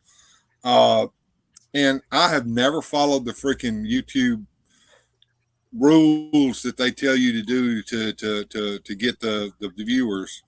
Well, Would I okay, love so- to have enough viewers to be able to do this full time and not have to go to freaking work every day? Sure, but I also, on the other hand, I want to have my channel be about what I like and what I want to do. So it's not about not. So it's not about not doing what you want to do, and this may take a whole different turn. A lot of times, what you realize is when you're doing a channel that's a niche or whatever, something like that, you'd want to create a separate channel for, and not because it's biblical or anything, but because it has nothing about toys. So a lot of times, what would happen is, let's say even one of those one of those videos went berserk, right? All of a sudden, you get all these people that are subscribing, and then they realize like you're getting pushed into another algorithm where you're not getting pushed in front of toys, where those are the people that you want for that type of stuff. It's not saying you can't do what you want to do. Mm-hmm. If you just have a channel where you're like, hey, you know what? I'm going to do whatever I want, and that's what I'm Yeah, going to variety stream, but it's much harder to grow as a variety stream. Yeah, for sure. But, but there's nothing wrong with what you want to do. Mm-hmm. But if you want your channel is basically about toys, obviously, like you said, it's in your name. That's kind of where you don't want that. I was throwing up some of my skateboarding video stuff, just because this was originally just my personal channel, but it became the toy channel, and then it's you realize, every now and then someone may want to see what I can do skating, but no one really wants to watch lines of me doing skating. Yeah, I the Von Erich's history video that I did, I actually considered making a second channel for that. And I talked to Mega J about it. He's like, you should totally create a second channel. I didn't. I go and release it. You know, when you see your last 10 videos, it was 10th by a mega mile. It had like half the number of views of my 9th video. Now, because my subscribers did not click on it, they're like, what's Ken doing? He went off the beaten path. But the thing is, I was also taking advantage of the fact there's a movie coming out in a few weeks about the Von Erichs, and then maybe I would rank in search. After the 48-hour period that it shows to your subscribers and starts showing to new people in the algorithm and what's being searched for, what happens? It starts spiking. So it started with like 80 views overnight, right? Which relative to the size of my channel, that's not a good number anymore. Right now, all of a sudden, it's at like 26 or 2,700 views, and when I look, it's ranked like second out of my last 10 previous to that. So, to what Lawrence is saying there, right? And that's me segueing to wrestling, which is much closer to toys than some of the other stuff, right? Compared to say skateboarding. So, if you want to do what you want to do, I don't think anyone's gonna, stop you or put up a blockade. But just note that even something like that, you can run into problems, right? Oh, Lawrence, have you? I realize what you guys are saying, but go ahead, Largo. Oh, I was just wondering if Lawrence had picked out a name for his new Ohio tourism channel. For the love of Ohio. Well, what I was going to say was the love of Ohio. You were talking about that 48-hour period where it gets sent out to everybody. That's exactly what happened on the Explore the Lore of the Lone Ranger. So I had 10 of 10 for 48 hours, and then suddenly my views shot way up. And maybe that's a good thing or maybe it's not, but Largo and I started that on Saturday nights. We would do these spotlights, and I'm still doing them. And maybe it's screwing me up in the algorithm. Maybe it's not, but my channel continues to grow. And when I look at my well, my worry in my personal case. Sorry, go ahead. Well, I'll say when I look at my growth, it's a line going up like this. It's not one of these deals here. Mm-hmm. Yeah, my worry is that if people see the Von Erichs video, they're gonna come back hoping for like more wrestling stuff and be like, "What's all this GI Joe content?" And that right? That's So the like my biggest subscriber thing. count hasn't like if you look at like the history of Motu82 that Oz and I did, that's got maybe 1,300 views right now. But if you look at the number of subscribers that gained on the video, it's about the same as the 2,600 view video of the Von Erichs because those people probably clicked to the rest of my channel and said, "This guy doesn't do a lot of wrestling deep dives." You know what I mean? So that's, I mean, at the end of the day, though, it's hard because like you look at Toy Galaxy, right? Like he does like the 20-minute documentaries and anything else he puts on a second channel, right? But I think he got to a certain point before he did that. You know what I mean? I don't think any of us are at that point right now. That's assuming you're playing the algorithm game and you're not just doing the I'm going to do whatever the hell I want. Right. Now, just imagine what would happen if you got this video that's these biblical based or somewhat Christian or Christmas stories, and it goes mega viral, and you get 2 million views on that sucker, and now you have 150,000 subscribers, and woohoo! And none of them care about toys. And every time you want to do any kind of toy content, your channel is like, congratulations, you're not a toy channel anymore. Kind of, it's I don't know. Just saying. And the biggest thing is YouTube will stop pushing it out to the people you want, like those videos. Like, and again, like I can look at all my videos. G.I. Joe does wonderful. I do a Motu video, and it's like I can hear the tires screeching. I can hear it hitting the fucking car in front of it. And that's why I kind of cut back doing it because of the time that I was putting into it. And it's like, it's not really worth it. But it's still toy based. So, I mean, again, there's nothing wrong with you wanting to do that. Have fun. In general. But if you're trying to build and grow that toy, the toy people watching, it might turn some of them off. And you might get, like what Random was saying, like you get all these views, these people clicking on it, and all of a sudden they're like, what the fuck is this? This guy's not doing stories anymore. I really liked what he was doing. And then I think that's where we can also pay attention to your comments too, right? What are the videos that get the most comments on, the most engagement? Because that's the kind of repeat content you're going to want to do anyway. Right. I took a different approach. I didn't put toy in the name on purpose because I wanted to do something more eclectic. So I'm kind of more framed as a pop culture kind of thing. Yeah. And that gives me more room to Freedom. experiment. Yeah. And there's absolutely there's nothing wrong with that. Yeah. And the one big thing here's the thing, and I think Ken will probably agree with this. Random probably will, because I know you guys are the other two larger channels. When you start off doing it, you think, I'm just going to throw whatever I want on. But then as you start to see it grow, you start to see where you're at. And at least for me, my idea of just doing a few reviews of G.I. Joe and my idea of what I want to do on YouTube did change. So where this was just fun. Now it's like, hey, I can actually do this. I'm growing. I can make, hopefully down the road, a second income. I'm never going to think that I'm going to be able to survive off this.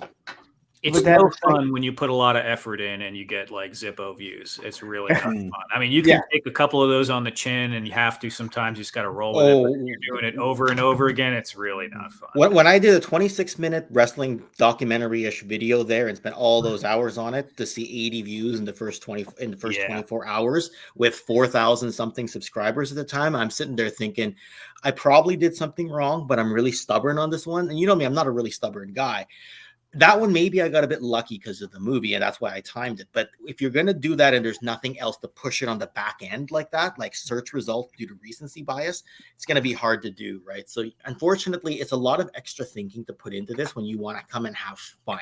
And that's the problem, right? Because your hobby starts to become like, oh, what does the audience want? What's better for my revenue? And how do I do this without looking like a sellout? How do I do this without looking like I'm just chasing trends cheaply? You know what I mean? Yeah. It's all this extra balancing act, you know? How long does it take the algorithm to recover from something like that, though? Like if he did get like a bunch of, like if you started getting pushed out to a different crowd. Well, I've never got a video to go viral like that, but I mean, I've listened to, and I know Ken listens to a few of the same people that I do, Nick and you'll hear people like write in and ask the question, you know, where they'd be like, "Hey, I got this video, it got like 2 million views, but now all these people like who were interacting, now they're no longer doing it." If that video continues to go out and your other videos aren't doing that well, YouTube says every time you make a video, we're going to push it out to the people that did. We're going to push it out to the people that liked this one that did great, and not to the people you really want it to go to. Yeah, and part of it in the beginning too is it shows it to your subscribers, although it's usually more other people, but that takes time, like they're saying, to ramp up. But if your subscribers that subscribe to you because of story video don't like the toy video, and it takes the basis off that pool, that you're not getting the retention, it's not as likely. It's like a voodoo, you know. I mean, it doesn't really make sense most of the time, but not as likely for it to get blasted out as much. So for as long as those subscribers hang around with you from the viral video, depending on what proportion they are of your subscriber base, it could affect you for quite some time. Right. I'm like one of those anomaly channels where I'm a relatively small channel. You know, I'm just growing to over 350, but I have such a core dedicated viewership that are here each and every week. And you're live though. You're a live channel mostly, I right? I don't do pre-recorded content. I just do these lives. It's totally different. It is. I've built up this core audience that comes and is dedicated each and every week. Each and every one of these live streams somehow gets over 200 views, and somehow like that has really built up this amazing community around the live streams. But again, you see like such an eclectic panel of people here, right? Like Radnom, he's not a toy collector. He likes building diodes. And he's mean. And he's mean. He's so mean. Shut up. But he has some wonderfully chill live streams on Friday nights with jazzy music. Very zen. We just enjoy watching. It's very cathartic, very soothing. Allison is predominantly a color tubist, I guess is. You know, she does the coloring and all like that. And it's amazing. And again, it's like this other cathartic thing. And then, of course, like a lot of the others, you know, here we're all centered more around the toy aspect of things. And again, Jim, you're very much more pop culture. Bill, you're very eclectic and do cover different topics in pop culture. So, like, these streams appeal to a wide variety of people and their likenesses, because again, like this stream started off as like shilling for Jacob Marley and the Four Horsemen, and it has evolved and covered topics that wouldn't, you know, most other channels wouldn't dare to touch on a toy tube live stream. And it's one of these things that it's really grown and gives such a phenomenal bounce back within the community, and it's great. You know, like I feel very fortunate that I get what I get with these lives, because I don't know anybody else out there who's doing 8-hour live streams and getting people to stick around this long and watch. So that's the thing that makes you the most unique there, Oz, is that like you're not going for the replay value. You're going for the hangout. So you've like doubled and tripled down on your core community. You know how long and how many subscribers I had to get just to get a comparable size community? I didn't have that at 350. I don't even think I had that at 1,000. I was maybe at 2,000 when I had the same size core community as you had, maybe even 3,000 when I got to that point. So you're set up in a way that I've never seen before. and you're finding a way that makes it work. Right. And I think at some point, if you start doing like 5-minute pre-produced content, that's going to grow. We've talked about this. That's going to grow your casual audience.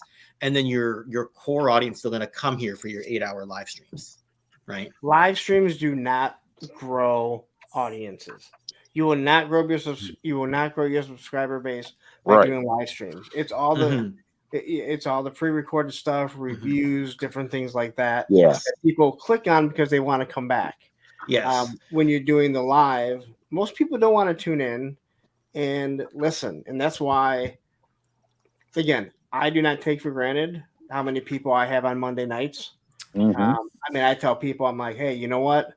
We're averaging 60 to 70. I want to average 80. And people are like, hey, you know what? 60, 70 is good. I'm like, hey, I'm not saying it's not. I'm not taking it for granted. But I want to shoot, for the next 10.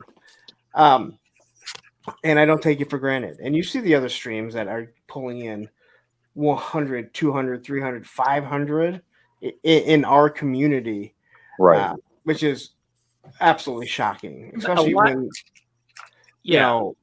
but they don't subscribe. I could go through my live streams and count my subscriber base, or how many subscribers I've gained. Hell, I bet I've gained maybe 100 subscribers from the live streams. There is a way to do live streams to make you gain an audience, but it's not that fast compared to like if you did exactly 1 hour live streams that were very topic focused. It doesn't just say, like it's not very general. Like, Lawrence, you'll do more like I'm going to ramble and I kind of have a topic and it might go for 3 hours. Well, that has replay value, like you were saying before. Yeah, like there might be more replay value in a 1 hour live stream, but then again, you're still building like partially core audience, partially casuals who want to listen to something on the transit on the way to work. I mean, it amazes me that people rewatch my boring, barely speaking live stream. Like I'll get maybe like 80 or 90 views during the stream and it'll go over 200 or 300, which shocks me that anyone sits there for that long and watches that. But yeah, people just like to put things on in the background. I guess that's what I do too. But plus, I get well over 100 on rewatch after my streams are over with. It's like there's a lot of my audience that's not able to watch me because they're either across the globe at work or something like that. And when they come home, they go, well, Bill streamed last night. I'm going to watch, or Bill streamed yesterday. I'm going to watch his stream and rewatch his stream. Boba Hicks, that's him. Johnny Sorensen, same way. One's in Ireland, the other one's in Australia. Those guys, people like him. I have a core audience of them, and that core audience grows with my life. You know what? You're right. Whenever I get Boba Hicks commenting on my premiere, I usually premiere at like 4:30 my time. That's after midnight his time, right? He may go to bed before midnight, unlike some of us here, right? But then he will. Who does that? Yeah, I know. But then I'll get a comment. I'll wake up in the morning and I'll get a comment from Boba Hicks almost right away. And it's just the way it is, right? But at the end of the day, if you are trying to do this as a pseudo career, even if it's a side income, you want to be able to know, like, what do you identify as first? Am I a colorist? Am I a podcast channel? I don't know, my history channel, right? Shameless plug right there, right? Whatever it is. Right? Or are you? I tried identifying mine as an eggplant emoji. It didn't go over. And when you start off, you do play around, and that's what like Nick Nimmin. If you want to do listen to Nick Nimmin, he gives great advice. But he says when you're starting it off, try a bunch of stuff, and when you find something that hits, stick with that. If you just want to do it for fun and you don't ever care about being monetized, then throw whatever you want on there. But if you are looking to grow, when you find something that sticks, do that. But you could always. Sorry, go ahead. But like for you, if you're doing toys, Ken, you do a lot of wrestling stuff. You should start a wrestling channel. But then it takes time to grow it, and I think you probably look at things the same way that I do. That it's like, well, why don't they like both? I like both. They should like both. And I've already worked so hard on this channel, and it is hard to create a second channel. And if you create the second channel, how regularly can you put up content? One of the reasons it pushes. That's the thing, right? Like if you can do one video there and one video here every single week, more power to you. Guess what that's going to do? It's going to eat up all your bandwidth to do live streams if you're doing it like that. Or if they're both live stream channels, you know what that's going to do? That's going to eat up your bandwidth to go on other people's channels. You know what I mean? Like it was really hard to go. Yes. How much is Geek Dad Live 2 really used? It's very sparing. You know what I mean? Like he told me, like you may want to start a second entertainment channel, and I'm like, I'm not sure that I can sustain it. That's the problem. Everyone will know it's the backup. Doing one YouTube channel is more work than one person could do. You could just like put out a new video every day, you know. So you could be good at one thing or kind of mediocre at doing two or three at the same time. So I knew Lawrence watched Nick Nimmin when I saw him start pointing to the end screens at the end exactly the same way I do it and exactly the same way Nick Nimmin does it. I'm like, you watch the same guy I did, right? Because while the end screen thing does get used, it's just the way he flows that end screen in. I'm like, I know where you got that. I got it in the same place. It's also better for shorter videos. Yes. If you're stuck through 25, 30 minutes of a fucking review of mine, you're gonna watch my shit anyway. So yeah. What I did is I created different. I kind of looked at like a UHF channel where it's like, you know, public access or local. You'd have different segments or different shows on the one channel. So I have Beasties and Baddies. If you watch a Beasties and Baddies, you know it's going to be kind of content. If you watch Infinite Playlist, you know it's going to be this kind of thing. So I've got different shows with different titles, and they appeal to different audiences. Some of them cross over, and some of them only watch one and never touch the rest of it. So it works. No, and like what you're saying, it totally makes sense. Because you have specific shows that are dedicated to certain things. Right. And I can tell you this, like, you know, Punks on Film. We wanted everyone to switch over when we do that to be on Punks on Film. I can't get people to fucking subscribe. And then the biggest problem is 2 or 3 people go over there, but everyone's chatting on the other one. So what we started doing was, you know, we simulcast it, and then a few days later or the next week, I put it private on the main channel, and people got to go there. But it's all live streams, and that's not something. A lot of that stuff people won't go and rewatch. Right. But I haven't really created content for it, you know. And I'm like, movies should really. I mean, we see these movie channels; they go crazy, but you also look at like Screen Crush. And you're like, that guy is putting a lot of time and effort into creating these videos. I don't have that time. You know, I was going to say, it's some of these too, they have a staff. It's like you and I'm one guy with a laptop and a bad idea. But some of these guys have, you know, like one guy that does editing, one guy that does, you know, principal photography. It's like, I'm not. And that is one thing. Yeah, that is one thing. Like when you see YouTube, like before, like, when got a writer. He has a writer. He has a guy writing his script for him. Yeah. Like when you start, you just think like, oh my God, Screen Crush does everything on his own. And then you realize, no, it's a whole operation. But either way, it is work. But you're right. Like here we are creating, and again, I know how long it takes me to do my unedited or low edited reviews. It takes time though. So the people that put in a lot of time, like you said, are doing it themselves. They're going to be there for quite some time doing it. And heaven forbid you put in all that time and you make a stupid mistake and you only catch it after it goes up or after somebody points it out. Yeah. I have like wanted to beat my head against the wall for certain mistakes.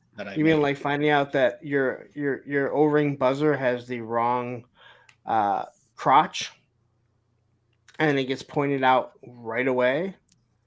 Only to go downstairs and find out the four original dreadnoughts. Sometime as a kid, you swapped them and didn't realize it. Did I do that? You didn't.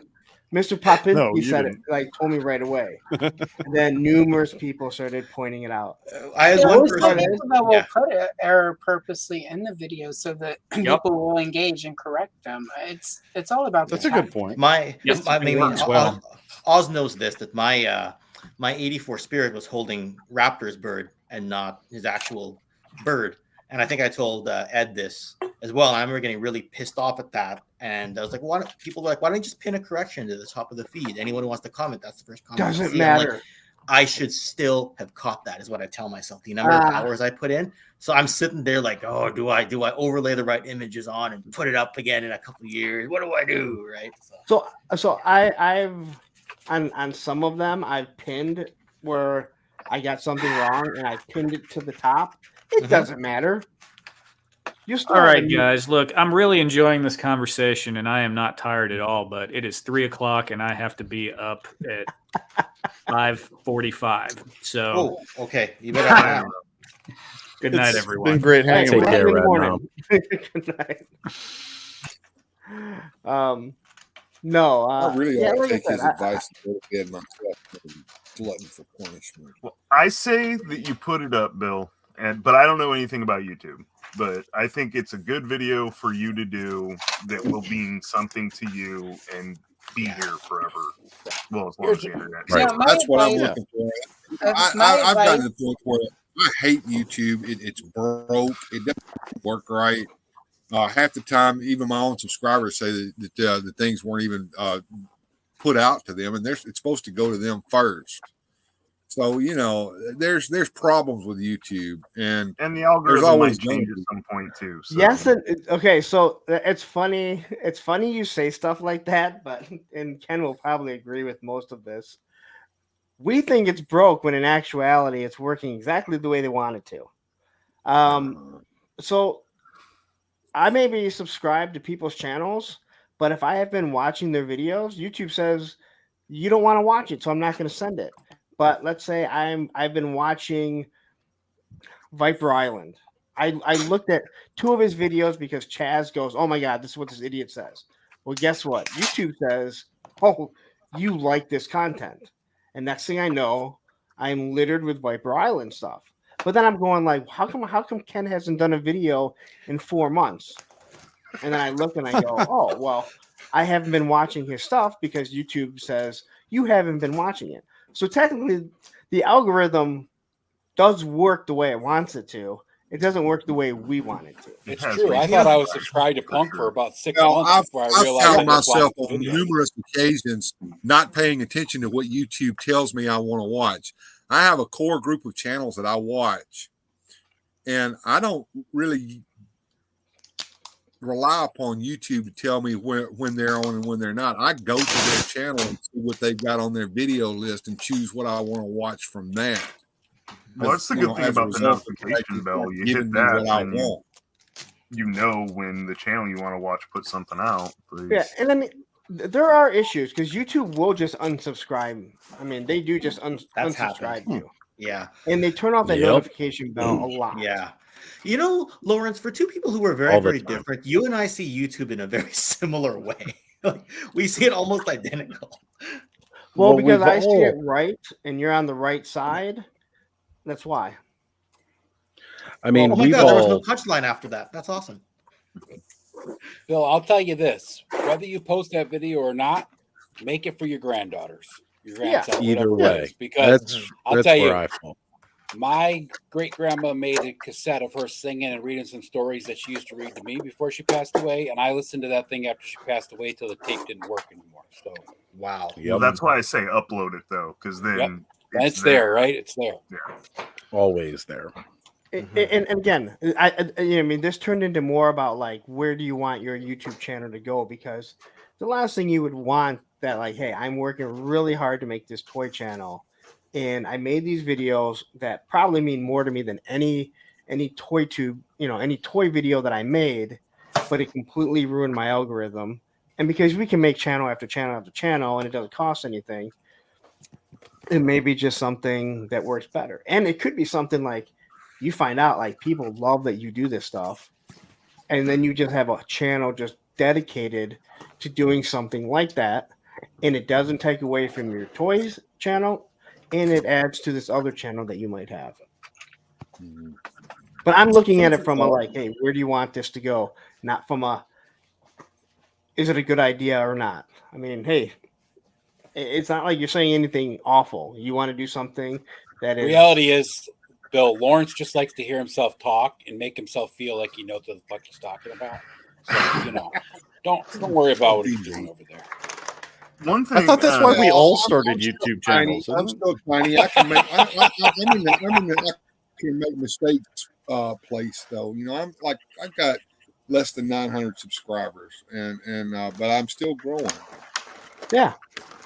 Yep. So I don't know anything about YouTube, right? But like on my Instagram, I have a certain set of shots that get way more engagement than anything else, and I may not be safe for work. But I lose a ton of followers, but I get like triple the likes and ton of comments. Like, well, not a ton, but for me, a lot of comments. Yeah. I'm in a weird place now where it's like I'm considering making a second Instagram account, but I like that I post daily, and I don't want to switch in between because then I'm not posting daily on one, and like it's a weird situation. I had that same problem though, because I had an Instagram that was all of my like nature pics and things like that, and then I had my toy one and I was posting my nature pics on there. Then I separated the nature pics off, and I hardly ever post the nature one now because it's just a pain in the ass to switch back and forth and post the pictures. And I completely forget that I have a personal one. I'm always on my toy one. Yeah. I switched over what started as a personal IG so that I could follow, I'd be watching people like Geek Dad Life, things like you can find me on Instagram. So I started an Instagram and I started following certain people. And then when Skelly and I started doing Toy Frenzy, I was under my regular name and posting about Toy Frenzy. And then I eventually decided I wanted to do more of my own stuff. And that's when I switched what started as a personal IG that I didn't post anything but the Toy Frenzy stuff to, because that's all I was really using it for. That's when my IG is my toy channel now. I don't have a personal one. But that's also why if you find me on Facebook, it's under my personal name. Now, mind you, I never post on Facebook. The only time you see posts go up on Facebook is when I post to IG and it also posts to Facebook. So it's the same exact thing. Yeah.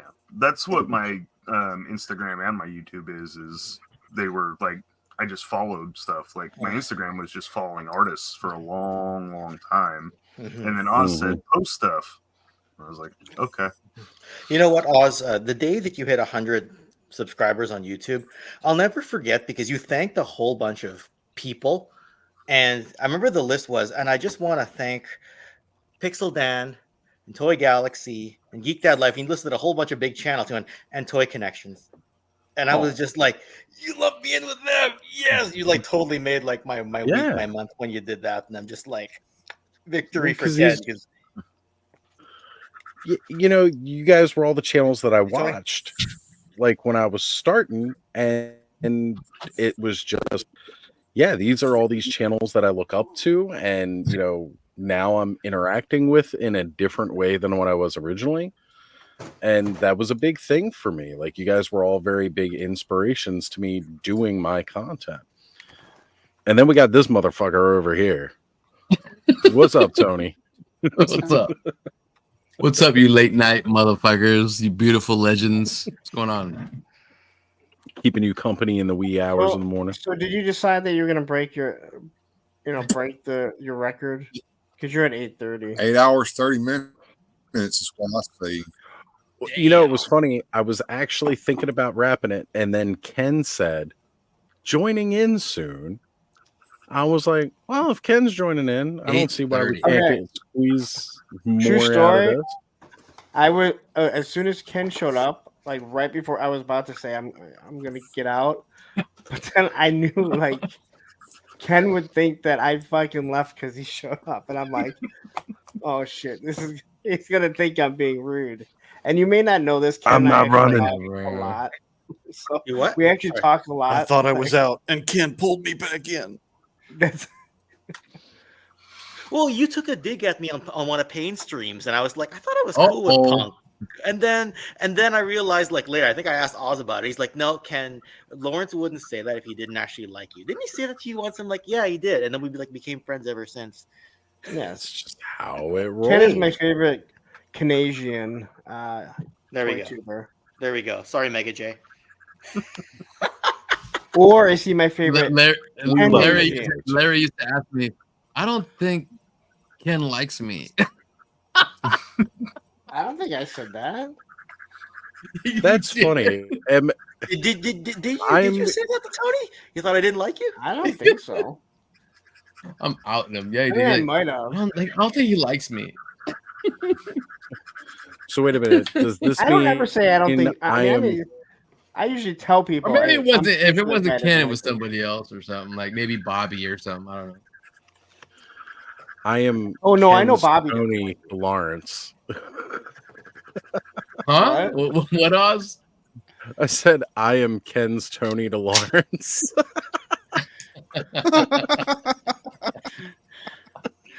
Sorry, Adam. Dole kicked me out. He said I was being too loud.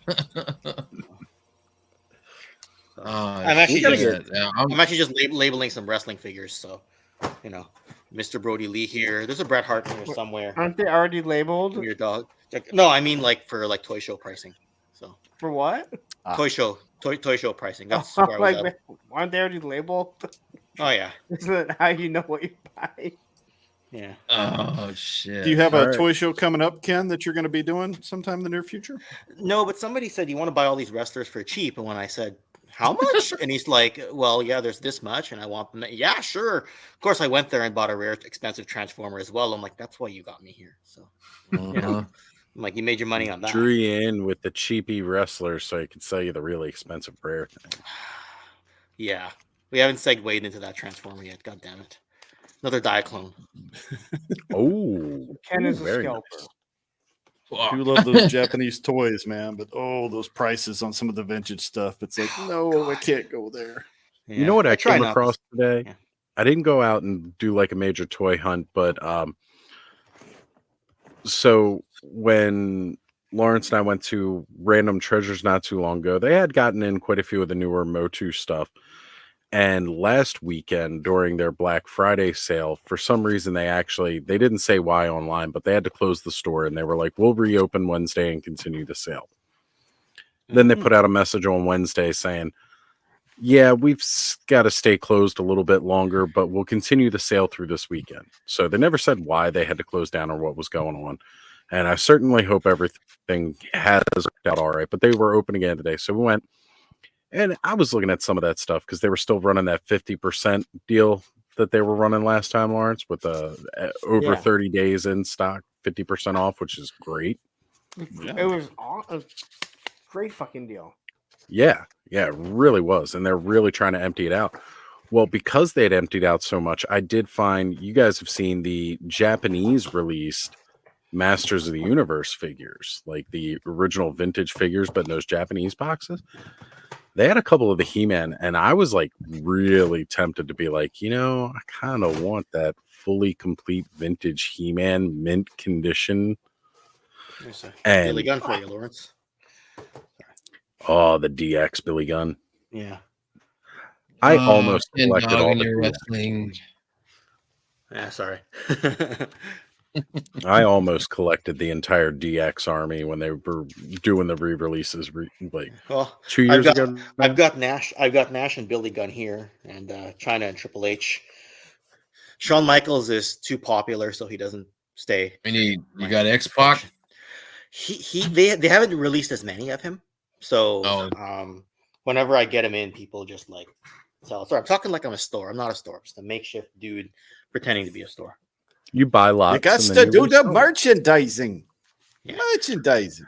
I do buy a bunch of lots, and then I go and I go and sell at toy shows. But of course, I never really make money because then I go and buy a bunch of stuff for myself.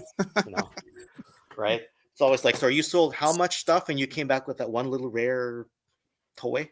Happens all the time. So costs that money, but it's hard to find complete, and that's how you got it. Yeah, I know. So I also kind of went back. I gotta go. I'm fixing to edit a video, and that's going to screw me up completely. So I got to run. Enjoyed it, Oz. Thank you for this opportunity to hang out with you guys. It's been fun. Always a pleasure, Bill. Later, Bill. Night. Take care. See y'all later. Take care, brother. So if we're going to keep on trucking for a minute, I'm going to go grab a tasty beverage. I'll be right back. Go for it, brother. Grab me one, Largo. Did the I'm full of tasty beverages tonight. Ultimate Edition Hogan. I just got over. Take over. Nice. Tony, I'm full of old fashions. Tony, did you get your pictures printed? Yes, I finally did.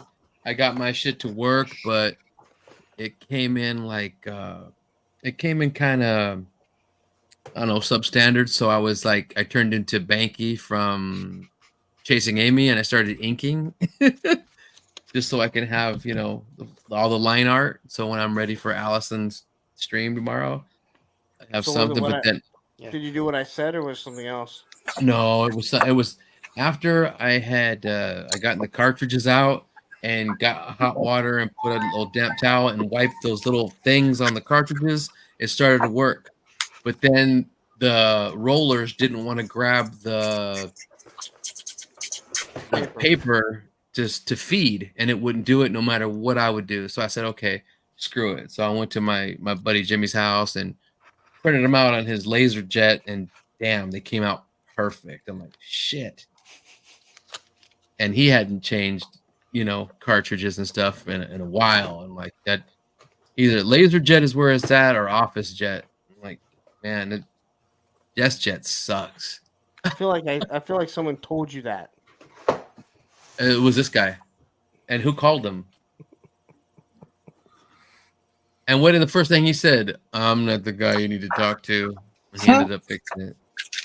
Sold yourself short, bro. I don't know why you did that. Another short joke. It definitely was. And I've had it about up now. to here. Now I'm prepared for Allison, even though it was last minute. Excellent. I don't know which one you want to pick, though. You gonna wait tomorrow, or are you gonna tell me now? I haven't picked yet. I am fluctuating between the superpowers and the G.I. Joe one. So okay, I'm good with the mask is great. It's just it's a lot. I like to pick something that I have a chance of finishing on the stream. Yeah, that's what I just thought because too. The 8 to 15 people who like stick around for the whole streams, I've noticed, seem to have more fun if I actually finish it on stream. So yeah, and you're using crayons, right? Not me. No, not I. I told her I was getting the Prismacolors, and I got them. Oh yeah. Which set did you get? Oh my God! Let me see. Oh, they're right here. Hold on. Just these for now. Oh, that's a good set though. It's a 24, right? No. This is a 12, and I got another 12. I got another 24, but they're Artist Loft. Okay. Cool. Now, and the 12 should have everything you need. Yeah, especially if you want to do the Super Friends. That's a lot of color. It is, but it's also like red and yellow and black and blue and all the basics. I vote for the Super Friends. What's that? What's that?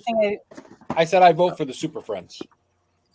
I think the only thing you don't have do you have the 12 set doesn't have a gray in it? Do you have? I have a gray.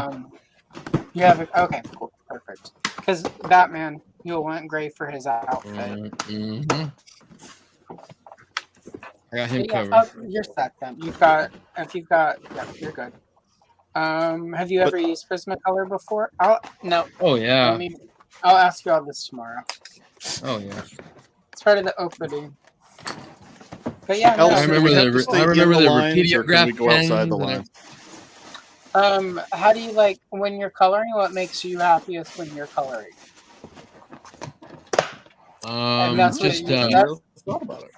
Yeah, that's whenever I have people on to color and everyone's like, I don't know if I can stay in the lines. It's like, I don't care if you stay in the lines. I don't make any of my guests put their page on camera other than sort of hold it up to show it if they don't want to. Yeah. The only people that can't stay in the I get lines. out of the lines all the time. It's like I just know how to cover it with like other colors and stuff. Like Yeah, no, I'm not like hardcore about like people. I'm not. If I were like sort of doing a color tube channel where I was having people who do this as like, you know, like seriously all the time, like then yeah, it would be like, bitch, stay in the lines. But I'm trying to do that thing where I straddle the line between color tube and toy tube, and like my content so far is like I've been posting all the old Kenner booklets. And I've been getting really good views on those for my like regular content. My coloring videos do well. I'm hitting a certain type of nostalgia, so oh man, I have to be really careful about it, but I'm doing pretty well with it. It's all about figuring out how you want to package your shit so that it seems more consistent than it is. But as far as coloring, like, you know, like Tony does like amazing custom work. So I am expecting a little bit more artistry from Tony than I did, say, from Lawrence, because Lawrence doesn't have a huge art background. He doesn't do a lot of arty things. When Lawrence does customs, it's a lot of like part swapping. So he's got some like basic creative. Now we know how Allison feels about Lawrence's talents. What? Lawrence did really well. He did outline. Lawrence did great. Lawrence is coming back probably in January if we can make it work. To like, that was amazing at coloring. I got these ones, Allison. I got these ones with Artist Loft. Yeah, you know, Allison, you should have Michael J. Fox on and see how he stays in the lines when he colors. I would, if I could get Michael J. Fox, I would 100% ask Michael J. Fox on, and I would see if I could find a shitty old Teen Wolf coloring book to color that. That Super Friends coloring book was awesome. It had so many pictures. It had so many. Cool... It was that weird time in the 70s where Super Friends, they couldn't really have people fighting. Yeah, all they were was just messing around. So it was like it's a fun color. At some point, that's one of the ones like I've got so many that I want to do the whole book of. Yeah, that one's really cool. That one also would be pretty easy to finish because if I do it Super Friends style, like that's a lot easier to color than. Oh, I mean, like right now I'm working on all of the old kid stuff books for Masters of the Universe. Do you remember? I'm not sure who all remembers them, but like the first 3 books that came out through kid stuff they were all in black and white. So I found some nice copies, scanned them and put them together, and I'm coloring them up. Crazy on the shading. Matt has been re-recording all of the old dialogue because he used to do radio. Yeah. He used he and his college people when he was in Alaska in college had a radio drama, like a zombie radio drama.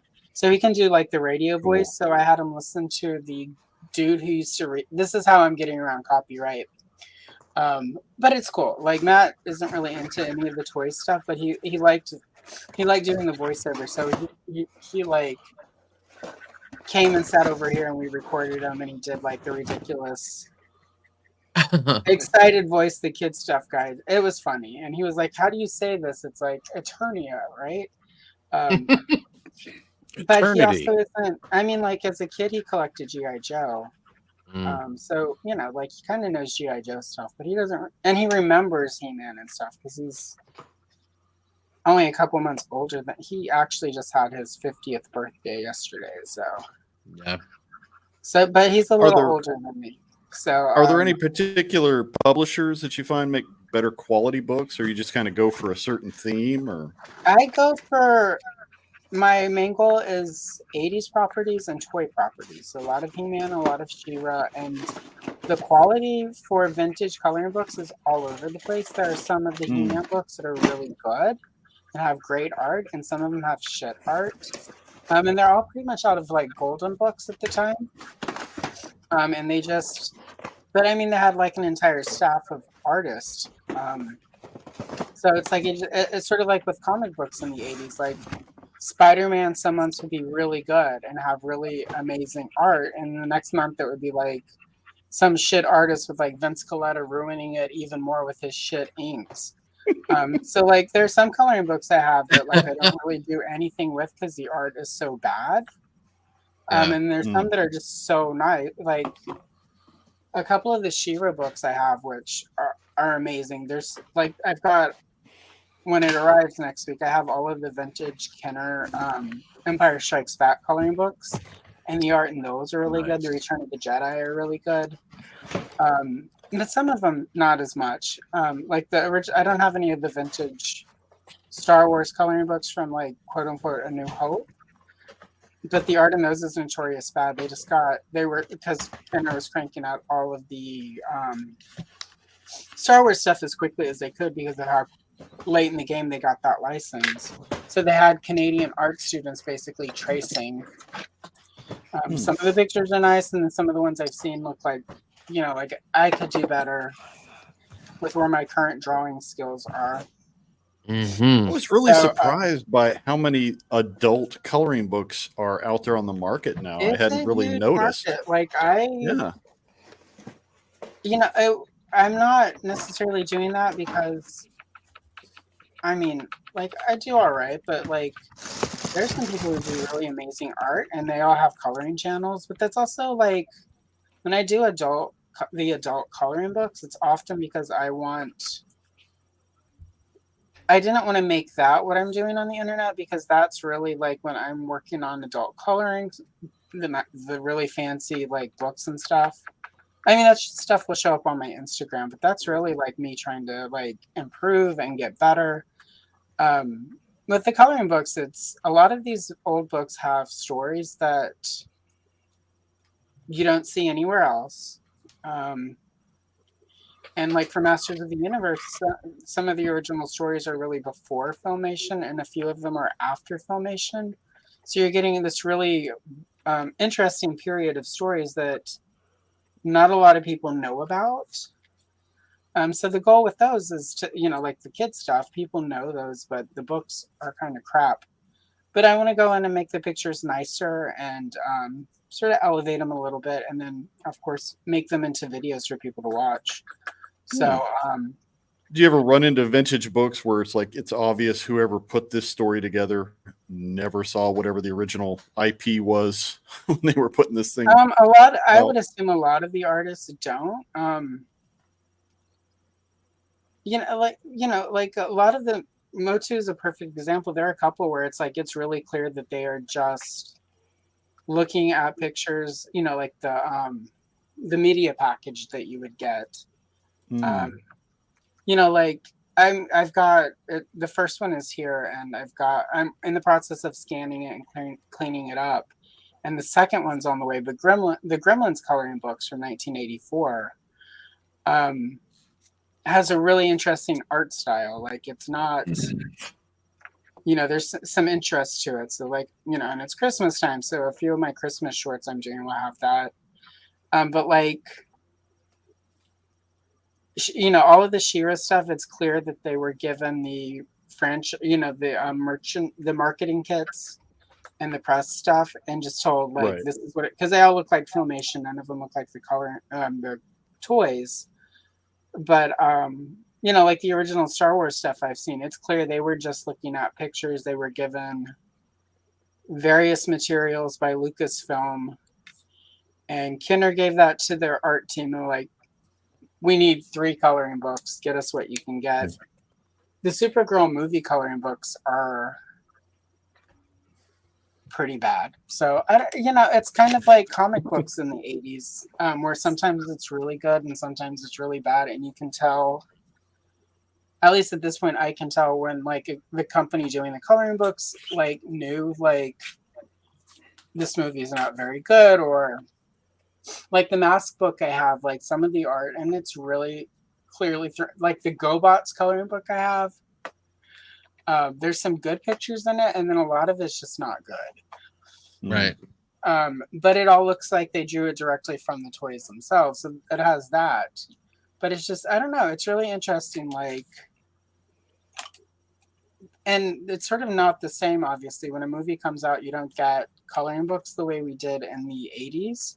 But it's also because they don't, it was a big part of the marketing, especially before all of the regulations changed in the 80s, where like, because before, He-Man, like, obviously had a cartoon, but it wasn't until around that time you could do a cartoon to sell toys.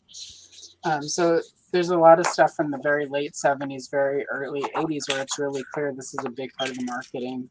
All of the Barbie coloring books are really interesting because it's like it will have like all the clothes that came out each year for Barbie and like the new Barbies. They fit it all into the coloring book, and it's pretty much the same 4 stories. Like Barbie gets up, goes to school. She's running for class president. She and Ken go on some dates. Somebody says, "Barbie, you're the best singer ever," and she sings, and then Ken drives her home, and they say goodnight. Does she rollerblades and she? Yeah, I mean, like it's really interesting watching how like they pretty much recycle. Like I've got some Barbie books that go back to the 1960s, and it's like every third book is that same gets up, go, or it's the last day of school, and like they're going to the beach, or like the Barbie and the Rockers coloring books that I have are really interesting because it's Barbie and the Rocker. Well, one Barbie just goes to the record store and runs into her friend Diva, who was brand new, and like Diva's like, "We're starting a band, you should join, you'd be a great singer." And then they go on tour and they're the best band ever. And then in the next coloring book, Ken gets invited because he's the best singer ever. And then they do a bunch of charities, and Barbie writes some songs, and then they give up that concept, and then she's like cooking with Barbie. So it's really, like as a kid, I hated Barbie. I was always, sort of Charlie's Angels, Strawberry Shortcake, Princess Leia, G.I. Joe, She-Ra. Like those were Barbie. I was always sus. And then I went and saw the movie, and I was interested in Barbie and the Rockers because I remember I liked Jem, and Jem was really cool. And it was really clear Mattel was like, we can't have somebody else sell these, sell dolls. Let's make a Barbie in a rock band, which is actually what happened. So I was interested in that. Jem is underrated. But Jem is super underrated. And that horrible movie they put her in is a travesty. But whatever. I blame Kevin Feige. But because you just randomly blame people in Hollywood for like things blowing up. That's how it works in this day and age. But anyway, it's just interesting. Like I went and saw the Barbie movie, and then I did a couple Barbie pages and just put them up because right now, like for my shorts, I'm just doing the different toy lines and the different pop culture stuff just to keep myself entertained while I work on all the longer content. And the Barbie stuff consistently does pretty well. Like people fucking love Barbie, and it's weird because I don't necessarily have that connection. So in a lot of ways, I'm getting to sort of discover Barbie for the first time while people like it. Like, so, Are you going to do Christmas during this time of the year? You should do shorts on Christmas. I'm doing a Christmas short every day right now, in addition to my normal daily shorts. So like this morning, She-Ra went up, and then I did a second Smurf Christmas. Tomorrow, my normal Barbie will go up. And I can't decide if I'm going to do one of the Barbie Christmas ones for the midday thing, or if I'm going to do my third and final Smurf Christmas thing. Can you find a Die Hard one for Christmas? Can you find a Die Hard coloring book? I could not find one. So sadly, no, I don't have. I couldn't find anything with Bruce Willis to cover Rudolph. To color, so. I did. Rudolph is the best animated movie. Yeah. Well, I did look at Rudolph. I looked for Charlie Brown, and I looked for the Grinch. And there was stuff on eBay, but I couldn't tell because none of the assholes selling them had any pictures of the interior, so I couldn't tell what it looks like. And they all appear to be coloring books made within the last 10 years, which I'm not against, even though it's like retro toy princess, I'm okay with like sometimes, like some of the Wonder Woman stuff I do is from modern coloring books. It's just 80s and older pictures.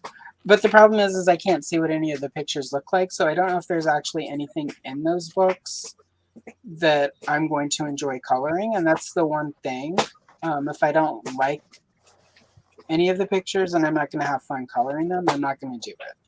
I don't care like how many views I could get doing Grinch or Charlie Brown or whatever. if I'm not having a good time, I'm not gonna. There are a couple of books I got, and then I'm like, I'm not having fun with this, so I guess I'm just never gonna do more pages from this book. So, you know. Well, as a child of the 70s, that was totally the go-to. It's like we're going on a road trip, or we're going to XYZ. It's like you get a brand new box of crayons or color pencils, and you get one or two either activity book or coloring book or combo.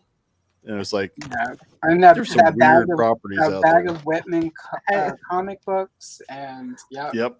I love when you go to the restaurant and they're like, "Oh, do you want to? Would you like some crayons?"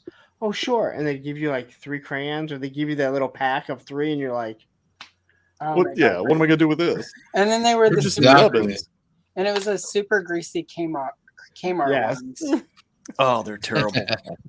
It would bleed through the pages of my vintage strawberry shortcake color. Well, it wasn't vintage at the time, but I made the mistake of coloring raspberry tart with that stupid Kmart purple, and it bled through and ruined the picture on the. Literally, whenever I bought that on eBay in 1999, which I just finished scanning the other day, so that tells you how good I am about staying on top of my workload. Damn. I literally was scanning that picture of raspberry tart, and I kept looking on the back like I didn't get to color this picture as a child because of fucking Kmart. And like, between that and the 2 times they gave me diarrhea, and I've got some Kmart issues I need to work through. I need to go back on Aaron's Toy Therapy channel and talk out my Kmart issues. That's probably why they're closed. Maybe we can get Aaron to have a blue light special. When I first moved to Oregon, though, like that was the only place I could find Attack of the Clone toys, because nobody went to Kmart, and I got like that big play set and all of the figures and the coloring books, and because coloring, I mean, it's sort of always been part of my toy experience. It's like, you know, like Long Trip.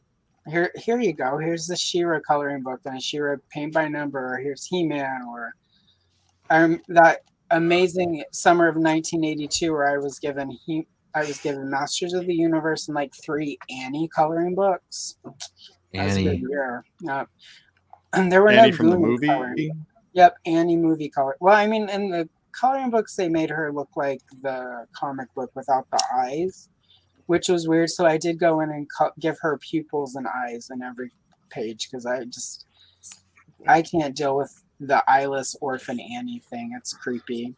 Too haunting, yes. It's like she's got the silver dollars in her eyes to give to Sharon so that she can safely travel through the to hell or whatever. And then you're like, what's really going on with Daddy Warbucks, right? So anyway. It's like, all right, I think I'm bowing out, because I think Ed and I are trying to figure out which one of us is going to fall asleep first. Oh, I'm fine. Go to bed. Yeah, Ed's like this. I didn't want to leave before Lawrence, because he stayed because I was I jumped on. Well, you never hear the end of it anyway, Ken, because he'd cry about how much he'll be like you guys all waited for me to jump on. I know. You know what? It's better than the same Bret Hart chair shot, no sell, sharpshooter like skills. Okay, here we go with the wrestling shit. All right. Which one is Bret Hart? We just set an all-time new high record of a 9-hour stream, folks. 9 hours, you guys are. Which means I'd say it's a good point to call it quits. And I was looking up just to see if we hit that point yet. We hit 9 hours. So since everybody's getting ready to hop off, let's do our round table, and then we'll all hit the sack. Thanos, you're up. Tomorrow I'll drop a new episode of my Instagram retrospective. Sometime this week will be the look back at Naughty November. Might be banned off YouTube after that. Thursday I'll be on the GTF channel with Kayla and Johnny. Nice. I think that's all I have going on. Oh, the end of the month I'll be getting therapized by pain, so that should be interesting. Therapized. Oh, that's going to be a tough session. I don't know why you won't want to miss it. That's for sure. We love you. That's all there is to it. You're one of the good ones. You're one of the good ones, especially on Wednesdays.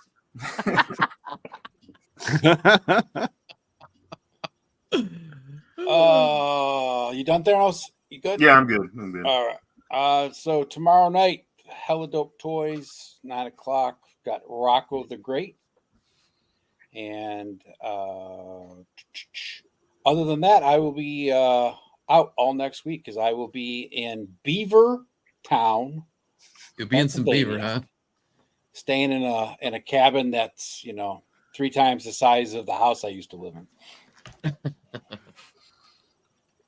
Sounds like fun. It's gonna be knee deep in Lots beaver of drinking, town. a lot knee deep in the beaver. There's going to be me and my 3 best friends. There's 8 bedrooms, 3 hot tubs, 2 kitchens, a full game room. So, and lots of drinking. Sounds like fun. Nice. I agree. Lawrence, you're up. Larry. Let's see. Monday Night Toy Ramblings, 9 till whenever. Obviously, one of my moderators, I just was informed, is calling in. I'll be there to Monday, Tuesday. Okay. Even Tuesday. I believe Largo and I are going to be doing an infinite playlist. Indeed. He said possibly in the AM, we're coming closer and closer to the PM. as we might as well just stay up at this point. But I'll get with Wilhelm and we'll get it recorded. Go wake Will up. Go, listen, motherfucker. We've been up. When we fall asleep, we wake him back up. He got a pass because it was his wife's birthday today, whenever time zones. So yeah, so Monday night, you guys all know, and then Thursday, Brick will be on Thursday with a friend. Cool. Nice. And then Largo can tell you when we'll be airing my episode. Hopefully, we'll be doing that Monday prior to your show, somewhere in between Toy Grinds and when A Punk with Toys starts. Oh, nice. So it's gonna be a whole night. That's what I like to hear. Fuck. Oh yeah, Monday. All he ain't stopped yet.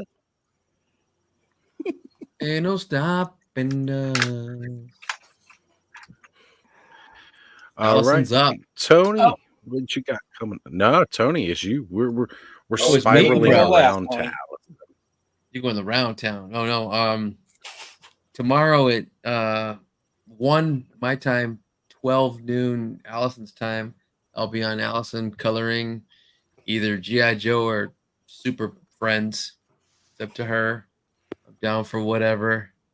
And then not this Wednesday, but next Wednesday, the 13th, the Toy Kind of Mood will be doing they'll bring back the Terrordrome for some cool action and I'll bring up some customizers. I'll do the community spotlight. That's my whole thing, and then other guys will do their thing. But I'm responsible for talking to the customizers like always, and maybe Spec will do the photography guys. And what channel is that again? I've never heard of it. The Toy Kind of Crazy, the Toy Kind of Nerds, the Toy Kind of Jerks, the Toy Kind of Fools. How come a second-rate customizer like you gets to interview all the customizers? Yep, second-rate, average, decent, all that kind of bullshit. Woo. Fun times. I'm feeling the love. Yep, always. Right. Ken, what we got coming up? So I don't know if a video will ever come on this, but this is the Diaclone Italy gig release of the Brontosaurus sludge that I picked up tonight. Takara. Nice. Yeah, I mean, Takara did the original, but then because it's got the gig logo, it was released. This is an Italian box. Yeah. So they just put the Takara because Takara did the mold and the tooling. It's very similar to the actual G1. There's only a couple ways you can really tell, and part of it's literally just the pattern, like the pattern on the legs of the figure is really the only way you can tell that it's a Diaclone release. But otherwise, is it Fragile because it's Italian? Not sure. It's Fragile. Maybe it's got that vac metal gold. That whole thing is Fragile. Well, that's the other thing is the sword is actually a gold color. Sweet. On the figure itself, and the missiles are completely different for the Italian releases. So pre-Transformer, Right. this is before the actual creation of Transformers. So that's why I'm so fascinated by this thing. Otherwise, speaking of pre-Transformers, it's a good segue because next Friday I will be premiering. It'll be a 10-minute premiere called Toy Origins Megatron, and I will be featuring the Micro Change Gun Robo Megatron, which is on display up here behind me. You can see right there. Ooh, that will be, yeah, Oz and Allison, you should have that in your emails. Your early access will come to you probably sometime tomorrow. Excellent. Yep, and then so that's kind of going through the origin of how Megatron became Megatron and the history of his micro change and how it started. You'll see it. It's a whole thing. I don't need to repeat it all here. And then at some point, I'm going on the Infinite playlist. I've given Largo a proposed time that's sooner than later. I don't know if it's going to happen. I know you got to talk to Will. So, yeah. We'll figure Largo, it you out. still there? You'll figure it out. Okay. Why don't you just stay on two? We'll do them all back to back. Yeah.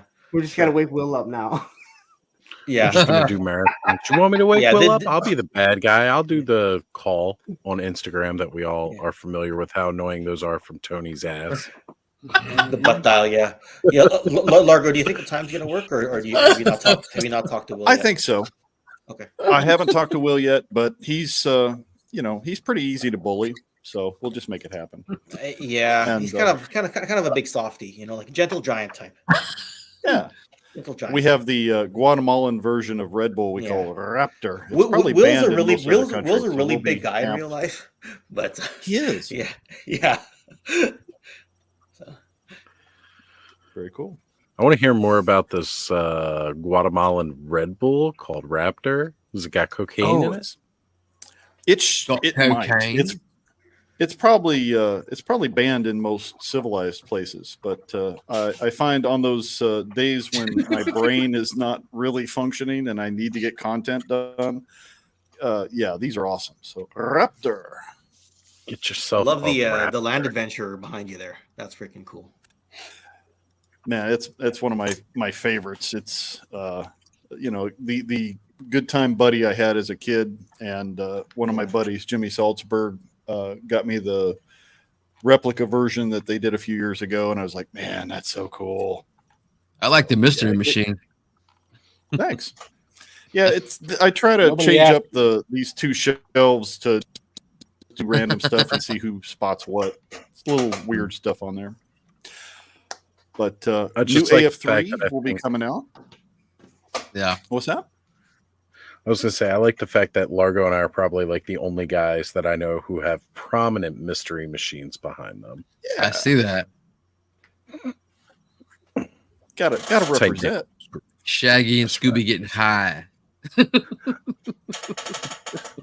On Scooby Snacks. Like, whoa, Scoob. We're the two trippinest bees in the pod. I like to have the Scooby and Shaggy from the Scoob movie. They just kind of randomly show up on other people's shelves because they're just like, hey, we want to do a mystery with you guys. So, oh yeah, always welcome on Batman. Yeah. Oh yeah, those shows they used to do where they just kind of randomly put them together with what other franchise they had the rights to at the time. It's like, yeah, sure, that totally works. So them in with the Globetrotters. Yeah.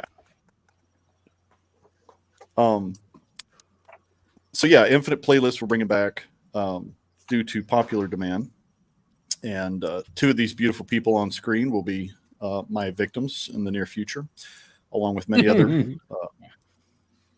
Hopefully, we'll get Oz on there someday because I definitely want to see what kind of music he's jamming out to. The Action Force Explore. No, he's not a Beaver. He's a Swiftie. No. The Exploring the Lore of Action Force continues. We'll be doing Trigger this week. We'll get into some more of the Series 3 guys very soon, or gals. What else we got coming up? All kinds of stuff. Some more AT-76. I'm doing some more of the 6-inch guys. I'm working on a video with them. And Another Unheimlich is in the works for those who like baking their noodle, doing one on mirrors in folklore and all the, loving cool. that series, Jim. Thanks. I'm having fun with it. I like interesting mythologies and, creepypastas and psychology. Throw it all in there. Have fun with it. See what comes out. So that's where we're at. Nice. Oh, and 1/18 tomorrow. Can't forget that. Will and I will be talking about the 1/18th scale, God's scale, for those who like vehicles and playsets, as I've been told. Hey, you know what? That's what I heard too. If you want to have proper play sets and vehicles, you got to go 1/18. It's true. All right, that brings us to Allison. Yeah. In the morning, Tony and I, 11 a.m. Pacific time. Tony. So yeah. Noon my time. Yeah, noon your time. So yeah, 11 a.m. with Tony. At I believe 2:05 p.m. Pacific Standard Time, I'll be on Highly Articulated, so I can trash talk Todd McFarlane. Discuss Todd McFarlane's recent interview. Monday, I have at 5:30 p.m. PST premiere of the third and final for now Evelyn coloring page, where I discuss more about Evelyn. And apparently Thursday, I'll be on Geek the F Out talking Star Trek. And then next Sunday, not tomorrow Sunday, but the one after, Nostalgia Unboxed. Jonathan will be joining me to color. So that's the next week. Is he busy? Yeah. Cool.